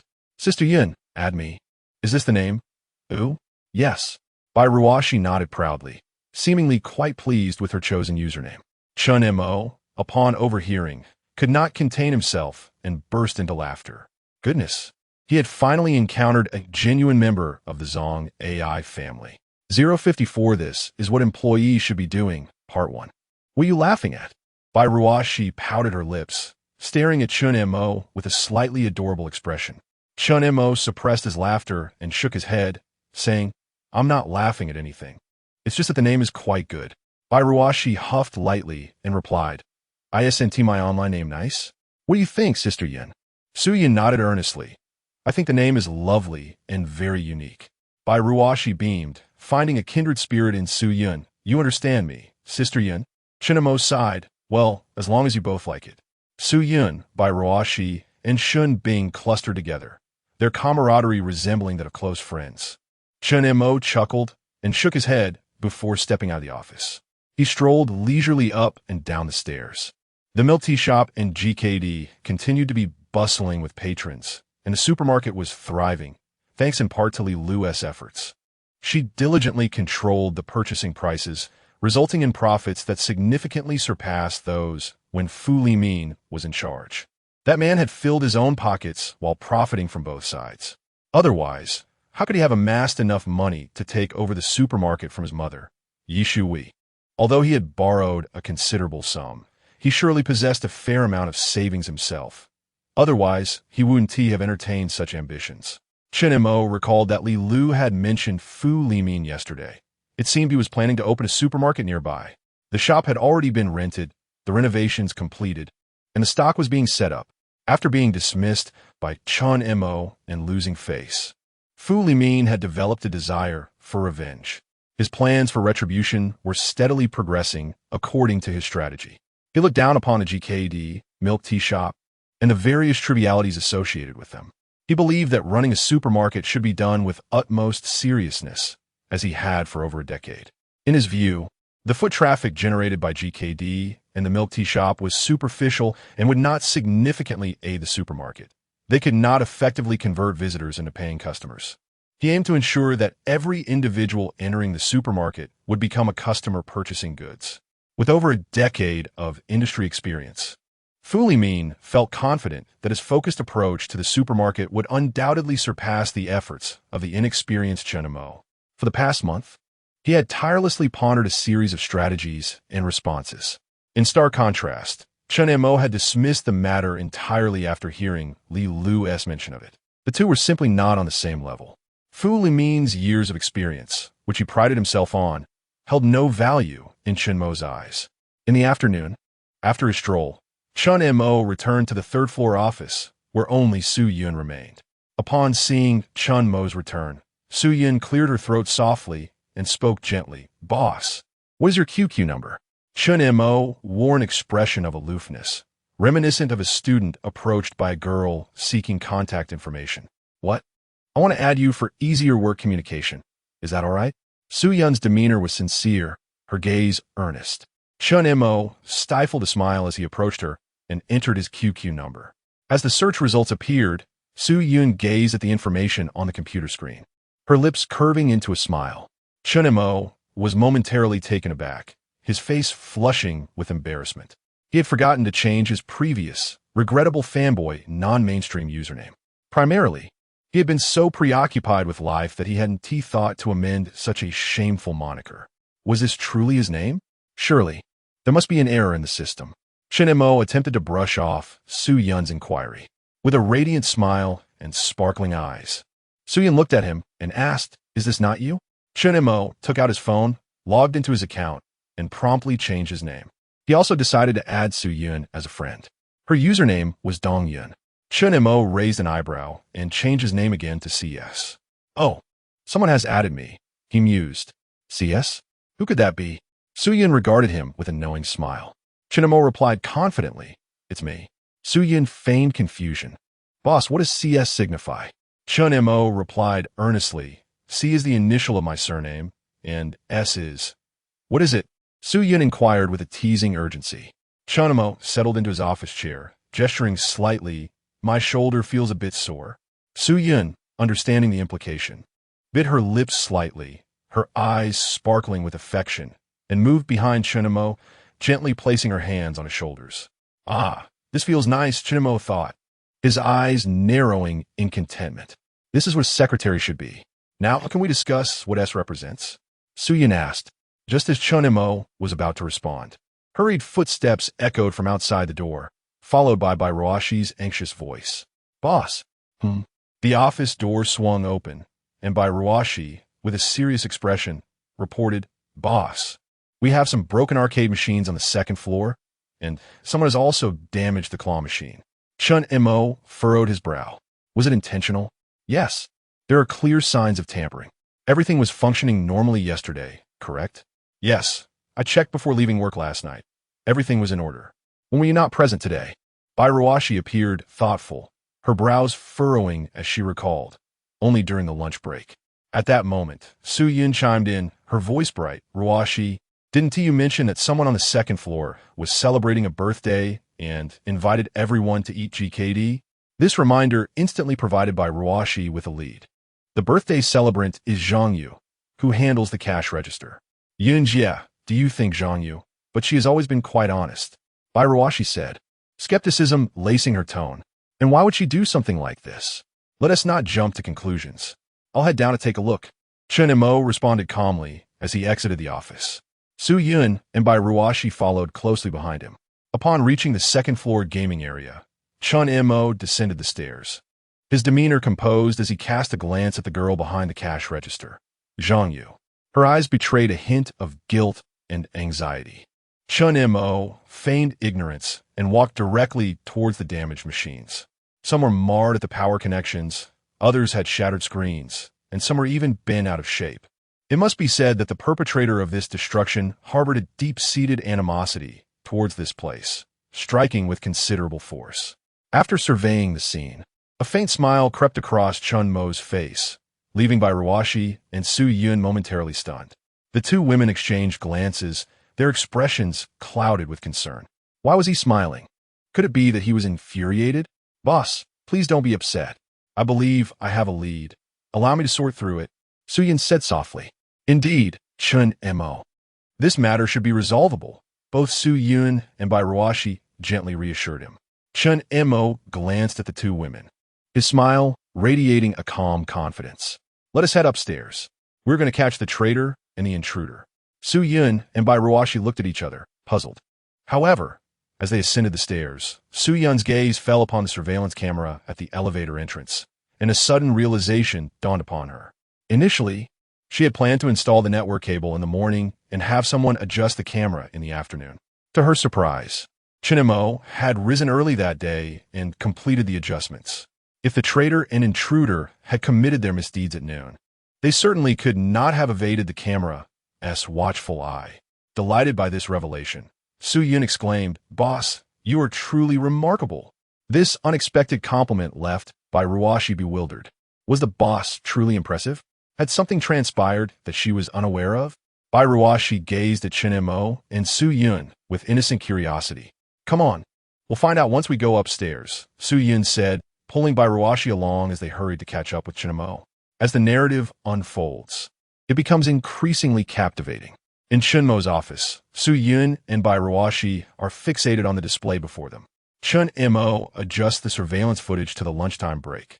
Precisely at noon, most employees in the gaming area are joyfully descending to GKD, presumably in celebration of Zhang Yu's birthday, as she had mentioned. The two on duty during this time are Lin Lin and Li Ting, who are present in the vicinity. Bairuashi points at the screen and remarks, and then, "I departed." The footage captures her leaving for the first floor, marking the moment when events began to unfold. She has returned. The individual re-entering is none other than the birthday celebrant, Zhang Yu. Ascending to the second floor, she heads directly to the cash register, engaging in conversation with Lin Lin and Li Ting, who soon exit the front desk with cheerful expressions.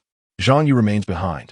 At this moment, the gaming area on the second floor is solely occupied by her. During this midday respite, the entire building, encompassing the supermarket, GKD, and the milk tea shop, exudes a more relaxed atmosphere than usual. Could it be that Zhang Yu orchestrated this ambience? Just as Bairuashi grapples with her musings, three individuals emerge from the elevator.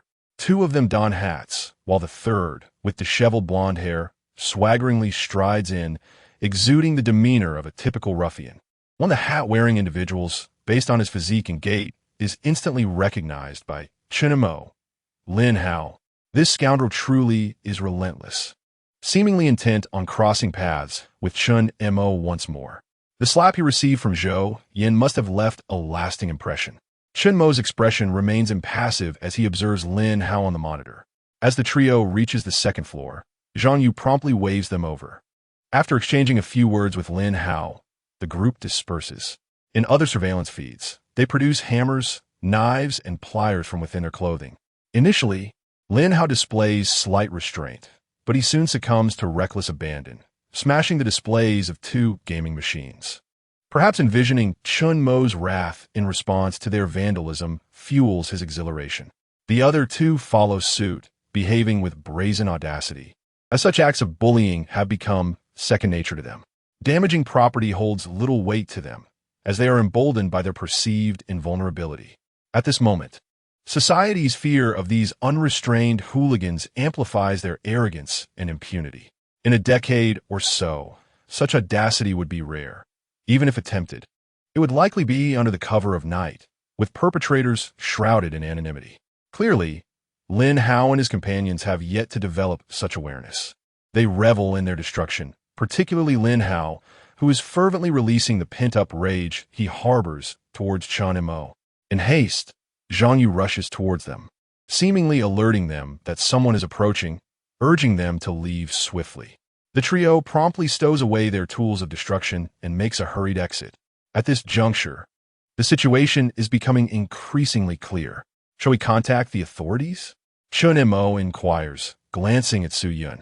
What about Shunbing? She returned to the law firm, and I immediately called her over. Su Yun took out her phone and dialed Shunbing's number. Upon hearing that the second floor had been vandalized, Shunbing's tone brimmed with surprise and excitement. Ever since she became Chen Mo's legal secretary, her tasks had primarily involved menial tasks such as registrations and certifications, leaving her yearning for a role that truly reflected her worth. It is noteworthy that among all the employees, her salary was the highest, which filled her with a sense of guilt. At last, she had the opportunity to make a significant impact. How could she not feel exhilarated? Suppressing her excitement, she reassured Chen Mo, "Boss, let's refrain from calling the police for now. We must gather sufficient, irrefutable evidence first. Then they will not be able to manipulate things behind the scenes and evade justice. We must ensure Zhang Yu is secured.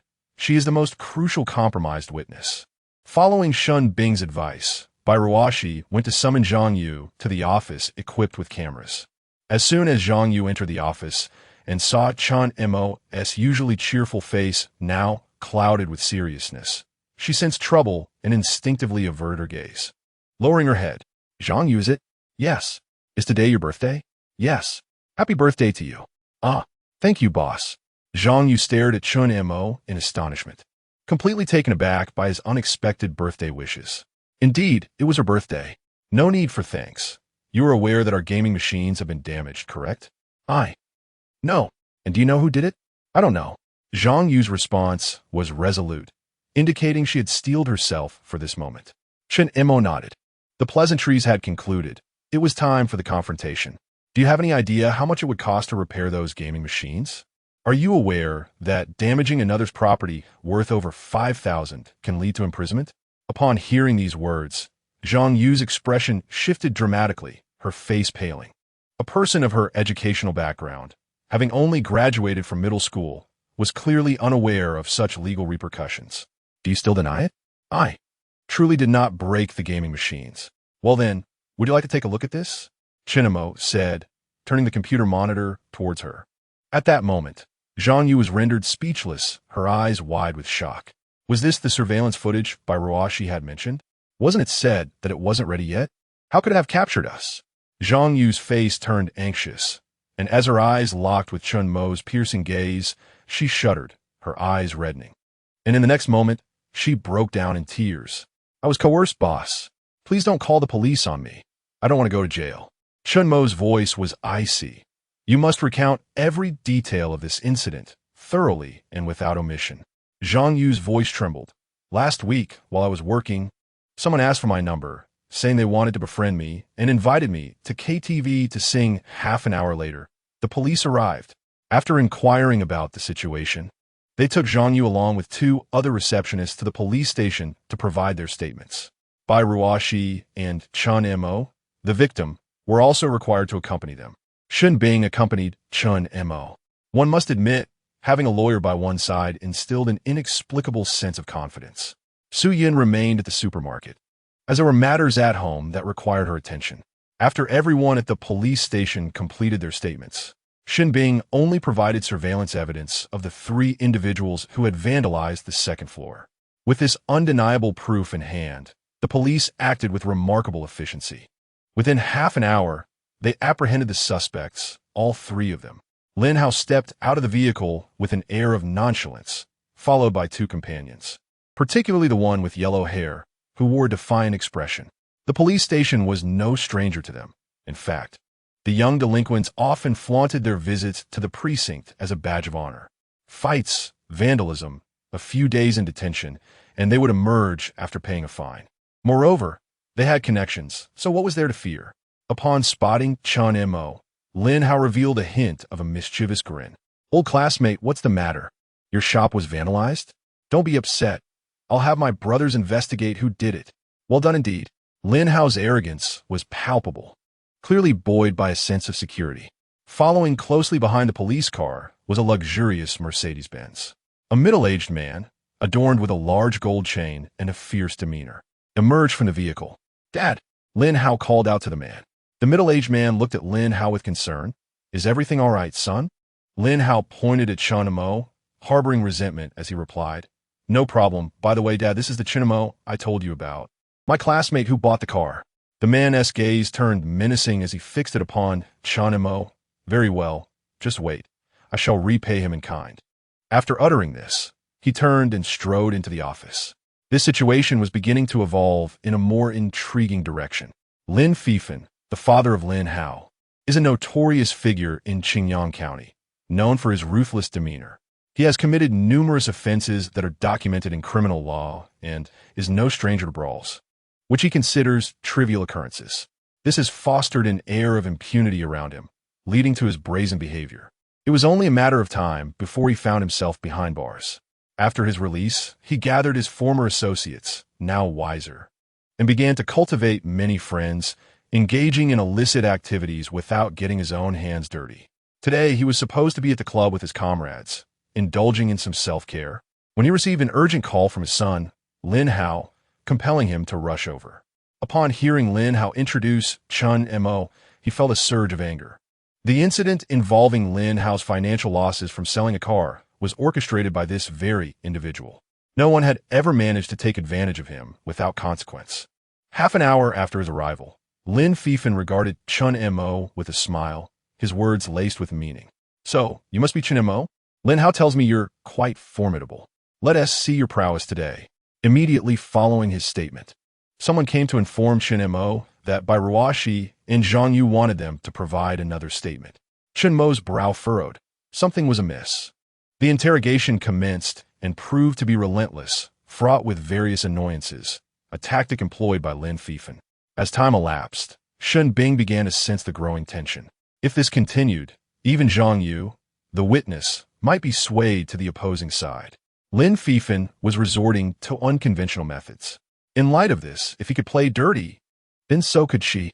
Shen Bing retrieved her phone and hesitantly dialed a number she had been reluctant to call. The phone rang once before being answered, a voice on the other end exuding a sense of authority and righteousness. Binger. The man's voice was tinged with surprise. He clearly did not expect Shen Bing to call him. "How has your law firm been lately? My boss is in trouble." In the office of the Secretary of Qingyang City, Secretary Shun listened intently as his daughter described the case over the phone. His brow furrowed in contemplation, as it appeared to be connected to an ongoing corruption investigation. "Rest assured, this matter will be handled with fairness and rigor, in accordance with the law." Shen Bing felt a sense of reassurance with his response. Under just and equitable circumstances, Lin Hao, the mastermind, would not evade justice. Just as Shen Bing found solace in this assurance, someone exited the interrogation room. It was Lin Hao. She narrowed her eyes, focusing on the officer who accompanied him. Lin Hao casually strolled past Chun Mo's interrogation room with a smile, remarking, "Old classmate, I'm off now. Take your time with the recording. This place is delightful. I wish I could come here every day." His demeanor was arrogant and triumphant. Chun Mo, unfazed, lightly tapped his fingers on the table. his expression indifferent to Lin Hao's antics. Ah, it's past 10, and I'm a bit hungry. Offer a late-night snack. Thank you for your hard work. Officer Fong, I'll send you something to eat later, Lin Hao said, a smile plastered on his face as he spoke to the officer conducting the interrogation. The other party nodded with a smile, then turned to Chun Mo, conveying a significant message. My young brother, I advise you to let this matter go. Otherwise, it will not bode well for you, as you should understand. A hint of relief flickered across Chun Mo's lips in a faint smile. Meanwhile, Lin Hao swaggered past Shen Bing, sporting a triumphant grin as he addressed her. Sister, we meet again. You've grown so beautiful. Do be cautious when walking home at night. Shen Bing's demeanor was as frosty as ice. Lin Hao, do not rejoice too soon. Lin Hao shrugged dismissively. What use is your legal expertise? Last time, I was able to intimidate you because my father was out of town. This time, I will ensure Chun Mo pays dearly. With that, he climbed into Lin Fei Fan's car and departed with flair. Shen Bing sought out the officer taking notes and learned that Lin Hao had claimed to be suffering from a serious illness and had gone for medical attention. Such an excuse was far too convenient. Shen Bing clutched her phone tightly, musing to herself, why hasn't the old man reacted yet? In the car, Lin Hao beamed at his father, Lin Fei Fan. Dad, you're truly remarkable. Lin Fei Fan replied, it's a trivial matter, but remember, son, never take matters into your own hands next time. Hey, it's unbearable to keep all this anger bottled up without an outlet. True, you do share a bit of my temperament, yet self-control is paramount. Lin Fei Fan understood his son's sentiments. After all, there's a stark difference between letting someone else exact revenge and doing it oneself, much like the contrast between observing a beautiful woman bathe and personally assisting her. Let us go, son. I'll treat you to a fine meal. Great. Let us invite Uncle Zhang and the others. The father and son joyfully drove toward the late-night eatery. All right, I'll make the call. Just as Lin Fei Fan reached for his phone, a sudden wailing of sirens pierced the air. Several police cars sped past. Lin Fei Fan instinctively flinched, thinking, damn, I thought they were coming for me. What a false alarm. He dialed, Old Zhangum. Suddenly, two blinding headlights bore down on them, and Lin Fei Fan slammed on the brakes, causing both father and son to squint. One unfortunate soul to seek death, Lin Hao cursed as he flung open the car door. Upon stepping out, he was met with the sight of an imposing figure clad in police uniform, and he froze. Is there something you need? Are you Lin Fei Fan and Lin Hao? Yes. Please park your vehicle and accompany us. Ah, you must be mistaken. There's no misunderstanding. Lin Fei Fan is implicated in a murder conspiracy, suspected of bribery and organizing an illegal gang. Lin Hao, you are accused of deliberately damaging someone else's property. Please come with us. The officer's expression was unyielding and authoritative, flanked by 7 or 8 other officers, all observing the father and son as if ready to spring into action. Lin Fei Fan forced a strained smile. Hello, I am good friends with Director Lin from your bureau. May I see him? Sorry, he is also under investigation.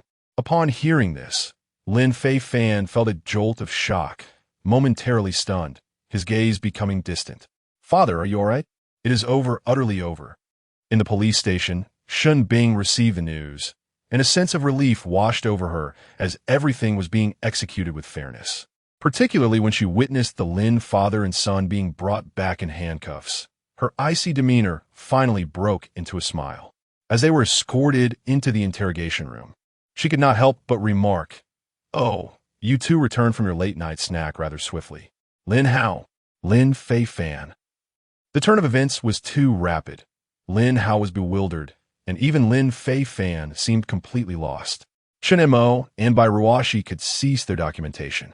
Based on the 2 video recordings and eyewitness accounts provided by Shen Bing, there was no way for Lin Hao to evade responsibility.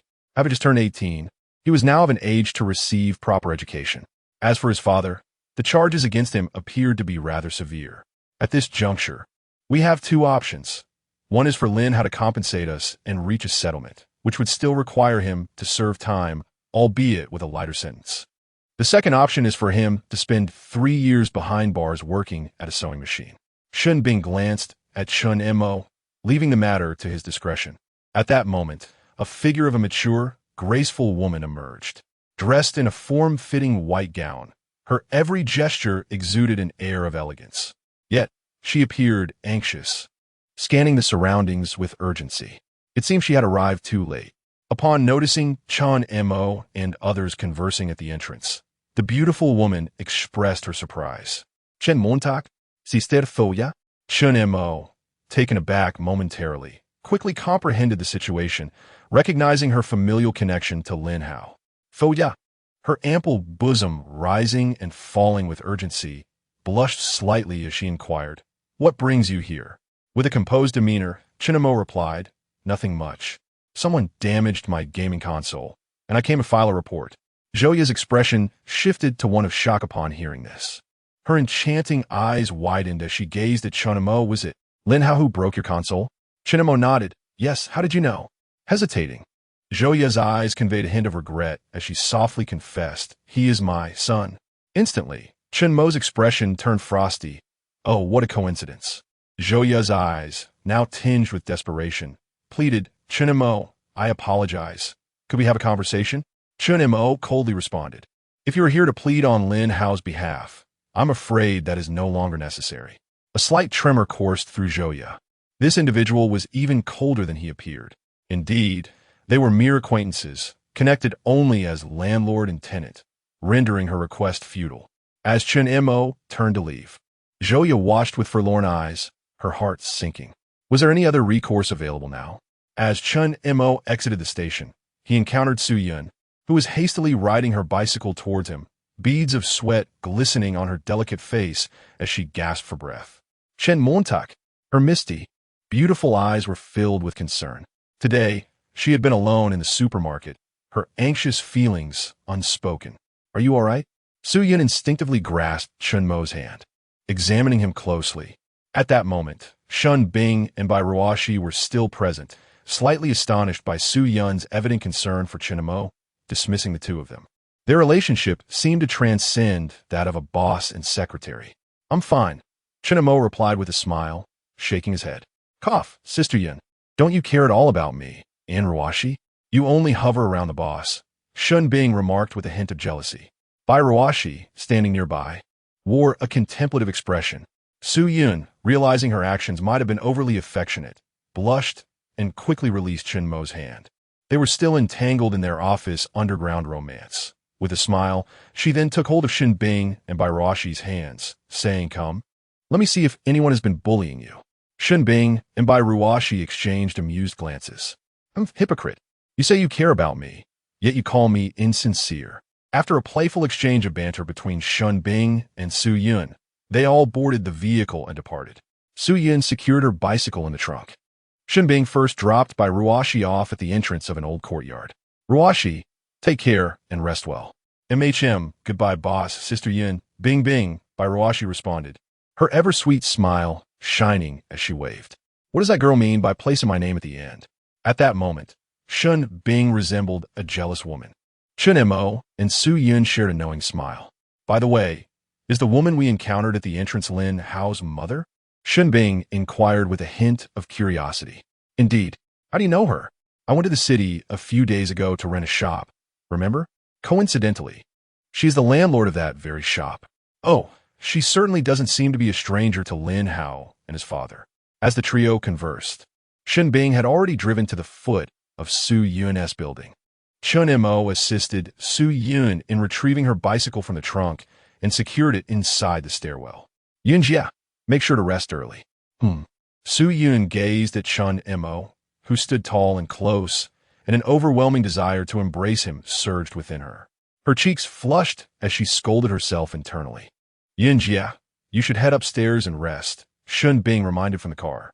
Chun Mo observed Su Yun, noting that with Shun Bing, the proverbial third wheel present, they could not share any intimate words. "Please be safe on your way home." Su Yun's beautiful eyes met Chun Mo's, brimming with tender affection. Shun Bing mistakenly assumed Su Yun was speaking to her and smiled. "Yunjia, I will drive safely. You should hurry upstairs." Chun Mo remained silent, subtly blocking Shun Bing's view as he gently clasped Su Yun's delicate hand. Su Yun's hand trembled slightly, Her enchanting eyes gazed at Chun Mo in surprise and shyness. But Shun Bing is here. Chun Mo released her hand, and though Su Yun yearned for his closeness, she deemed it wise to ascend the stairs first. You should get in the car, Su Yun said, her long, graceful legs turning as she ascended, her silhouette remarkably alluring. After watching Su Yun disappear upstairs, Chun Mo finally entered the vehicle. Shun Bing turned the car around to take Chun Mo home. The streets were silent and deserted in the dead of night. The car sped along, and within minutes, they arrived at the Old Street supermarket. Bing Jia, thank you for your hard work. It's nothing, having received your salary. It is only right to work, Shun Bing replied, waving her fair hand dismissively. Chun Mo recalled the sudden change in attitude of the officer who took his statement. The only individuals with such influence nearby, aside from Bai Ruoxi, were Shun Bing and herself. Upon exiting, he did not see anyone waiting for Bai Ruoxi, indicating it likely was not her. Thus, it must be Shun Bing. She was aware of the situation's progression and the urgency of events at that time. Bing Jia, did you find someone when we were taking the statement? Huh? Find someone? No. I just happened to encounter someone investigating that director and discovered that Lin Fifan was also implicated, leading to the apprehension of both father and son, Shun Bing replied, her demeanor unflustered. It appeared she had premeditated her responses to Chun Mo. It seemed that Shun Bing harbored untold secrets. Chun Mo chose not to press further. Smiling as he said, all right, Bing Jia, you can be promoted now. Shun Bing paused for a moment, her beautiful eyes sparkling with surprise as she exclaimed, a raise of 2,000? That makes it 8,000. Chun Mo smiled and nodded, affirming her excitement. Given the connections she had leveraged tonight, this remuneration was indeed worth far more. Boss, I adore you, Shun Bing exclaimed, unbuckling her seatbelt and enthusiastically embracing Chun Mo in the passenger seat. 2,000 isn't that significant, she added. Boss, do take care as you head upstairs. Would you like me to accompany you? Chun Mo chuckled as he ascended the stairs. Shun Bing, brimming with joy, drove away. As Chun Mo opened his front door, his phone rang. It was Zhou Yin. Yin Jia, is there something you need at this late hour? He answered, Boss, I understand that Lin Hao has received his due punishment, but my sister, could you grant her an opportunity to meet with you? Zhou Yin's voice carried a tone of helplessness and plea from the other end of the line. Chun Mo could easily surmise that Zhou Yin had reached out to her younger sister, Zhou Yin, to intercede on her behalf. Given that Zhou Yin was now effectively part of his team, extending her a courtesy wouldn't be out of the question. Moreover, Chun Mo was curious to see what Zhou Yin might offer in their meeting. Very well, he replied. Thank you. My sister should be waiting downstairs at her company now. Zhou Yin said. Chun Mo raised an eyebrow in mild surprise at Zhou Yin's promptness. Approaching the balcony, he glanced down to see a woman standing below. She was adorned in a form-fitting white dress, exuding an air of grace and elegance. Indeed, it was she Zhou Yin. 058, the last rescue Zhou Yin. With an air of elegance reminiscent of a pampered noblewoman, possessed a luminous complexion akin to ivory. At that moment, she felt a tumult of anxiety and uncertainty. Would Zhou Yin be able to persuade Chun Mo? Would he even agree to meet with her? And could she possibly coax Chun Mo into making certain concessions? It was apparent that Chun Mo was not easily swayed. Zhou Yin felt no confidence in her endeavor. Buzz. The phone in Zhou Yin's hand rang. It was Zhou Yin calling. She promptly answered, did he agree? Zhou Yin's voice was grave. He has, but based on my understanding of Chun Mo's sister, it is nearly impossible for you to convince him. Zhou Yin lowered her gaze and responded slowly. Regardless, I must try. I cannot allow Lin Hao to end up like his father. Zhou Yin, exasperated, replied, Sister, do you not see? The two of them are cut from the same cloth, engaging in wrongdoing. He needs to learn a lesson. Zhou Yin fell silent, a loss for words. She was acutely aware that Lin Hao had inherited many of his father's vices. His encounter with Chun Mo had led to a significant downfall, a consequence of his own actions. Yet, Zhou Yin still hoped to salvage his future. At the very least, she wished to prevent him from serving 3 years in prison, or even 7 in the event of serious charges. She had learned from friends that if 3 or more individuals conspired to deliberately damage another's property, they could face up to 7 years of confinement. At that moment, The electric gate to the upper floor opened slowly. Hearing the sound, Zhouya ended the call and lifted her gaze towards the stairs. Chinemo was watching her. Taking a deep breath, she hastened to the entrance. Her silhouette graceful and alluring, her long legs and curvaceous figure swaying enticingly. A breeze swept through, causing the hem of her dress to flutter.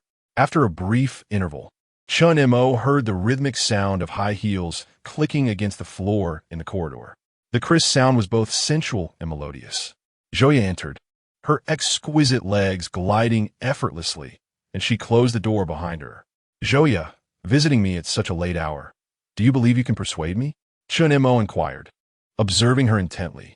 Zhouya, with her head slightly bowed, gradually raised it, her captivating eyes gleaming with an unusual determination. "I am uncertain," she replied softly, "but I wish to try. I have always believed that most matters in this world have a price. As long as the price is right, one can usually achieve their desires." Chinemo raised an eyebrow slightly. "You do make a valid point."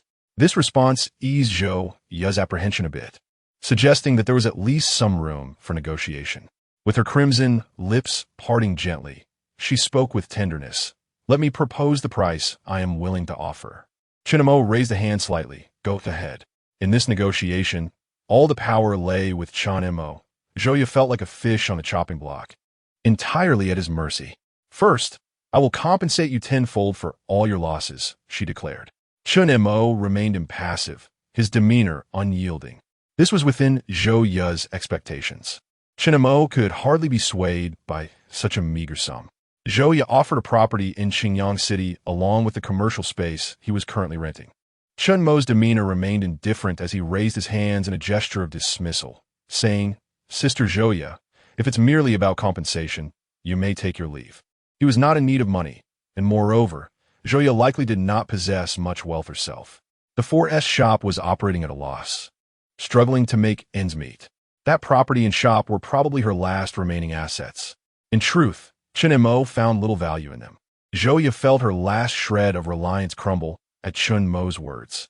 Apart from money, what else did she have? If he did not desire money, what could he possibly want? A dark thought stirred within Chun Mo, stemming from his past life.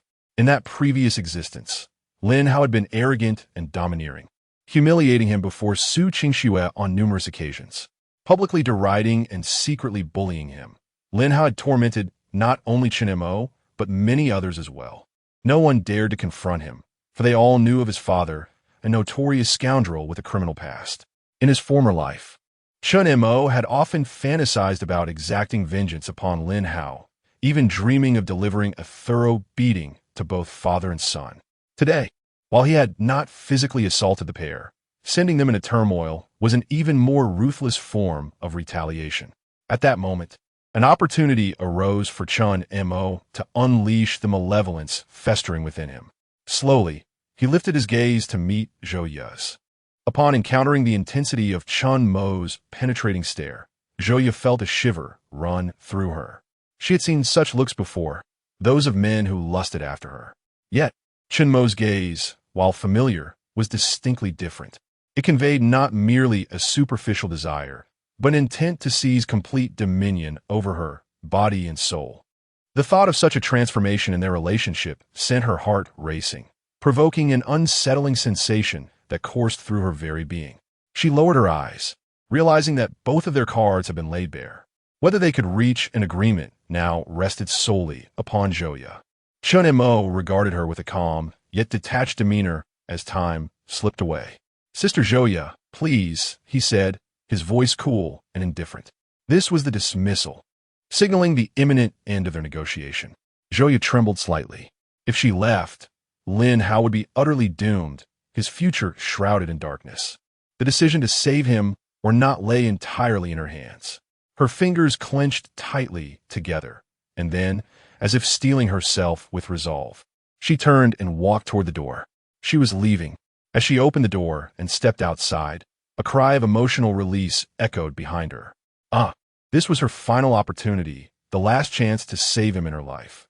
In this daunting scene, who would not feel a twinge of fear? After uttering this remark, Zhouya seemed to have exhausted all her strength. Chun Mo raised an eyebrow, clearly indicating that this was not her voluntary decision. It was evident that she was still unprepared for the current circumstances. Zhou beautiful eyes narrowed slightly. "Have you changed your mind?" Chun Mo replied with an air of indifference. "The current version of you holds no value." Zhou cheeks flushed, yet her voice remained resolute. "Then, grant me another month to prove myself. If I fail to meet your expectations, Lin Hao's fate will be sealed." Chun Mo was taken aback by Zhou unwavering determination and her evident confidence. A month, it seemed, was not an impossible request. Coincidentally, Chun Mo's vacation would last just a month before he departed for university in the bustling metropolis, where broader horizons and a more vibrant life awaited him. He stretched lazily as Zhou turned and entered the bathroom. Moments later, she emerged, carrying a basin of warm water, which she gently placed before Chun Mo. "You must be tired today," she spoke softly, her tone as gentle as a flowing stream. Soaking his feet would relieve fatigue and aid in sleep. Her every action effortlessly evoked warmth in others, especially her presently docile demeanor. Few would harbor ill feelings towards her gentle gestures at this moment. Chun Mo quietly savored Zhou's tender ministrations, soaking his feet, receiving a massage. This entire experience left him feeling remarkably at ease, and before he knew it, drowsiness began to envelop him. Time passed. That night, Chun Mo enjoyed a tranquil and comfortable rest, while Lin Hao, confined in a detention center, felt each passing second stretch into an eternity, enduring immense torment. A vague ache lingered in his heart, sensing that something profoundly significant had transpired the previous night. The following day, Chun Mo awoke to find his room considerably tidied, as if someone had recently organized it. Rising from his bed, he made his way to the living room, which had also been arranged, and he heard sounds emanating from the kitchen. Someone was preparing breakfast. Approaching the kitchen doorway, he caught sight of a figure clad in a white dress, Zhou. She had not left the previous night. After he had fallen asleep, she spent the night on the living room sofa. Rising early, she had tidied up and was now nervously attempting to prepare breakfast. Given her family's previously comfortable financial situation, she and her sister Zhou Yan had lived lives of privilege, rarely engaging in household chores. How else could her hands be so delicately smooth? Thus, cooking breakfast was a challenge she faced with trepidation. She had already ruined one bowl of noodles, and the current dish had an oddly off flavor.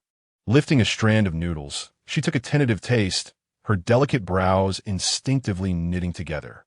This would not do for Chun Mo. If he ate this, not only would Lin Hao not be spared, but she might not forgive herself either.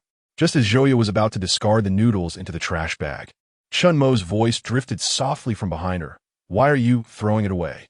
Startled by the sudden address, Zhou's heart raced, and she instinctively placed a hand over her chest. In a hushed tone, she replied, "It's not very tasty. Let me give it a try. I'm quite hungry." Chun Mo waved his hand. Zhou felt it necessary to offer a reminder. Otherwise, she might end up being the one hurt. She desperately needed to enhance Chun Mo's fondness for her. Perhaps it would be better to reconsider? "What should I eat then?" Chun Mo discerned that Zhou was genuinely unfamiliar with kitchen affairs. "Well, I shall go buy something for you now." Zhou initially intended to demonstrate her sincerity to Chun Mo. However, it appeared that was no longer feasible. The dishes she occasionally prepared in the past were still palatable, but this time, her cooking was truly inedible. "What would you like to eat?" She exchanged her slippers for a pair of high heels, her petite feet delicate and fair as jade. The graceful motion of her bending to don the heels was utterly enchanting. Chun Mo observed her silhouette and cleared his throat, stating, "A bowl of noodles would suffice." "All right," Zhou responded promptly and hastened out the door. Yet, after a brief moment, she returned, her heels clicking rhythmically against the floor. Breathless, she gazed at Chun Mo. "How do I open the main door below?" "There's a red button on the right side of the door. Just press it." "Good," she replied and hurried down the stairs. Due to the elevator being out of service, Zhou descended cautiously. However, her curiosity piqued at the sight of the peculiar machines on the second floor, prompting her to circle around them. Many were significantly damaged, some entirely beyond repair. This was all the doing of that rebellious child. These machines were evidently not cheap. particularly the large arcade games she had never seen before. From the information she gathered from the corn vendor, the financial losses incurred by Chun Mo's side amounted to over 10,000, far more severe than anticipated, with several machines rendered unusable. That Lin Hao fellow might have even preemptively sabotaged them, causing such destruction in one fell swoop. Zhou Yu sighed softly. Then, with her long, graceful legs, she made her way swiftly down the stairs. About 10 minutes later, Zhou Yu returned, holding a portion of noodles, along with milk and eggs. Although Chen Mo had only requested noodles, it was prudent to prepare a bit more. Perhaps he would enjoy it. She placed the noodles before Chen Mo, setting the milk and eggs aside. Chen Mo glanced up at her. "Aren't you eating?" Zhou Yu slightly shook her head. "I have no appetite." Chen Mo gestured towards the eggs and milk on the table. "Eat this." Reluctantly, Zhou Yu complied, picking up the egg and milk. Just as the two were about to have breakfast, the sound of high heels clicking against the floor echoed from outside. Zhou Yu hadn't closed the door upon her entrance. A slender finger lightly tapped on the door before it swung open, revealing the newcomer. "Chen Mo Yu." Su Yun's voice trailed off. She held a breakfast identical to the one from before, but upon seeing the bowl of noodles Chen Mo was about to eat, and the elegant woman sitting beside him, she froze. Su Yun and Zhou Yu had not encountered each other before. They were unfamiliar with one another. Yet, the moment Su Yun laid eyes on Zhou Yu, an inexplicable sense of unease stirred within her. Like a radar, it detected the danger posed by the woman before her, triggering an automatic alarm. The moment Zhou Yu laid eyes on Su Yun, her heart skipped a beat, astonished by the latter's beauty, poise, and that figure which could only be described as flawless. This woman embodied a level of allure that would inevitably evoke admiration from any woman. The two women gazed at each other, instinctively disregarding Chen Mo, who stood nearby. Their exchanged glances bore an intensity akin to Ashura thunderstorm that only women could comprehend. "Chen Mo?" The instant Su Yun spoke, he transformed from a mere observer into the focal point of this Shura battle. 060 the tang of vinegar at this moment. Chen Mo sensed an aura of danger, especially emanating from Su Yun, whose exquisite features had lost their smile, replaced by a cold gaze. Chen Mo had never witnessed this unfriendly side of Su Yun before. Just as he was about to speak, Su Yun displayed a graceful and composed smile, slightly nodding towards Zhou Yu. "Hello." Zhou Yu, unaware of Su Yun's true identity or her relationship with Chen Mo, was taken aback. The fact that this stunning woman arrived at their home so early in the morning, bearing breakfast for Chen Mo, suggested that their connection was far from ordinary. Realizing this, she felt a twinge of apprehension and understood the importance of not offending her. "Greetings," Zhou Yu responded with a warm smile, gently nodding. "I am Chen, the boss's secretary." Su Yun introduced herself with poise. Zhou Yu, however, did not alter her demeanor despite Su Yun's declaration. "I am Zhou Yu and I." At that moment, she found herself at a loss for words regarding her introduction. She instinctively glanced at Chen Mo, her bright eyes conveying a silent inquiry. "What should I say? How should I present myself? I'm also the boss's secretary." "Yes, I manage his daily affairs, a lifestyle secretary." Just as Chen Mo was about to intervene, Zhou Yu cleverly assigned herself a role. "A lifestyle secretary?" She cautiously glanced at Chen Mo, hoping he would not be displeased by her self-appointment. His expression remained calm, revealing nothing of his inner thoughts. "A lifestyle secretary?" Su Yun's delicate eyebrows arched slightly as she addressed Chen Mo. "Given how hard the boss works every day, he certainly requires a lifestyle secretary. I shall rely on you." "Secretary Zhou." While Su Yun spoke of relying on Zhou Yu, her gaze remained fixed on Chen Mo. Chen Mo simply responded, "So yeah," with an air of humility, replied, "It's my duty." "Is Aunt Su not upset?" "No." Could it be that she feels jealous? Chen Mo contemplated, noting the unique expression of jealousy emanating from Su Yun. He sensed a hint of concealed vinegar within her demeanor. "Then, I shall not interrupt the boss in your lifestyle secretary any longer."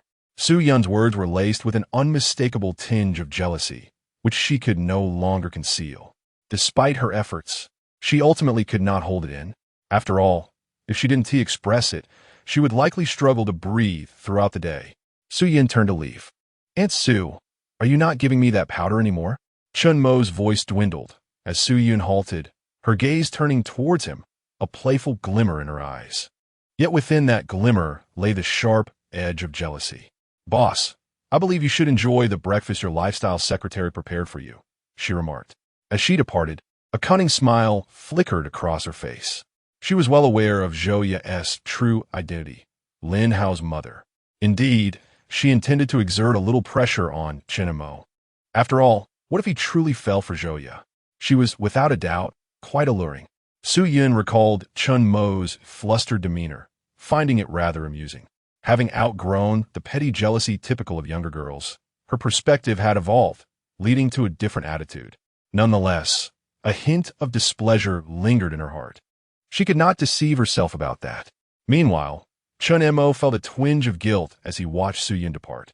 Turning his gaze, he encountered Zhou Ye's beautiful eyes, filled with remorse directed towards him. At that moment, she exuded a pitiable aura. I had no choice earlier. I feared Secretary Su might misinterpret things, so I fabricated a position. Fabricated? Chun Mo mused, suspecting her of having premeditated this. Yet it mattered little now, since he had opted to allow her to stay temporarily. Granting her a title would serve as a legitimate facade. If his memory served him correctly, Zhou Ye's rating in the system exceeded 90 points, categorizing her as a master-level employee, which entailed substantial rewards. Acquiescing to her small desire, Chun Mo said, "Very well, you shall hold that position from now on." Zhou Ye's heart swelled with joy, as this brought her closer to Chun Mo, strengthening their bond. She aimed to garner his approval swiftly, hoping to facilitate Lin Hao's early release, for he would undoubtedly endure significant hardships within the detention center. With a suppressed smile, Zhou Ye nodded slightly. Ding! Congratulations, host, on successfully recruiting a master-level employee. Reward obtained. Master-level treasure chest. Would you like to open it? Without hesitation, Chun Mo confirmed the opening of the treasure chest. Opening master-level treasure chest. You have received a monetary reward of 1 million. Master-level athletic skills acquired. Regardless of whether it involves running or ball games, you possess master-level abilities in all athletic endeavors. The skills from this master treasure chest were somewhat ordinary, considering he already enjoyed perfect physical strength. Under these circumstances, his athletic abilities were undoubtedly commendable. Overall, the athletic skills were still beneficial, as many sports required innate talent coupled with diligent daily practice to attain a certain level of proficiency. The monetary reward of 1 million was significant for Chun Mo, as his main quest involved achieving assets totaling 10 million. This not only yielded point rewards, but also an achievement title of millionaire. Contemplating this, he promptly checked his assets. Host, Chun Mo, age, 18, education, high school graduate, physical fitness, 100 points, perfect, charm, 16 points, average, skills, photographic memory, master-level voice, master-level culinary skills, marketing maestro, master-level athleticism. Reputation, 787, title obtained, business novice, assets, 858 million, ranks second in Xinjiang County. With just under 150,000 remaining, he was on the brink of surpassing 10 million. Having completed his primary mission, he now faces a secondary objective to become the wealthiest individual in the county. To surpass the current tycoon, it is likely that his assets must exceed 10 million. Presently, his cash flow hovers around 5 million. However, sustaining Zhou Yin in her endeavor to establish a comprehensive mobile industry is a daunting task. Chun Mo stretched lazily, glancing at Zhou Yin beside him, his mood relatively bright. I'm off to work. Feel free to do as you please, he declared before striding out toward his office. Zhou Ye, however, did not take his advice to heart. Instead, she followed closely in his footsteps, with her alluring figure accentuated by a fitted white dress and complemented by black high heels. Each step she took radiated an air of elegance. It must be said that if she were to serve as a lifestyle secretary, Zhou Ye would be an impeccable choice. In the secretary's office, Zhou Ye greeted Xin Bing and Bai Ruoshi with a gentle and elegant smile. She had also brought their favorite milk tea and some assorted snacks. It is a common courtesy not to rebuff a smiling face. Chun Mo glanced at Joya as she returned from the adjacent room where she had been socializing. Joya promptly poured a glass of water and placed it on Chun Mo's desk. "Please have some water," she said, then retrieved a stack of money from her bag. "This is the compensation, 20,000. I won't disturb you further. Here's my number." After writing down her phone number, she placed it on Chun Mo's desk. Having just acquired his contact information from Bairuashi, "I will take my leave now." "All right," Chun Mo nodded slightly. With her long, graceful legs, Joya turned to exit the office. Just as she reached the door, Chun Mo's voice called out, "Please ask Secretary Su to come over." "Okay," Joya responded cheerfully, making her way to the adjacent office. At that moment, Su Yin was engrossed in her work. Hearing footsteps, she recognized them, as only she and Shan Bing typically wore high heels, and now Joya had joined their ranks. Joya's footsteps exuded a captivating elegance. "Secretary Su, the boss is looking for you," Joya said with a smile. "Thank you," Su Yin replied with a nod. Joya smiled and nodded back, then gracefully turned to leave.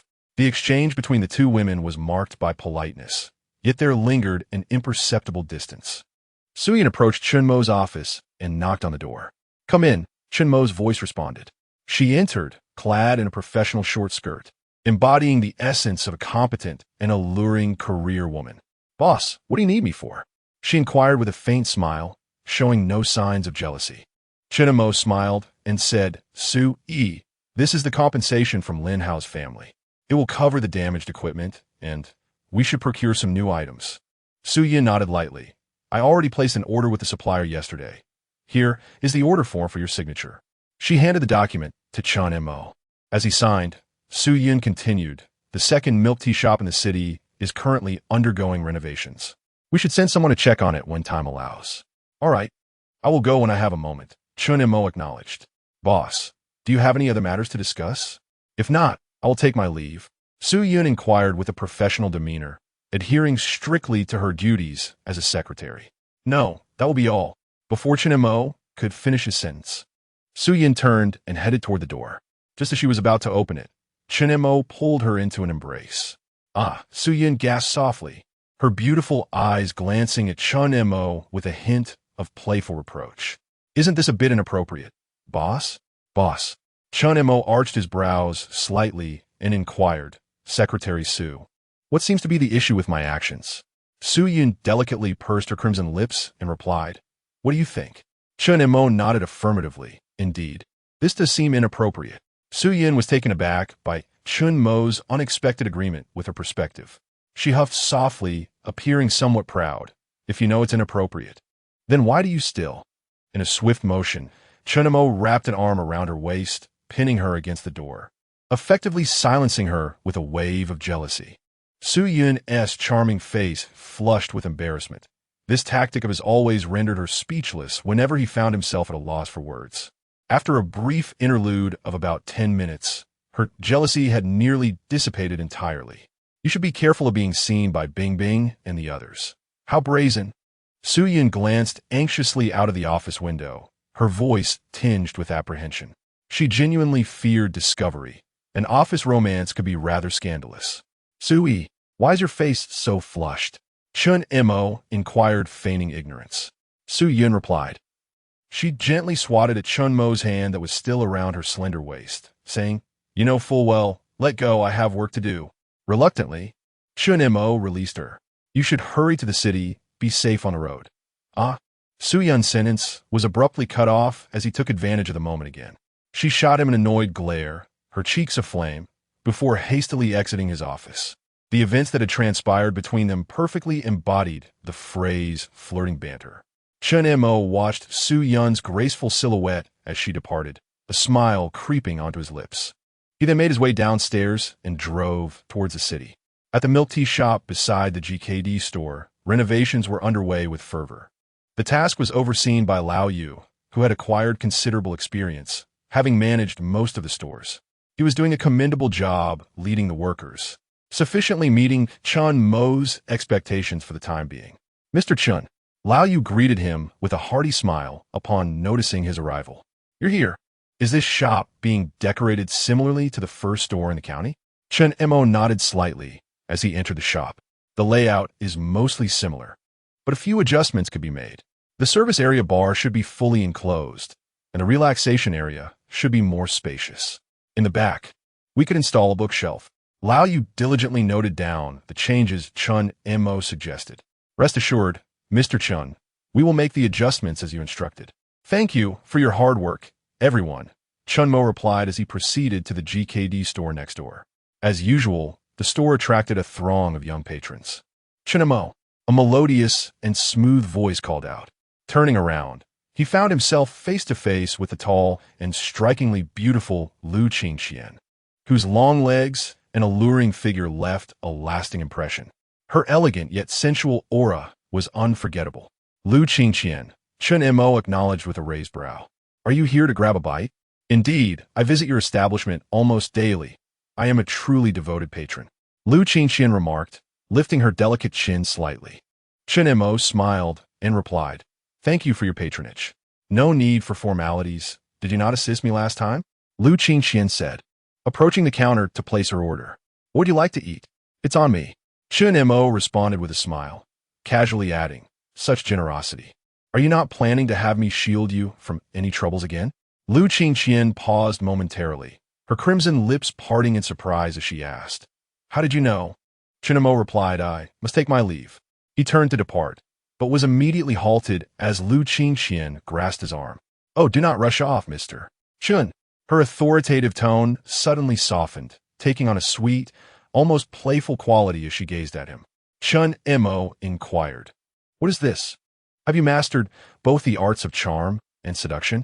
062 the clown is actually myself, Lu Qingqian, with a serious demeanor, declared, Come, let us have a meal first. I must share something of great importance with you. It bears significant weight. Chun Mo, noticing her grave tone, felt a flicker of curiosity and followed her to a seat by the window. Pray tell, what is this matter of such gravity? He inquired. Lu Qingqian leaned closer to Chun Mo, a faint scent of perfume wafting through the air, and whispered, You have a rival. Chun Mo looked at her in confusion. A rival? What do you mean? Her beautiful eyes sparkled with wisdom as she explained. The shop next door is opening a beverage store, reputedly quite famous in Qingyang County. With it situated right next to yours, isn't it an attempt to usurp your business? Isn't this vital news worth its weight in gold? Chun Mo responded. I truly appreciate you for sharing such crucial information with me. However, he could not help but doubt Lu Qingqian's business acumen. He replied nonchalantly, Oh. Lu Qingqian, displeased by his indifferent attitude, retorted, If you do not regard your competitor with respect, be wary of losing your business. Do you not understand the principle that pride leads to downfall? Ah, now we're even invoking military strategy, he replied, clearly unimpressed. With a haughty demeanor, he declared, If they take everything, then let them. Lu Qingqian's face flushed with anger. As a dedicated teacher, she could not tolerate such a stubborn student. You, a child unteachable, a decayed wood. Before she could finish, the contractor, Old Yu, entered, and upon spotting Chun Mo, approached him directly. Lu Qingqian recognized Old Yu, as her information had come from him. In a hushed tone, she whispered to Chun Mo, This man is the foreman of the renovations over there. If you don't believe me, ask him yourself. Before she finished her sentence, Old Yu approached Chun Mo with a broad smile, respectfully stating, Mr. Chun, I knew you would still be here. There's a small matter. We need to add a decorative light in the corner of your shop, correct? Chun Mo nodded slightly. Yes, similar to the overhead ones. Please ensure there is sufficient space reserved. Old Yu nodded repeatedly. Understood, understood. I shall not disturb you further. He then turned to Lu Qingqian, whose eyes were wide with astonishment, and offered her a smile. Lu Qingqian was genuinely taken aback. What did he just call you? Mr. Chun. You. She stammered, pointing at Old Yu as he departed, looking back at Chun Mo in bewilderment. What do you mean he and you? You're the owner of the shop next door? Yes. That renowned beverage store is yours. Yes. Then why didn't you mention it earlier? Lu Qingqian's face flushed with indignation. This fellow had clearly been amused by her naivety all along. You didn't give me the chance to say so, Chun Mo replied with a smile, slightly raising his hands in a gesture of surrender. Lu Qingqian sighed. I'm truly at a loss with this crafty individual.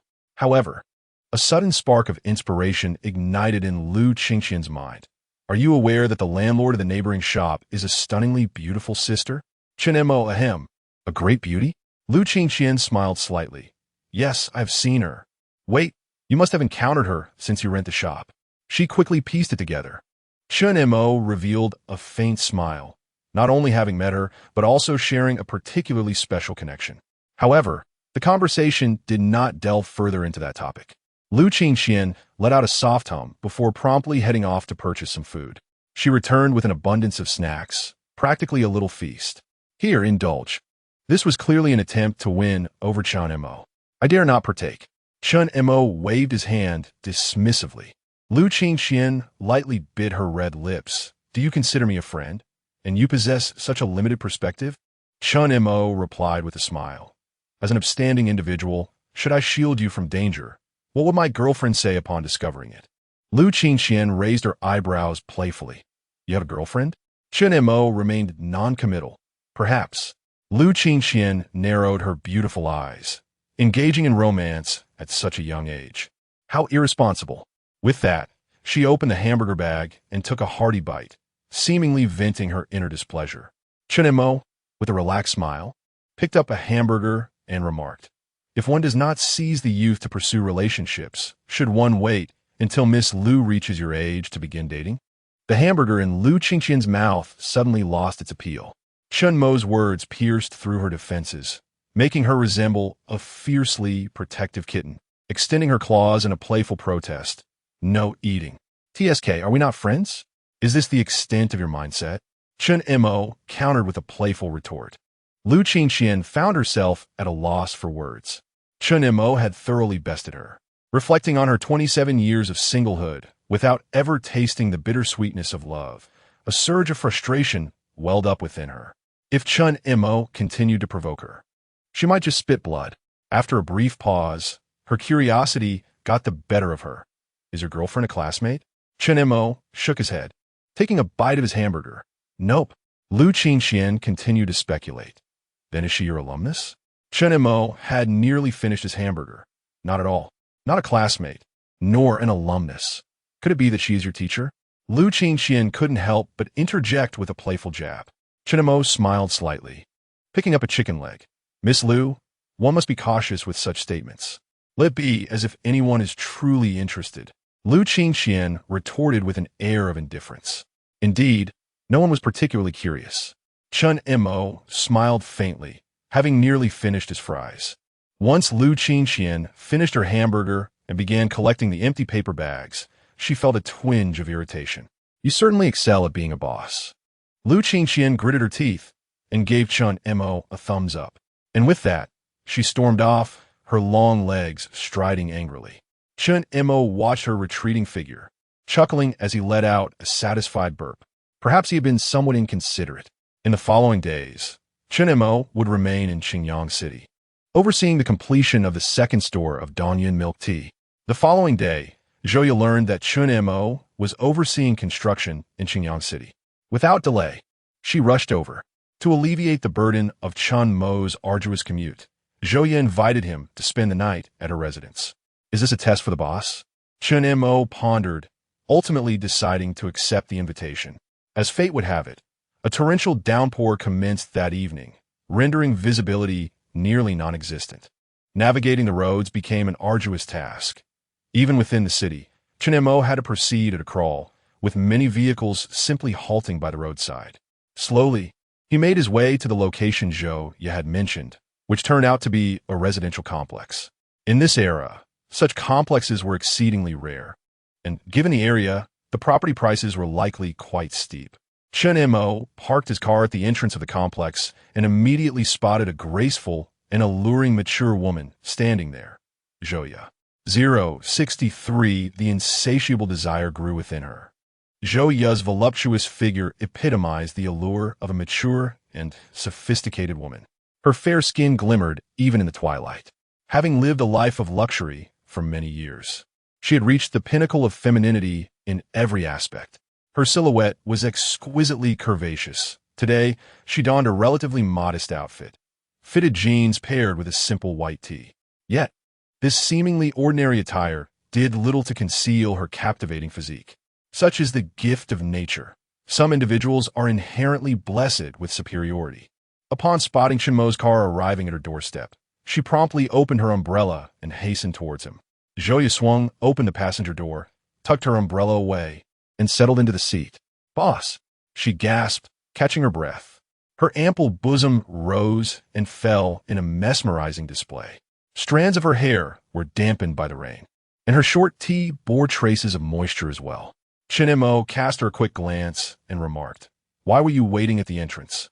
A gentle smile graced Zhou Yu's lips as she softly replied, "I was merely concerned you might struggle to find my house."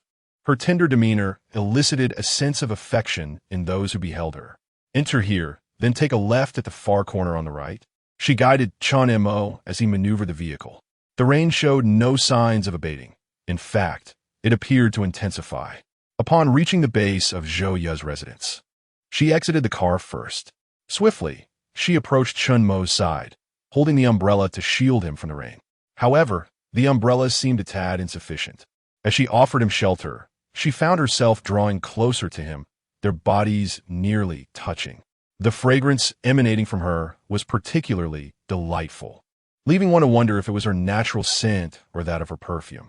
They hurried to the entrance, and Zhou Yu retracted the umbrella, stating, "Second floor." She led the way, her slender waist and shapely hips swaying gracefully with each step, her silhouette from behind a vision of beauty. Yet, Chen Mo noticed that one side of her was already drenched. It seemed she had sacrificed her own dryness to shield him from the downpour. Ascending the stairs, Zhou Yu retrieved her keys from her pocket and opened the door. Upon stepping inside, she searched for slippers suitable for Chen Mo, but found none. She lived alone in this space. Lin Hao, in contrast, shared a close bond with his father, Lin Fifan, who held a significant position in the underworld. His subordinates would bow their heads and address him as Big Brother. With a mere phone call, he could summon a throng of companions, which led him to adopt a similar demeanor at school, gathering followers and asserting dominance without restraint. Under such circumstances, no one dared to cross him, which only fueled his arrogance and disregard for others. Zhou Yu wished to instill discipline in Lin Hao, but her efforts proved futile. He paid her no heed, pursuing his own whims, and eventually, he seldom visited her, often avoiding her calls and even evading her presence. Lin Hao continued to follow Lin Fifan, becoming increasingly unruly, until he was sent into the orange by Chen Mo. At this moment, Zhou Yu could only place her own pair of slippers by Chen Mo's feet, cautiously inquiring, Is it all right if I wear these?" Chen Mo glanced down at the women's slippers, responding, "That will suffice." Hearing this, Zhou Yu felt a wave of relief wash over her, and immediately knelt by his feet to assist him in removing his shoes. In that moment, she resembled a humble and obedient maiden from ancient times. "Sir, what size are your shoes?" Zhou Yu gently asked as she helped Chen Mo size 44. He replied. Standing at 182 centimeters, Chen Mo had a tall and slender figure, with strong features that exuded the charm of a handsome man. Zhou Yu, at 168 centimeters, typically wore shoes that were around size 38, meaning Chen Mo could only fit half of his foot into her slippers, which appeared somewhat comical. A smile crept onto Zhou Yu's face as she contemplated purchasing a pair for him at her earliest convenience, perhaps even the following day. The house should be relatively clean. "It's fine to go without shoes," she softly remarked. Chen Mo looked at the spotless floor and said, "Then I shall go without." Zhou Yu switched on the bathroom light, suggesting, "Perhaps you should take a shower first? It will make for a more comfortable rest." Chen Mo nodded slightly in agreement. Zhou Yu then walked towards another room, presumably her bedroom, and shortly returned with a red bath towel in hand. "This should be the towel I use. It's just me at home. It has been raining heavily today, and I didn't have time to purchase a new one," she explained softly. Chen Mo glanced at the towel she held, taking it from her and saying, "It's quite all right. I don't mind." Zhou Yu was momentarily speechless, biting her red lip, feeling a mix of emotions. Chen Mo entered the bathroom, where a faint fragrance lingered, distinctly feminine. After a refreshing wash, he took a deep breath, feeling considerably cleaner. The bath towel carried a subtle floral scent, reminiscent of her own body fragrance. It was indeed her personal towel. Clearing his throat, he hung the towel up neatly and exited the bathroom, only to find the living room empty. A commotion from the adjacent room caught his attention. Approaching, he discovered Zhou preparing a meal, which instantly reminded him of her earlier culinary attempts that he had dubbed dark cuisine. "What are you making?" he inquired. "I'm seeing that it's so late. You must be hungry, so I'm going to make you some noodles," she replied, her voice tinged with uncertainty. While she could manage to boil noodles, she couldn't guarantee their taste. Just not burning them would be considered a success. She genuinely lacked any culinary talent. And despite her efforts to learn in recent days, the results have been rather dismal. Noticing the still damp clothing clinging to her, Chinemo said, "You should wash up first. We don't want you to catch a cold." A glimmer of amusement flickered in Zhou Yu's eyes. Was this a sign of concern for her? She softly replied, "All right, then the noodles will be ready soon. You can help me finish up?" As Zhou Yu finished speaking, she gracefully strode towards the bathroom with a hint of cheerfulness in her step. Chun Mo observed her silhouette, chuckling softly as he shook his head. Is she so easily pleased? Meanwhile, steam billowed from the pot of noodles. Chun Mo sighed lightly. It seemed he would need to intervene. Otherwise, the noodles would be utterly inedible. Henceforth, it would be prudent to keep her out of the kitchen. The essence of cooking noodles lies in achieving the perfect balance between undercooked and overcooked. The former results in a daunting hardness, while the latter yields a lamentable softness. Both scenarios lead to a displeasing texture. Since mastering the culinary arts, Chun Mo had absorbed this knowledge intuitively and holistically. After a while, Zhou Yu emerged from the bathroom, clad in a black nightgown that starkly contrasted with her snow-white skin. As she stepped out, a delightful aroma wafted through the air, instantly igniting her appetite and prompting her to swallow instinctively. Her gaze fell upon the noodles at the dining table. "Did I make these? They smell so delectable. Truly, I am remarkable. With a little dedication, my culinary skills have indeed soared. Just the scent alone is utterly tantalizing. Is it a dream or reality?" Zhou Yu gracefully approached the dining table, her long, snow-white legs drawing attention. The noodles were enhanced with a sprinkle of green onions, their subtle aroma elevating the dish's appeal. However, Zhou Yu believed the credit was all hers, as she had prepared the meal herself. Chun Mo emerged from the kitchen, presenting another bowl of noodles. "Dig in," he said, taking a seat beside her. Zhou Yu, unable to contain her eagerness, lifted her bowl and began to eat. At that moment, she seemed to forget her poised demeanor as the rich fragrance enveloped her senses. She eagerly picked up a generous mouthful and savored it. Wow! Zhou Yu's beautiful eyes were wide with astonishment and a hint of disbelief. "This is delicious. Did I really make this? Am I truly the skilled?" Incredulous. She took another bite. Oh my, this time, her eyes narrowed in delight. The taste was simply divine, akin to the most exquisite noodle she had ever encountered. A profound sense of satisfaction enveloped her palate. "Boss, you must try my noodles. They are incredibly delicious," Zhou Yu exclaimed excitedly, her gaze fixed on Chun Mo. Chun Mo replied, "Well, it seems you have outdone yourself." He picked up a bite and slurped it down, indeed finding the flavor exceptional. The culinary prowess on display was astonishing, and he mused that even if he were to take up cooking, he could earn a handsome sum. "What do you think?" Zhou Yu looked at him expectantly, awaiting praise. "Quite impressive," Chun Mo responded, a slight smile gracing his lips as he nodded in approval. Bolstered by his affirmation, Zhou Yu's smile widened, and she playfully tucked a loose strand of hair behind her ear. "Make sure to eat plenty, if it's not enough. I can prepare more for you." Zhou Yu's confidence soared. Chun Mo interjected, "There's no need for more. This is sufficient." He hoped that when Zhou Yu eventually uncovered the truth, she would not be too heartbroken. "I'll make breakfast for you tomorrow morning," Zhou Yu declared, her enthusiasm palpable, even a bit impatient. Chun Mo thought to himself, "You may escape tonight, but not tomorrow morning." After finishing their meal, Zhou Yu cleared the table and glanced over at Chun Mo, who was seated in the living room. She pondered for a moment, her gaze drifting to the wine cabinet. Yet, recalling the night he had turned her down, her spirits dimmed. "It's not the right time yet. I must strike with precision when the moment arises." Nevertheless, she decided to test the waters tonight. With this thought in mind, Zhou Yu made her way to the living room. Boss, it's getting late. Shouldn't you rest early? Indeed. Chun Mo yawned, rising to follow her. I've lived here alone for quite some time. The other rooms are not made up. Zhouya paused, a hint of shyness in her eyes as she lowered her gaze. Only my bedroom is fully prepared. You can sleep in my room. Chun Mo raised an eyebrow. I'm sleeping in your room? What about you? Zhouya beat Herdipgenti. Adopting a somewhat forlorn expression, I can just sleep on the sofa. Her appearance, so pitiful and captivating, evoked sympathy from nearly every man. The sofa appeared quite acceptable, indeed. After Chun Mo spoke, he turned and entered the bedroom, leaving Zhouya stunned with her mouth agape. Wait, has he just gone in? The sofa seems rather nice, doesn't he? Then why doesn't he sleep on it? Such a cold and heartless man.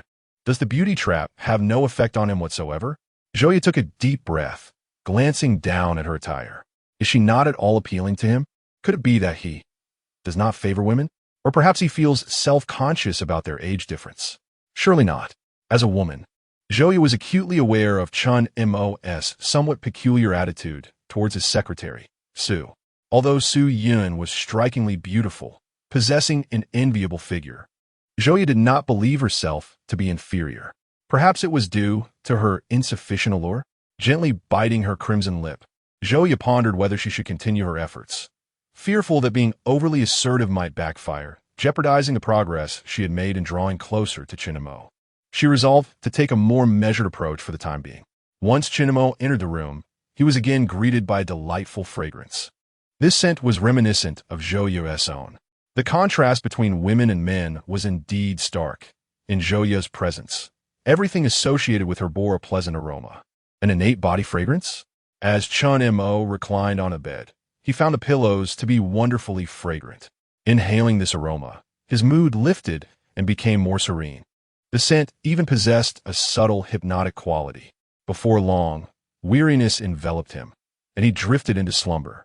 In his dreams, he felt something burrowing into his embrace. The following day, sunlight filtered through the glass, casting a gentle warmth in the bedroom. Chun Mo slowly opened his eyes, sensing something amiss. A glance downward revealed a woman nestled in his arms. Zhouya. He regarded her with surprise. At that moment, Zhouya also awoke, her eyes fluttering open. Upon meeting Chun Mo's gaze, her cheeks flushed, and with a hint of guilt, she murmured, Boss, you're awake. I found the sofa quite uncomfortable last night, so I returned here to sleep. I came back in the middle of the night. Chun Mo replied, I'll go prepare breakfast for you. Before he could express his discontent, Zhouya quickly rose, slipped on her slippers, and hastened out the door. As Chun Mo watched her retreating figure, he found himself reminiscing about the dream he had experienced last night. Was that truly a dream? It felt astonishingly real. Could it be that he had indeed harmed her? It was hard to tell. He certainly couldn't inspect for marks he might have left on her. Meanwhile, Zhouya hummed a popular song, fairy tale, her heart buoyed by the events of the previous night, which seemed indelibly etched in her memory. Upon awakening that morning, she sensed that Chun Mo was not as resistant to her as before. She hoped that with him having eaten her noodles this morning, his fondness for her would continue to grow.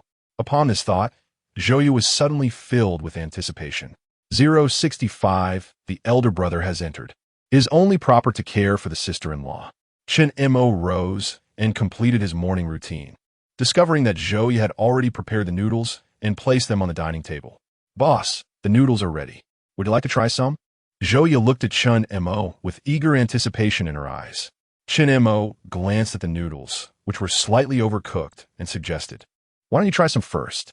Zhouya raised an eyebrow slightly, pondering Chun Mo's apprehension as if he feared the dish might be inedible. I shall eat, she declared, picking up a hefty portion with her chopsticks and slurping it into her mouth. In an instant, Zhouya's beautiful eyes widened, and the next moment, she rushed to the trash bin, gagging. Chun Mo stood there, speechless. After she had finished retching, Zhouya turned back to the noodles on the table, her expression filled with confusion. Is this the noodles I made? No, it can't be. They were so delicious last night. How could they taste so terrible after just one night? The perplexity in her large, expressive eyes was palpable. What could have gone wrong? Zhouya was utterly baffled. Suppressing his amusement, Chun Mo suggested, Shall we dine out instead? Zhouya, somewhat obstinate, replied, "Please wait a moment." She turned and headed back into the kitchen, clearly unwilling to give up. 10 minutes later, Zhouya once again spat out the freshly made noodles. Chen and Mo could no longer bear to watch. Step aside. With practiced ease, Chen Mo set to work, boiling water, chopping scallions, and preparing the noodles, all executed in a fluid motion that even possessed a certain elegance. Zhouya watched, astonished. Chen Mo knows how to make noodles? As she recalled last night, she had initiated the cooking, but she was unaware of Chen Mo's subsequent actions. It appeared he had merely added some scallions, yet the flavor transformed entirely under his touch. A familiar, enticing aroma began to waft through the kitchen, reminiscent of the previous night. Zhouya's eyes sparkled with delight. This is it. This is the flavor. Now, her confusion was replaced by a sense of wonder as she gazed at Chen Mo's silhouette, her eyes shimmering with a newfound light. "Try this," Chen Mo said, placing a bowl of noodles before her. Zhouya nodded eagerly, unable to contain her excitement. She took a large bite, and, in the next moment, her eyes narrowed in bliss. This is the taste." Zhouya's face illuminated with an expression of pure enjoyment. Meanwhile, a sudden ringing of the doorbell disrupted the moment. Zhouya glanced curiously at the door. Who could it be at this early hour? She gracefully strode toward the entrance, her long, porcelain-like legs moving effortlessly. Upon opening the door, she was greeted by a middle-aged man, balding, with a large belly and tattoos adorning his arms, one of which bore the characters for loyalty and righteousness. It was evident that he was a man of dubious character. His squinty eyes lit up upon seeing Zhouya, revealing a set of yellowed teeth as he smiled ingratiatingly. "Sister-in-law, I knew you would be home. Look, I brought you some local specialties from the countryside, and here is an old hen. Eating this will surely restore your vitality." The middle-aged man casually stepped into the house, saying, "Sister-in-law, I heard that elder brother has gone in." As he uttered the last three words, his voice lowered, and a hint of suppressed excitement flickered in his eyes. "Do not worry. Elder brother has connections, and he may very well be out in a few days." Zhouya replied nonchalantly, her beautiful gaze sweeping over the items he held. "Old Hay, you should take those back. I do not wish to eat them." "Sister-in-law, why are you being so polite with me? Though elder brother is currently inside, it is our duty as brothers to care for his family. It is an obligation we cannot shirk." The man known as Old Hay, with a righteous demeanor, patted his chest. If only his small, shifty eyes weren't so lecherously fixed on Zhouya's voluptuous figure when he spoke, his words might have seemed more credible. Zhouya's beauty was undeniable, captivating men in every aspect. Old Hay was undoubtedly one of them. In the past, he had not dared to be so bold, as Lin Fifan was still in the picture. Even after their divorce a decade ago, no man dared to harbor any lecherous thoughts. At most, they would indulge in secret longing.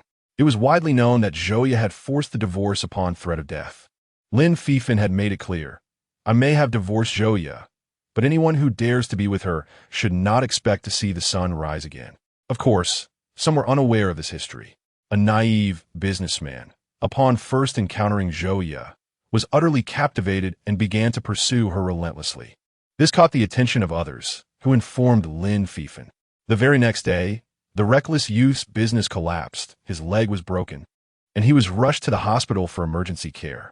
Fortunately, he was saved in time. Otherwise, he would not have seen the light of another day.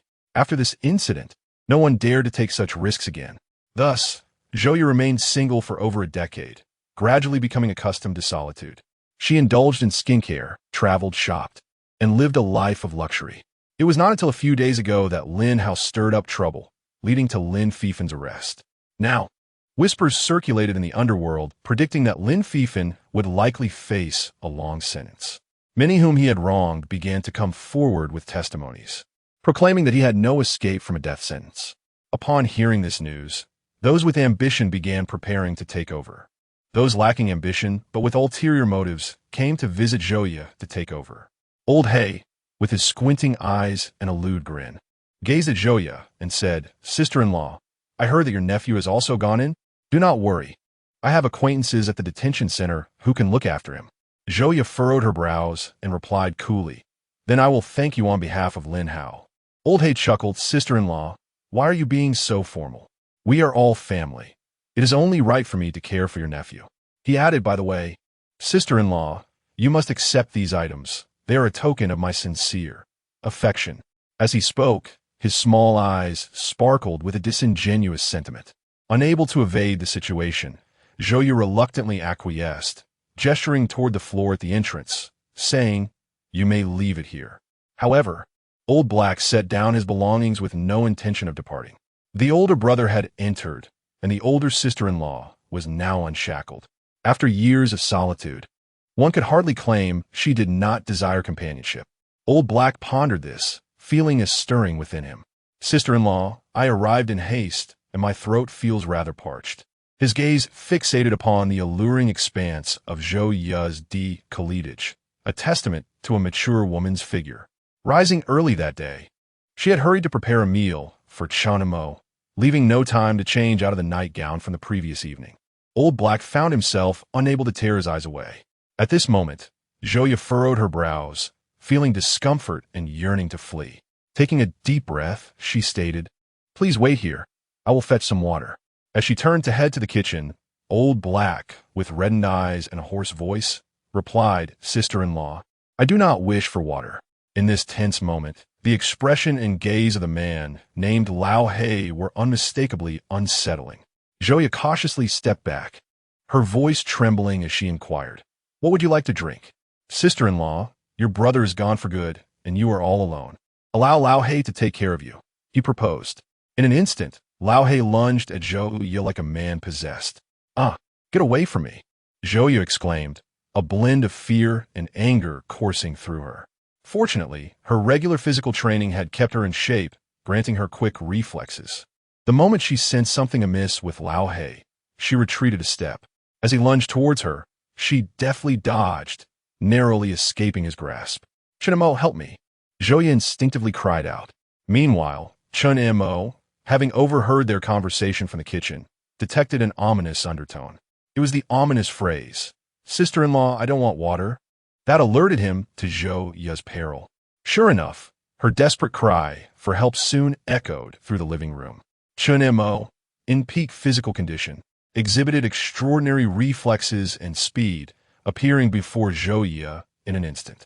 His sudden presence caught Lao He off guard. He had not anticipated that there was a man in his sister-in-law's home. This man, clearly a pretty boy, was in the house early in the morning. Was he the first to claim her affections? Rage ignited within Lao He. He glared at Chanimo, his voice dripping with malice. "Who the hell are you? What are you doing in my sister-in-law's house? Get out now, or I'll make you regret it." Ignoring him entirely, Chanimo grasped Zhouya's hand and helped her to her feet. "You listening to me, punk? Do you know who I am? Seeking death, are you?" Lao He's bravado stemmed from his reputation as a ruthless figure who thrived on intimidation. "Be quiet," Zhouya retorted, standing beside Chanimo and glaring at Lao He. "Now leave." Lao He squinted, forcing a smile. "Sister-in-law, we are family. It's this boy who should leave. Stop spouting nonsense." "Who's your family?" Zhouya shot back, her disdain palpable. "Do you even know who he is?" She added, inching closer to Chanimo. Lao He's voice dropped ominously. "Who is he?" Zhouya, naturally entwining her arm with Chanmo's and leaning against him, purred, "He is my man." Upon hearing this, Lao He's eyes widened in shock. His lips trembled as he pointed at Chanimo. He is. Damn it. You actually dared to find a man behind my brother's back." Lao He, infuriated, trembled with rage, his long-held desire for Zhouya dashed by this unexpected rival. "Mind your own business," Zhouya exclaimed, turning away and retrieving the freshly used kitchen knife from the counter, brandishing it threateningly at the intruder. "If you keep pestering me, I swear I'll cut you down." The sight of the knife instantly intimidated the man, known as Old Black, who began to retreat toward the door while attempting to maintain his bravado. "My brother just went in, and you're already like this. I will definitely tell him about this. And you just wait. Clean your neck. Get out." Zhouya shouted furiously, slamming the door shut. The commanding presence she wielded while holding the knife was undeniably impressive. Chanimo, observing the scene, instinctively took a step back. Zhouya was momentarily taken aback by his retreat, but quickly softened her tone. "I was just scaring that scoundrel. Why are you afraid? Luckily, you came out just in time Otherwise, that rascal. As she spoke, her heart swelled with a mix of fury and frustration. Chin Mo glanced at her attire, acknowledging that it was indeed quite alluring. It was no wonder Old Black had been unable to contain himself. He had long been envious of Zhou Ye, the sister-in-law. You should go at breakfast now. I must head to the shop. That Old Black. Chin Mo pondered the possibility that the man might return to confront Zhou Ye. If he dares to come back, I'll chop him up, Zhou Ye coldly retorted. You should be careful. He might bring others to trouble you, Chin Mo cautioned, his expression remaining indifferent. Don't worry, I wouldn't mind sending him back to jail, he added nonchalantly. Zhou Ye fell silent at this remark, as it was a stark reminder that Lin Hao had been incarcerated due to Chin Mo's actions. After saying that, Chin Mo departed with an air of nonchalance. Zhou Ye watched his upright figure leave, biting her lip in contemplation. She then walked into the dining area, where a bowl of fragrant noodles awaited her. Chin Mo had thoughtfully left her serving. Her eyes brightened, and she eagerly sat down to take a hearty bite. This is the taste. It was just as delicious as the night before, instantly dissipating her earlier displeasure. How to alleviate worries? Only with good food, she mused. However, it also implied that the delectable noodles from last night had nothing to do with her own cooking skills. With a deep sigh, Zhou Ye lowered her head and continued to relish her meal. 2 hours later, in the detention center of Qingyang County, Old Black sat anxiously in the visitor's room, waiting. He had just been to see Lin Fifan, intending to inform his brother about Zhou Ye's new companion. However, he was told that Lin Fifan was now a closely monitored suspect and not permitted visitors. Reluctantly, Old Black departed and sought out Lin Hao, knowing he had acquaintances there. Given the relatively minor nature of Lin Hao's offenses, he was allowed visits. After a tense wait of about 10 minutes, the door to the visitor's room slowly opened. Lin Hao entered, looking haggard and disheveled. Upon seeing the old man, his eyes brightened. Uncle He, what brings you here? The old man quickly rose. Concern etched on his face. Howsy, I came to check on you. You've lost weight. Have you been mistreated in there? Lin Hao's expression darkened slightly, and he hesitated before shaking his head. Uncle He, I'm fine. He then lifted his gaze with a hint of expectation. Uncle He, will I be able to leave soon? The old man shook his head gently. About that, do not rush. I will certainly find a way to get you out as soon as possible. Lin Hao's expression fell, his eyes dimming considerably. Howsy, Uncle He has come with an important matter to discuss, the old man said, leaning closer and speaking in a hushed tone. Upon learning that he could not leave, Lin Hao found himself disinterested in anything the old man had to say. With a weary voice, he inquired, What is it? The old man hesitated. Howsy, your sister-in-law? Lin Hao's interest peaked at the mention of his mother, and he looked up. What happened to my mother? The old man lowered his voice, deliberately heightening Lin Hao's curiosity. Your sister-in-law. What she has done, I cannot bring myself to say. Lin Hao, upon hearing this, grew anxious. Uncle He, just tell me, what has my mother done? The old man, filled with righteous indignation, replied with anger and jealousy. Your sister-in-law has sought another man. Lin Hao was momentarily stunned, disbelief flooding his expression. What did you say? My mother. Wait for me to take care of him personally. Today, I went to deliver some local specialties to my sister-in-law, hoping to comfort her and see if there was anyone foolish enough to bully her. But do you know what? When I arrived, I discovered a man in the restaurant. Old He excitedly recounted the scene he witnessed. That man appeared to be an inept dandy, likely after your mother's money. Your mother even scolded me for meddling, telling me to leave. Early this morning at your mother's house. Damn, that scoundrel probably succeeded. Lin Hao's expression darkened as he listened to Old He's words, his face turning ashen. His eyes blazed with fury as he gritted his teeth and asked, Who is that scoundrel? Do you know him? Old He scratched his head, recalling the details. That guy is about 1.8 meters tall, with sharp eyebrows and big eyes, and he looks decent. Lin Hao felt a sense of familiarity with this description. Was there nothing else to recognize? Old He furrowed his brow in deep thought, then shook his head. No, nothing else. Lin Hao's gaze turned icy as he looked at Old He and said, Uncle He, you need to investigate that guy. It would be best if you could take a photo for me. Don't confront him yet. I will handle it myself when I get out. Upon hearing Lin Hao's words, Old He grinned, suppressing his laughter. All right, how's he? Don't worry. I will thoroughly investigate this fellow's background, and you can take care of him when you're out. In Xinjiang City, Chun Mo observed the smooth progress of renovations at the second milk tea shop and pondered the location for the third. Should we consider expanding outward, at least to the provincial capital? Perhaps even near the university I am about to attend? The female university students are the primary consumers of milk tea and will become loyal customers in the future. Chen Mo calculated that once the second shop was nearly complete, he could venture into new territory. It would be best to finalize the new shop before he headed to school. Who should he entrust with this task? Aunt Sue? Chen Mo contemplated suitable candidates. Aunt Sue had many responsibilities and might not be able to spare the time. As for others, Shenbing was a lawyer and not adept in this area. Zhou Yin couldn't afford to abandon her current tasks. Regarding Bai Ruoshi, it was uncertain if she had enough time since she was merely a summer worker. Lastly, there was Li Lu, whose abilities and experience were still lacking. Chen Mo scratched his head. If no one else could be found, he would have to handle it himself. Resolving this in his mind brought him some ease. Just then, the foreman, Old Yu, entered with an envious smile. Mr. Chun, there's a beautiful lady outside looking for you. She claims to be your personal assistant. Following Old Yu's voice, Chun Mo turned to see the woman trailing behind him. It was none other than Joya. She held a bag of food, having come to deliver a meal. Chun Mo raised an eyebrow, wondering if she had cooked it herself. If Joya had prepared the meal, he would feel unworthy of such a fortune. Chun Mo stood and walked towards Joya, approaching her side. Today, Joya donned a fitted black dress, complemented by a crisp white blouse. Her high heels accentuated her long, porcelain-like legs adorned with black stockings. This ensemble starkly contrasted with her previous attire, transforming her from an elegant matron into a captivating secretary.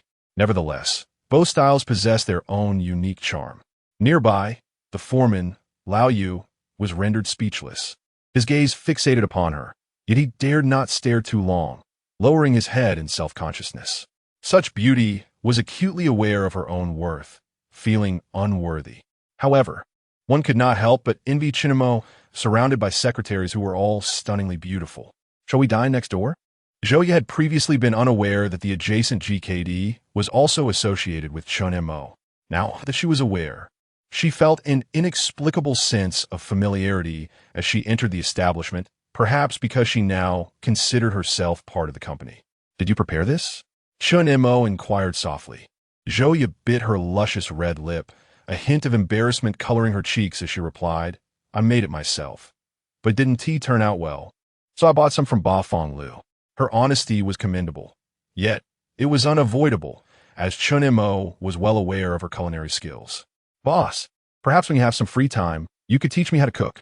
That way, I could prepare meals for you, Joya said, her beautiful eyes sparkling with anticipation as she gazed at Chen Mo. He neither agreed nor declined, merely suggesting, let us discuss it when I have time. As they conversed, they approached GKD. Under the sweltering summer sun, the air-conditioned environment of GKD attracted more patrons seeking both sustenance and respite from the heat. While many establishments still relied solely on fans for relief, nothing could compare to the comfort of air conditioning. In the service industry, excellence is measured in various facets. Possessing an advantage in one area could draw in customers who appreciate that aspect. Chen Mo and Joya settled at a window-side table, where Joya laid out the contents of several food containers, cured beef, ribs, chicken, and duck. Chen Mo, taken aback by the 8 containers before him, looked at Joya in surprise. She softly explained, I wasn't sure what you liked, so I ordered a bit of everything. Chen Mo chuckled. Next time, just 2 or 3 dishes will suffice. You should eat as well. 8 dishes were far too much for just the 2 of them. Joya, having barely touched her chopsticks, decided to share the leftovers with the staff of GKD. Although the employees were unaware of Joya's relationship with Chen Mo, they recognized that anyone who could deliver meals to him must be a person of significance, and their demeanor towards her became notably warm. After delivering the meals, Joya departed in her car, while Chen Mo prepared to visit GKD's second location. According to Lin Yu, the manager transferred from the first store in Xinjiang. An out-of-town entrepreneur was interested in franchising. Chen Mo had always been somewhat reluctant to embrace the idea of franchising. However, given the urgency to amass capital swiftly to achieve the goal of becoming a millionaire and the richest individual in the county, this seemed a viable approach. After all, considering the future development trends, fast food giants like KFC employed a similar franchising model worldwide. Chen Mo wished to first ascertain the extent of the franchise fee that the other party could bear. Should it be less than expected, he would certainly refrain from initiating the franchise agreement. After approximately 10 minutes, Chen Mo arrived at the second store of GKD. Upon entering, Lin Yu hurriedly approached him. "Boss, they're over here." In the lobby, a middle-aged couple, upon seeing Lin Yu leading Chen Mo, immediately adorned their faces with broad smiles directed at him. "Hello, boss." "Greetings to you both." Chen Mo nodded slightly. The middle-aged man, filled with astonishment, remarked, "I never anticipated the boss to be so youthful. I am Zhang Wei, and this is my wife, Lu Lan. May I inquire your surname?" "Boss?" "Chun." With an air of composure, Chen Mo took a seat opposite the couple. "Mr. Chun, we have traveled from Fusher to meet a friend and happened to pass by here. Originally, we sought a dining establishment and asked a passerby. They all recommended this place for its delectable offerings, so we decided to visit. Upon arrival, we discovered it specializes in hamburgers. My wife and I have sampled nearly everything on the menu, and the flavors are exquisite. Moreover, in my humble opinion, such fast food establishments should enjoy greater popularity in larger cities. What do you think, Mr. Chun?" Zhang Guowei gazed earnestly at Chen Mo. Chen Mo nodded slightly, acknowledging, indeed. Zhang Guowei appeared to possess a fair understanding of the industry. Lu Lan, the middle-aged woman, retained her charm and regarded Chen Mo with a gentle smile. "Mr. Chun, to speak candidly, my husband and I aspire to become your franchisees. What are your thoughts?" "This scoundrel," Chen Mo said calmly. "I have been considering the franchisees." Lu Lan noticed Chen Mo's lack of enthusiasm for exploring the franchise sector and remarked, "Mr. Chun, we have great confidence in your GKD and hope for an opportunity to collaborate." Chen Mo smiled slightly and replied, "Since you both are so interested, it is not out of the question, but my conditions for franchising are somewhat stringent." "Please go on," Lu Lan said. Her eyes filled with eagerness as she looked at Chen Mo. Chen Mo continued slowly, "There are two methods for franchising. The first requires that you possess your own store, located in an urban area. For this option, you will only need to cover the costs of equipment and employee training, and we will share the profits equally." The couple was momentarily taken aback by the stipulation of owning a shop in the city. This requirement alone would deter 99% of individuals. They exchanged glances, their expressions revealing their apprehension. Lu Lan asked, "Mr. Chun, what is the second method for franchising?" Chen Mo accepted the water that Lin Yu offered, took a sip, and continued, "The second option entails a franchise fee of 200,000 for each store, with a profit-sharing model of 30% to you and 70% to me." Zhang Guowei instinctively inquired, "So we receive 70%? Chen Mo shook his head slightly. "You will receive 30%. 70% is mine." The couple looked at each other, their faces reflecting their difficulty in processing this information. Chen Mo smiled gently. "Please take your time to consider it. I shall take my leave now." With that, Chen Mo departed swiftly, leaving the couple momentarily stunned. Throughout the franchise negotiation, Chen Mo maintained a dominant position, rendering the couple entirely passive. His confidence and assertiveness left them with no room for negotiation. Later that evening, Chen Mo drove to Zhou Ye's residence. At the corner near her building, two individuals were crouched down. One of them was the man who had delivered local delicacies to Zhou Ye that morning, while beside him stood a young thug with multicolored hair, holding a relatively decent camera. They had been waiting there since the afternoon until nightfall. In the afternoon, they failed to capture Chen Mo, but recorded Zhou Ye entering and exiting the community alone, returning shortly with an abundance of food. After which, she had not left her home. Where could that pretty boy be? He can't possibly be spending the entire day at home with my sister-in-law. Damn it, the old man thought to himself, his eyes blazing with jealousy as he muttered a curse. Of course, it was also possible that he had left in the morning, as he had been in Qingyang County all morning. Hopefully, the pretty boy had indeed gone out earlier. Otherwise, If he had spent the whole day in my sister-in-law's house, he would truly be unable to bear it. Are we still waiting, black brother? The young thug whispered. Wait. Damn it. I refuse to believe it. The old man, consumed by thoughts of Zhou and the pretty boy sharing intimate moments at home, felt as though countless ants were crawling all over him, leaving him utterly uncomfortable. While the distressed Lao He was feeling quite miserable, a nearby ruffian grew somewhat bored. He glanced at the entrance of the building and noticed a tall figure emerging from a car, making their way toward the residence of Dessaw. Casually, he inquired, Is that the person? That one? Lao He asked, focusing intently. Instantly, he felt invigorated and relieved. Damn it! That kid didn't stay with Dessaw today. I've been miserable all day because of him. That's him. Hurry, take the shot. Lao He uget ansio li. At that moment, Chun Mo's silhouette had already vanished through the building's entrance. Did you get a clear shot? Lao He questioned urgently. It's dark. The picture isn't very clear, the ruffian replied. Lao He glanced at the captured image, irritated, and playfully smacked the ruffian on the head. How can this be clear? Damn it. This kid won't be spending the night at the Saw's place, will he? Call a few more brothers over to take turns keeping watch. We must capture his face. Meanwhile, Chinamo arrived at the door and pressed the doorbell. Light footsteps echoed from within. Who is it? Zhou's sultry voice floated out. It's me, Chinamo replied. The door swung open immediately, revealing Zhou dressed in home attire, adorned with an apron that made her resemble the epitome of a devoted wife. You've worked hard, Zhou said softly, kneeling beside Chinamo to fetch a pair of slippers she had purchased for him that day. Gently, she helped him change into the slippers and asked, Do they fit well? Chinamo shifted his feet slightly and nodded, They're fine. Zhou smiled brightly. That's good to hear. At that moment, Chinamo caught a whiff of a somewhat burnt aroma. Are you cooking? I burned it, Zhou exclaimed, rushing toward the kitchen in a hurry. Chinamo followed her into the kitchen, where he saw the braised spare ribs boiling in the pot, now charred. Zhou quickly disposed of the burnt ribs.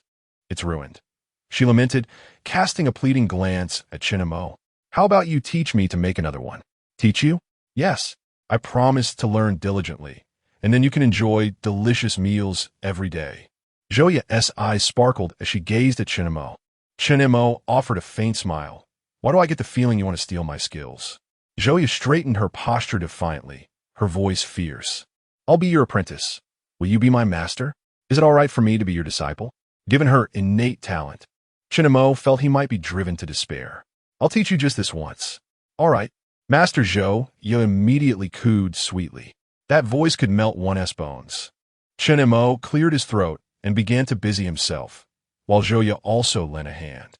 However, the kitchen was rather small, resulting in some physical contact between them, creating a peculiar atmosphere that enveloped the space.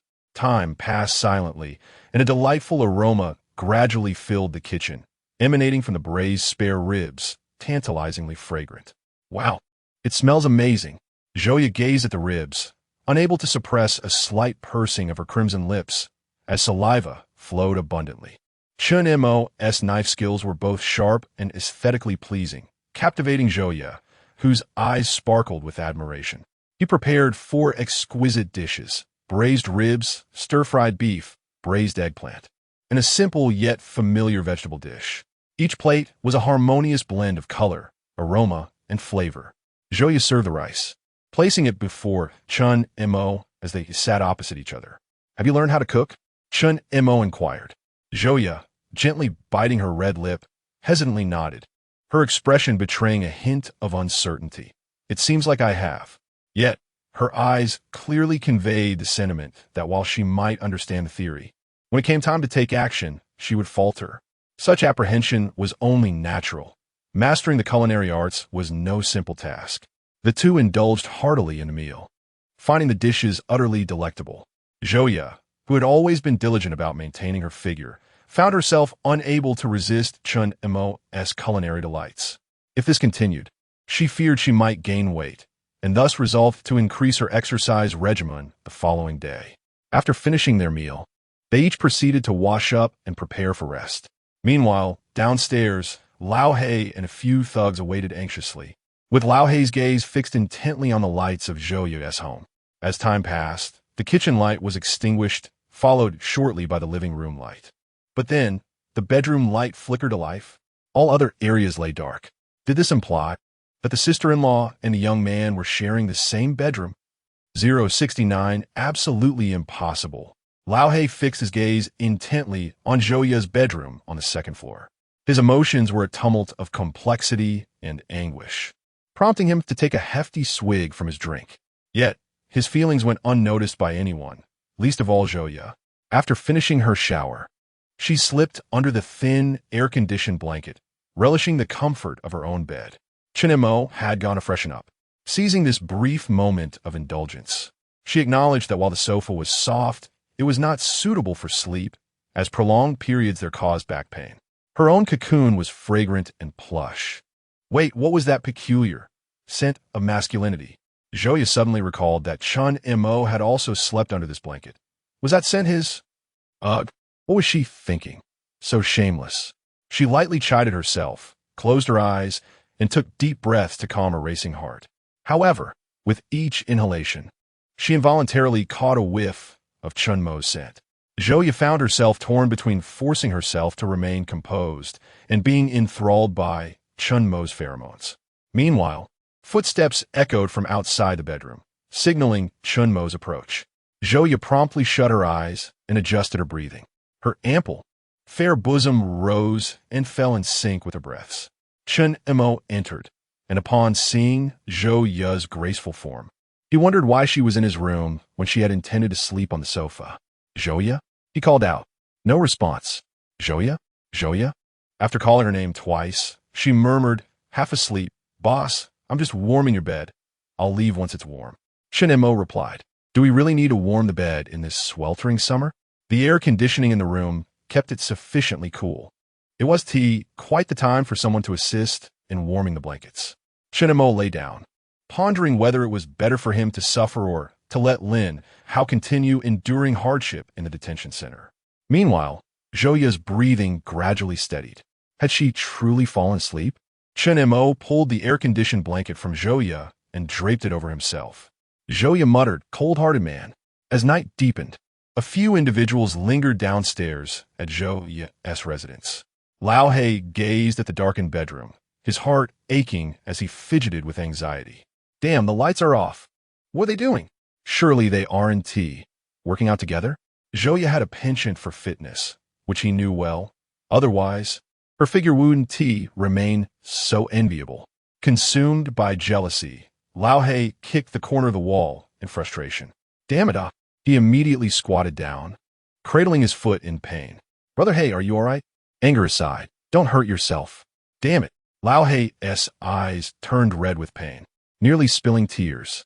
Brother He, why don't you head back to rest? We'll keep watch here. Fine, but you must take turns watching. We must capture that brat when he emerges. Rest assured, we'll handle it for you. After Lao He left, the other thugs felt considerably relieved. Time passes inexorably, each second slipping away. A single night can seem to fly by. However, the young ruffian stationed beneath the trees in the neighborhood endured a torturous evening, plagued by relentless mosquito bites. Meanwhile, in the sanctuary of her bedroom, Zhou slowly opened her eyes as a beam of sunlight graced the floor. Boss, she whispered softly. Chen Mo, however, remained unresponsive. Last night, it was he who had called her. This morning, the roles had reversed. Chen Mo, I'm going to prepare breakfast for you, she continued, but he suddenly pressed a finger against her crimson lips. Zhou was momentarily taken aback, her body instinctively tensing. They remained in silence for a while. Chen Mo eventually opened his eyes, released Zhou, and rose to put on his shoes before striding out of the room, leaving Zhou gazing blankly at the ceiling, her heart still racing. After regaining her composure, she promptly got up to prepare breakfast, deciding to make noodles for Chen Mo. After Chen Mo finished his morning routine and entered the kitchen, Zhou had just completed cooking the noodles. She looked at him and softly asked, Master, what shall we do next? Addressed as Master, Chen Mo stepped forward to finish the task. After all, he needed to eat breakfast too. Pay close attention and learn well. If you fail to grasp it next time, be prepared for punishment. What kind of punishment? Zhou inquired playfully. Chen Mo met her gaze and replied with 2 words. I'll hit you. Zhouya shivered slightly at his words, responding with a teasing. All right, Chinemo urged. Eat. As they sat down, the fragrant aroma of the noodles whetted their appetites. Zhouya, especially, could hardly contain her eagerness as she eagerly grabbed a mouthful of noodles, her eyes sparkling with delight. Words escaped her as she gave Chunemo a thumbs up. At that moment, Zhouya found herself willingly following Chunemo, perhaps having been won over by her own stomach. After finishing breakfast, they prepared to leave together. Chunemo was headed to the store to meet Zhang Wei and Lu Lan, who had shown interest in franchising GKD, while Zhouya was preparing lunch for him and planning to work out. As they stepped out of the building, the young ruffians lurking beneath the trees suddenly perked up. The sister-in-law is coming out. Wow, she truly is the sister-in-law. Who is that man?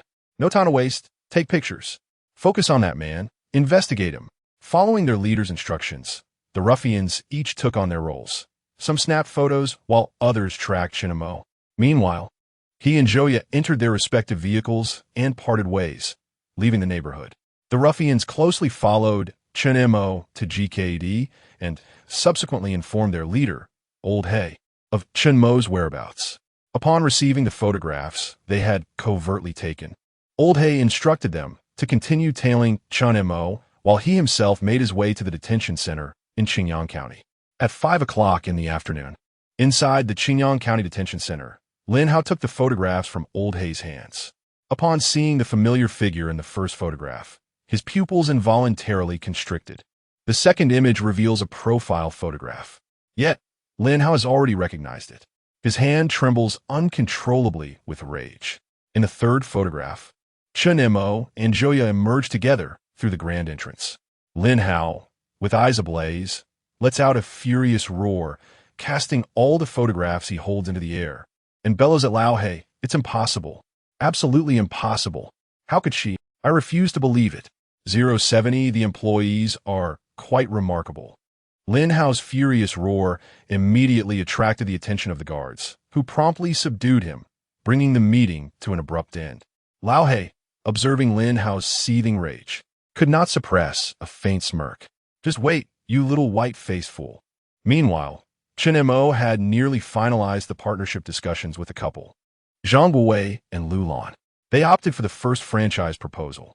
Although their shop was not situated on the bustling main street of the city, it was still conveniently close, barely meeting Chunmo's expectations. The subsequent arrangements would be handled by them in coordination with Su Yun. In terms of procuring specialized machinery and training employees, Su Yun possessed greater expertise and experience than Chunemo. Once the negotiations were concluded, the couple insisted on treating Chunemo to lunch. Halfway through the meal, he received a call from Zhouya. She had prepared a meal and was ready to deliver it. Upon learning that Chunemo was dining with clients, she expressed a hint of disappointment before hanging up. After lunch, Chunemo drove Zhang and Lu to Qingyang County. Having not returned for several days, he felt an inexplicable sense of homesickness, particularly missing Aunt Su. Su Yun's stunning figure exuded elegance and allure, her long legs gracefully appearing before Chunemo. However, in the bright daylight, surrounded by numerous onlookers, he had to suppress his inner impulses. Su Yun sensed the intense longing in Chunmo's gaze but pretended not to notice, managing her own feelings as she addressed him formally, "Boss." Seeing Su Yun's composed demeanor, Chunemo felt a twinge of disappointment. "This is Mr. Zhang, and this is Ms. Lu. Please handle the franchise discussions with them." Su Yun smiled at the couple. "Mr. Zhang, Ms. Lu, please." "Secretary Su, you are too kind," they replied. Following her into the supermarket, the couple first glanced at the GKD store outside, noting that business was quite good. However, upon entering the supermarket and seeing the queue outside the milk tea shop, they were momentarily taken aback. "What kind of shop is this?" Lu Lan exclaimed in surprise. With a smile, Su Yun replied, "This is our milk tea shop." Lu Lan's curiosity piqued. "A milk tea shop? So many people are buying?" Su Yun calmly responded, "This is considered a less busy time." Lu Lan was even more astonished. "Is the milk tea really that delicious?" Su Yun smiled. "It's decent, though taste varies from person to person. Would you like to try some?" Lu Lan eagerly nodded, "Sure." Su Yun suggested, "Let us head upstairs. We can have it sent up later." Lu Lan smiled and agreed. "All right." It was evident that Lu Lan had a keen interest in the milk tea shop. Though Chun Mo had been away for several days, the home business was running smoothly, all thanks to Su Yun, the chief secretary. After watching them ascend the stairs, Chun Mo turned and exited the supermarket, retrieving a cup of cola from GKD as he strolled out, squinting against the glaring sunlight. At the street corner, a group of ruffians suddenly pretended to be passersby and entered a nearby shop to purchase items. Chun Mo raised an eyebrow. These thugs had been tailing him since morning and had even followed him from Qingyang City to the county. The only known adversaries he had were Lin Hao and that old black fellow.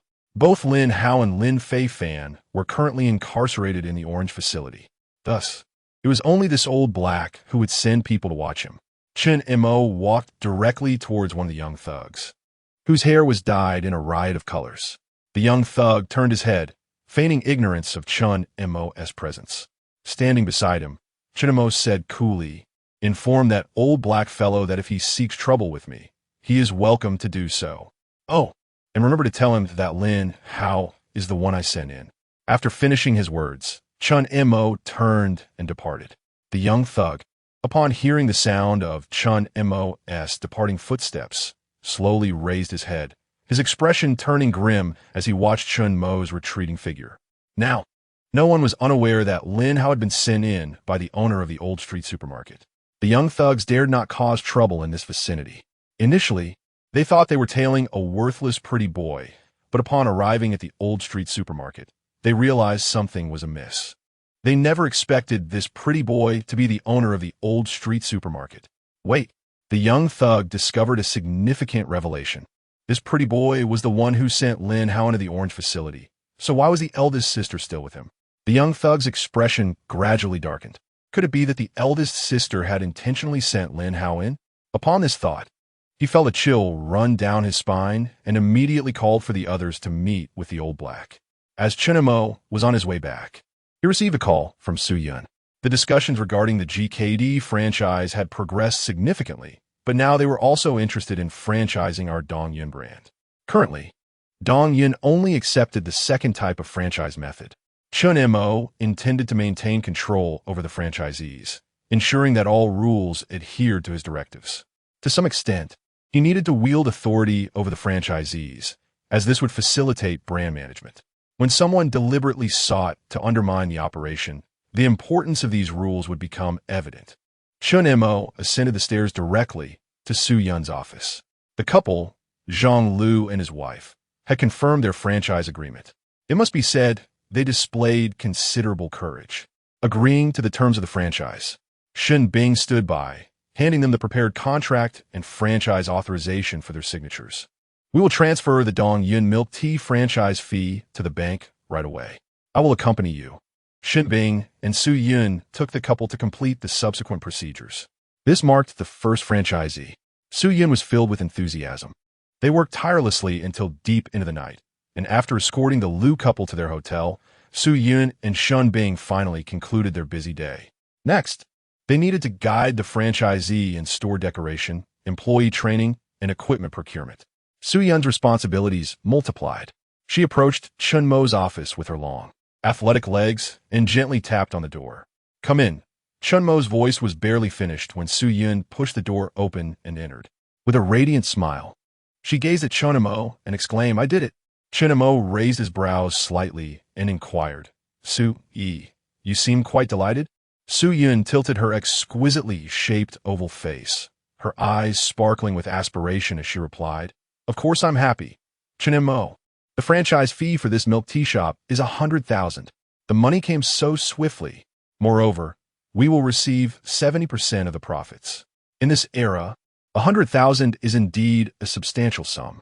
Chun Mo responded with a calm demeanor. "In a few years, that 100,000 may no longer suffice for a franchise."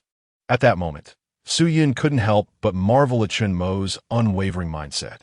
His serene aura steadied her own emotions considerably. She had transformed significantly from who she once was. Chun Mo then rose and looked at Su Yun, stating, "It's time to clock out." Su Yun paused momentarily, asking, "What about clocking out?"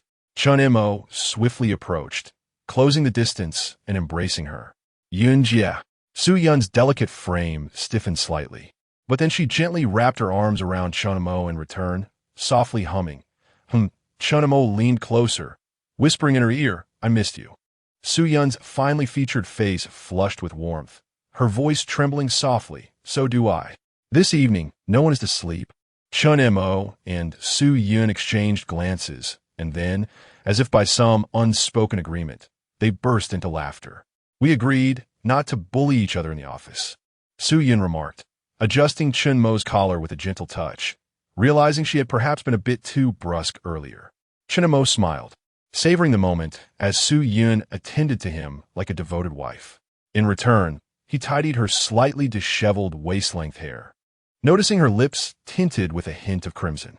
With a trace of curiosity, he inquired, Sister Yun, why are my lips a bit red? Did you apply lipstick?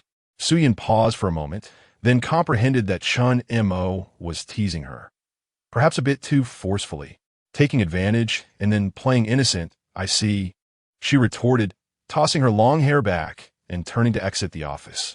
Chunmo smiled faintly and followed her. Are we heading back tonight? What do you mean? Su Yun squinted her beautiful eyes at him. Chunmo cleared his throat. Do you not understand what I mean? Su Yun shook her head. I don't. Chunmo sighed. Those who pretend to sleep cannot be awakened. Seeing his disappointed expression, Su Yun couldn't help but chuckle. Who is pretending to sleep? Chunmo feigned ignorance. I don't know. Su Yun's smile faded as she leaned closer to Chunmo, whispering, Qing Shui might sense that we've been waiting at home for me to return these past few days. Chunmo thought to himself that Su Qing Shui was indeed a calamity in his life. It was one thing not to like him, but now she was acting as a barrier between him and Su Yun. Su Yun had to be considerate of her feelings, making it difficult for her to be openly with Chunmo. He understood her predicament, noticing Chunmo's hint of disappointment. Su Yun leaned close and whispered a few words into his ear, causing his eyes to brighten with intrigue. Really? If you're lying, then so be it. Su Yun allowed a soft huff and hurriedly dashed down the stairs. Chunmo's smile widened as he swiftly followed her. Su Yun hopped on her bicycle, ready to make her escape. She glanced back at the pursuing Chunmo. Her pace was notably slower than usual. Observing this, Chunmo realized she was clearly giving him chance. He quickened his pace, catching up to her, and then effortlessly hopped onto the back of her bike. The bicycle swayed slightly. Su Yun shot him a glance, exclaiming, What are you doing back there? Chunmo smiled. I'm just escorting my girlfriend home. At the mention of the term girlfriend, Su Yun's face flushed a deep crimson, and she whispered, Who is your girlfriend? You, Su Yun. Chunmo raised his voice playfully. Su Yun, her cheeks ablaze, squeezed the brakes tightly, shooting him a glare filled with embarrassment. If you say that again, I will. What will you do? Chunmo teased, leaning closer to her charming face. Hit me? Humph, I might just do that. Su Yun's beautiful eyes sparkled with a sweet shyness as her heart raced. While internally scolding herself for her actions, she reminded Chunmo, sit properly. Chunmo regained his senses, yet he could still perceive the faint fragrance left by Su Yun. After riding for a while, Su Yun bashfully and apprehensively murmured, You. Don't hold me. If I don't hold on, I fear I might fall, Chunmo replied, tightening his embrace around her slender waist, suppressing a chuckle. Su Yun retorted, Then do not come so close. If I do not draw nearer, I fear I might fall, Chunmo countered. Su Yun's cheeks flushed a deep crimson hue. Be honest, she had never felt the journey home from work to be so interminable. With determination, Su Yun pedaled harder, causing the bicycle to surge forward. Soon, she caught sight of her building. At last, they had arrived. After stopping, Su Yun cast a flirtatious glare at Chunmo. Be careful riding back, he smiled. Good night, Yun Jia. Su Yun turned back, her gaze stern. Who is your sister? Call me Ani. Chen Montag nodded Ernestel Ypsilon Unterstot, Yunye. Su Yun was indifferent to what Chunmo called her, whether sister or Ani. She cherished both. Once she ascended the stairs, and before entering her home, she watched Chunmo's figure ride away until he vanished around the corner, then slowly turned and stepped inside. Mom, why are you so late returning? Upon entering, Su Qing Shui, seated on the sofa, inquired. The supermarket has been busy with new operations. Su Yun casually replied, You should hurry to bed. Don't you have work tomorrow? Su Qingxue hesitated, words lingering on her lips, but ultimately refrained from asking anything further and retreated to her own bedroom. Gazing at her phone, she noticed a Penguin account named CS.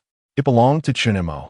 Initially, she hadn't paid much attention, but her close friend Lu Xiu had recently taken a keen interest in him. Noticing that Chen Mo had changed his nickname from Shengji AI G Run to CS, Lu Xiu's curiosity sparked. She promptly approached Su Qingxue, questioning if there had been any new developments between her and Chen Mo. Su Qingxue was bewildered. Why has Chen Mo's penguin nickname become an abbreviation of your last name? Wasn't he that his subtle way of confessing to you before? It's the same old routine, Lu Xiu exclaimed. You never pay attention to him. Each time you hurt him, he changes his nickname. That Sheng Ji Ai Ji Run was altered for you before the college entrance examination, wasn't it? Clearly, this time is no different. Why don't you understand? Yet, Lu Xiu's explanation began to resonate within her. Throughout the night, she scrolled through Chen Mo's penguin account, particularly fixating on the letters CS. The more she stared, the more she felt Lu Xiu might not have been mistaken. Meanwhile, a woman in a similar predicament, Zhou Ye, lay in her comfortable bed, tossing and turning, unable to find slumber. She had visited the renovated milk tea shop that evening, but Chen Mo's presence was absent. It was only after calling him that she learned he had returned to Qingyang County. Zhou Ye gently inhaled the lingering scent of Chen Mo that clung to the air-conditioned quilt. Had she grown accustomed to his presence? How could that possibly be? It had only been 2 nights. Frustrated, Zhou Ye kicked the quilt away. If he were to come to her home again, she would make him sleep on the sofa in the living room. Su Yun completed her grooming and gazed at her reflection, which could only be described as flawless, complemented by her irresistibly alluring and mature figure.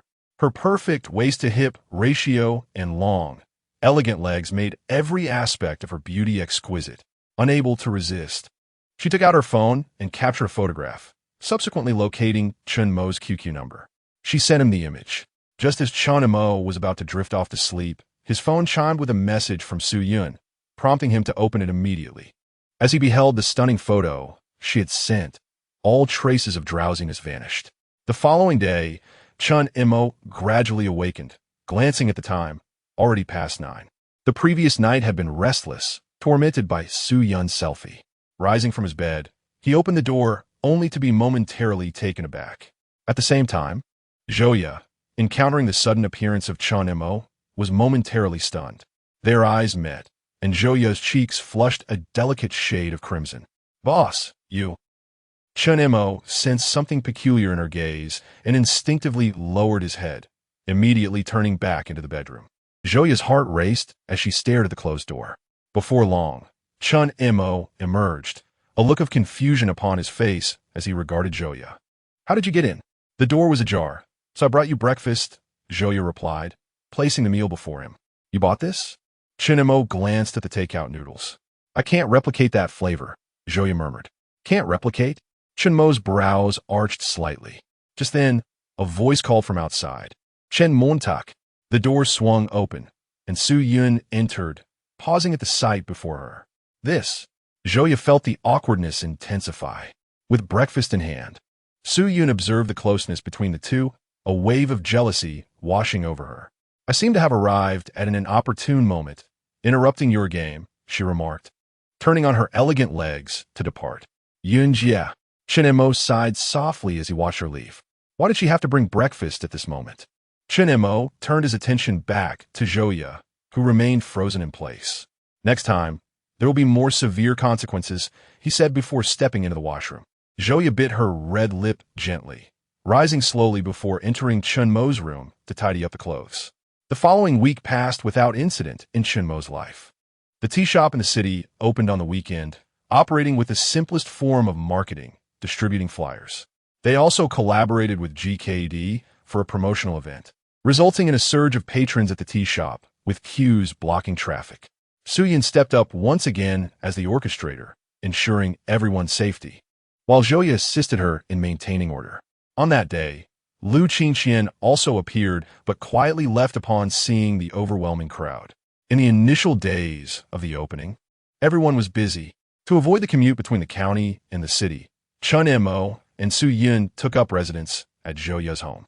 Chun Mo discovered that the other two rooms in Zhou Yu's house had ample bedding, allowing the three of them to occupy separate chambers. However, Zhou Yu assigned Chun Mo to the most spacious master bedroom, which happened to be her own. Su Yun was unaware that this was the room where Zhou Yu had previously slept. Chun Mo knew but felt it inappropriate to refuse. Fearing Zhou Yu might concoct some mischief. As the weekend came to an end, Chun Mo and Su Yun returned to Qingyang County, while in Fushi, Fujian Province. Zhang Wei and Lulan's franchise store was making swift progress. The responsibility for the decoration of the franchise store still rests with the foreman, Lao Yu. As Lao Yu undertook work from Chun Mo, his team has been steadily growing. In addition to Lao Yu, Lin Yu, the manager of the second store, had also arrived early. Lin Yu is tasked with training new employees, a role in which she possesses considerable experience. It is anticipated that within a week, the franchise store will be ready for its official opening. Meanwhile, Chun Mo received a phone call. It was Zhou Yun returning. In the office, Chun Mo and Su Yun listened attentively as she vividly recounted her experiences and observations. We must begin with our own hardware. This process will be quite arduous. Boss, the research and development of chips may require substantial funding. Zhou Yun preemptively cautioned Chun Mo. Chun Mo was fully aware. We will take it step by step, starting with the most fundamental hardware. We need talent in this area, and the subsequent research facilities will undoubtedly need to be relocated to a larger city. The anticipated challenges associated with hardware lagging were well within Chun Mo's expectations. With this psychological preparation, he felt equipped to face the difficulties ahead.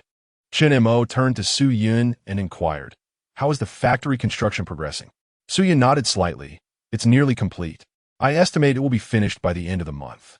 Currently, Su Yun has established a few reliable construction teams under her supervision.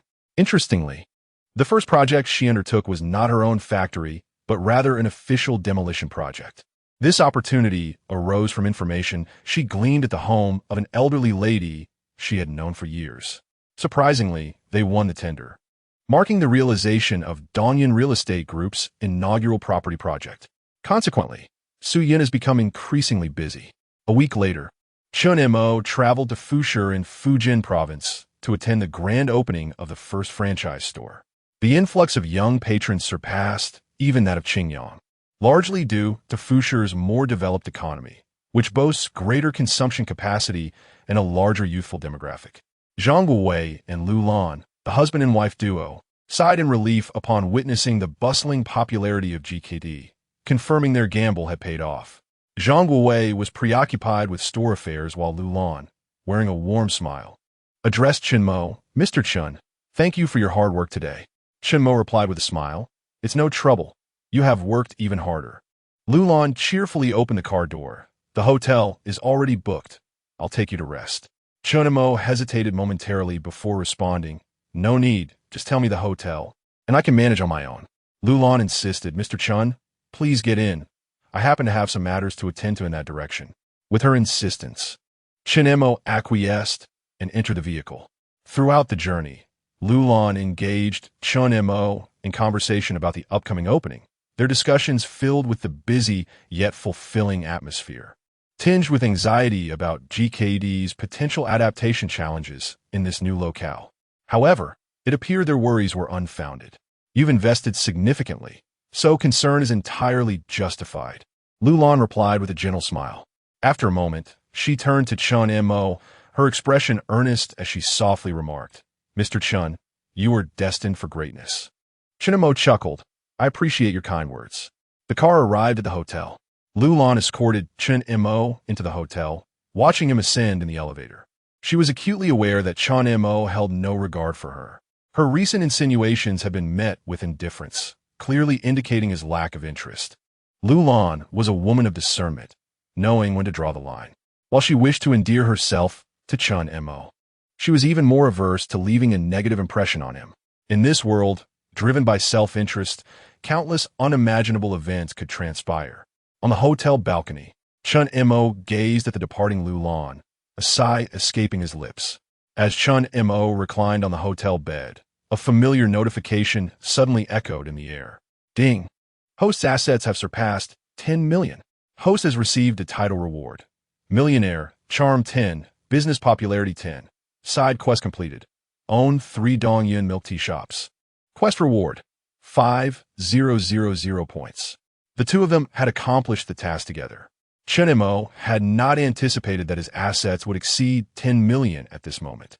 It seemed that the role of franchisees was indeed significant, particularly when the number of franchisees was substantial.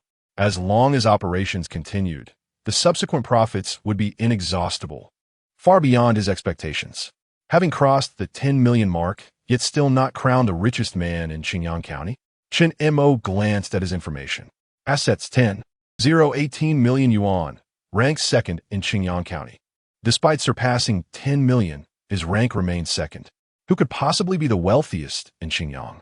Given the current economic landscape and industry distribution in Qingyang County, the most notable name was likely Qingyang Cement, which had flourished alongside the real estate boom in recent years. Qingyang Cement not only dominated the county, but also ranked among the top 10 enterprises in the entire city, exhibiting rapid growth. If Chun Mo wished to surpass them in a short time, he might need to expand his franchise network and accelerate capital influx. However, franchisees also required a process of brand accumulation to swiftly attract investors. Currently, Lulan marked the inception of his franchise journey in Fushu. Ding! New task. Own 10 branches of any store. Task reward, 10,000 points. Ding! New task. Employ 5 staff members with a rating above 90. Task completed. Task reward, 5 million. Had he completed the task ahead of schedule? The employees rated above 90 should be Su Yun, Zhou Yin, Zhou Ye, Shun Bing, and Bairuashi. Chun Mo, glancing at the bank notification on his phone, couldn't help but raise an eyebrow. Bank card balance, 10,002 million. This reward was exceedingly direct and substantial. He wondered if it was now sufficient to claim the title of the richest in Qingyang County. The notification chimed again. Ding! Task of becoming the county's richest completed. Received title, county's richest. Points reward 10,000. This bounty was almost overwhelming. Chun Mo promptly examined his information. Host, Chun Mo, age, 18, education, high school graduate, physical ability, 100 points, perfect. Charm, 76 points, noteworthy. Skills, photographic memory, master-level vocal skills, master-level culinary skills, marketing expert, master-level athlete. Reputation, 1008, somewhat notable. Assets, 15,018 million yuan. Ranked first in Qingyang County. Ranked 18th in Qingyang City. Acquired title, millionaire. 20 increase in business popularity. Somewhat notable. 20 increase in business popularity. Had he known that establishing a milk tea branch would unlock such a series of tasks, he would have opened the 3rd branch long ago. Was the county now conquered by him? Ranked only 18th in the city, which is quite reasonable given that the entire Qingyang City comprises 9 counties and 3 districts. Certainly, the affluent are more numerous in the urban areas. Ding! Main quest. Become the wealthiest person in Qingyang City. Task rewards, 10,000 points, and a monetary reward of 10 million. To ascend to the status of Qingyang's wealthiest individual, one might need assets exceeding 100 million, I suppose. Thankfully, the economic development of Qingyang is not overly advanced. If it were a metropolis like Shanghai, becoming the wealthiest person in the city would place one among the nation's elite. There remains some distance for Chun Mo to reach the national forefront. For now, it is prudent to take steady steps forward. After resting for a night, the following morning, Lulan drove Chun Mo to the airport. Mr. Chun, wishing you a safe flight. Lulan smiled as she extended her hand for a handshake. Thank you. Chun Mo nodded and entered the airport. Traveling from Fushu, he could only reach the capital of Xiang province by plane and then take a vehicle back to Qingyang. Chun Mo arrived in Qingyang City close to dusk, where Zhou Yu was waiting to pick him up at the station. Are we heading back to the county? Yes. Chun Mo replied, closing his eyes in the passenger seat, feeling fatigued from the journey. Zhou Yu drove him back to Qingyang County. Meanwhile, In front of the entrance of the Old Street supermarket stood a woman wearing sunglasses and a sun hat, holding a travel suitcase. Yishu Wei was bewildered. As she gazed at her family's Old Street supermarket, she removed her sunglasses and rubbed her eyes. Is this really my supermarket? Have I come to the wrong place? What is GKD? Why have the second and third floors been transformed so drastically? The Old Street supermarket had undergone a complete renovation, leaving Yishu Wei in disbelief. Was this all the work of her son? Boss, Sister Yi, an old employee from the supermarket, Li Lu's mother, recognized Yishu Wei standing at the entrance. Li Fong, it's me, Yishu Wei replied. Sister Yi, do you not recognize your own supermarket? Li Annie asked with a beaming smile. I truly do not recognize it, Yishu Wei said, her confusion evident as she surveyed the supermarket. Sister Yi, you have no idea how remarkable our boss, Chun. No, our owner has been during this time, Lianti exclaimed in admiration. Yishu Wei smiled modestly. Hearing praise for Chun Emo naturally brought her joy. This GKD was opened by our boss. And look at how many people are in this milk tea shop and the second floor. Oh, and this elevator, Sister Yi, take a look. Li Auntie proudly showcased the renovations to Yishu Wei, as if they were her own accomplishments. Observing from the outside was nothing compared to the awe felt upon entering. This was no longer the old and decrepit supermarket of yore. Every corner had been revitalized. Sister Yi, you have no idea how much money Fu Limin deducted from you. It has all been reclaimed by Secretary Su and Lawyer Shun. Secretary Su, Lawyer Shun? The more Yishu Wei listened, the more perplexed she became. Oh right, Li Lu. Li Secretary, come here. Just then, Li Auntie spotted Li Lu descending from the elevator, and in the supermarket, she found herself still addressing her daughter by her title. Since Li Lu became Chun Mo's secretary, overseeing the various affairs of the supermarket on the first floor, Aunt Li has refrained from speaking to her loudly at home. Household chores are rarely assigned to Li Lu. It must be said that earning money alters one's status, regardless of the setting. At this moment, Li Lu also noticed Yishu Wei beside Aunt Li, and her heart skipped a beat. Chun Mo's mother. Auntie, it's Lulu. Yishu Wei smiled, recognizing Li Lu, who frequently came to the shop to deliver meals to her mother. The two were acquainted. Yishu Wei even contemplated the prospect of matchmaking Chun Mo and Li Lu. This young lady is beautiful, possesses an appealing figure, has a delightful temperament, and appears particularly capable of bearing children. 070 for the meeting of mother-in-law and daughter-in-law. Auntie, did you not inform the boss of your return?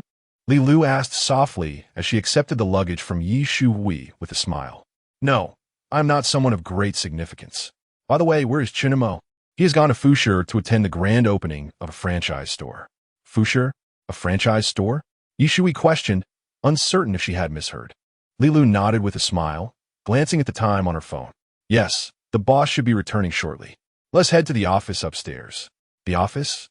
What does that store sell? Why are there so many people? Yishu Wei inquired curiously as she observed the bustling milk tea shop while ascending in the elevator. Andy, that is a milk tea shop. It serves beverages. Oh, the two arrived on the second floor. Is this an arcade?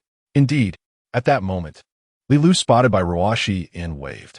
Ruashi, come here. Bai Ruashi looked at Li Lu in confusion. What is the matter? Who is this Annie? Li Lu smiled and introduced, this is Aunt Yi, the mother of our boss. Bai Ruashi blinked in surprise, then beamed, hello, Annie. I am Bai Ruashi. Yishu Wei nodded with a smile, hello. Just as they were conversing, Su Yun, who was about to descend from the third floor, witnessed the scene. Initially, she thought that the woman was someone Bai Ruashi knew, but upon closer inspection, she recognized her. Chun Mo's mother, Yishu Wei. A wave of panic washed over her, bringing forth a sense of nervousness akin to meeting her partner's parents. Instinctively, she retreated to her office to tidy her appearance, putting on a gentle and approachable smile. Chun Mo's mother has a rather pleasant demeanor, Su Yun reassured herself. Yishu Wei, Li Lu, and Bai Ruashi rode the escalator up. Su Yun took a deep breath and focused intently on her computer screen. Knock, knock. The sound of knocking echoed from outside the door. Su Yun straightened her back and smiled. Please come in. Li Lu opened the door with a smile. Sister Yun, the boss's mother has returned. Soy un rempli rose. Her smile warm and serene. Ah, Sister Shu Wei, it is a pleasure to meet you. Yishu Wei admired Su Yun, thinking to herself, this woman is truly beautiful. She had seen Su Qingxue before, but in comparison, Su Yun seemed to possess a certain charm that was lacking in Su Qingxue. Yi Shuhui's first impression of Su Yun was quite favorable, as she nodded with a smile. In her 60s, she was indeed older than Su Yun. But since Chen Mo and Su Qingxue were classmates, they regarded each other as equals. Yi Shui was naturally acquainted with Su Yun, especially since her son had pursued Su Yun's daughter fervently in the past. However, Yi Shui was not particularly fond of Su Qingxue. Yet, since Chen Mo liked her, she had never voiced her disapproval. In Yi Shuhui's eyes, Su Yun held the status of Chen Mo's future mother-in-law. Thus, she smiled warmly and kindly said, no need for formality, please continue with your work. I shall return home for a while. Yi Shui smiled and nodded, then turned to leave the office and head home. Having not returned for quite some time, she felt a sense of urgency and familiarity as she approached her front door. Lulu, Ruashi, you may continue with your tasks. Thank you for your hard work, Yi Shui said with a smile to the two women. Lulu replied, all right, we'll head out now. Just call us if you need anything. Yi Shui nodded with a smile, then hurried towards her home. Meanwhile, Chen Mo, who was on the verge of arriving in Qingyang County, received a phone call from Su Yun. Aunt Su, what's the matter? Su Yun typically refrained from calling Chen Mo, preferring to communicate minor matters through instant messaging. A phone call from her certainly indicated something significant. Your mother has returned. Su Yun stated bluntly. Chen Mo was momentarily taken aback, then replied with a smile. She is back? That's wonderful. Why didn't she call me? Su Yun fell silent for a moment, her tone tinged with the shyness of a new bride meeting her mother-in-law. I just met her. Chen Mo stifled a laugh. So you've met? I imagine the meeting went smoothly? It was fine. What do you mean, mother-in-law? Su Yun suddenly realized her slip and retorted with mild annoyance. Chen Mo's conversation with Su Yun was closely monitored by Zhou Ye, who was so engrossed that she inadvertently swerved into another lane while driving. Chen Mo swiftly grabbed the steering wheel, exclaiming, hey, we're going the wrong way. We're about to crash. Zhou Ye looked at Chen Mo with wide eyes, apologizing softly, I'm sorry. Hearing Chen Mo's anxious tone, Su Yun on the other end of the line quickly inquired, what's wrong?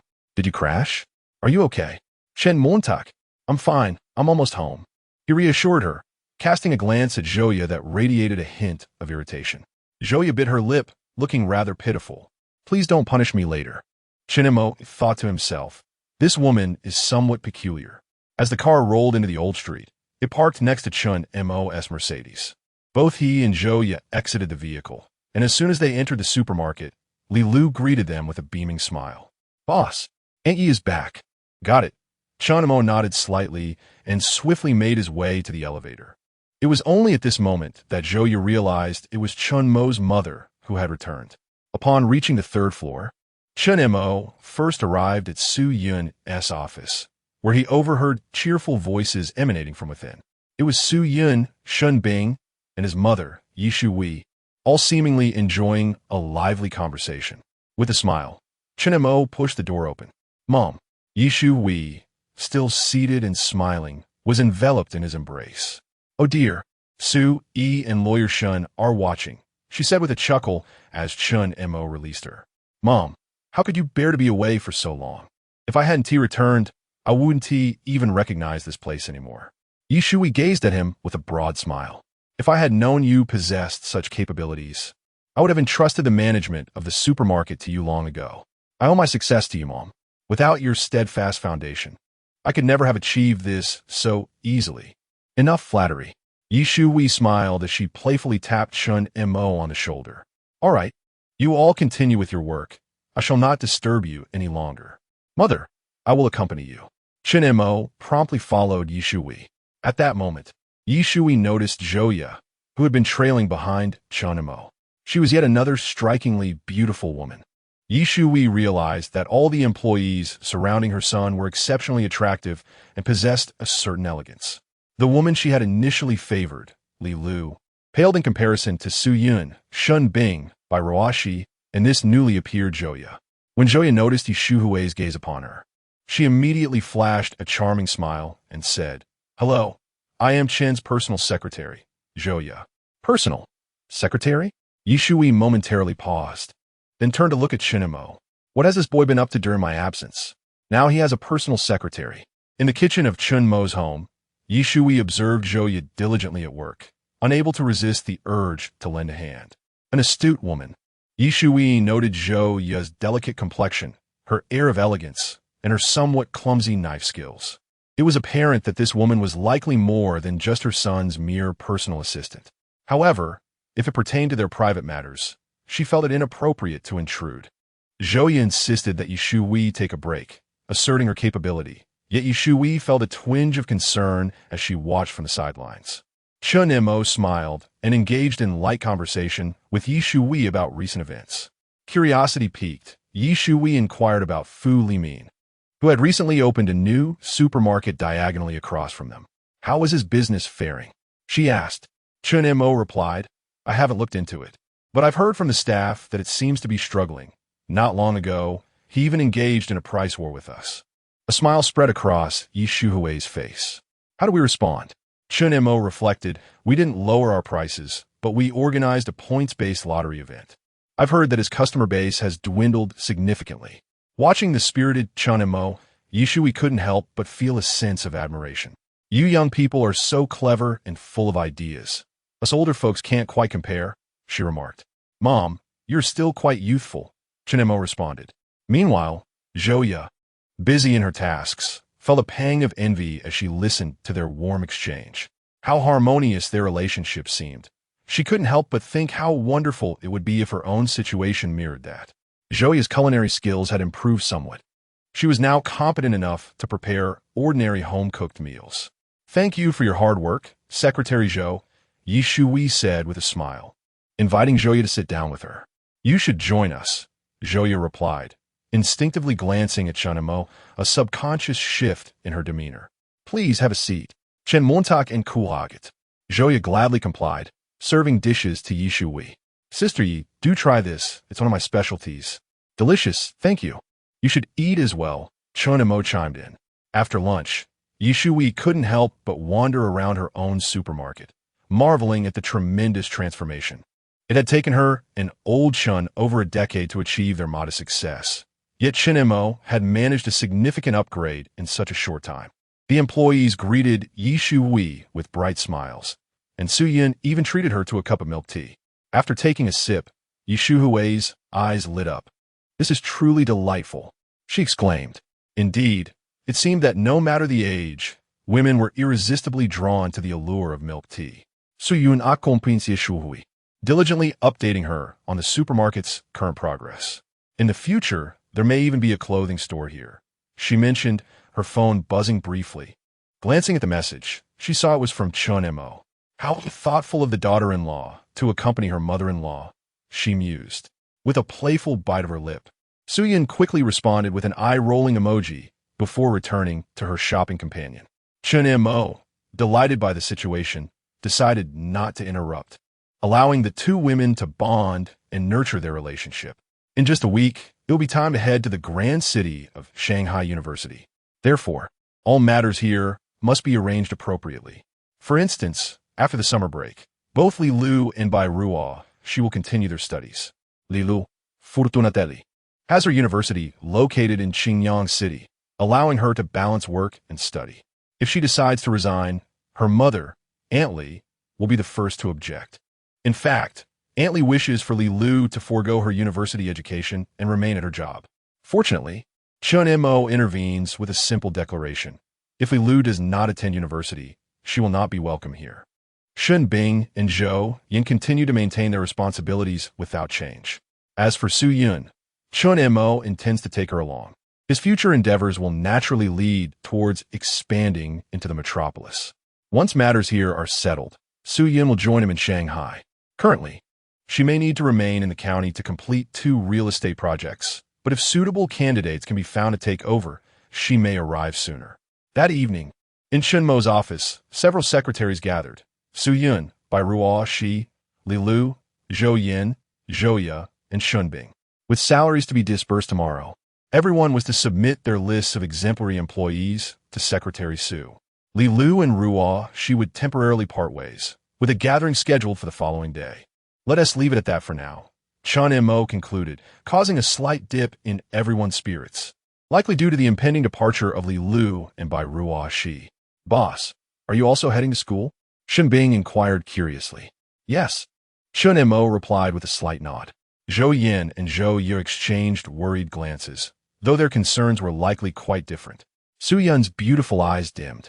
She understood what this meant. Chun Mo would be leaving, and perhaps that would mean their separation as well. Everyone, let us make the most of our time and complete our tasks today, so we can enjoy tomorrow, Chun Mo said with a smile. The group responded with a somewhat subdued okay. Chun Mo raised an eyebrow, playfully threatening. Let me see who isn't smiling. I'll deduct half their salary. What? Li Lu was the first to reveal a genuine smile. What a ruthless capitalist, Bai Ruo, she added, poking her own cheek with two fair fingers. The others couldn't help but chuckle at Bai Ruo, she's adorable antics. Shen Bing, with mock seriousness, declared, Fear not, everyone. According to labor laws, this constitutes an illegal act by the boss. We can sue him. Chen Montag merely starred in disbelief. The women burst into laughter, giving Shen Bing thumbs up. Well, we've hired a lawyer to sue our own boss, they quipped, lightening the mood considerably. As they prepared to wrap up the month's work, Su Yun, as the chief secretary, was tasked with compiling everyone's salary information. While most had completed their tasks, she remained busy into the late hours. Chun Mo prepared a bowl of noodles and quietly entered her office. Upon catching the enticing aroma, Su Yun looked up in surprise to see Chun Mo. He placed the noodles in front of her with a smile, saying, Aunt Su, enjoy your meal. As Su Yun inhaled the fragrant aroma of the noodles, a sudden pang of hunger gripped her, prompting her to eagerly grasp the chopsticks. Did you make this? She inquired. Indeed, I have devoted considerable time to perfecting it, even consulting esteemed chefs specifically for you. Chun Mo replied earnestly, gazing at her with sincerity. A hint of a smile graced the corners of Su Yun's rosy lips. Oh, that must have been quite a feat, allow me to taste. Upon savoring the first bite, her enchanting eyes sparkled with delight. Let's have another, she said, casting a skeptical glance at Chun Mo. Is this truly your handiwork? Or did Sister Yi assist you? Chun Mo, feigning indignation, retorted, Do you underestimate my abilities? Su Yun suppressed her laughter, shaking her head. Not all. Please don't be upset. I simply find these noodles exquisite. You must have a taste. She deftly lifted a noodle to Chun Mo's lips. Without hesitation, he slurped it up, causing broth to splash out. Su Yun chuckled as she offered him a napkin to wipe his face. Why the rush? It's not as if I'm denying you any. The speaker was oblivious, yet the listener discerned the underlying meaning. Chun Mo gazed at Su Yun with a hint of longing. Indeed, I haven't had my share yet. What do you mean? You just ate, Su Yun began, but her astute mind quickly grasped the implication behind Chun Mo's words. Her beautifully shaped face flushed crimson, and she buried herself in her noodles. After a moment, she mumbled softly, I can't escape. The exchange between the couple was imbued with a subtle understanding that elicited a radiant smile from Chun Mo at Su Yun's words. Enjoying her meal, Su Yun couldn't help but praise, the flavor of this dish is exquisite. Chen Montag, teach me how to make it so I can prepare it for you in the future. She gazed at him with a warm smile. Chun Mo readily agreed, of course. When I have some free time, I shall guide you step by step. As they conversed, Su Yun, with only one bite remaining on her plate, playfully offered it to Chun Mo, holding it near his mouth. Here, she said, and he smiled as he took a bite. I plan to open GKD and Dongyun branches in the metropolis and the provincial capital. When you intend to do that? She inquired. Within this week? He replied, If there is anything you need me to assist with, just let me know. Her words seemed to convey a promise. As long as he needed her, she would always be there. Chun Mo discerned the deeper meaning behind her statement. Their gazes locked, filled with affection, and he felt an irresistible urge to kiss her. Wait. Their S-oil, Su Yun said, her heart racing as she retrieved a piece of paper, seemingly taking her time to dab at her lips. At that moment, Chun Mo cast aside any pretense of gentlemanly decorum, leaning in through the paper to imprint a kiss on her lips. Time flowed gently as they indulged in their world of intimacy.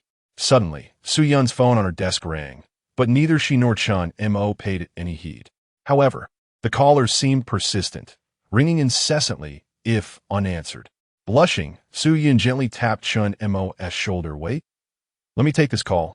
Reluctantly, Chun Mo glared at the phone, muttering, who lacks such discernment? Suppressing a laugh, Su-Yun answered, Qing Shui, you're downstairs? All right, I'll come down once I finish my work. Chun Mo sighed inwardly, Su Qing Shui, that little imp. After hanging up, Su-Yun turned to Chun Mo, her eyes sparkling with a teasing glint, her lips curving into an involuntary smile. She stepped closer, whispering in his ear, she must be yours. You won't escape this in this lifetime. You said it, Chun Mo replied, wrapping his arms around her waist. In the next life, you won't escape either. All right. Su-Yun nodded with a playful smile. Satisfied for the moment, Chun Mo suggested, let us go, I'll walk you down. As they descended the stairs, Su Qing Shui stood beside Su-Yun's bicycle, her posture straight and poised. It was undeniable that Su Qing Shui had inherited many of Su-Yun's admirable traits in both figure and appearance. Nevertheless, Su-Yun, in her prime, radiated a beauty that Su Qing Shui had yet to match. Upon seeing Chun Mo, a complex glimmer flickered in Su Qing Shui's eyes. Chun Mo had already become a business prodigy in the eyes of their classmates, admired by male peers and idolized by female ones. Rumors circulated about many students privately reaching out to him, hoping to align themselves with such a promising figure. As the acknowledged goddess in Chun Mo's heart, Su Qing Shui was also held in high esteem by her peers, with many believing she was likely to end up with him. In the past, Chun Mo may not have been worthy of admiration, yet now, perspectives have shifted. However, the true dynamics between the two may still remain unclear to Su Qing Shui. Will there be a relationship in the future? Perhaps, but that would likely be due to Su-Yun. Chun Mo, with a beaming smile, waved goodbye to Su-Yun before turning away to ascend stairs. He did not cast a glance in Su Qing Shui's direction throughout the entire encounter. This evening, as Su Qing Shui arrived, she inexplicably harbored a flicker of hope, as if echoing her close friend Lu Siyu's thoughts that perhaps Chun Mo still held feelings for her. Yet now, she has come to a stark realization. Chun Mo's affections have shifted. The object of his affection is. Su Qing Shui still finds it difficult to accept. She believes that Chun Mo's proximity to Su-Yun is merely an act of revenge against her, retribution for love unreciprocated. Qing Shui, get in the car. We're heading home. Su Qing Shui snapped back to reality and took a seat in the back. Meanwhile, Chun Mo observed the silhouettes of the two women as they rode away, gradually vanishing around the corner of the old street.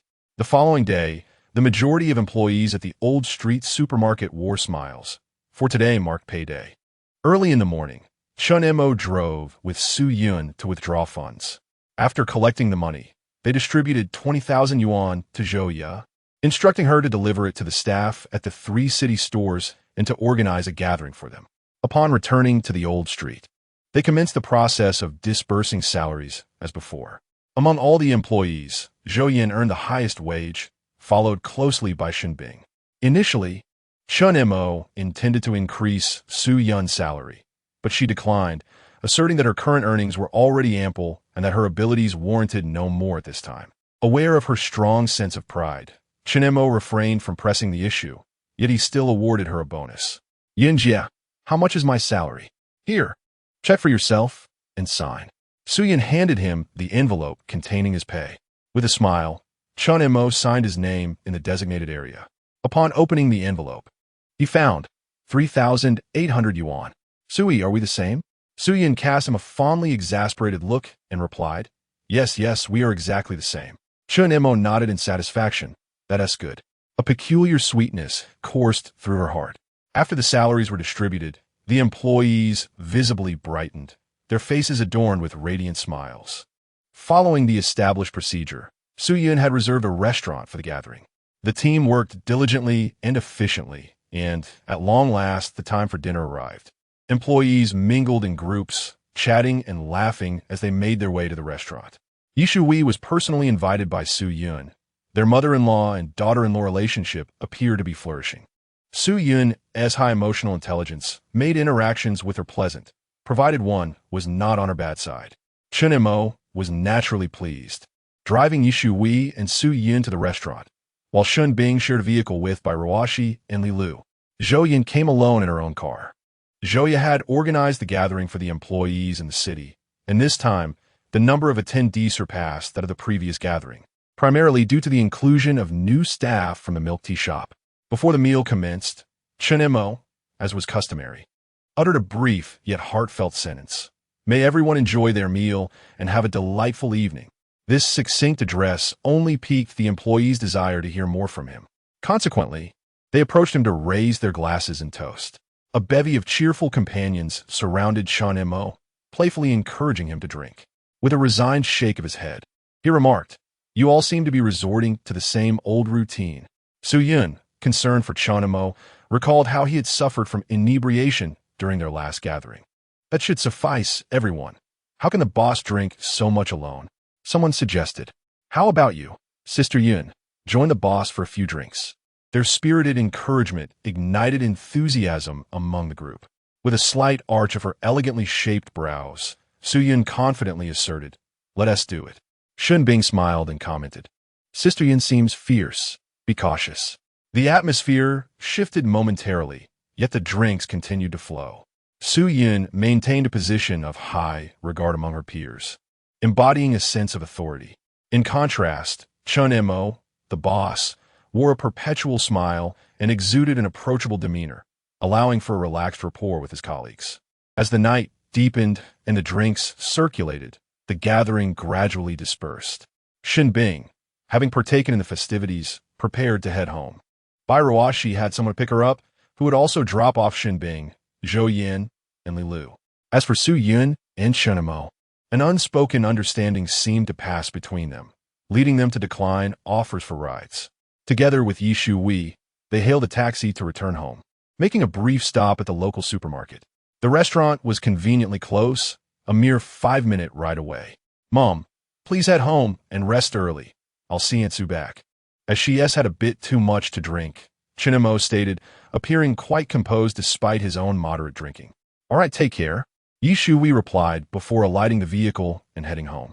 "Master, let us go," Chen Mo said as the taxi turned towards Su Yun's residence. En route, he could no longer restrain himself and took her hand gently. Su Yun, too, leaned her head softly against his shoulder, their connection palpable in the tranquil passage of time.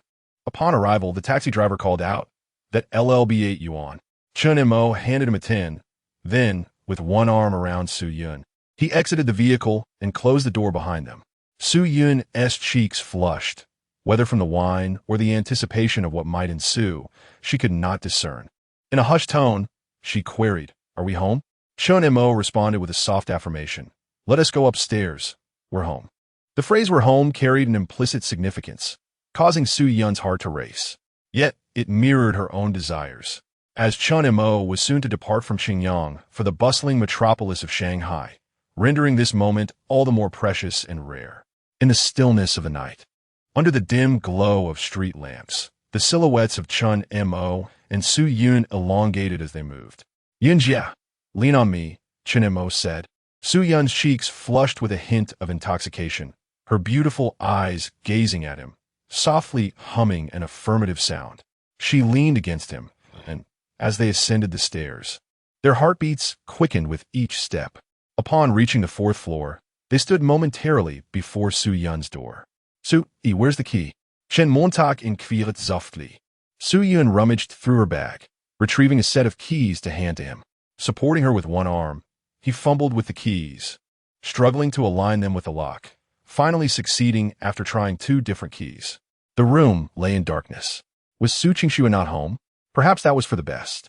Chen Mo flipped the light switch, and Su Yun squinted slightly, turning to him, wrapping her arms around him, and whispering, "I wish to rest." "Is your room this way?" Chen Mo recalled that Su Qingxue's room was on the left, so the right side must be Su Yun's bedroom. She replied softly, and he guided her towards the bedroom. As the door opened, a delicate fragrance wafted through the air, reminiscent of Su Yun's own scent. The room was tidy and elegant, furnished with a desk and a bookshelf filled with numerous books, many of which she had recently acquired to better understand some of Chunmo's conversations, her thirst for knowledge evident. On the bed lay a pure white blanket, exuding a subtle fragrance akin to Su-Yun's, appearing pristine. Chun-Mo gently assisted her onto the bed and turned on the desk lamp. Su-Yun's breathing steadied. "Water." "All right, wait here," he replied, hastily exiting the room to fetch a glass of water. He propped her up to drink, and she took a generous sip before reclining back down. He placed the glass on the desk and gazed at her, admiring her exquisite features and perfect figure. A sleeping beauty, indeed.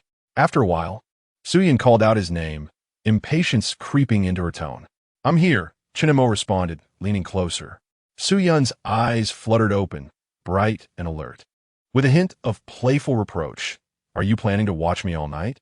Taken aback, Chun-Mo's heart raced. Her words were unmistakably clear, laden with implication. Realization dawned upon him. "You're not drunk?" Su-Yun bit her lip, her face turning crimson, and she whispered, "I am drunk." Was this the moment to be concerned about her state of inebriation? Chun-Mo understood her meaning well, leaning closer to her flawless visage. Su-Yun could feel his breath, and instinctively, her grip tightened around the blanket. A new chapter in their lives was about to begin. Chun-Mo gazed upon her stunning beauty, her elegant and intellectual demeanor stirring emotions within him that were difficult to suppress. He leaned gently towards her ear and whispered, "Su-Yun, from now on, you belong to me."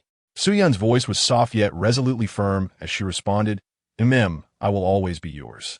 For most, it was merely another ordinary night. But for Su-Yun, it marked the dawn of a new chapter in her life. Not only Su-Yun, but also Su Qingxue, who was currently staying at her friend's house, felt the weight of the night. Since the previous evening, she had been in a melancholic mood, seeking solace in dining and singing with Lu Siyu and a few other friends, indulging in considerable amounts of alcohol. Drunk, Su Qingxue clung to Lu Siyu in a drunken stupor, refusing to return home. Lu Siyu, left with no choice, brought Su Qingxue back to her residence. Though inebriated, Su Qingxue found herself unable to sleep, tossing and turning restlessly, her heart heavy with a sense of impending significance. For some, the night stretched interminably, a seemingly endless solitude that tormented them, while for others, it felt fleeting. Such was the sentiment of Chun-Mo and Su-Yun. As the morning sun bathed Su-Yun's bedroom in warmth, her long eyelashes fluttered slightly under Chun-Mo's unwavering gaze. He smiled gently, teasingly murmuring near her ear, "Why not sleep a bit longer?" At his words, Su-Yun could no longer contain herself. Her beautiful eyes opened, tinged with urgency and pleading, "Could you please leave?" "Just for now?" Chun-Mo raised an eyebrow with a hint of amusement. "I thought you were still asleep." Su-Yun bit her rosy lip. "I am awake. I am awake. I beg you." Clearing his throat, Chun-Mo remarked, "It seems she wasn't home last night." The revelation startled Su-Yun. She wasn't home? Chun-Mo took her phone, revealing a message from Su Qingxue's number. "Aunt Su, this is Lu Siyu. Qingxue had a bit to drink and is resting at my place tonight, so no need to worry." Upon reading the message, Su-Yun exhaled in relief. The previous night had indeed been somewhat reckless. She had learned about Su Qingxue's gathering with friends during their dinner, which had carried an element of risk. Chun-Mo observed her intently, gradually leaning closer. Su-Yun's cheeks flushed a deep crimson as she whispered, "Qingxue, I might return at any moment, so you should get up." Chun-Mo let out a gentle sigh. As the clock approached 8, Su-Yun gently kissed Chun-Mo on the cheek, eliciting an involuntary smile from him. Their playful banter was laced with affection, and Chun-Mo found himself utterly captivated by Su-Yun's tender demeanor. However, with the possibility of Su Qingxue's sudden return looming, Su-Yun urged him to tidy up swiftly, despite relishing the moment. Chun-Mo complied, restoring the room to its previous order with a cheerful demeanor. Su-Yun intended to assist in the cleanup, but was halted by a sudden discomfort. Had it not been for her concern over Su Qingxue's potential arrival, she would have indulged in the moment further. "Auntie, please continue to rest. I will check outside," Chun-Mo said with a smile as he left the bedroom. Lying comfortably in bed, Su-Yun felt an unprecedented sense of bliss wash over her, her eyes gently closing with a smile gracing her lips. About 10 minutes later, a delightful aroma wafted through the air. "Auntie, have something to eat before you sleep," Chinemo announced, bringing a bowl of noodles to her side. After a night of exertion, Su Yun was indeed ravenous, and the enticing scent of the noodles was irresistible. "Have you eaten?" she inquired, her sleepiness dissipating. Chun Mo shook his head with a smile. "No." She then offered him the first bite, urging, "Eat up." Chun Mo savored the morsel, nodding in satisfaction. "Delicious." Su-Yin took a bite herself, her eyes sparkling with delight. "This is truly wonderful. If only I could have it every day." Chun Mo grinned, assuring her, "I promise you will." Su-Yun's bright eyes glimmered with anticipation at his words. After a brief exchange, Chun Mo took his leave. Not long after, Su Qingxue returned home. "Mom, are you still asleep?" Her voice echoed from outside the door. Just woke up." "What is the matter?" "Oh, wait outside. I need a change," Su Yun replied, her voice tinged with an unusual tremor. Su Qingxue paused, sensing something was amiss. As she stood at the threshold, she heard a peculiar sound from within. "Mom, are you all right?" "I'm fine. Just a moment," Su Yun responded hastily, stepping out and quickly closing the door behind her. Su Qingxue noted her mother's slightly disheveled hair and flushed cheeks, resembling someone just awakened, yet she couldn't shake the feeling that something was off. "Did you drink last night?" Su Qingxue asked. "Yes, there was a company dinner, and I had a bit too much," Su Yun replied, scanning the room to ensure no trace of Chun Mo remained. "Did you spend the night at Siyu's?" "Yes. Siyu mentioned you got drunk last night. You shouldn't drink outside anymore." "All right," Su Qingxue murmured, lowering her head. "Have you had breakfast?" "Not yet." Upon the mention of breakfast, Su Yun was immediately reminded of Chun Mo preparing a meal for her that morning, and there might still be remnants in the kitchen. "You should rest for a while. I will prepare breakfast," she suggested. "Aren't you working today?" Su Qingxue inquired, her voice laced with curiosity. After all, Su Yun had not taken a break for some time. Even on weekends, she persisted in working overtime. At this hour, according to her usual routine, she should have already been at work. "I took the morning off. I will return to work in the afternoon," Su Yun thought to herself, aware that she had to weave several fabrications today. "Oh, Su Qingxue nadith," then retreated to her room. Su Yun, with her long, elegant legs, swiftly made her way to the kitchen. Indeed, there was still boiling water in the pot for cooking noodles. She took the opportunity to continue heating it before adding the noodles. In the midst of cooking noodles, Su Yun heard her daughter, Su Qingxue's voice emanating from her bedroom. "Mom, where did you put my book Loneliness?" "I can't find it." Su Yun's hand trembled slightly, causing the noodles to tumble into the pot. Qingxue had retreated to her own room. Enduring the pangs of anxiety, she hurried to her bedroom, her heart racing with urgency. "Qingxue, the book isn't in your room. I returned it to your room." "It's not in my room," Su Qingxue replied, perplexed. With her heart pounding wildly, Su Yun arrived at her bedroom door. "Did you not find it?" "I found it," Su Qingxue exclaimed joyfully, pulling a book from her desk drawer. "Look, it's clearly in your room, yet you claimed it was back in mine." "Ugh, Bodkip si misremembered," Su Yun replied. "The noodles are almost ready. Come out to eat." "Okay," Su Qingxue responded, following Su Yun out of the room. Su Yun served her the noodles. "Eat quickly. You need to rest afterward." Hurry up, so that I can wash the dishes." "No need, Mom. You go about your business. I'll wash them myself after I'm done." Seated at the desk, Su Yun casually opened a book and began to read. After a brief while, she paused to listen for sounds from Su Qingxue, who seemed to still be in the living room. Resigned, she returned to her reading. Taking a deep breath to calm herself, she concentrated on the book in her hands, a volume on management that offered her valuable insights. She took notes as she read. Time flowed quietly, creating a particularly warm scene. After completing a chapter, Su Yun stood to stretch her back. It was getting late, and she feared that Shinamo might be stuck there all day. Gently opening the door, she glanced into the living room, only to find Su Qingxue had vanished.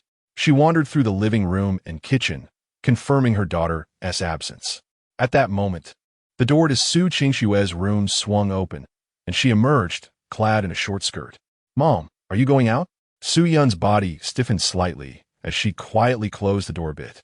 Turning with a smile, she responded, "Yes." Su Qingxue, puzzled, asked, "Didn't T.U. say you were going in the afternoon?" With a calm demeanor, Su Yun replied, I suddenly have an urgent matter that requires my presence. Oh, all right, Su Qingxue said, remaining in place, seemingly with more to say. I'll be off now.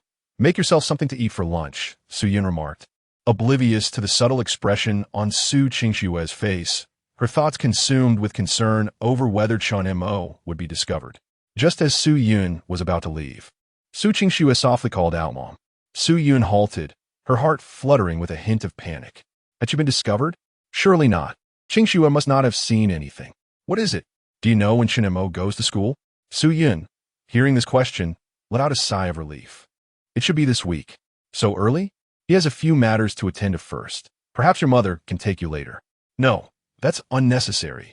Su Qingxue's voice betrayed a hint of undeniable disappointment.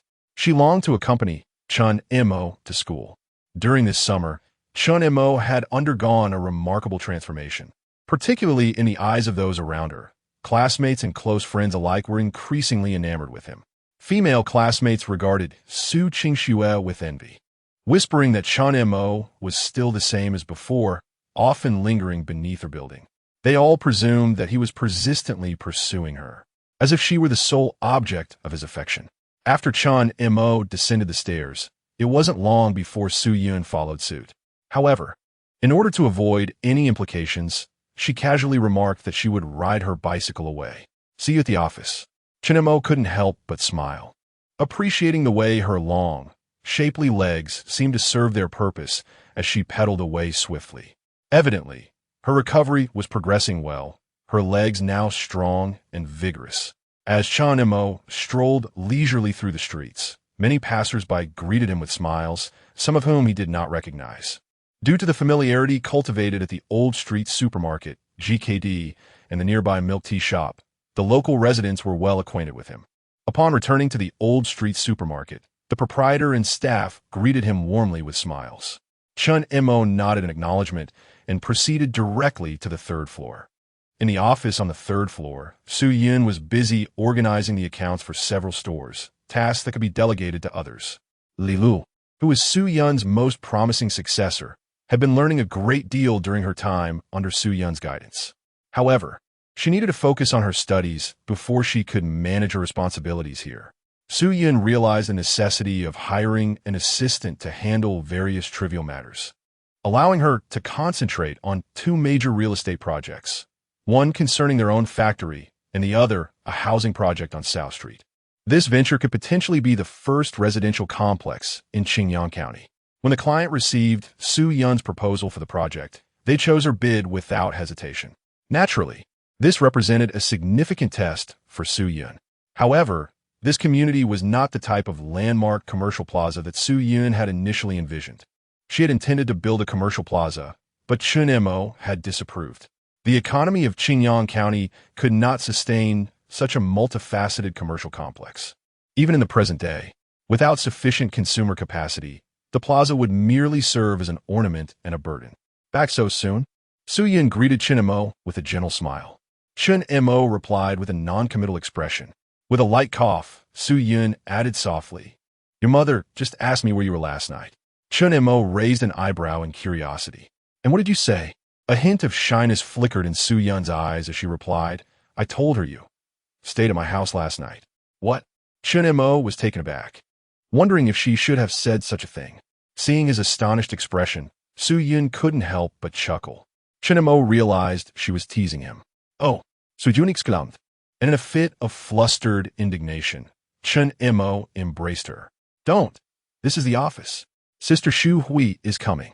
Upon hearing her last words, Chen Mo immediately released her. Yet, as soon as he did, Su Yun hurriedly fled, laughter ringing out in her wake. Well, I've been tricked again. Chen Mo muttered to himself, bemused by her antics. Outside the office, Su Yun, her eyes sparkling with mirth, said, I'm going to hire someone. We need to find someone to fill in for Ruo, Shi, and Li Lu, as well as my assistant. What do you think? All right, wait. Come in and take a look at why your computer suddenly went black. Chen Mo began to Su Yun. Su Yun's lips curled into a subtle smile. Has the screen gone dark? May I come in? Chen Mo nodded earnestly. Yes, please come in quickly. We wouldn't want anything to go awry. This computer is rather expensive. Su-yin shut the office door behind her, a hint of playful allure in her demeanor. Oh, try to trick me into coming in, huh? I won't be fooled. Chen Mo thought to himself. Has she changed for the worse? Aunt Sue, so kind and gentle, has become sly. Who could have influenced her? I shall first exclude myself. Meanwhile, Su-yin descended the stairs and had a recruitment notice posted. She also sought out potential candidates at the milk tea shop and the GKD store, ideally to fill the roles of Li Lu and Bai Ruashi. On another front, Chen Mo, having driven out, received a message from Bai Ruashi indicating that she was at the train station preparing to head home. At the station, he encountered the departing Bai Ruashi, who stood beside a dignified elderly gentleman exuding a commanding presence. Boss, Bai Ruashi smiled and waved at Chen Mo Ruashi. Chen Mo approached her. This is my grandfather, Grandpa. This is the store owner I mentioned to you.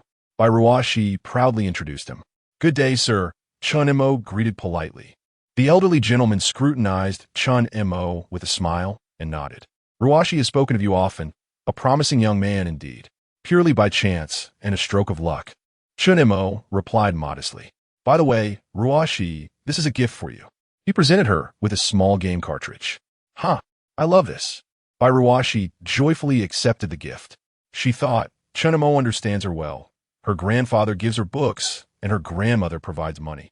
Then I shall also give you a gift, Bai Ruashi said, rummaging through her belongings, only to realize she had nothing on her. The atmosphere grew slightly awkward. Chen Mo chuckled lightly, no need. Bai Ruashi bit her crimson lip and insisted a gift. I will give you one next time. Allericht, Chen Montag nodded. Ruashi, it's time for ticketing, the elderly gentleman reminded. All right, goodbye, Chen Montag. Bai Ruashi stepped forward and embraced him before departing. Goodbye, Chen Montag replied. As Bai Ruashi embraced him, the elderly gentleman regarded Chen Mo with a glimmer of perceived hostility. Chen Mo coughed awkwardly and watched as Bai Ruashi passed through the ticket gate. After bidding farewell to Bai Ruashi, Chen Mo turned to the grandfather. Sir, I have some matters to attend to, so I shall take my leave. Very well, the elderly gentleman acknowledged with a composed nod. Chen Mo drove away from the station, returning to the Old Street supermarket. Due to Su-yun's recruitment notice, many had come, and by the end of the day, several had been eliminated, leaving only 5 candidates. In the office, Su-yun examined the list with dissatisfaction and handed it to Chen Mo for his selection. Chen Mo glanced over it, and the system swiftly provided ratings. Among the 5 individuals, only one scored above 60, while the others fell short. Detection, name, Lin Yuning, age, 28, height, 160 centimeters, education, high school graduate. Rating, appearance 62, figure 68, temperament 66, ability 64, potential 66. Overall score, 65. Bronze level assistant. This is somewhat acceptable. Let Lin Yuning take over Bai Ruashi's duties for now. Li Lu can temporarily oversee the matters on the first floor. So you nodded slightly. The primary aim now is to recruit her assistant, thus allowing her some respite. Chen Mo needs to head to Magic City early. She must accompany him to assist in launching the GKD and milk tea branches. However, suitable candidates are not readily available at this moment. Aunt Sue, what do you think of Zhouya? Su-yin raised her delicate eyebrows. Are you suggesting that she serve as my assistant? Chen Montag nodded. Su-yin contemplated seriously. If you trust her, then it's feasible. Her capabilities are on par with her sister, Zhou Yan. Based on Zhou Yun's recent conduct and character, she is distinctly different from the Lin family. Chen Mo stretched and embraced Su-yun. Allowing her to be merely an assistant is not an issue, and it could serve as her final test. Su-yun's cheeks flushed as she whispered, just make sure you're certain. I will follow your lead. Who? Our daughter. Su-yun longed to be close to Chen Mo, yet rationality reminded her that the current setting was somewhat inappropriate. Su-yi, are you going to? You're home tonight? Chen Mo inquired with a playful smile. The thought of being cornered by Su Qingxue in the bedroom earlier made Su-yun vigorously shake her head. No way. Then, where to? Chen Mo asked earnestly. Su-yun's heart raced as she admitted, I don't know. My place? Chen Mo suggested. Su-yun retorted, but Sister Shui is home. With a deep sigh, Chen Mo pondered, what shall we do then? Su-yun felt her cheeks flush. It was her first time discussing evening plans with someone. It seems we need to purchase a place of our own, Chunmo stated seriously, his gaze intense. A love nest for the two of us. Upon reflection, Su Yun realized that given the current circumstances, acquiring a home together was indeed necessary. However, her financial situation was less than ideal. Even though Chunmo was affluent, she wished to contribute half of the cost. Once the community project we are undertaking is completed, we can buy a unit in that neighborhood. Su Yun's eyes sparkled with hope. After finishing this project, she would have enough funds to cover her share of the house. Chunmo smiled. If possible, I wish to buy it tonight. Su Yun hesitated. While the idea of spending a romantic evening together was appealing, reality had other plans. Just as they were deliberating on this secret, the sound of high heels clicking on the floor echoed through the office, an alluring cadence unmistakable in its allure. Come in, Chunmo called, just as Joya entered. She exuded maturity with her porcelain skin and wore a dazzling diamond necklace that radiated sophistication. Her movements were both graceful and sensual. Boss, Secretary Su, is there an urgent matter for me? Joya greeted them with a serene smile. Chunmo handed her the documents Su Yun had organized. From now on, you will assist Secretary Su and also serve as the manager of the second floor. Ah, sure. Joya paused momentarily but quickly agreed, recognizing this as her opportunity. The two women spent the remainder of the evening transferring tasks. This was a significant test for Joya. Finally, late into the night, they concluded their work. There is not much else to discuss. Just keep a close eye on our community project. If any issues arise, feel free to call. Also, there's a new assistant, Lin Yuning. She will help you with some of the miscellaneous tasks on the second floor. Understood, Joya replied, diligently reviewing her notes. This was her final chance, and she was determined to seize it. At that moment, Chunmo returned to the office, glancing at the two women. All right, you should head home and rest. Sister Zhou, Yin is waiting for you downstairs. Okay, I'll take my leave, Joya said, demonstrating her perceptiveness as she departed first. Chunmo had just engaged in a brief conversation with Zhou Yin, planning to establish the foundational mobile manufacturing department here. As for the research related to advanced technology, it would be situated in the bustling metropolis. This arrangement also afforded Zhou Yin greater room for creativity, for in this small county, talent was sorely lacking. Although Chunmo mentioned he would take responsibility for the core technology sector, it was impractical for him to handle everything alone. Having stronger assistants would undoubtedly simplify matters. As Chunmo watched Joya depart, his gaze settled on Su Yun. With a gentle smile, Su Yun rose and approached Chunmo, saying, I should head back now. I still need to pack. Have you purchased the tickets for tomorrow's trip to the metropolis? Chunmo handed her a bag, replying, We will first go to the provincial capital, then take a flight to the metropolis. Su Yun's beautiful eyes sparkled with anticipation. A flight? Chen Montauk nodded. Are you afraid? Su Yun's lips curled upward slightly. What is there to fear when you are with me? Chunmo noted the time. It was getting late. She glanced at her wristwatch, realizing it was almost midnight. With a subtle smile, Chunmo expressed understanding. All right, let us head home and get some sleep. Su Yun responded. Is that really what I meant? Chunmo lowered his voice, by the way. Did she go out with Lu Siyu today?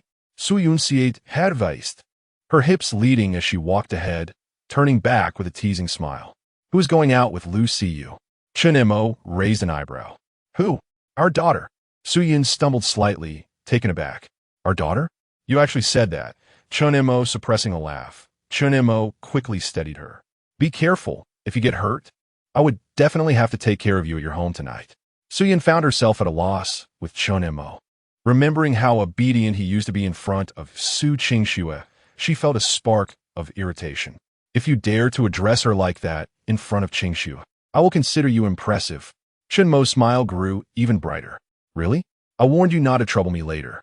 Su Yun found herself at a loss for words. Chunmo might indeed act on it. His indifference towards Su Qingxue was strikingly evident. I'll drive you home, Chunmo declared, opening the passenger door. Su Yun, feeling weary from the day, preferred not to ride her bicycle, as her legs and back had yet to fully recover from the exertions of the previous night. Moreover, cycling often led to her being playfully bullied by Chunmo, and she had no means to retaliate. Chunmo drove Su Yun to her home. and they lingered in the car for nearly half an hour. Noticing her fatigue, Chen-mo found it hard to let her leave. As Su-yun stepped out of the car, her cheeks flushed with warmth, and her beautiful eyes glimmered with a hint of shyness. Before exiting, she shot Chen-mo a playful glare, saying, "Drive safely on your way back. Good night. Good night, my wife." Su-yun stood momentarily stunned, gazing at Chen-mo, her eyes brimming with a mix of embarrassment and joy. She climbed back into the passenger seat, leaned in to embrace Chen-mo tightly, and softly murmured, "Good night, my husband." As the evening descended, Su-yun softly murmured good night to her husband, her exquisite oval face flushed. Even in her high heels, she swiftly ascended the stairs with her long, graceful legs as if fleeing. Chen-mo beamed at her stunning silhouette as he thought of returning home, preparing for the couple's upcoming business trip the following day.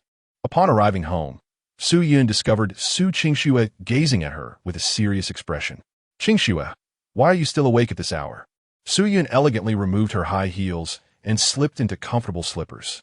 "Mom, why are you back so late?" Su Qingxue's eyes sparkled with curiosity as she regarded Su-yun. Feeling exposed, as if her innermost secret had been unveiled, Su-yun hesitantly replied, "I was working late, finishing up some tasks for tomorrow's business trip." She took a glass of water and drank. "A business trip? Just you?" Su Qingxue inquired, a hint of intrigue in her gaze. Su-yun turned to grab another glass of water, avoiding direct eye contact with Su Qingxue. "Something like that. Where are you going?" Coincidentally, to the city where you attended university, the enchanting Magic City," Su-yun replied with a smile. Su Qingxue immediately sensed an unusual significance in her words. "Magic City? That is indeed quite a coincidence. All right, I have much to do. After my shower, I need to pack. Qingxue, make sure to refrain from reckless adventures while I'm away," Su-yun advised. "Understood," Su Qingxue replied, slightly lost in thought as she watched Su-yun enter the bathroom with a change of clothes. The following morning, "Chen mo imbranjit yishui. Mom, take care at home, and if you need anything, you can contact Li Lu or Shunbing. Got it, just be safe. And remember to let me know you've arrived," she replied. "All right." Chen-mo and Yi Shui waved goodbye as Zhouya, clad in a professional form-fitting dress, helped Chen-mo load his suitcase into the car's trunk. Li Lu and Shunbing waved at him, with Shunbing smiling brightly, "Goodbye, boss. You can rest easy at home." Li Lu's expression was complex, realizing that their opportunities to meet would likely diminish in the future. Yet, she had her own plans, working hard to improve herself so that when the time came, she could encounter Chen-mo again. "Shunbing, the household depends on you," Chen-mo said with a smile. "Rest assured," Shunbing replied, standing tall. Waving goodbye, Chen-mo drove away, a cloud of dust trailing behind him. Moments later, Chen-mo's car arrived beneath Su-yun's building, and he sent her a message. 3 minutes later, Su-yun emerged, clad in form-fitting blue jeans, her long, robust legs exuding health and vitality. With a smile, she carried a suitcase in hand. Chen-mo stepped out of the car, taking the suitcase from her and placing it in the trunk. They both got into the car, which then accelerated briskly, the driver visibly exhilarated. Meanwhile, on the balcony of Su-yun's home, Su Qingxue observed the scene with a cold gaze, aware that Su-yun was embarking on this business trip with Chen-mo. Why must mother deceive herself into believing she is but a mere individual? Chen Montak. Su Qingxue clenched her silver teeth tightly. Meanwhile, Chen-mo drove, accompanied by Su-yun, as they listened to music and hummed joyfully on their way to the provincial capital. How many hours does it take to travel from our county to the provincial city? Su-yun retrieved a book from her bag, titled Marketing Management, a classic work in the field of management recommended by Zhou Yan. If we take the highway, it will take approximately 4 hours. So we should arrive in the provincial city around 1 or 2 in the afternoon, and from there, we can directly take a flight to the Magic City? That sounds about right. Su-ai, is there anywhere in the provincial city you wish to visit? No, let's head straight to the Magic City. As Chen-mo drove, Su-yun read her book, occasionally jotting down notes. With her head slightly bowed and a smile gracing her lips, she replied, "All right." At that moment, Chen-mo pressed down on the accelerator, eager to embrace their world for two. "Chen-mo, please drive a bit slower." By 2 o'clock in the afternoon, Chen Mo and Su Yun arrived in the provincial city. In this era, there is no concept of purchasing tickets online. One must visit designated ticket outlets or upscale hotels for reservations. Let's first dine, and then we shall purchase our tickets. Chen Mo drove with Su Yun to a well-known restaurant in the city center, renowned for its Hunan cuisine. Su Yun ordered the lighter cheese, appearing quite attentive to her skin and figure. However, ever since that night, she felt her complexion had significantly improved, radiating youthfulness, and her demeanor seemed remarkably vibrant. Perhaps it was thanks to Chen Mo. As this thought crossed her mind, a blush crept onto her cheeks. Chen Mo ordered preserved beef, a classic dish of Hunan cuisine, accompanied by a nourishing soup. 4 dishes were ample for the two of them. As the dishes and soup began to arrive at the table, both Chen Mo and Su Yun felt quite hungry and indulged in their meal. Drink this soup. It will nourish you, Su Yun said earnestly, handing a bowl of soup to Chen Mo, puzzled, since she was hinting at something. He also filled a bowl of soup and placed it in front of Su Yun. Su Ai, you should drink more as well, or you will soon raise the white flag in surrender. Su Yun's perfectly oval face flushed with embarrassment, and she retorted playfully, who would surrender so soon? Humph. Her unwillingness to admit defeat perfectly embodied the essence of being stubborn yet playful. Just wait and see. Publicly funded homancy. After finishing their meal, Chen Mo and Su Yun inquired with the waiter and learned of a ticketing agency not far from the restaurant. With no vehicle at their disposal, they leisurely strolled down the bustling streets of the provincial capital. However, after only a few steps, Chen Mo suddenly took hold of Su Yun's hand. Surprised, Su Yun instinctively attempted to withdraw her hand. Perhaps it was due to their clandestine relationship while in the county, where they had to keep their affection hidden. Being so openly held by Chen Mo caught Su Yun off guard. Yet, as she recalled that no one here knew her, her initial anxiety gradually dissipated. Instead, she grasped Chen Mo's hand more firmly. Walking openly with the person she cherished on this vibrant street was an exquisite joy. However, the heat was quite overwhelming. The temperatures in August and September were no trifling matter. Su Yun's palms began to sweat, and beads of perspiration formed on her delicate oval face, even leaving marks on her white t-shirt. Aunt Su, let us go buy some iced milk tea. But where can we find milk tea here? Su Yun chuckled as she surveyed the shops lining the street. She found no milk tea vendors or fast food outlets. This was the provincial capital. It seemed surprisingly barren in this regard. Nowadays, many cities in the country offered ample milk tea and fast food options, making this scarcity feel like an arid desert. Su Yun resolved that upon returning with Chen Mo from the metropolis, she would accelerate the expansion of her franchise. Such a vast market, left untapped, would be a tremendous waste. She envisioned a time when the GKD logo would be displayed across the nation, proudly showcasing Dongyun milk tea. Strangely, it seems the provincial capital lags behind our county in this aspect. Let us settle for some ice water, Su Yun remarked. Chen Mo led her to a nearby supermarket, where they purchased 2 bottles of cold water. Unscrewing the cap, he handed one to Su Yun. Feeling both hot and parched, she took a generous sip, while Chen Mo emptied nearly half of his bottle in one go. Slow down. Don't choke, Su Yun gently admonished with a smile, wiping the water from his chin with her soft hand. I'm fine, really. It feels refreshing, Chen Mo replied, smiling back at Su Yun. Let us buy the tickets first. Leaving the supermarket, they walked eastward down the street for another 3 minutes until they arrived at the ticketing agency. In this weather, unless it cools down in the evening, walking isn't the best idea, Chen Mo mused. Su Yun smiled slightly and asked the service personnel, Hello, do you have any tickets available for tonight from our provincial capital to the metropolis? The smiling female attendant replied, We have a flight at 6:45 this evening, and tickets are 180 each. How many would you like to purchase? Su Yun glanced at Chen Mo, who gave a slight nod. 2 tickets for adjacent seats. Please. She retrieved 4 100 yuan bills from her bag and handed them to the attendant. Currently, the financial reins of the company were in Su Yun's capable hands. She had even paid for their meal just earlier. To be honest, one could say this business trip was a form of publicly funded romance. The total comes to 372 yuan, and here is 28 yuan for you, along with the flight ticket. Thank you. Su Yun accepted the money and the ticket. This was her first time flying, and naturally, it was also her first encounter with a flight ticket, prompting her curiosity to peruse it. It was merely slightly larger than a train ticket, with no significant differences. Su-Yun carefully stowed the ticket in her bag. The flight was scheduled for 6:45. We can take a stroll before heading to the airport. Very well. Chun Mo and Su-Yun were in perfect accord as they walked back to the restaurant where they had parked and then drove to the most famous attraction in the provincial city, Jizutu. A charming little island in the river, it boasted scenic views and a colossal bust of a great leader. "Aunt Su, let us take a photo here," Chun Mo suggested, pulling Su-Yun in front of the statue. He found a passerby who took their first picture together on his phone. As Su-Yun observed their affectionate poses in the photograph, her heart raced uncontrollably. "Do remember to send me the photo?" she murmured to Chun Mo. He smiled and replied, "Sure, we can have it printed and displayed at home." Su-Yun responded with a silent expression. The two sought refuge under a large shady tree and rested for a while.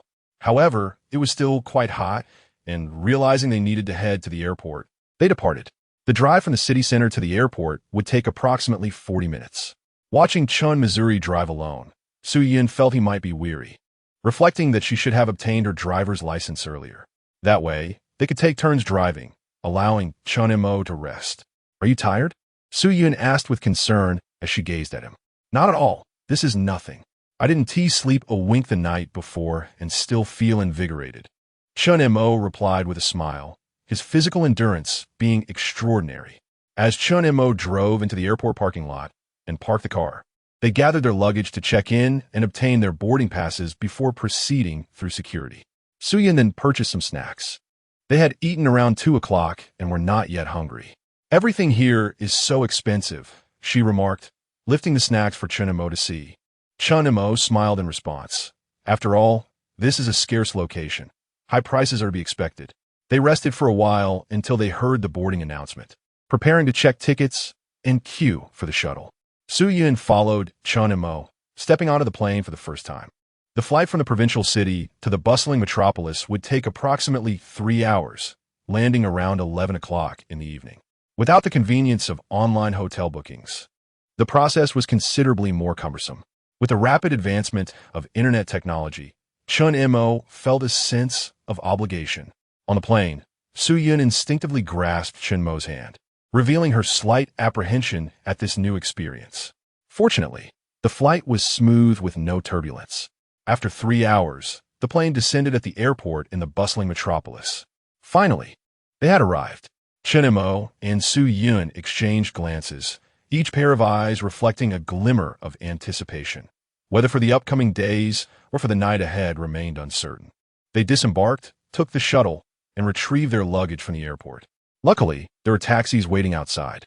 They climbed into one, and the driver inquired, "Where to?" "To the Blue Bay Hotel," they replied. Su-Yun was the first to speak. Chun Mo was momentarily taken aback, gazing at her in surprise. With a smile, Su-Yun explained, "I inquired with the flight attendant about a nearby hotel while using the restroom. She provided me with the information." Chun Mo raised an eyebrow, acknowledging her cleverness. A short while later, the taxi came to a halt in front of a 4-star hotel, which appeared quite impressive from the outside. Su-Yun paid the fare, and the two of them entered the hotel together. At the front desk, 2 women in uniforms greeted them with beaming smiles. "Welcome to Blue Bay. How may we assist you today? Are you seeking accommodation?" "Yes," Chun Mo replied with a smile, glancing at Su-Yun. "May I ask, what type of room have you reserved? 1 or 2? The front desk staff could not discern the nature of their relationship. Were they a couple, friends, or something else? Hence, her tone remained cautious as she turned her gaze to Su-Yun. Su-Yun, mature and elegant, exuded an air of capability, resembling a refined woman. However, she was caught off guard by Chun Mo's unexpected maneuver, compelling her to make the request. This was only the second time in her life that she had stayed in a hotel with a man, and both instances involved Chun Mo. This time, he had deliberately placed her in a position to initiate the room booking. To reserve a single room would imply, to some extent, that Su-Yun was taking the initiative. Suppressing her embarrassment, Su-Yun endeavored to maintain her composure. "A double standard room, please." She acquiesced to Chun Mo's suggestion and refrained from rebelliously opting for 2 separate rooms. Subconsciously, She aimed to be frugal, as reserving 2 rooms seemed wasteful, and she had not chosen a lavish suite. Very well, may I please see your identification? The room rate is 88 yuan. Su Yun produced her ID and the payment, handing them to the front desk attendant. Here is your room key, along with your ID and change. Su Yun accepted the items and proceeded with Chun Mo towards the elevator. Although this was not her first experience staying in a hotel with Chun Mo, her heart raced uncontrollably, and she hoped to retire for the night early. 084, finding the shop ding-dong. The elevator doors slowly opened. 2 individuals stepped inside. The 9th floor, room 9006. Su Yun glanced at the room card in her hand, while Chun Mo's gaze was entirely absorbed by her. Today, she donned an outfit that was strikingly different from her usual style, leaving Chun Mo with a refreshing impression. However, with Su Yun's figure, she would look stunning in any attire. Chun Mo's unwavering gaze was palpable, and Su Yun could sense it, her heart beginning to flutter with a mix of nervousness and anticipation. The elevator reached the 8th floor, and the doors opened gently. Chun Mo and Su Yun exited sequentially. Su Yun, with her long, graceful legs, walked ahead. They arrived at room 9006. Spotting the room number, Su Yun swiped the card and pushed the door open. Chun Mo followed closely behind and immediately enveloped her in an embrace. Su Yun gasped, leaning against the wall, her eyes wide with surprise as she looked at Chun Mo. Without granting her a moment to speak, Chun Mo kicked the door shut with his foot. The following morning, Chun Mo took the room card and quietly exited the room. Su Yun slept soundly until the afternoon. Upon awakening, she noticed her waist was no longer sore, and her legs felt somewhat better. Awake? Let us grab something to eat, Chun Mo said with a smile, looking at her. Su Yun lazily stretched, her skin radiant and fair. Chun Mo smiled as he handed her some clothes.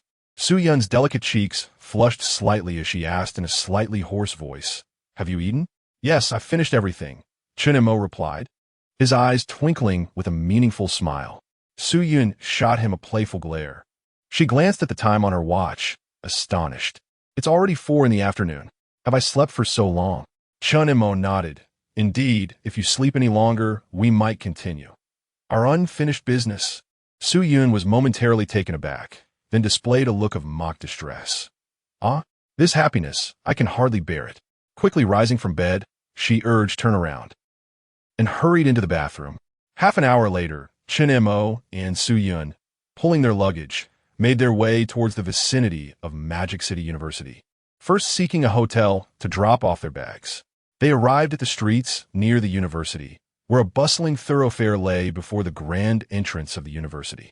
Several universities were in close proximity, and students were returning to campus as the new school year approached, filling the air with youthful exuberance. In addition, there were some well-dressed and mature-looking young women, who represented those who had evolved during their time in school, yet still retained a hint of naivety. Chun Mo held Su Yun's hand, strolling openly down the street, indulging in an array of snacks along the way. Initially, Su Yun felt a bit reserved, as it had been a long time since she had experienced such pure and delightful campus moments. However, as they walked, her beauty and figure caught the attention of many youthful passers-by. She strolled alongside the handsome and radiant Chun Mo, a sight that was truly delightful to behold. This was quite agreeable. Su Yun handed Chun Mo a skewer of grilled gluten, which he devoured in a single bite before smiling and remarking, "It's decent, but it pales in comparison to what I had last night." "Last night? What did you eat?" Su Yun inquired, sipping water, her curiosity piqued. Chun Mo raised an eyebrow. "Would you like to know?" Su Yun, her anticipation evident, replied yes. Leaning closer to her delicate ear, Chun Mo whispered what I had last night was, "My wife." Su Yun momentarily faltered, her beautiful eyes blinking in surprise, and as the realization dawned upon her, her cheeks flushed a deep crimson. The two exchanged glances, an unspoken tension lingering between them. Su Yun and Chun Mo wandered from one end of the street to the other, indulging in various snacks, though their drinks were rather limited. "Aunt Su, what do you think of this place?" "It's quite nice. I believe both GKD and Dongyun can thrive here." Su Yun replied with confidence. Chun Mo smiled and asked, "Have you set your sights on a particular shop?" Su Yun surveyed the street with her enchanting eyes and said, "What we desire may not necessarily be available for rent. For now, securing any shop will suffice. The location isn't of utmost importance. As long as it's south on the street, we can always relocate later." Chun Mo nodded in agreement, recognizing the soundness of her strategy. However, the next challenge was how to secure a shop, as it appeared there were no available rentals along this street. Su Yun, sensing Chen Mo's thoughts, flashed a confident smile and said, "Let me take a look. What about that restaurant?"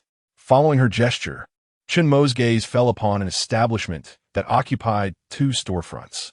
The decor was quite appealing, yet it was evident that the place saw only the occasional patron, who left shortly thereafter. Clearly, this restaurant was ill-suited for its location. With her back straight and long legs striding purposefully, Su Yun approached the restaurant. Chen Mo followed her with a smile. "Welcome. Please have a seat. What would you like to eat?" Upon entering, they were greeted by a proprietress clad in a blue qipao, her figure exquisitely curvaceous, paired with stockings and high heels. With a beaming smile, she approached them. "Madam, what are your signature dishes? Our specialties include marinated chicken and marinated pig's trotters. Would you like both?" "Yes, we'll have both," Chen Mo responded with a nod. The proprietress, still smiling, hurried to the kitchen, calling out, "Marinated chicken, marinated pig's trotters." As Chen Mo surveyed the restaurant's decor, he noted that it was indeed quite well appointed, certainly superior to many establishments along this street. Yet, despite the attractive decor, patrons were scarce.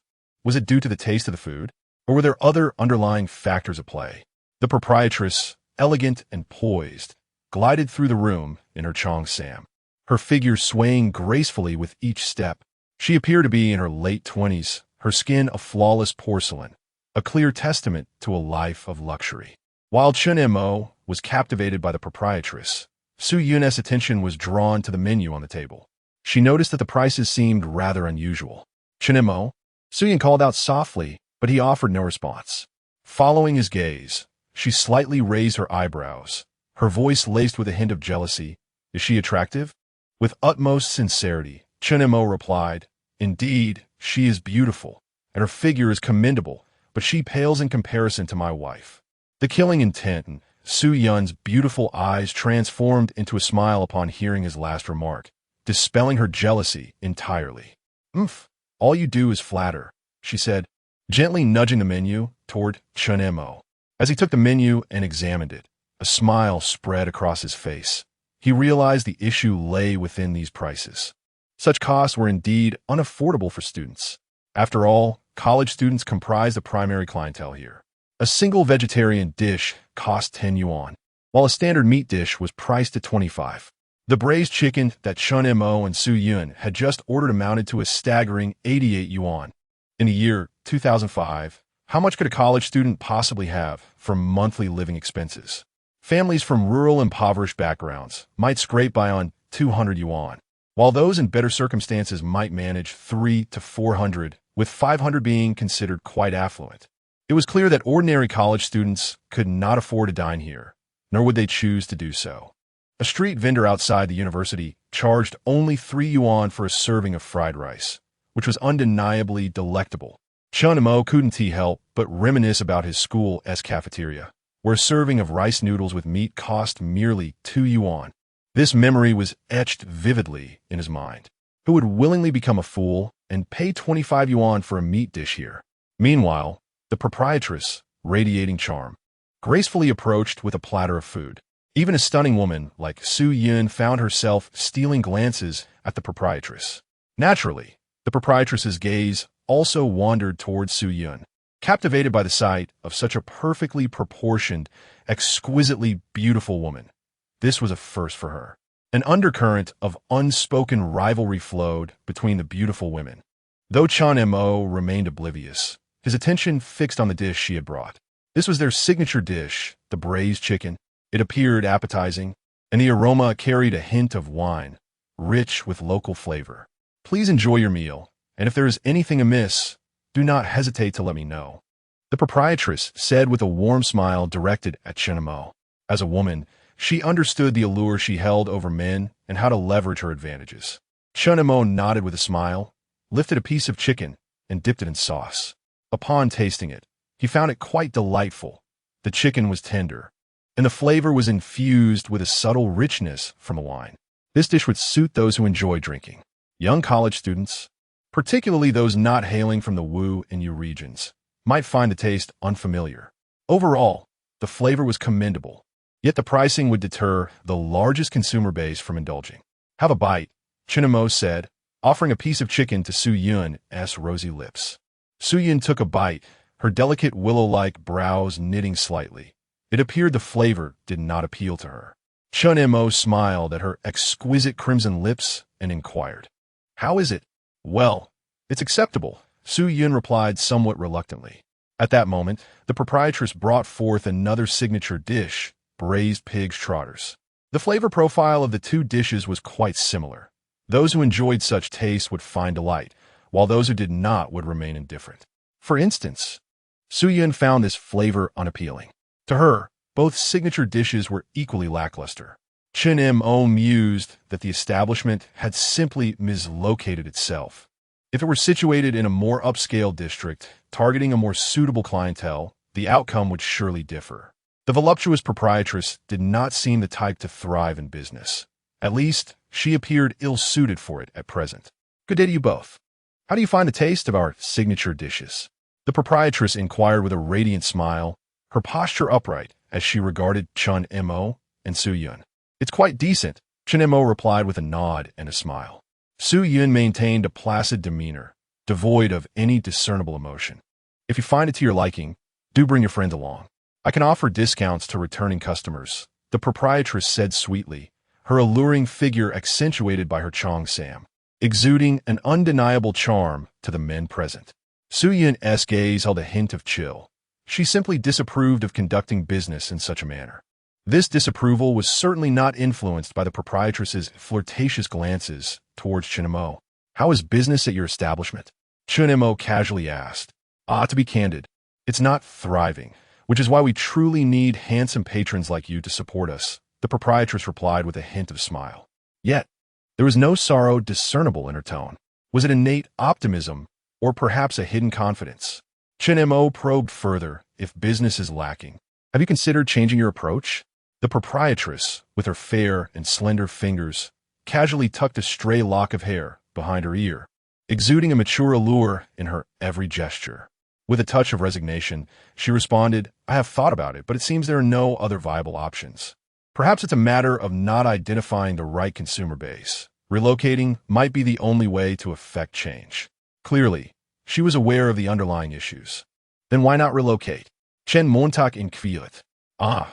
Relocating entails rental costs," the proprietress replied with an honest smile. Chen Montauk paused, realizing the implication. "Isn't this your own establishment?" As the realization dawned on him, the proprietress revealed a composed smile of a woman of means. I see." Chun-Mo understood. Despite the lackluster business, she remained unfazed, unburdened by the worry of rent. The proprietress expressed a tinge of regret. "My primary aim was to promote the culinary delights of my hometown, and I genuinely believe they are quite delectable." Chun-Mo nodded with a smile. "The flavors indeed possess a unique character. It's quite novel for someone like me who has never tasted them before." The proprietress seemed to have found a confidant and could not help but sit down beside Chin-Mo. This woman possessed an innate, sensual charm. Meanwhile, Su Yun's vigilant instincts went into overdrive, sounding alarm bells. 086, in the midst of the dense foliage and blooming flowers. "Do you intend to continue operating this establishment?" "Absolutely." The proprietress beamed with enthusiasm, exuding a palpable vigor. Chin-Mo felt a faint sigh escape his heart. This affluent lady was not in need of money, rendering any hopes of renting her premises futile. "I have a close friend who has recently discovered a promising avenue. I intend to renovate this place and give it another shot." Upon hearing the alluring proprietress's words, Chin-Mo's heart sank further, realizing that his chances had dwindled. Su Yun, however, maintained her composure, even harboring a hint of secret delight. It was indeed fortuitous to have no entanglements with this woman. Should he return to Qingyang, her presence beside Chin-Mo would pose a significant risk. "Allow me to wish you abundant prosperity," Dear proprietress. Thank you, young handsome man. Your words are truly delightful. I shall take your good wishes to heart. The proprietress chuckled, her form quivering slightly, her ample bosom unable to remain still, creating an undeniably blush-inducing scene. Fortunately, Chunimo was no stranger to such grand spectacles, unflustered as he returned her smile. We shall take our leave now, so as not to disturb your business. Chunimo stood to settle the bill. Not at all. I have genuinely enjoyed our conversation. The proprietress rose as well, accepting the money from Chunimo with a smile. The two dishes amounted to 146. Let us round it down to 140. Here, young handsome man, allow me to treat you to a bottle of ice water. She certainly knew how to handle the situation, displaying a commendable emotional intelligence. Chunimo accepted the water with gratitude. Thank you. The proprietress smiled and said, when my new shop reopens, do come and support me. I hear it will cater perfectly to the tastes of young people like you. Certainly, I will make a point to visit when I have the time. Chunimo responded, and he and Su-yun exited the establishment together. Take a sip. Chunimo offered the water to Su-yun. She was indifferent to the fact that it was a gift from the alluring proprietress. Thirst dictated her need, and she drank without hesitation. This shop seems devoid of prospects, Sister Yun, but do you have any other ideas? Chunimo smiled at Su-yun. Su-yun took a hearty gulp of water, her expression one of relief. What other options are there? Perhaps we should seek out similar establishments and inquire further. If there truly are none, we may have to consider paying a premium for a shop. The second option bears the risk of becoming a major fool. If all else fails, we can consider not opening a branch here and instead target the bustling city center. That is also a viable path. Chunimo stated with a calm demeanor. Indeed, it might even flourish better than here. Moreover, the city center is undoubtedly one of the strategic locations we must develop. Su-yun nodded slightly, her development philosophy aligning with Chunmo's. The two strolled along the street, visiting 3 shops similar to the previous restaurant. Yet none exhibited any inclination to transfer ownership. Business was lackluster here, although they could persist, or the transfer fees were exorbitantly high. Such blatant exploitation was something Chunimo would not tolerate. By the time they finished browsing, it was already late at night. It appeared that the plan for opening a branch was fraught with challenges. Time has grown late. Aunt Sue, it is time to return to the hotel and rest. Chunimo smiled as he gazed at Su-yun. The implication of his words was clear to Su-yun. The thought of the two of them enjoying their private world made her cheeks flush with warmth, and she responded with a soft hum. With familiarity now blossoming between them, Su-yun had grown comfortable enough to take the lead. Hand in hand, they strolled along the street back to the hotel. The scenery around them seemed to fade into the background as they headed straight for the hotel, taking the elevator upstairs.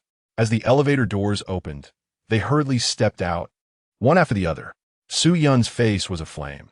She had never anticipated such a day would dawn upon her. Once the door to their room swung open, Chunimo enveloped her tightly from behind. Sister Yun, tonight I wish to see you in that alluring white bodycon dress, he whispered softly in her ear. The following morning, after a sleepless night, both Chunimo and Su-yun were roused from their dreams by the persistent ringing of a phone. Chunimo, still drowsy, answered the call. Hello, Mr. Chun, are you resting? A woman's voice, somewhat familiar yet indistinct, met his ears. Did you not sleep well last night? I have something to discuss with you. Her voice, tender and delicate, began to stir his memory. It wasn't that he hadn't slept well. Rather, he had been laboring tirelessly through the night. Nevertheless, his stamina held up well, and the more fatigued Su-yun remained undisturbed by the ringing phone beside him. What is it? Chunimo instinctively replied, shaking off some of his drowsiness. I have a dear friend whom I have known since childhood. We were catching up, and she mentioned that her business has been operating at a loss and is contemplating a change of industry. Our branch in Fusher is flourishing. Fusher? Chunmo's mind sharpened at the mention of the location. The owner of the Fusher branch was none other than Lulan. Isn't our GKD still looking for franchisees? Yes, we are, Chunimo said, gently rising and turning to glance at the still sleeping Su-yun, careful not to disturb her. She had been utterly exhausted last night, and he feared her throat might be sore today. That's splendid. Lulan's voice resonated with excitement and joy. She has her own store. though it's not situated in the city center. However, it is surrounded by numerous university students. Numerous university students? Chen Mo felt a sense of unease. Which province is your friend in? Not a province. She is in Modu. Upon hearing this, Chen Mo's eyes narrowed slightly. Could it be the captivating woman with a fateful aura, the alluring proprietress? Modu, near Modu University? How do you know this, Mr. Chun? Her shop is indeed located on the main street, just outside Modu University. She runs a Wuiwa-style restaurant? Yes. Mr. Chun, do you know my dear friend? It is a long story. After conversing for nearly 10 minutes, Chen Mo and Lu Lan concluded their phone call.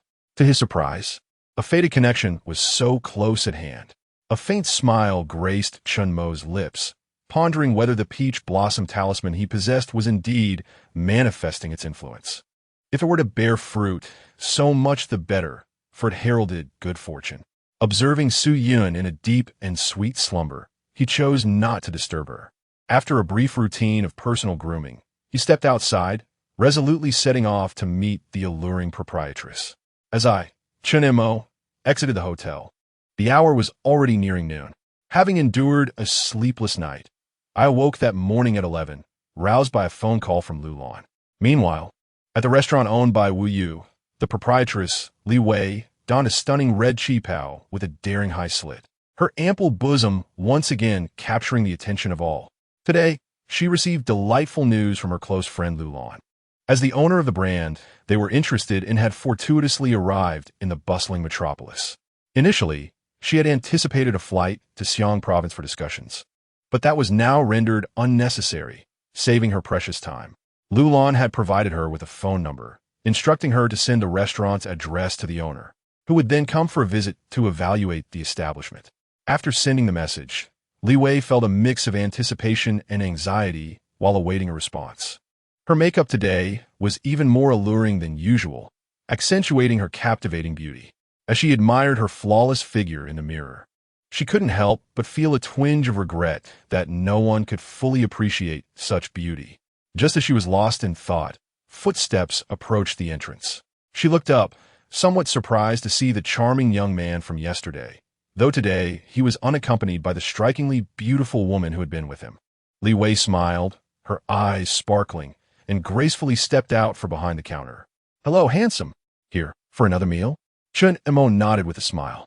"Well, aren't you going to welcome me?" "Of course, you're most welcome. However, yesterday was our last day of operation," Li Wei replied with a hint of lamentation. She gestured towards the kitchen. "The chef has been paid and left. I'm the only one left here." Chen Mo raised an eyebrow. "So, I have come for nothing?" Li Wei offered an apologetic smile. "I am truly sorry. Allow me to treat you to something. Feel free to choose." The lady exuded a sense of generosity. Chen Mo glanced at the beverages and liquor on the shelf behind her, a playful smile forming on his lips. "Really, I can choose anything?" Li Wei's eyes sparkled with a carefree laugh. "Absolutely. I won't be running this place anymore." It seemed she had freed herself from the stress of managing the restaurant. Her spirits considerably lifted, and she radiated a newfound vitality. "All right then, I would like a bottle of. What do you enjoy drinking?" Li Wei was momentarily taken aback by Chen Mo's unexpected question regarding her preferences. After a brief pause, she replied, "Well, if it's liquor, I prefer something with a stronger flavor." She pointed to a bottle labeled Bawang Zue 70. The name alone suggested a potent nature. Chen Mo's tolerance for alcohol was rather lacking. Had it not been for Su Yun's intervention during their last encounter, he would not have managed, and that night, he might not have had the energy to captivate Su Yun. "What, are you afraid?" The alluring Li Wei teased with a provocative smile. "Huh, who's afraid of whom? But surely we can't only drink, can we?" Chen Mo remarked as he glanced towards the kitchen. Li Wei appeared contemplative. She had initially not intended to open the restaurant today, but had come in anticipation of the owner's visit. Now feeling a bit peckish herself, she pondered when the owner might arrive. "I should check what ingredients are still available." Li Wei sauntered into the kitchen, her waist swaying gracefully. Chen Mo followed, curiosity piqued. "Can you cook?" he inquired. "Just a little," she replied with a smile over her shoulder. "Are we having drunken chicken?" Chen Mo asked. Slightly embarrassed, Li Wei responded, "Well, that's a bit troublesome. Let's make something else." Chen Mo chuckled. "Then allow me. I can cook a bit as well. Li Wei laughed softly. Oh, what a coincidence. Indeed, quite the coincidence, Chun Mo said, observing her open the refrigerator, revealing an abundance of chicken, beef, pork, and ribs. What dishes can you prepare? He asked. Maybe beef or ribs. Let's do both. It's been ages since I've had either, she said, her smile tinged with anticipation. I'll assist you, he offered. No need, dear sister. You've done your makeup today. It would be best not to get your hands dirty, he teased. I'm just being polite. Cooking with makeup is indeed inconvenient. Li Wei admitted, a hint of embarrassment in her tone. Chen Mo glanced at her exquisite figure and remarked, You look stunning today, sister. Are you off to a date? Li Wei coughed lightly, laughing. What date? I'm currently uninterested in men and solely focused on my career. Chen Mo instinctively replied, Sister, I represent career. Li Bei Baoja, taken aback by his words. What do you mean, you represent career? I just mentioned focusing on my career. Realizing the implication, she playfully scolded, Humph, you cheeky little brat. Taking advantage of your sister. Chen Mo feigned innocence. Sister, what's wrong? How am I taking advantage of you? Li Wei retorted, You said I. Humph. Her cheeks flushed. She hadn't expected this bold young man with his expressive features to speak so audaciously. She had never encountered someone who, after such an exchange, maintained such an earnest demeanor. As they conversed, Chun Mo's hands did not cease their activity. His knife skills were exquisite, each movement executed with precision and grace, exuding an aesthetic beauty. There is a saying that any task executed to perfection can be deemed an art form. At that moment, Chen Mo embodied this sentiment for Li Wei. Watching him chop vegetables was a visual delight. Having seen many chefs, she had never felt this way before, not even with the chefs from top-tier hotels. As she admired Chun Mo's handsome, sunlit profile, her fondness for him grew exponentially, along with a profound curiosity. Such remarkable skills at such a young age. She wondered if his culinary prowess was equally impressive. Chun Mo's cooking was fluid and seamless, captivating Li Wei's attention entirely. As the enticing aroma filled the air, her mouth watered uncontrollably, her appetite thoroughly awakened by the scent. She felt as though just inhaling this fragrance could ensnare her stomach. Chen Mo worked swiftly, and within 10 minutes, 2 delectable dishes were ready. Oh, but we need rice. I'll prepare some, Li Wei suddenly recalled, and promptly set about cooking some rice. By the time she emerged with the meal, the table was already adorned with an array of dishes. The rice would take a little longer, so let us indulge in a drink for now. Li Wei took the wine in glasses, settling beside Chun Mo. As she gazed at the enticing and fragrant dishes before her, she couldn't help but exclaim, I suddenly feel that this wine pales in comparison to your exquisite cooking. Chun Mo replied with a subtle smile. The essence of this meal lies not in the dishes, nor in the wine. Li Wei, puzzled, inquired, Then what is the essence? Chun Mo met her alluring gaze and replied, The essence is people. Li Wei raised her eyebrows in intrigue. 088 This is my bottom line. Gift update. Indeed, if one must drink with dull company, it would be better to abstain altogether. Li Wei smiled in agreement. Chen Mo chuckled silently, pouring the wine with quiet grace. Li Wei, with a playful smile, said, Just pour me a small half-glass, as I have some matters to attend to this afternoon. Chen Montauk, never one to press someone to drink, complied with her request, pouring a modest amount, approximately 5 coins worth. By the way, we've been chatting for a while. Yet I do not know your name. Li Wei, holding her glass, looked at Chun Mo with curiosity. Chen Montauk Levi. Thus, they formally introduced themselves. Li Wei raised her glass. Cheers, Chun Mo. I feel an instant connection with you, and I am delighted to meet you. Chen Mo clinked his glass against hers, likewise. After they took their first sip, Li Wei exclaimed, Oh, I cannot resist. I must savor your culinary skills. She gazed at the 2 fragrant dishes on the table, having held back her hunger for too long. With a swift motion, she picked up a piece of beef and tasted it. Wow. Li Wei's eyes widened, astonished by a flavor she had never encountered before. For the first time, she experienced what it meant to be utterly enchanted by food.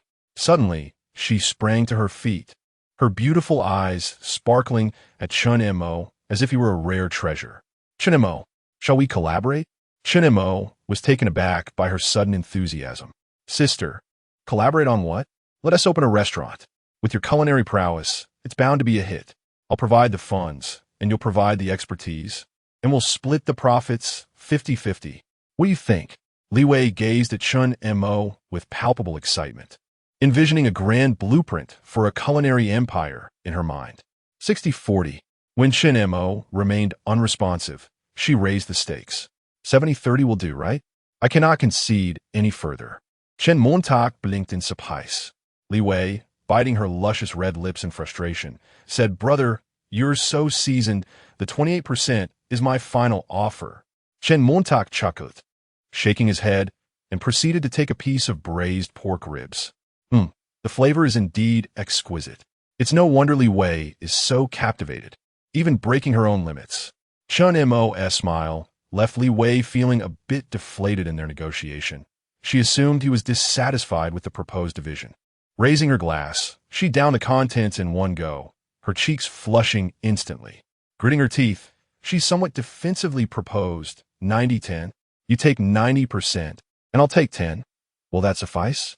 It seemed that if Chen Mo remained unsatisfied with this arrangement, Li Wei might resort to drastic measures. Sister, please don't rush. The Division 1T reached 90-10. Our company policy stipulates a 50-50 split if one owns the shop. Chen Mo's words left Li Wei momentarily bewildered. She did not comprehend. What do you mean? Company policy? Chen Montauk chuckled softly. Didn't T. Lu Lan mention our franchise requirements and profit-sharing model to you? Lu Lan. Li Wei was even more perplexed now, perhaps due to the effects of the alcohol clouding her mind. You know Lu Lan? Wait, allow me to unravel this connection. Li Wei gazed contemplatively at her wine glass, suddenly lifting her head to fixate on Chen Mo, her red lips slightly agape in astonishment. You're the owner of GKD. Her mind had been preoccupied with the notion of partnering with Chen Mo to open a restaurant, leaving her oblivious to the fact that her dear friend was involved. The intertwining of these revelations left her momentarily confused. Moreover, given Chen Mo's youthful countenance, she had never considered him in that light. In retrospect, she should have recognized some anomalies, especially recalling the stunning woman who accompanied him yesterday and his demeanor, so distinct from that of his peers. Coupled with Chen Mo's culinary prowess, her curiosity about the young man deepened. Are you truly the owner of GKD? If you refer to the GKD that Lu Lan joined, then it is indeed correct, Chen Mo replied, taking a delicate sip of his wine. This wine is quite potent. Li Wei's beautiful eyes sparkled with mirth. How ironic that I have been waiting for you, only to realize we met yesterday. Should I address you as General Manager Chen or younger brother? Chen Montauk smiled. Either is fine, as you prefer. Li Wei's sensual lips curved upwards. I like both, so let us call you General Manager brother. Chen Mo simply smiled in response. Li Wei playfully tucked a strand of her hair behind her ear, her smile enchanting and alluring. She had previously harbored some doubts about Lu Lan's partnership, having never visited a GKD physical store nor conducted any on-site investigations, leaving her uncertain.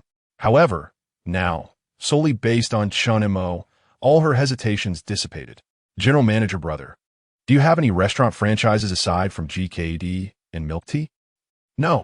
Li Wei had been contemplating restaurants, primarily because Chen Mo's dishes were exquisite.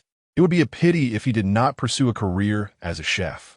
In a sweet tone, she asked, Brother, you're not still in college, are you? Chen Mo pointed toward the entrance of the nearby Magic City University. Magic City University. How wonderful. Li exclaimed, has simile radiant. In high spirits, she lifted her wine glass, only to discover it was empty. Chen Mo chuckled and refilled her glass, still with a modest amount. Pour a bit more? Thank you. Dear brother. With her earlier apprehensions about meeting the boss evaporated and buoyed by her pleasant mood, she felt inclined to indulge a little more. Chen Mo poured her a little extra. Li Wei raised her glass. It's a pleasure to meet you again, dear brother. Chen Mo smiled and clinked glasses with her. The pleasure is mine. Li Wei took a sip and immediately turned her attention to the delectable dishes, eager to savor more, having been momentarily astonished by Chen Mo's identity. As she ate, her gaze towards Chen Mo grew increasingly bright. Sister, please do not look at me like that. It frightens me, Chen Mo chuckled. Li Kilirit Hatturoat, realizing she may have been a tad too forward. She quickly justified, I am merely admiring you. Do not let it go to your head. Chenemo nodded with a smile. I understand, not self-absorbed. Suddenly, Li Wei jolted back to reality. Oh, right. We haven't discussed the specifics of the partnership yet. Please tell me more. Discussing serious matters, Chun Mo reined in his smile and said earnestly, GKD fast food franchise and Dongyan milk tea franchise. Are you inclined to join one of them? Or perhaps both? Li Wei pondered thoughtfully. If possible, I would like to join both. Is my shop size sufficient? Are there other requirements for the franchise besides the location? Prior to their meeting, Chun Mo had brought along a franchise agreement, which he handed to Li Wei. The specific requirements, profit-sharing details, and all pertinent information are outlined in the contract. Please have a look, and if anything is unclear, I will explain further. As Li Wei received the contract, she could not help but feel impressed by his composed demeanor. She meticulously perused the document and nodded slightly, realizing that the profit-sharing terms were significantly more favorable than the previous arrangement for the restaurant partnership. Upon finishing her thought, the two exchanged smiles. Li Wei extended her delicate hand, saying, Brother, may our collaboration be fruitful. 089 New Partnership. Li Wei has confirmed her affiliation with GKD. The fast food and milk tea shop can be opened together in this location. Li Wei is somewhat impatient. Brother, when can we commence the renovations? Chun Mo smiles and replies, As long as you wish, we can start right now. Filled with determination, Li Wei exclaims, All right, I will contact the renovation team immediately. Chun Mo lifts his glass. Shall we have a toast first? Certainly. Li Wei, with her red lips slightly parted, takes a generous sip. The way she drinks reveals her inner joy. Although they had drinks, the dishes remained unfinished, as Chun Mo had snatched food away before Li Wei could indulge. It could be described as snatching food from the tiger's mouth. With a hint of dissatisfaction in her beautiful eyes, Li Wei remarks, If you don't let me eat, who will you let eat? Chun Mo chuckles. I saved it for Aunt Sue. Aunt Sue? In that instant, Li Wei realizes that it refers to the stunning sister who accompanied Chun Mo yesterday. It seems their relationship is quite complex. However, given Chun Mo's striking looks, youthful vigor, and mature demeanor, it is unsurprising that women would be drawn to him. What sister wouldn't fall in love? Not only the sisters, but young women also find him immensely appealing. As Li Wei watches Chun Mo take the succulent ribs, leaving her only the bones, and selecting tender beef while reserving the spicy peppers and cilantro for her, she feels it is somewhat excessive. Though she dares not voice her displeasure, Chun Mo, with utmost seriousness, states, spicy peppers and bones enhance the flavor of the drink. By the way, I see there are peanuts over there. Shall I pour some for you? This is too much. Yet, the next moment, she breaks into a smile. Peanuts? That sound great. Chun Mo pours the peanuts in her bowl of beef, and then takes out paper and pen, settling beside her. Curiously, Li Wei observes as Chun Mo sketches on the paper. After about 5 minutes, he hands her a layout sketch for the renovation. The renovations should follow this layout. If you encounter any issues, call me. I will provide specific measurements tomorrow. All right. Li Wei takes the sketch, spreads it across the table, and studies it intently. Chun Mo's drawing is simple and clear, and she can comprehend most of it. The renovations here were quite good before. As long as the unwanted items and decorations are cleared away, many can still be reused. After finishing his meal, Chun Mo also packs some to take with him. Great. Bye-bye. Li Wei follows him to the door and waves her hand. The moment she waves, her upper body moves, causing quite a stir. Passers-by can't help but turn their heads to admire this astonishing sight. Just as Chun Mo is nearing the hotel, he receives a call from Su Yun. The moment the call connects, her languid voice comes through. Darling, where have you been? Chun Mo replies, I went to discuss a partnership, and I brought you some delicious food. Sujun responds, Partnership? What partnership? Her immediate concern is not the food, but the collaboration, revealing her strong ambition and focus on her career. Chun Mo, I'll tell you when I return. By the way, have you gotten up? In the next moment, the sound of Su Yun gasping for breath echoed through the phone. It hurts. What happened? Chun Mo asked with concern. Su Yun's tone carried a hint of grievance. What do you think? I've been bullied all night. Chun Mo cleared his throat, feeling somewhat embarrassed. I'll hang up now, bye. All right, bye. Chun Mo ended the call and walked into the hotel lobby, having settled his room fee before heading out in the morning. The female receptionist greeted him with a bright smile. Chun Mo responded with a smile of his own and proceeded towards the elevator, just as someone exited and entered it. Ding! The elevator doors slowly opened. Chun Mo stepped out and walked directly to his room. Upon reaching his door, he swiped his card, opened it, and stepped inside. Splash! As soon as he entered, he heard the sound of water coming from the bathroom. Aunt Sue, what is happening? Chun Mo gently closed the door and tiptoed to the bathroom door. Inside was a hazy silhouette, exuding an artistic charm. Chun Mo placed his hand on the glass sliding door handle and, with a swift and decisive motion, opened the door and entered, shutting it behind him. After a brief moment of silence, a startled voice rang out. Chen Montak, you scare me to death. What are you doing? Su Yun's voice was a mix of embarrassment and surprise. Following that was Chun Mo's serious tone. Aunt Sue, I'm here to help you. Who asked for your help? Are you sure you don't want it? Then don't blame me. Don't. I surrender. Su Yun found herself surrendering countless times each day. Though she was often bullied, she secretly enjoyed it. Half an hour later, Su Yun emerged, her long, elegant legs on display. Her exquisitely beautiful oval face was flushed, and her eyes sparkled with a blend of shyness and reproach as she shot Chun Mo a glance. Chun Mo sighed softly, expressing his helplessness. It's tough to be a good Samaritan when even the helpers are met with disdain. Su Yun laughed in exasperation. Good deeds. If this is what you call a good deed, I can only imagine how many people would scramble for it. Truly, one benefits and then pretends to be virtuous.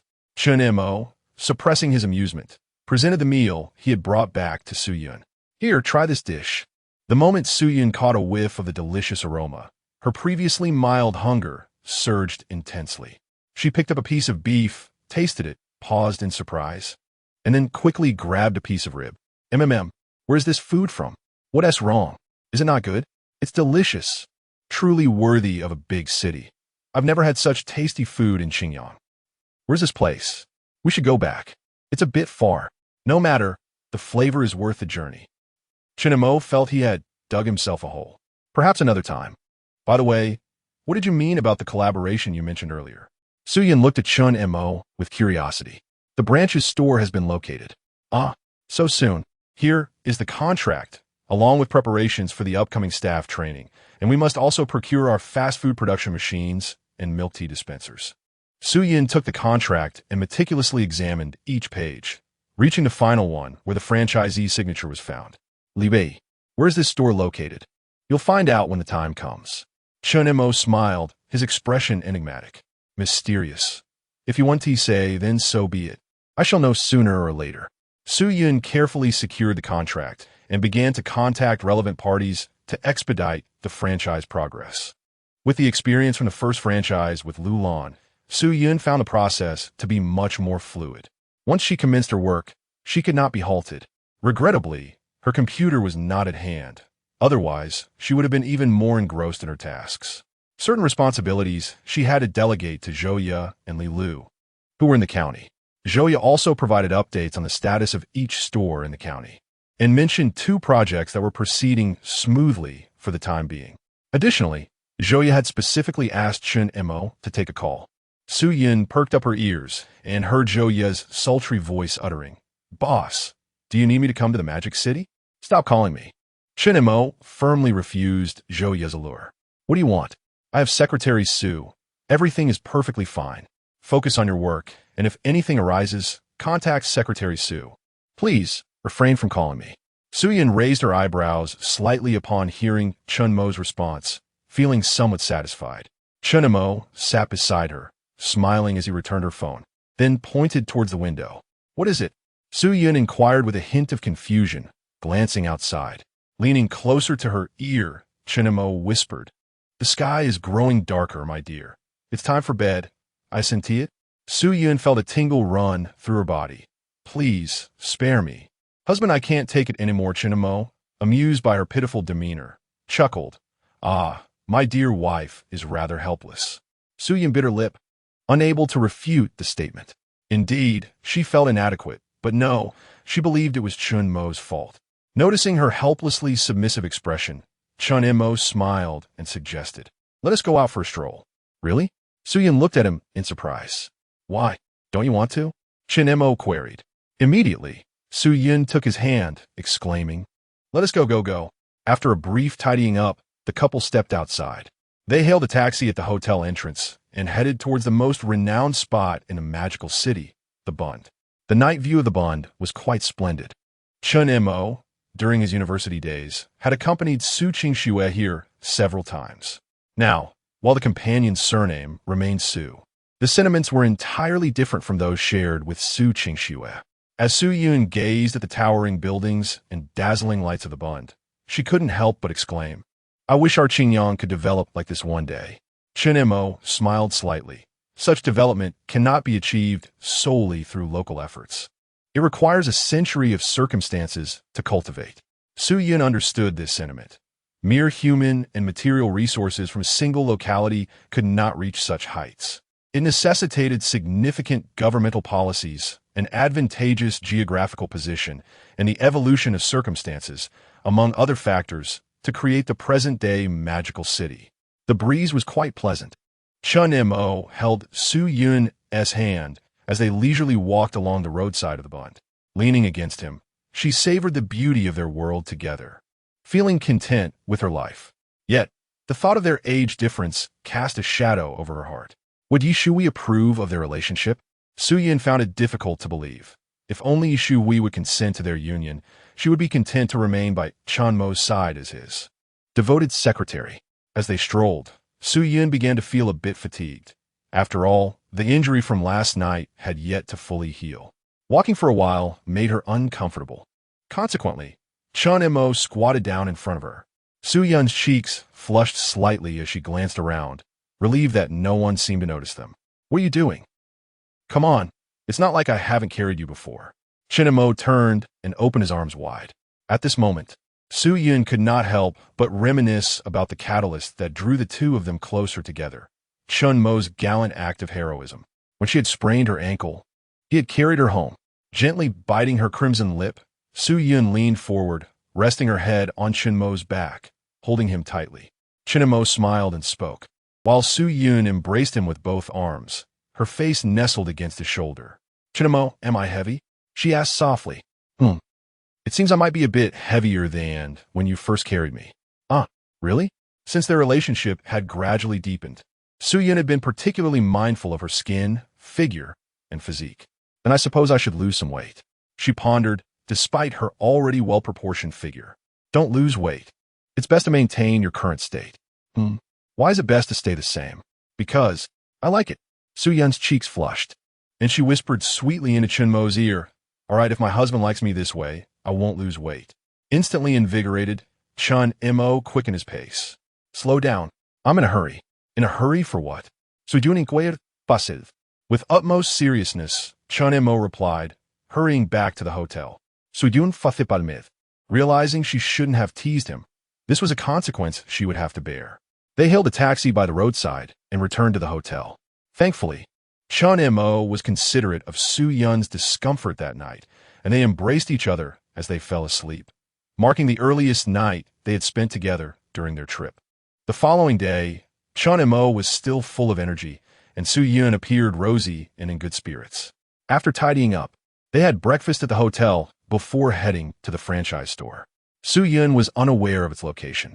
As they walked along a familiar street and arrived at the Wuyu restaurant, she exclaimed in surprise, "The franchise store you mentioned, it wouldn't be this one, would it?" Chun Mo smiled and nodded. "Congratulations, Aunt Su, you guessed right."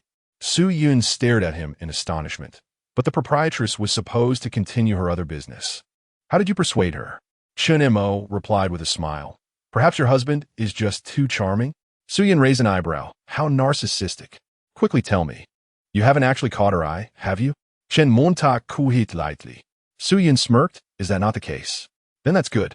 Chun Mo remarked, "You sly Aunt Su. Trying to test me." Having just inadvertently revealed his own slip, Su-Yun saw right through him. "Aunt Su, your psychology books were not read in vain." "Indeed." Su-Yun nodded with a hint of pride. Initially, she had aimed to learn psychology merely to manage her employees, but she never anticipated its application in this manner. A delightful surprise. She couldn't help but marvel at the utility of knowledge, which fueled her motivation to absorb new information. She needed to keep pace with Chun Mo, otherwise she would merely become a decorative vase. That was something Su Yun was determined to avoid. She aspired to be a reliable confidant for Chun Mo. You have yet to articulate how to persuade the proprietress. Su Yun is currently quite concerned about this matter. The proprietress is exceedingly perilous. Chun Mo replied with a smile. She's a close friend of Lu Lan, the owner of the franchise store in Fusher. Su Yun slightly furrowed her brows, pondering for a moment, before suddenly experiencing clarity. Was it Lu Lan who introduced her to our brand? No wonder she had previously mentioned being prepared to change her career. Chun Mo nodded with a smile. Clever girl. I shall reward you when we return to the hotel. Su Yun immediately suppressed her smile, her beautiful eyes filled with a sense of pity. That reward is unnecessary. As Su Yi was engaged in conversation with Chun Mo, a charming voice interrupted. Su Yin turned to see Li Wei gracefully stepping out of the store. Her gaze shifted from pity to icy disdain. It appeared that much had transpired in her absence yesterday. Clearing his throat, Chun Mo introduced. Allow me to present our company's chief secretary, Su Yun. With a beaming smile, Li Wei greeted, Hello, Secretary Su, adhering to the principle of not rebuffing a smiling face. Su Yun shook her hand, responding, Hello. Su Yun was always diligent and responsible in her professional duties. Business matters remained distinct from personal affairs, which were to be addressed privately. For employee training and inquiries regarding our GKD production machinery, please liaise directly with Secretary Su. Very well, I shall rely on you. Secretary Su, Li Wei replied. Work responsibilities do not require formality. Su Yun responded with an unwavering demeanor. Has work commenced? Indeed. Could you assist me in deciding whether this kitchen area should be demolished or remain functional? Let's take a look. The two women, with their long and elegant legs, entered the restaurant. Their figures were mature and statuesque. Su Yin donned a white fitted skirt complemented by black stockings and high heels. Every movement exuding sensuality that could leave onlookers entranced. Li Wei, clad in a tailored qipao, showcased her already striking figure, the dress accentuating her curves into a flawless S-shape. Together, they epitomized beauty in their unique ways, their alluring silhouettes igniting the imagination. Chun Mo savored the delightful scene as Su Yun and Li Wei deliberated over the store's decor. Occasionally, he would interject with a crucial suggestion. In the afternoon, Chun Mo took Su Yun to purchase a laptop. Initially, she found it too expensive and hesitated. However, under Chun Mo's authoritative persuasion, she relented, recognizing the necessity for enhanced work efficiency over personal indulgence, which made it more palatable for her. Chun Mo also acquired a laptop for himself, as it would be indispensable for forthcoming tasks, especially as the online aspect of their venture was on the verge of launching. Currently, the Penguin Empire thrives solely on its flagship software. Might it be prudent to explore a messaging and payment platform akin to WeChat? Additionally, there was the consideration of shopping applications. The meteoric rise of a certain e-commerce platform was attributed to its establishment of a proprietary payment assurance system, in stark contrast to a similar venture that faltered. Moreover, the allure of this platform lay in its free service, especially when juxtaposed with contemporaneous services like eBay, which charge for listings, thus providing a significant advantage in attracting merchants. This platform's early launch further solidified its dominance. After all, the early bird often claims the largest share. Beyond these factors, the most critical aspect remained promotion and user acquisition. For instance, the resurgence of a certain shopping app in the post-e-commerce era can be attributed to its simplistic yet effective strategies for capturing users. In economics, this is referred to as the market multiplier method, directly allocating funds to users, leading to exponential growth. Coupled with the undeniably low prices of goods on Pinduoduo, its meteoric rise can also be attributed to the advanced state of the internet in this era. With everyone possessing a smartphone, the speed of information dissemination through social networks is astonishing. Had we been in a time when the internet was still barren, would such a venture have succeeded? Chun Mo pondered over the possibilities available to him now. He envisioned a payment software for chatting integrated with an online shopping platform, akin to WeChat and Taobao. Regrettably, Chun Mo specialized in design. Had he been trained in software development, the task would have been far simpler. Should he switch majors in his sophomore year? He had previously suffered the consequences of being misled by his tech-savvy partners. Lacking technical knowledge made one vulnerable to betrayal from within. One learns from adversity. Henceforth, the pivotal positions surrounding Chun Mo must be occupied by individuals he can entirely trust, much like Aunt Sue. In the ensuing days, the restaurant's renovation progressed steadily under the collaboration of Su Yun and Li Wei, transforming almost daily. This was largely due to Li Wei's eagerness for the new establishment's opening. She was practically wielding a whip to hasten the pace, and even summoned an additional team. Meanwhile, Su Yun focused on recruiting staff for the GKD milk tea shop, requiring a total of 10 employees. In this era, finding employees was hardly a challenge. A week later, Chun Mo's official school term would commence, and he wondered if he could devise a way to avoid military training, which lasted a month. Before the semester began, Chun Mo needed to return home, as he still had matters concerning Zhouye to address. Upon his return, he would assess her performance before deciding how to deal with that scoundrel Lin Hao. However, according to a phone call with Shun Bing, Lin Fifan, Lin Hao's father, had irrefutable evidence against him, making escape impossible. This news was a relief for Chun Mo. During this period, Su Yun immersed herself in work, juggling Li Wei's affairs while remotely managing the project in Qingyang. Particularly regarding the construction site, she had to make numerous phone calls daily. When nighttime arrived and it was time for rest, Su Yun would intentionally sit at her computer, engrossed in work, lamenting the scarcity of tasks that would allow her to stay up late, preferably until Chun Mo fell asleep. Yet, regrettably, whenever she attempted to prolong her time, Chun Mo would unceremoniously scoop her up and reward her with affection. Su Yun deeply experienced the bittersweet nature of such moments. However, one day, engrossed in their world together, they neglected rest, and the next morning, when they had planned to train Li Wei's staff, she overslept until the afternoon. Upon her arrival, Li Wei regarded her with a gaze that spoke volumes. Thus, Chun Mo and Su Yun led a busy yet fulfilling life over the next several days. Su Yun radiated vitality, her complexion glowing and eyes sparkling as if she had consumed some rejuvenating elixir. She exuded an enchanting allure, her every movement embodying the elegance of a mature woman. This transformation piqued Li Wei's curiosity, prompting her to inquire about the cosmetics Su Yun used, as she too wished to replicate the effect. Su Yun, this cosmetic is certainly not available for loan. Throughout this period of interaction, Su Yun and Li Wei have developed a harmonious relationship, mutually appreciating each other's abilities. The store has been nearly renovated, and with the machinery now fully installed, training for the staff on operations and regulations is underway.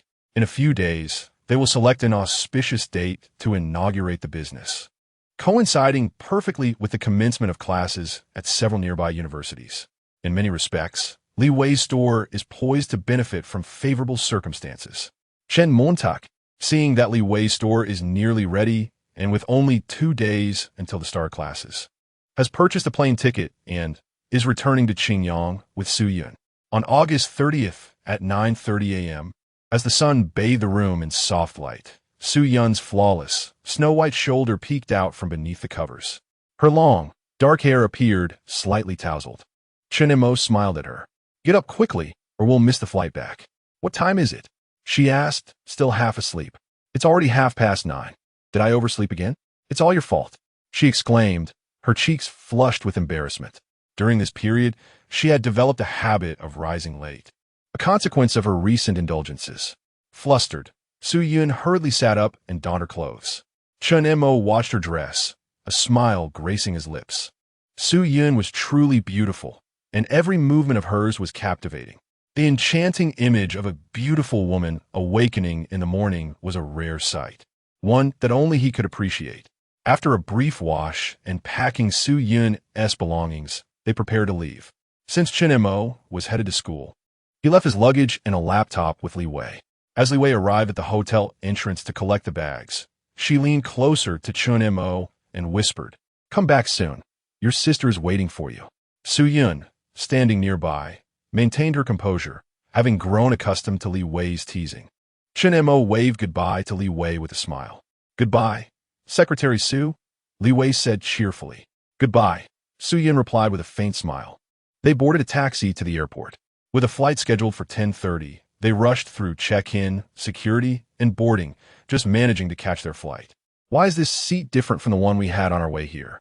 Su Yun asked as she settled into the spacious, comfortable seat. "This is first class." "That must be very expensive," she remarked. "Not really. I bought this ticket. It cost 5 times more than the economy class ticket we had before. Over 500 yuan. You didn't get enough rest, did you? You can sleep for a few hours on this flight. In the future, let us just book economy. I think it's quite comfortable," she suggested. "We're not short on money," Chun Mo reassured her, gently squeezing her hand. Feeling warmth in her heart, Suyin smiled and slowly closed her eyes. Before long, she truly fell asleep. It seemed she hadn't rested well last night. In fact, she hadn't slept at all. Both were aware that after returning from the city, opportunities to indulge in their intimate moments would be significantly reduced. Suyun had liberated herself last night. As Chunmo contemplated closing his eyes for a brief rest, a flight attendant, likely in her mid-20s, approached him directly. She possessed exquisite features with a captivating aura, and her figure was curvaceous, accentuated by her elegant uniform and the black stockings that adorned her long, beautiful legs, making her particularly eye-catching. The flight attendant half squatted in front of Chun Mo. "Hello, sir. Would you like something to drink?" The service in first class was known to be markedly superior to that of economy. The flight attendants in first class were not only more attractive, but also exceptionally courteous toward their guests. "I'll just have a glass of water, please. Would you like ice with that?" she inquired, her voice soft and considerate, her eyes filled with a warm smile. "Yes, please add ice. What would you like to have for lunch?" "As we have just landed in the capital of Hunan province, we have prepared a selection of local delicacies. Would you care to try some?" Chen Mo cast a glance at her name tag. "Su Tingting." "All right, prepare 2 servings." Su Tingting smiled and asked, "Is there anything else you need? Please let me know." Chen Mo gently shook his head. "No, thank you." Su Tingting stood gracefully, smoothing the hem of her fitted dress. "Please wait a moment." Chen Mo observed her departing figure, raising an eyebrow slightly. Before long, Su Tingting returned with a glass of water. "Sir, here is your water." "Thank you. You're welcome. Please do take your time." Su Tingting elegantly rose and then left. Chen Mo took a sip of water, feeling a sense of ease wash over him, and gradually closed his eyes, unknowingly drifting into sleep. Over an hour later, Chun Mo awoke, realizing it was nearly mealtime.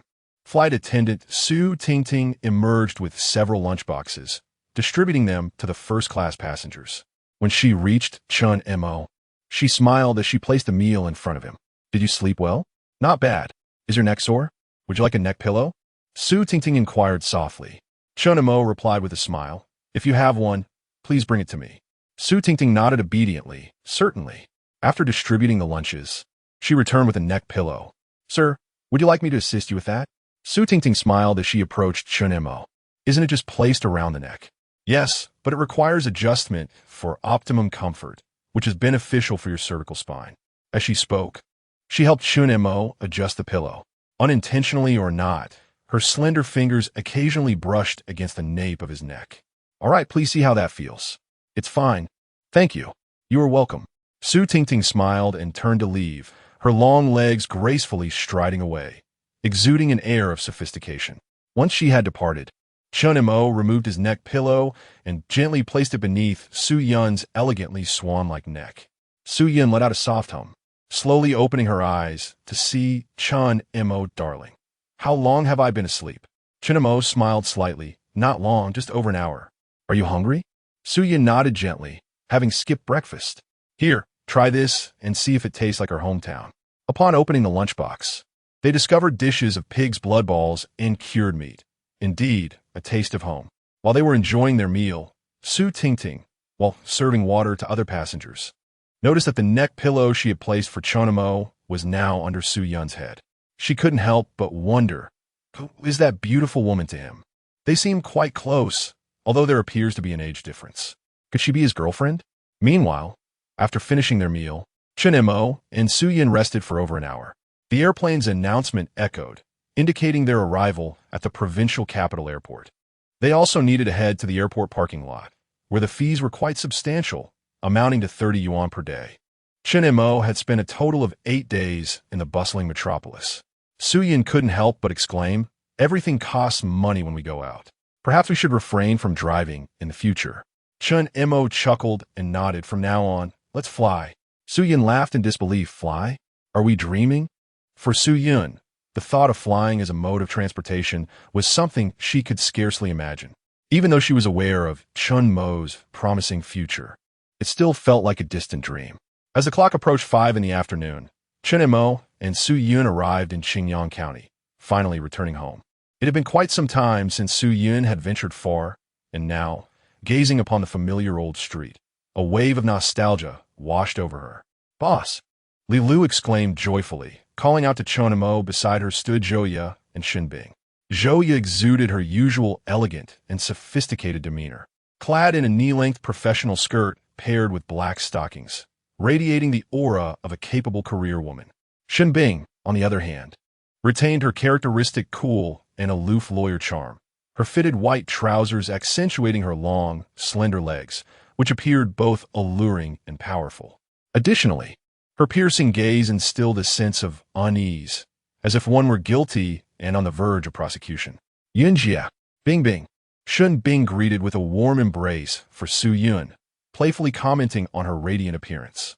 "You look remarkably rejuvenated after just 10 days apart." "Really? I suppose it's just all right," Su Yun replied modestly. "Is my complexion that dewy?" "Come on, Yunjia, confess. Have you been taking some supplements?" Xin Bing teased. A blush crept onto Su Yun's charming face as she retorted, "I haven't taken any supplements. Let us just head inside." She cast a discreet glance at Chen Mo, who was simultaneously gazing back at her with a smile in his eyes, a silent understanding passing between them. "Boss, if Yunjia won't spill the beans, you must tell me. I'll offer you some benefits." Xin Bing whispered conspiratorially to Chen Mo. With a playful smile, he replied, "Benefits? Am I so easily swayed? Ahem. What exactly are these benefits?" "Sujun interjected, Simbing." Xin Bing chuckled softly. "Let us keep this conversation private. We wouldn't want Yunjia to overhear." "Understood." Chen Mo responded, grinning. "Could you two speak a little louder? The people across the street can hear you." Su Yin chided, gently pulling Chen Mo closer to her side. This instinctive gesture did not go unnoticed by Zhou Ye, who observed the scene with a tender gaze directed at Chen Mo. "Boss," she said sweetly. Chen Mo nodded slightly. "Let us go." The group dispersed, each engrossed in their respective tasks. During Chen Mo's absence in the bustling metropolis, the company had functioned smoothly, and the first real estate project was progressing steadily. However, the initial stages of real estate development were akin to a voracious beast consuming capital. An initial investment of 2 million was necessary to establish a solid foundation, followed by leveraging land loans and the impending pre-sales to stabilize the financial chain, ultimately leading to explosive growth. To secure a foothold in this industry swiftly, one often had to adhere to its unwritten rules, unless one possessed the strength to shatter those conventions and reshape the landscape. Clearly, at present, GKD lacked that prowess. In the office on the 3rd floor, Zhou Ye was briefing Su Yun on the recent work developments. Overall, Zhou Ye has performed commendably. Chen Mo, observing their industriousness, decided to leave the office early. Upon stepping outside, he fortuitously encountered Yishu Wei, who was returning from grocery shopping. Yishu Wei only realized Chen Mo was back after waking up from her midday nap and hurried to procure some of his favorite dishes, just as she returned. "Mom, what did you buy?" "Everything you love to eat. Let me carry it for you." While you were away, Secretary Zhou and Zhou, you frequently took the initiative to help me with groceries. Just a few days ago, she even cooked one of her signature dishes for me, claiming she learned it from you. The taste was decent, I suppose. Chen Mo scratched his head upon hearing this. He truly couldn't teach Zhou Ye anything. After chatting with Yishu Wei for a while, he took a brief rest. When he awoke, night had already fallen. Checking the time, he noted it was past 9. Exiting the bedroom, he found Yishu Wei engrossed in a television drama. "You're awake? I warmed up the dishes for you." You were sleeping so soundly that I didn't want to disturb you. Just continue watching. I can manage on my own. Chen Mo took it upon himself to heat the food, and perhaps due to hunger or the long absence from Yishu Hui's cooking, he consumed a considerable amount. Mom, you should rest early. I'll head to the office for a bit. All right, you go ahead. Yishu Hui felt entirely at ease with Chen Mo now. He was certainly more capable than both her and her husband combined. Had it not been for Chen Mo, she would have remained oblivious to the underhanded dealings of Fu Limin. The new store he had opened was now facing the embarrassing prospect of closure, unable to compete with the foot traffic towards Chen Mo's establishment. A price war had left him severely in the red, and more critically, he had failed to retain customers. Those who purchased once from him returned to the Old Street supermarket for their subsequent shopping. If this trend continued, his losses would be catastrophic, and it wouldn't be long before Fu Limin could no longer sustain his business. Meanwhile, Chen Mo watched the busy Su Yun and Zhou, inquiring, "Have you eaten yet?" "We have," the two replied in unison. Bing Bing brought us food. Su Yun glanced at Chen Mo and, after her brief response, returned to her work. "Aunt Sue, it's getting late. You should head home and rest early." "All right, I'll finish up shortly." Su Yun nodded slightly. She had returned to Qingyang, but hadn't been home yet, dedicating her time to work. It had been nearly 10 days. She wondered how Su Qingxue was faring. At that moment, the sound of crisp high heels echoed from outside. Xin Bing entered, holding a contract. "The boss is here. Perfect timing. This is the purchase agreement drafted by our legal department for the Oriental Community Project. Please review it for any necessary amendments." Chen Mo accepted the contract and scanned it briefly, placing his trust in Xin Bing regarding such matters. "Aunt Sue, please take a look." Chen Mo handed the contract to Su Yun, who examined it with far greater scrutiny, as many of the clauses have been discussed between her and Xin Bing. "I will take it home to review tonight and discuss it further tomorrow." "Yin Jia, let me give you a ride." Xin Bing smiled as she linked arms with Su Yun, who gazed at Chen Mo with a hint of amusement in her beautiful eyes. "Well, Bing Bing, and I shall take our leave. By the way, my luggage is still in your car." Chen Montauk nodded in acknowledgement, then turned his attention to the voluptuous lady beside him. "Secretary Zhou, you should also take a break." Zhou looked up and gently inclined her head in agreement. The four of them descended to the ground floor, where Chen Mo transferred the luggage from the trunk into Xun Bing's vehicle. "Goodbye, boss." "Farewell." Chen Mo watched the two women depart, then turned his gaze to the woman beside him, clad in black stockings. "Get in the car." Fo Yalbithiently Nadith. As the night deepened, Zhou settled into the passenger's seat, her figure undeniably striking. Her long, slender legs, adorned in black stockings, rested gracefully together, exuding an air of acquiescence. It seemed that no matter what Chen Mo wished to do, she would comply without hesitation. "I'm feeling somewhat peckish," Zhou initiated, her voice gentle. "Before you reveal your answer, may I showcase my culinary skills?" Her beautiful eyes sparkled with warmth. Chen Mo nodded slightly. "Where to?" "Zoya Fostinit Herseatbeth, Het Demanor Bidiktinin." "To my home." Chen Mo raised an eyebrow. "In Qingyang City?" Zhou replied calmly, "No, in the county. I have another apartment that my parents left for my sister and me." Truly, a wealthy young lady, possessing properties in various locations. "Let us go. I'll guide you." Zhou appeared invigorated, her gaze towards Chen Mo shimmering with excitement. "All right," Chen Mo acquiesced, pressing the accelerator. "Do you know the old Finance Bureau residential building? It's the one beside the bridge." Zhou directed him, and in approximately 10 minutes, they arrived in front of a 6-story building. "Come on," she said, unfastening her seatbelt and stepping out, revealing her long, shapely leg clad in high heels, a sight that was undeniably alluring. Second floor, she walked ahead gracefully, each step in her heels radiating elegance. Chen Mo raised an eyebrow as Zhou opened the door, turning on the lights, and he followed her inside. "These are your slippers," she said, gathering her skirt with both hands, elegantly squatting before him to assist in changing his shoes. "I specifically bought these this morning. I suspect today might be my last day as your life secretary. Let's see if they fit. They should be size 44, right?" "Not bad," Chen Mo replied, feeling a stirring in his heart as he regarded the gentle and considerate Zhou. "What would you like to eat?" "I bought steak and a variety of other ingredients today." My culinary skills have improved significantly lately, Zhouya said, her expression brimming with confidence. Make whatever you excel at. I've heard you've been cooking for my mother lately? Yes, I believe that as your life secretary, it's only right to take care of Sister Shuhui as well. Zhouya retrieved the ingredients from the refrigerator. She had indeed prepared quite an array, but the dishes she was most adept at were the two Chen Mo had taught her, stir-fried beef and braised ribs. Chen Mo assisted her in preparing the ingredients, and Zhouya watched him skillfully chop with admiration. Working together, they moved swiftly, and in less than 20 minutes, 2 fragrant dishes were presented on the table. The dishes are ready. Zhouya turned to Chen Mo and softly said, I would like a bit of wine. Chen Mo nodded. Help yourself. Zhouya turned to the wine cabinet, retrieving a bottle of red wine, the cork popping open with a satisfying sound. She produced 2 elegant glasses. Placing one before Chen Mo, Zhouya poured a modest half glass of red wine for each of them. The rich aroma of the wine wafted through the air, hinting at its quality. Once upon a time, a wealthy merchant from the island brought back a gift for my father from abroad. Foya c'était beside Chen Mo. Raising her elegant glass, her beautiful eyes still sparkling with mirth. Allow me to toast to you first, wishing you a future that shines brightly.